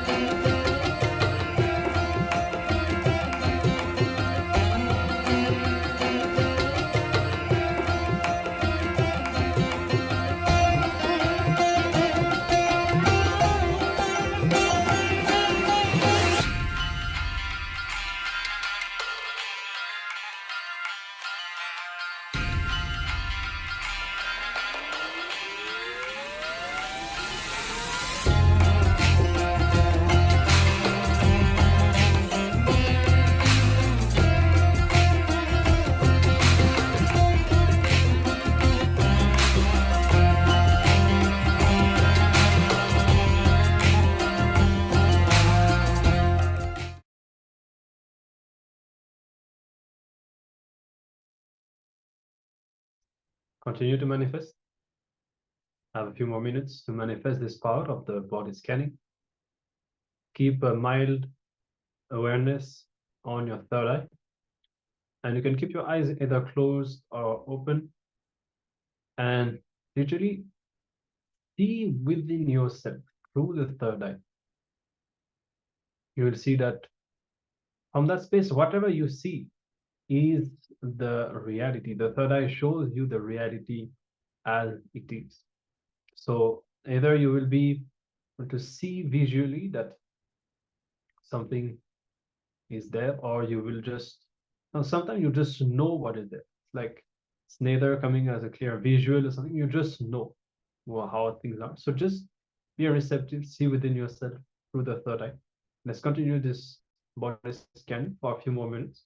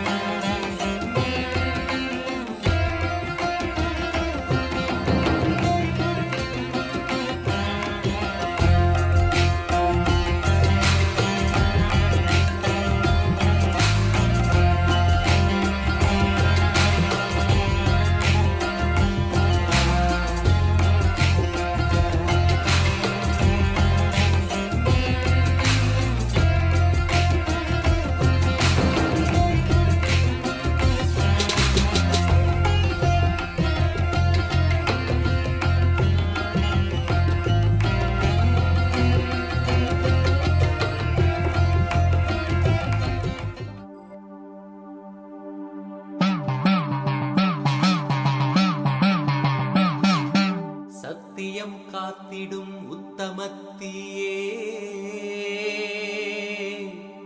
சத்குருவாய் வந்த நித்திய தாயே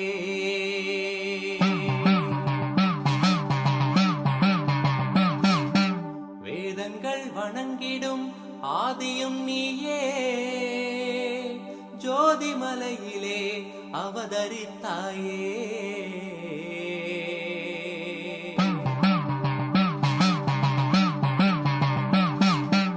அவனியை பேணும் ஞானமும் நீயே அக்னி வடிவிலே அருள் புரிந்தாயே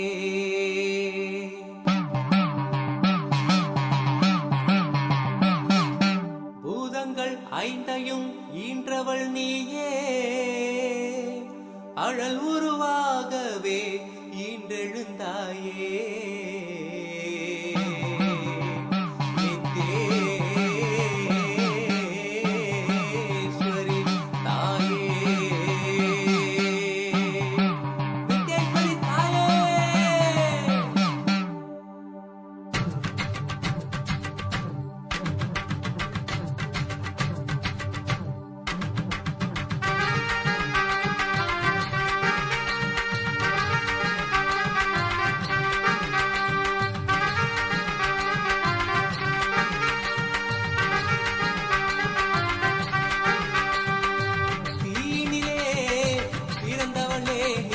ஆனந்தத்தியே நித்யானந்தேஸ்வரி தீயினிலே பிறந்தவளே நித்ய ஆனந்தத்தியே நித்யானந்தேஸ்வரி கர்மங்களை கொன்றிட வந்தாய் நித்யானந்த தர்ம மண்ணில் வென்றிட வந்தாய் கர்மங்களை கொன்றிட வந்தாய் நித்யானந்த தர்ம மண்ணில் வென்றிட வந்தாய் தீயினிலே பிறந்தவளே நித்ய ஆனந்தத்தியே நித்யானந்தேஸ்வரி தீயினிலே பிறந்தவளே நித்ய ஆனந்தத்தியே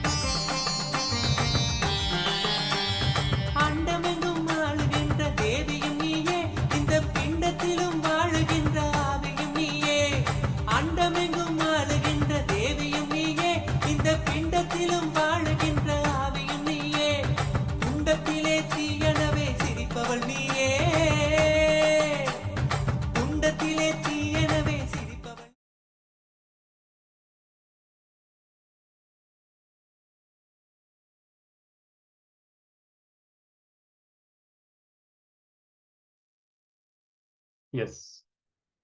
You can open your eyes and you can share with us what you were able to manifest with this power of the body scanning.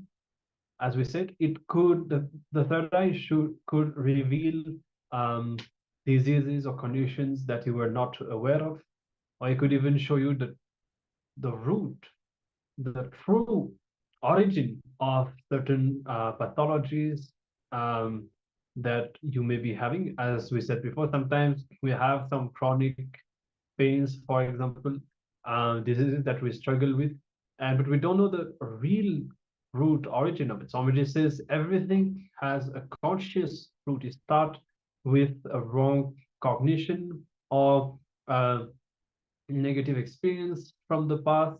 Incompletions basically are the source of the diseases that we have. So through this power of the body scanning, the third eye would show you the permanent solution to all of these, and you can even experience healing while manifesting this power itself. So you can let us know of your results, what all you were able to see, what all you experienced, if you have been successful, or if you face some difficulties, we can guide you and make sure that you are able to manifest this power.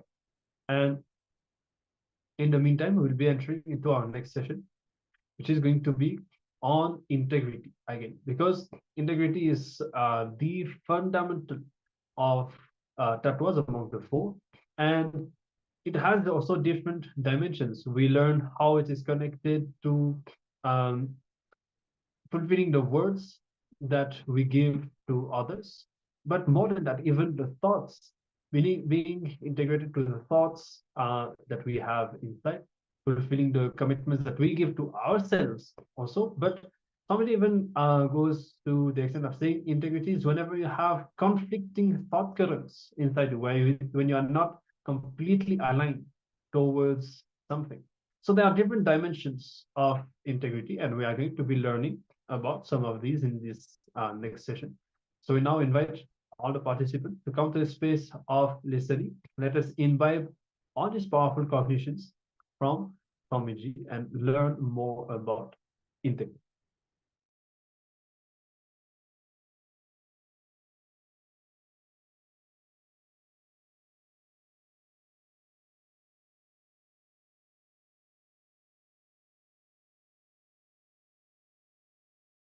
Then you need to sit in front of a mirror or a wall, visualize his presence, and then complete with him. Okay. Oh, I gave you this commitment, now sorry, I am not able to fulfill, I complete with you.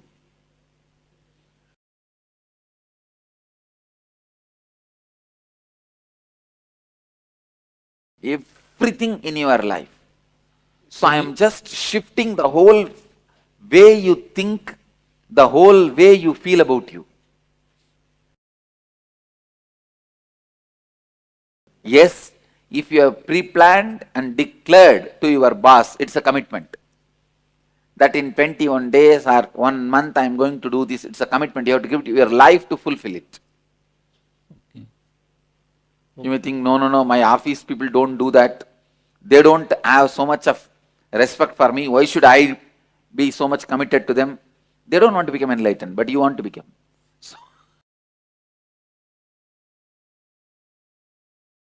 that you should be very clear. You should be able to say no when you need to say no.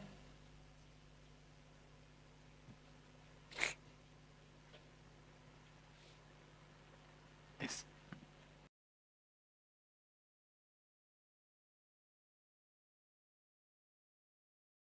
No, you have to complete with that.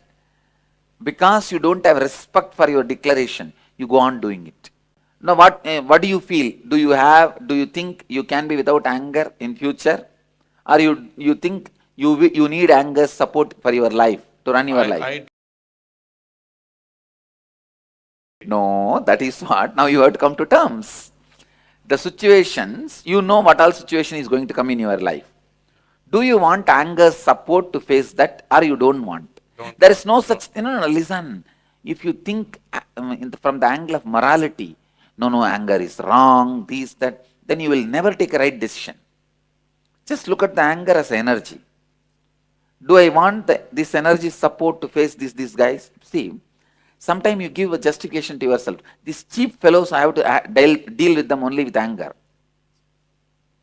If you have that justification, at least be very clear. Yes, I need the support of the anger energy to deal with these fellows. So now you know all the situations possible in your life. Right. You understand? So tell me, to handle all those situations and people, do you need anger? No. You don't need. Then declare that I am not going to be.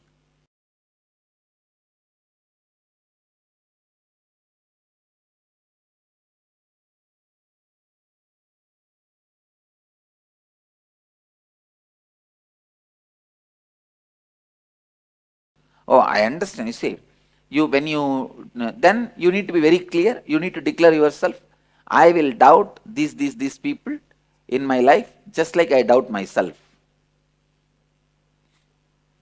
Because you doubt yourself. Yeah. That's why. So you should be very clear.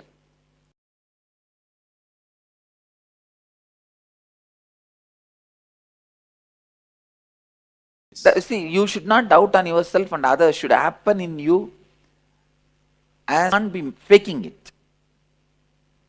Understand? So complete with all the lack of integrity.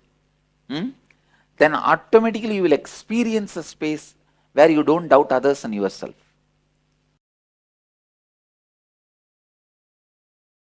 You should complete with past everything. See, this one thinking change, it's a cognitive shift. The way you look at you, the way you look at your office, the way you look at your family, the way you perceive the world, whole thing will have a big shift.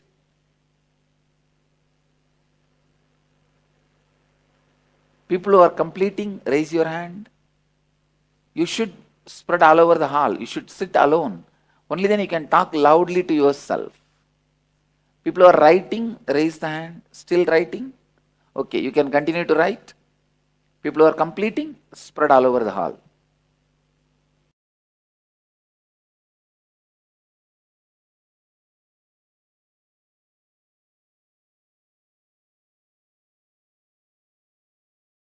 So if you have not uttered it to them, it is not lack of integrity with them. But if you have thought, it's a lack of integrity with you.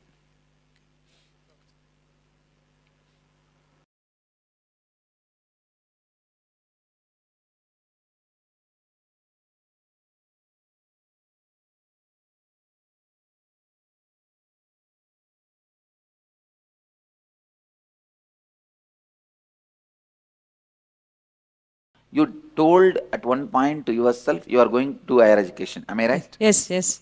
So now, still you want to do, but you are not able to do. Am I right? Yes. So you are not able to fix a clear time frame to do the education. Am I right? Yes. So now you have to complete with it and drop it. And tell yourself, when I am able to do, that time again I will commit. Now I am dropping the commitment. Nice. You guys are all internalizing very sincerely. That is why so many questions are coming up.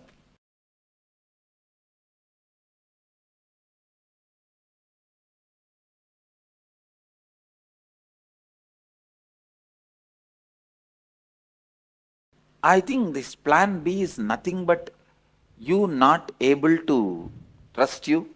But at least make it very clear, this is plan A, this is plan B. But plan B is not my commitment. Make it very clear to yourself. Another question. So that the confusion, the overlapping is not there. Yeah.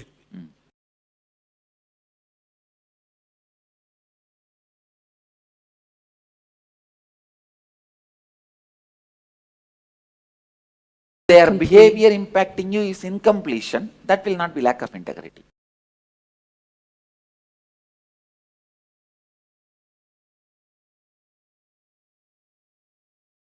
You should be very clear to say no when you want to say no.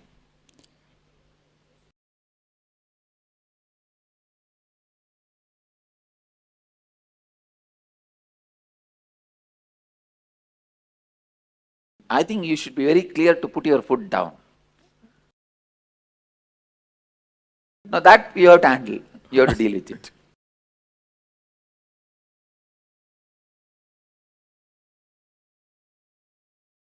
If you want to make a new commitments for the future, you have to spell it out very clearly to yourself, date, time and form.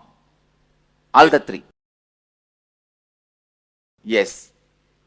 So that you become very conscious of what you think. Your thinking is respected by you. You are somebody to you first. See, as on now, even you don't respect yourself as somebody. You feel almost you are like a dirt. Anything you can think, you can throw it away in any way, you can alter it in any way. You don't just need to care for you. Understand? So that is what I am shifting now.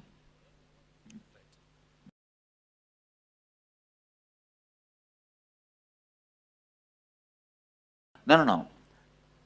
All guilt is not integrity. Some guilts can be caused due to lack of integrity. No, whatever you can complete due to lack of integrity, whatever you are incomplete, those things you complete now. And remaining guilt we will handle in a separate session. We will be doing completion with all that.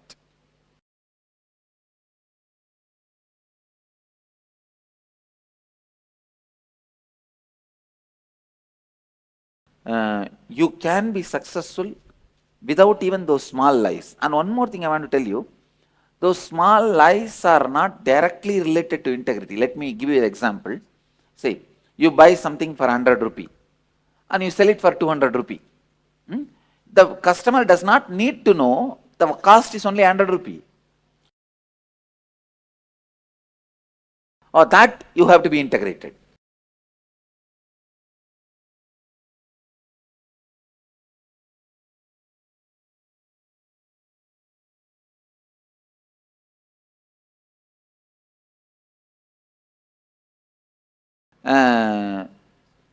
When it comes to straight contrast, I think better you don't give the words. Okay. Bring integrity itself.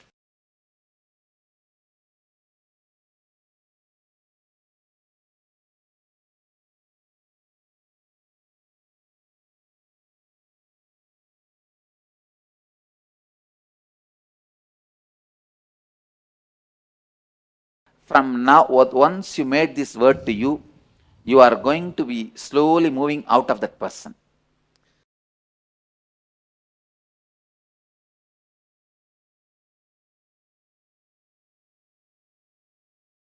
To go in that direction, complete with all the negative commitments you gave.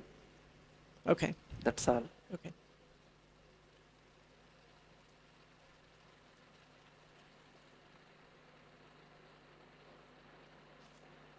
Still, I am not listening to the voices of completion. See, around 100 people, more than 100 people are there in the hall, and still I am not hearing the voices of completion means. You see, I may not need to hear the words, but I will usually hear the voices. Each one of you should go to one corner of the hall and sit with yourself and clearly complete. You can even utter the completion for 3-4 times so that you hear it properly and you are really.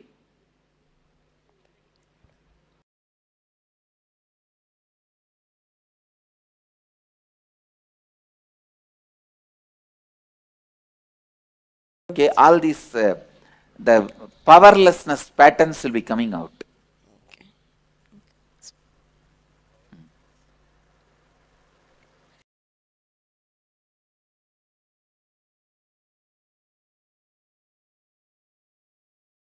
Oh, about that we will discuss during the completion process method. Okay. Now you complete only things related to integrity. Okay. That's the first step of completion. Okay.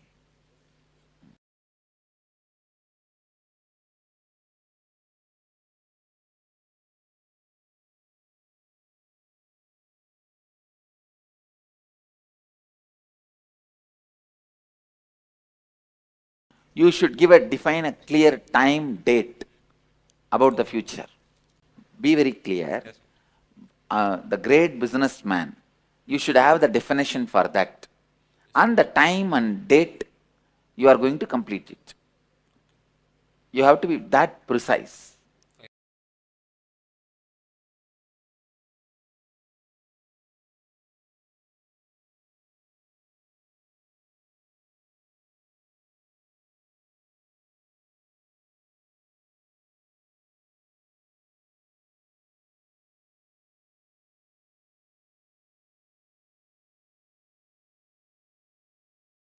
If you bring integrity into everything, this fear, that feeling scared will disappear.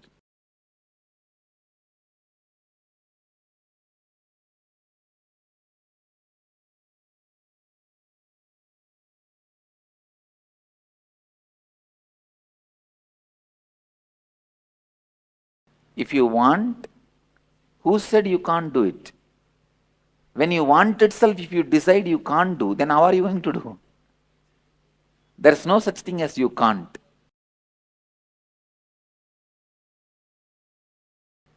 What shall I do means, if you have given the commitment you can't, complete all that. All the negative commitments you gave, complete that. All the negative commitments I gave it to me, I can't be in peace with me. Without the pressures of the society, I am dropping it. I decide to be in complete with me and others. Even fear pattern is nothing but lack of integrity. If you bring integrity, fear will disappear. Fears will disappear. This idea I have, this may happen, that may happen, this all wrong negative commitments, I am dropping it. Actually, if you start, I say cunningness is nothing but, I'll define cunningness, man. Listen. You try to lie to somebody to escape from certain situation. After a few days, you yourself start believing that lie and going behind it. Is cunningness. Cunningness is where your legs misguided you.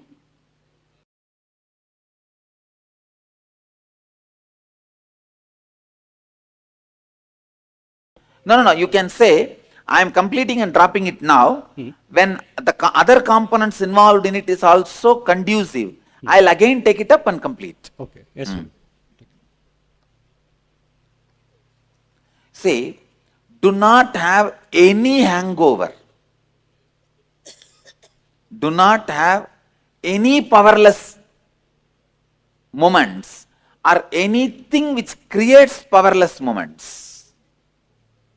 Please settle down. Whoever is doing completion, just sit in one corner. Yes, you have questions means you can come. Otherwise, you sit in one corner and look within you when you do the completion so that it becomes part of you. If you have questions, come to mic, I'll answer.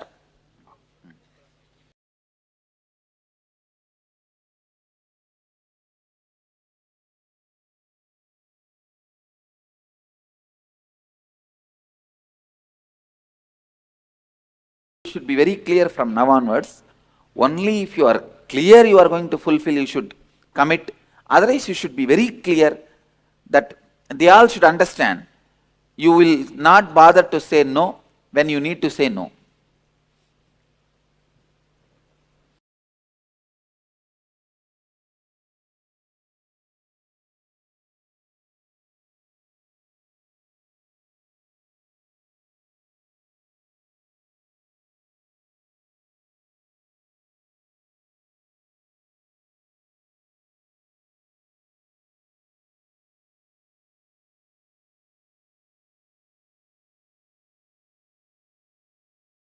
I think you should complete with that also.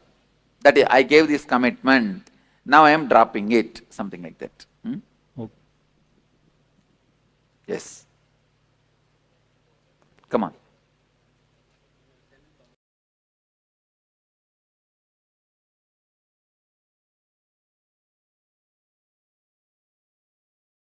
If you see, if you gave a word, if you prayed that if I get this job done, I'll come to your temple and do this.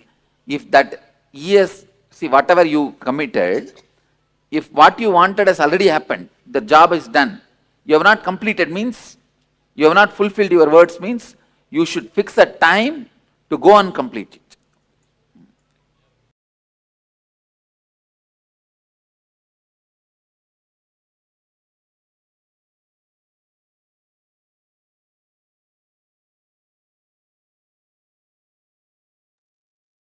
Yes. So here Swamiji really reveals the deeper aspects of integrity and how to restore your integrity, especially when we take up commitments that we are not able to fulfill, either towards others or towards ourselves. Swamiji reveals how and why to complete, why it is important. So many of us go through this. We have commitments that we are not able to fulfill, either big or small, but we were never taught how to complete, how to restore our integrity. And this is something very important that we need to do. And it's very simple, actually. If you want the technique, it's as simple as just penning down, I gave this commitment, I am not able to fulfill, I drop it. That's it. It's as simple as it. But the point is, many times we don't do this. And so what happens is we carry a conflict, and that space that we do not fulfill the commitments that we have given. And so from non-integrity, we manifest more non-integrity, more conflict. So even here, somebody was saying, you need to respect your own thinking. And you can't just neglect the thoughts that are happening inside you as if they don't matter. Respect your thinking. Same way, make sure to take some time. You can take a note of this. It could be even a daily habit. Wherever there is non-integrity in your life, always restore your space. If this is something that you are very clear that you are going to be doing, that's fine. So complete for the non-integrity that has happened and declare that you are going to be doing it. And if this is something that you are not going to do, then at least complete and be very clear that you are not going to do, that you are not able to. And if it involves people, you might need to complete with these people. But integrity will help you to remove all conflicts from your life. Yes. And while it's right to be authentic, so to stretch yourself to the best of your abilities, Swamiji clearly said, when you know you're not going to be able to fulfill something, and internally you feel, okay, I don't even think whether I'm going to do this. But there is, based on some guilt or some internal pressure, that we feel this desire to just say yes to everyone. This is also something that is related to non-integrity.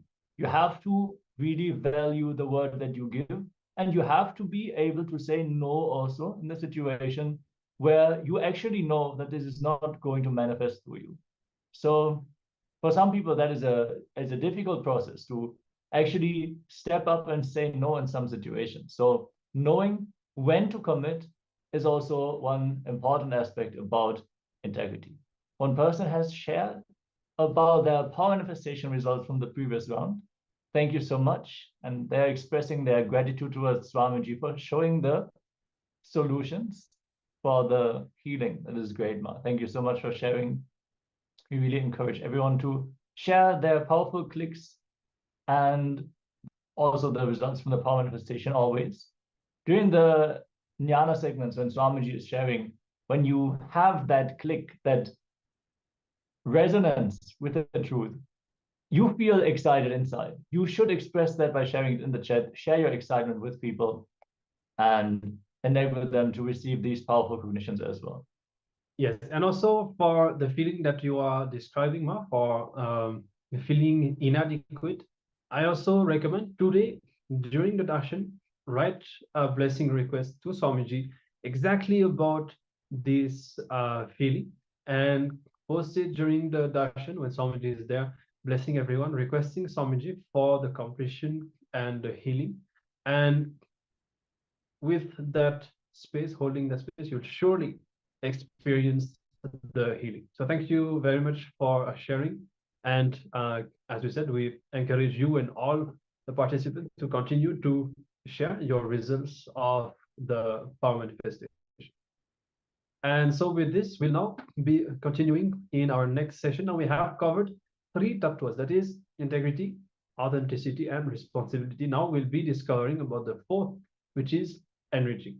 And enriching is a very powerful tattva that can literally awaken divinity inside us. It can completely open a new dimension of life and bring so much change in our life. So let's begin. We'll be hearing first from Swamiji, and then, as usual, we'll be taking some time to reflect and imbibe.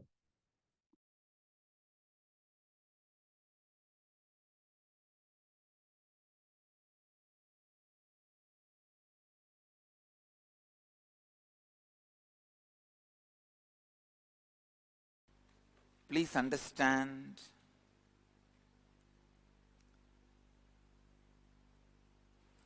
only when you reproduce the intense experience of you in others, the enriching happens.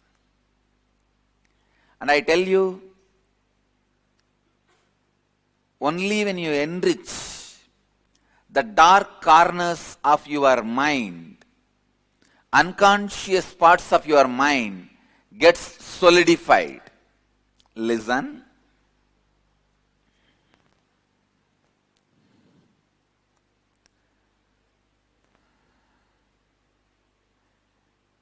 Many times, just in the face I can see a person going through confusion and suffering. Unfortunately,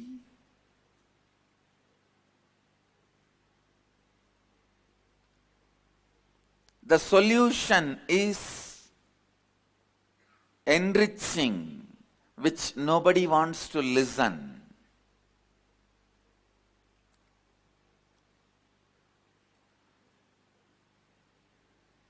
When you enrich other human beings, all the struggle you face in them is all the struggle your own unconsciousness carries. Please understand, when you enrich somebody and made them sannyasi, only then you are a real sannyasi. Because all the problems they face is nothing but the problems of your unconsciousness. If you can answer all their problems and questions, only then you answered all your unconscious problems and questions.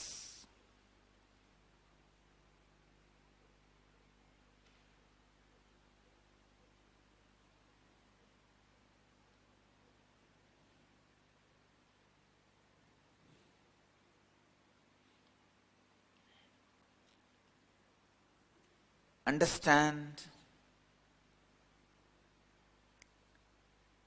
First of all, you need to understand why we should be able to answer, why we should answer all our unconscious queries. Please understand, unconsciousness is the enemy you carry in your backpack. Enriching is the friend you carry in your backpack.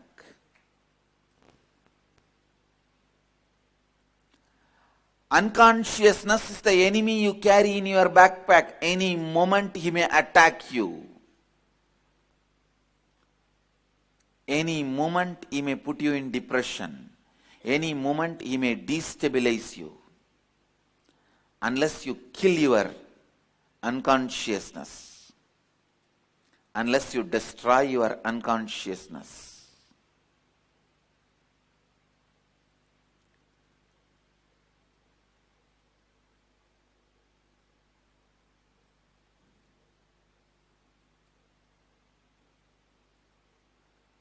You will create hell for yourself, nobody else. You can't create hell for anybody else. You will create hell for yourself. Unconsciousness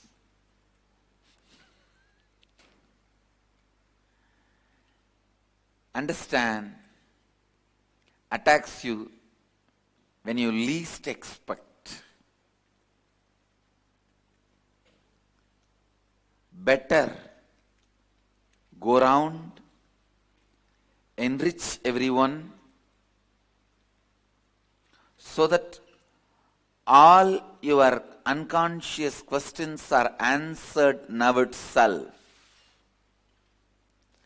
It is like voluntarily facing your unconsciousness.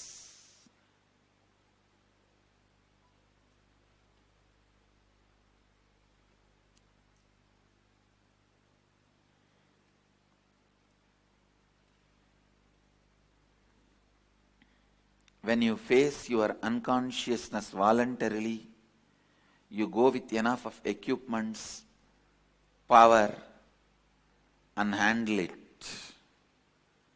When you face your unconsciousness, suddenly you will unfortunately associate yourself with it. Please listen. This is a very important statement. When your unconsciousness erupts out on its own, unfortunately you associate yourself with it, then you are gone. You lost the game.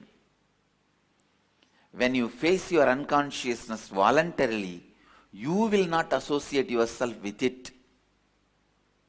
I tell you, the difference between you associating yourself with your unconsciousness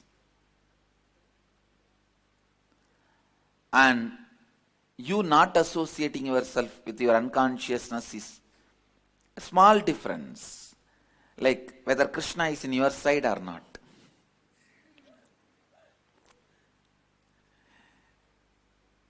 See, there was a situation, Krishna has to decide whether he should be in the side of the Pandavas or Kauravas in Mahabharata.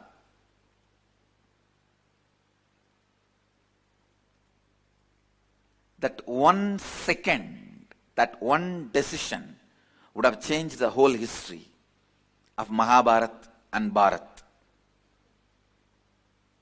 If he has sided Kauravas, I tell you, it is not that Kauravas are worse people than Arjuna. After listening to the whole Gita, I can say very clearly, Arjuna was only socially moralistic. Consciously, he was equal to Duryodhana's. If the same Gita was delivered to Duryodhana's, all the 100 of them would have become Arjuna's, enlightened. The whole story will be different. Understand, there is nothing special with Arjuna. I can boldly tell you.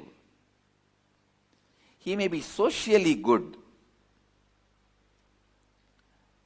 but based on the questions of Arjuna, I can say he was equally unconscious like Duryodhana.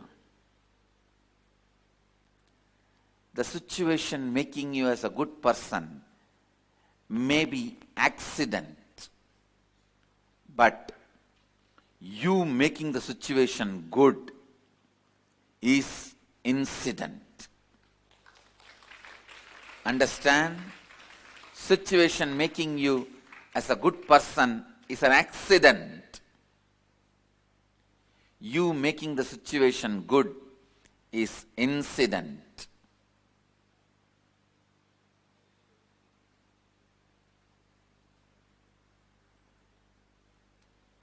The one decision whether Arjuna is going to have Krishna or not, whether Krishna is going to side Arjuna or Duryodhana, that one decision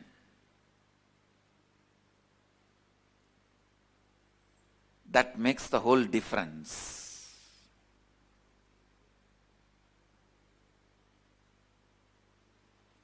Understand? Your whole life is nothing but Mahabharata. In your life of Mahabharata, the victory or failure is going to be decided. Who is going to win? Whether you or your unconsciousness is going to be decided only based on which side you are going to side. Listen. Whichever side Krishna sided would have won the game. If he sides Duryodhana's, he would have won the game. He knows what to do.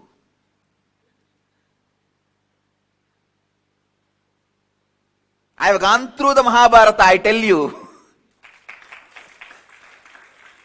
and won the game. And I tell you, you need Krishna to win the game. You really need Krishna to win the game. Most of the time, the immediate cognitions you have decides the quality of your life. Dhyan se suniye. Please listen. The immediate cognition you have decides your life. Whether falling in love or getting married or taking sannyas, accepting a job or rejecting a job or leaving a job, the immediate cognition that plays a major role, the immediate cognition plays a major role. Listen. The immediate cognition plays a major role. I wanted all of you to listen to this word once more. Immediate cognition plays a major role. I am repeating it 3 times.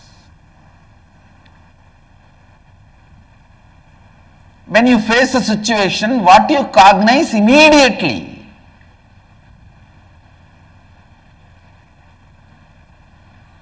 Sometimes you slowly think, rethink,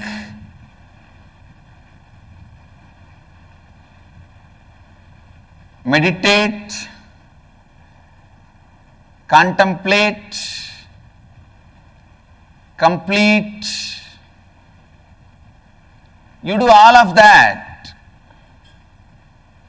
and then come to certain cognition.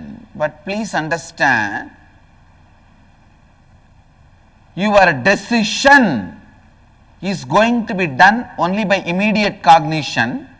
Your contemplation, thinking, everything may influence your decision, but that itself will not be decisively decision making. Please listen. Your thinking, contemplation,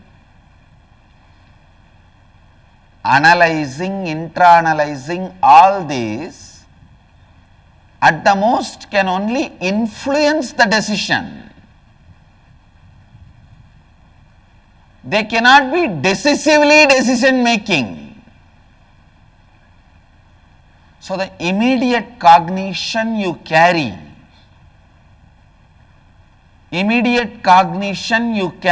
plays a major role. Please understand, in the inner awakening, I am giving you the right immediate cognition.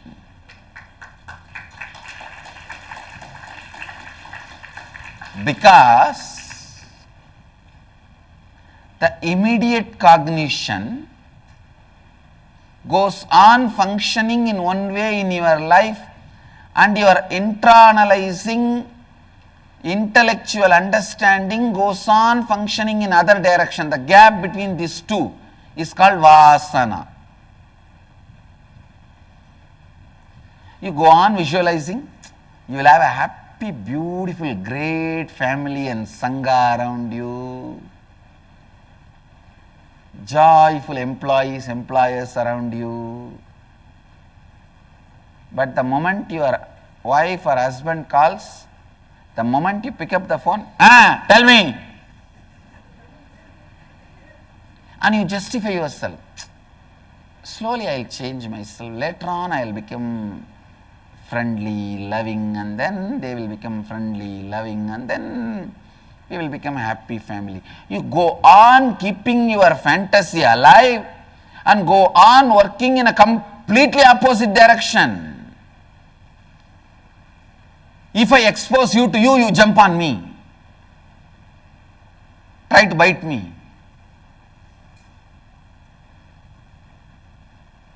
The vasana, in Sanskrit we have a beautiful word, samskara, vasana. Vasana means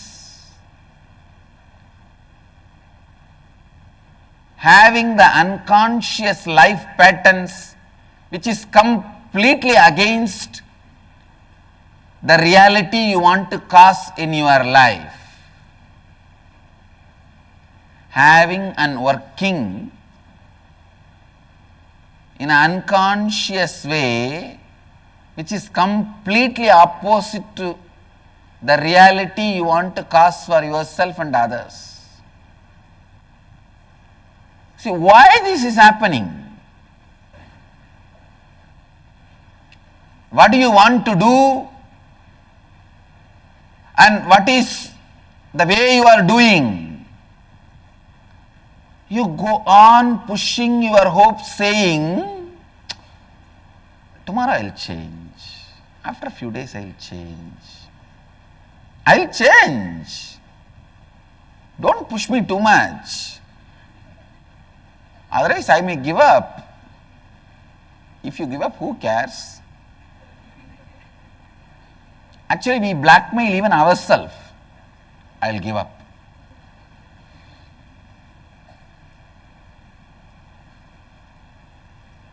I wanted to give them the new name, self-blackmailers. Self-blackmailing is self-denial. That is the source of self-denial.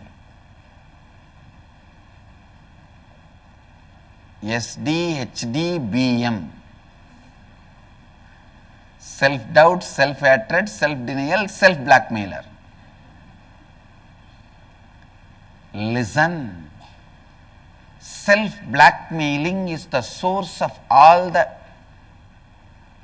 invited diseases. Like when life, your declaration demands you to work more than 8 hours, you invite a back pain so that you can lie down. You invite cough and cold so that you can lie down. You invite fever. You invite body pain so that you can lie down. Understand? You tell yourself, if I am forced to work more than 6 hours, I am going to have leg pain. I am going to have stomach pain. I am going to have headache. Understand? This self-blackmailing is the invitation for self-invited diseases. There are some diseases you inherit. There are many diseases you invite.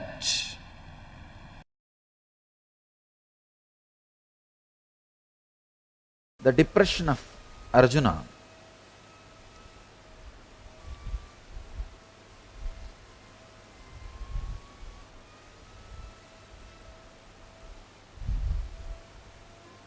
I can say is almost screaming.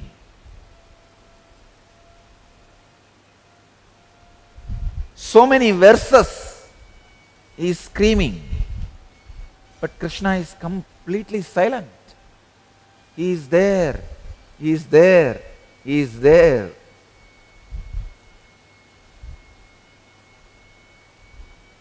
The first year of the marriage, the man speaks and the woman listens. The second year, the woman speaks and the man listens. The third year, They both speak and the neighbors listen.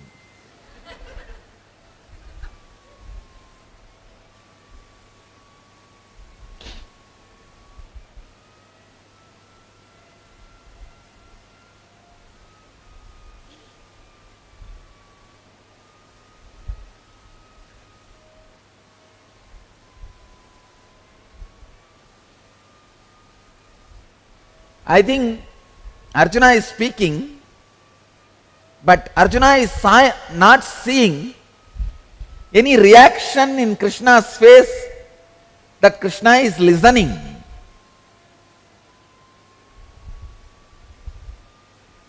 I strongly believe Krishna is not listening to the words of Arjuna. He is only looking into the depths of Arjuna with deep sympathy to understand the root of the problem. Please understand, when you are agitated, confused, your words do not express your real problem. That is why when people come and tell me their problems, when they give me a long letters, more than reading their letter, I will be looking into their eyes. I will read their problems by looking into their eyes, not looking into their letter. Because you are habitual liars. Please understand, all human beings have got into the system of becoming a habitual liars. Yesterday, we were having sessions in Inner Awakening. When you are challenged, when you are cornered, how you escape from situations. I was studying each one's patterns, how each one escapes, listening to their stories, incidents. I discovered one thing, 99% of the people tell lies and manipulate the situation and escape when they are challenged. And the remaining 1% told lies even to me when I asked them.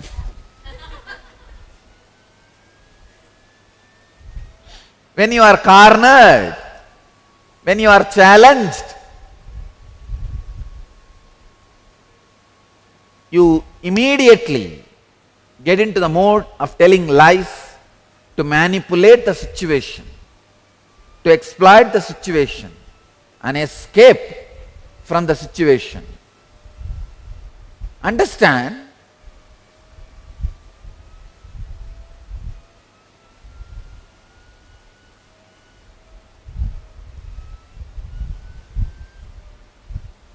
more than the words of Arjuna, the eyes of the Arjuna can reveal the real problem to Krishna. More than the letters you bring, what you bring in your eyes will show your real problem to me. That's the reason usually I look into the eyes. But people feel I am not attending to them if I read their eyes and not read their letters. So I just glance the letters also once in a while. But I tell you, I don't believe your letters. Because you have become habitual liar. Not only you start lying to others, even you don't realize you are lying. You have become such habitual liar, it becomes part of you.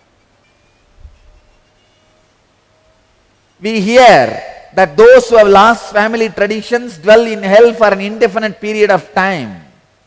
Arjuna is crying. But he is not crying with the right logic. He is just using all broken logics, all broken ideas to justify his thoughts, justify his ideas.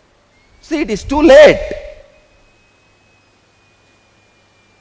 You should have thought about all these things and had a group discussion, round table meeting. dinner, brainstorming, everything at least 2 days before. Too late.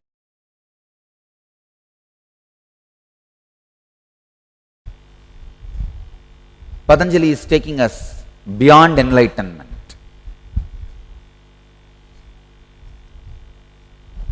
See, the spot where your mind explodes into a non-assemblable manner to pieces in such it can never be again assembled in the same old way. That moment, that spot, that experience is what I call enlightenment. But Patanjali takes us a step deeper, step further,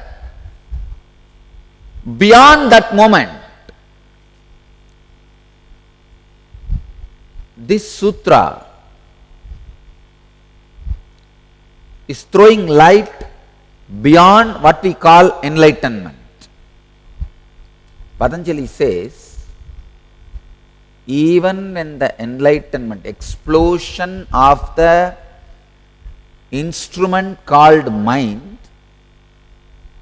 happens in a way you can never assemble it back again as it was. Please understand. The conscious explosion happened in me. Explosion happened in me at the age of 12. The mind has gone to that pieces, that number of pieces. I can never bring all the spare parts and assemble it back. It got dismantled in a way it can never be assembled back.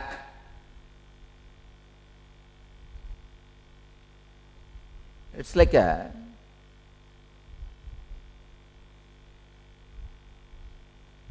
somebody's body is burnt and the ashes have been taken to different oceans and put in the ocean, and whatever is put in the ocean is eaten by some sharks and over. Now, can you get all those particles back, put it together and make the body back? No. Impossible. Same way, the explosion happened in me at the age of 12 was such a strong experience. Never I can collect the mind back and assemble it and create the same old structure. Or I can say any structure. Forget about old structure, any structure. It's not possible. It has become impossible.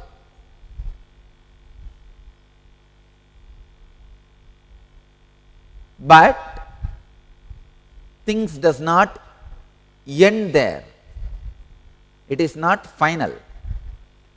That experience where there is no mind, that is where life starts. So the life continues to flow in that ultimate explosion. I can say every moment the explosion goes on and on and on and on and on. Enlightenment is a constant happening. It is like an atomic reactor.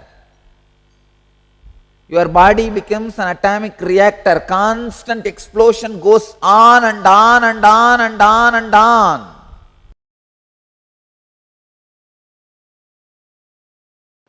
An unconscious person does not think through. So whatever is the flow of life for him is crime for society.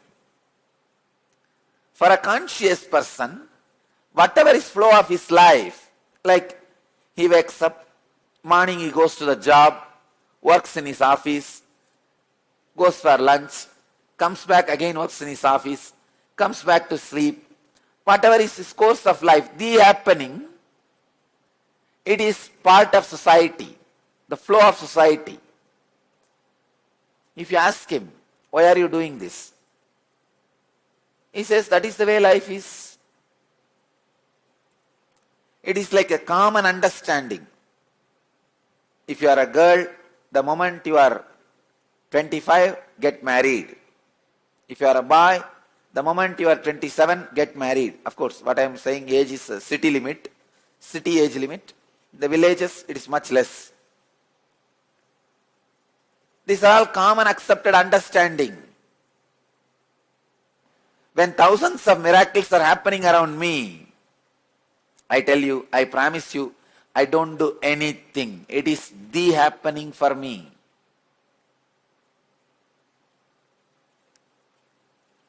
People come and tell me, Swamiji, I came to Kalpataru.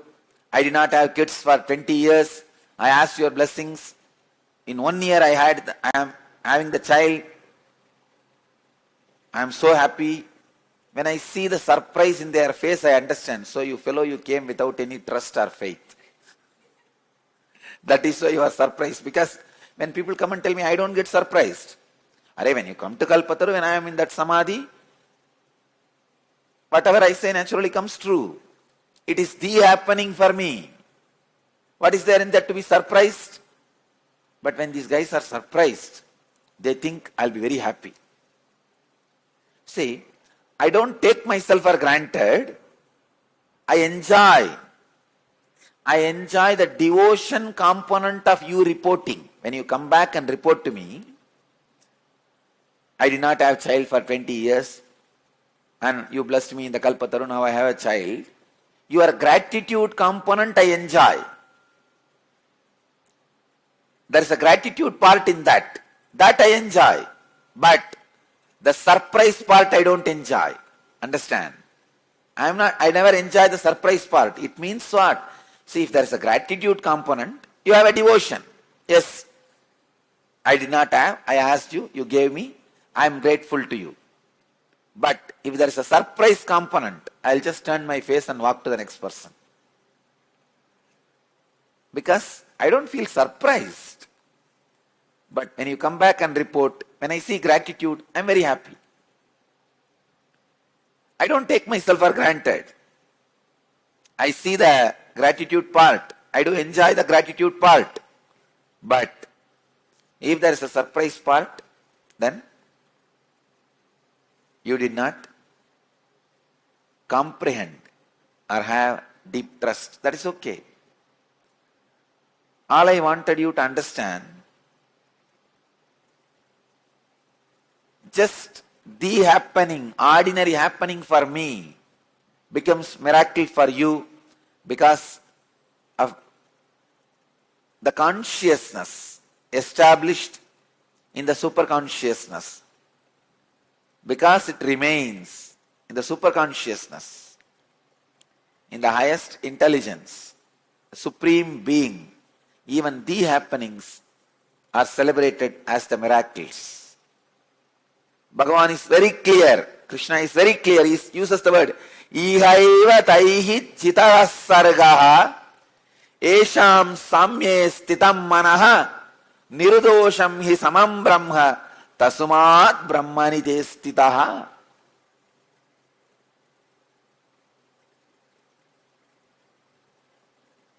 Here in this world itself, the nature is surpassed by them whose intelligence remains established in Supreme Being. See about Trinyana Sambandar, 292nd Guru Maha Sannidhanam asked me a question in Akashic reading. He put a question to me in the Akashic reading for Kala Bhairava. What all miracles Jnana Sambandha Swami did? The Akashic reading I read out 78 times he broke the nature, law of nature, science and law of nature.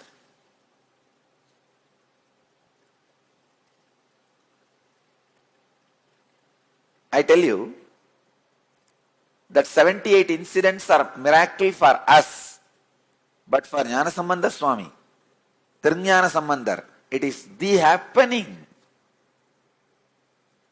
It is just the flow. Because he is established in the super consciousness, the nature is surpassed by them whose intelligence is established in Supreme Being. Ihaiva taihi jitaha sargaha yesham samye stitam manaha. 78 times nature would have tried to cross him and he crossed it. That's all. When he puts the palm leaf and it goes against the water current in Vaigai, when he puts the palm leaf into the fire and it does not get burnt, means he is not performing miracle. He is established in the Supreme Being. The happening itself is miraculous for ordinary people who sees the whole thing in ordinary mind, from the ordinary consciousness. Understand? Now, this is the sutra for all of you. This is the important understanding for all of you. Be established in ajapa japa, feeling connection and unclutching. You will simply pass the law of the nature, which is you can't live without food. You will just surpass it. Be established in the supreme consciousness. You will just surpass the law of nature. You can't live without food. You can't live without food is a law. It's a nature. You will just surpass it by being established in Supreme Being.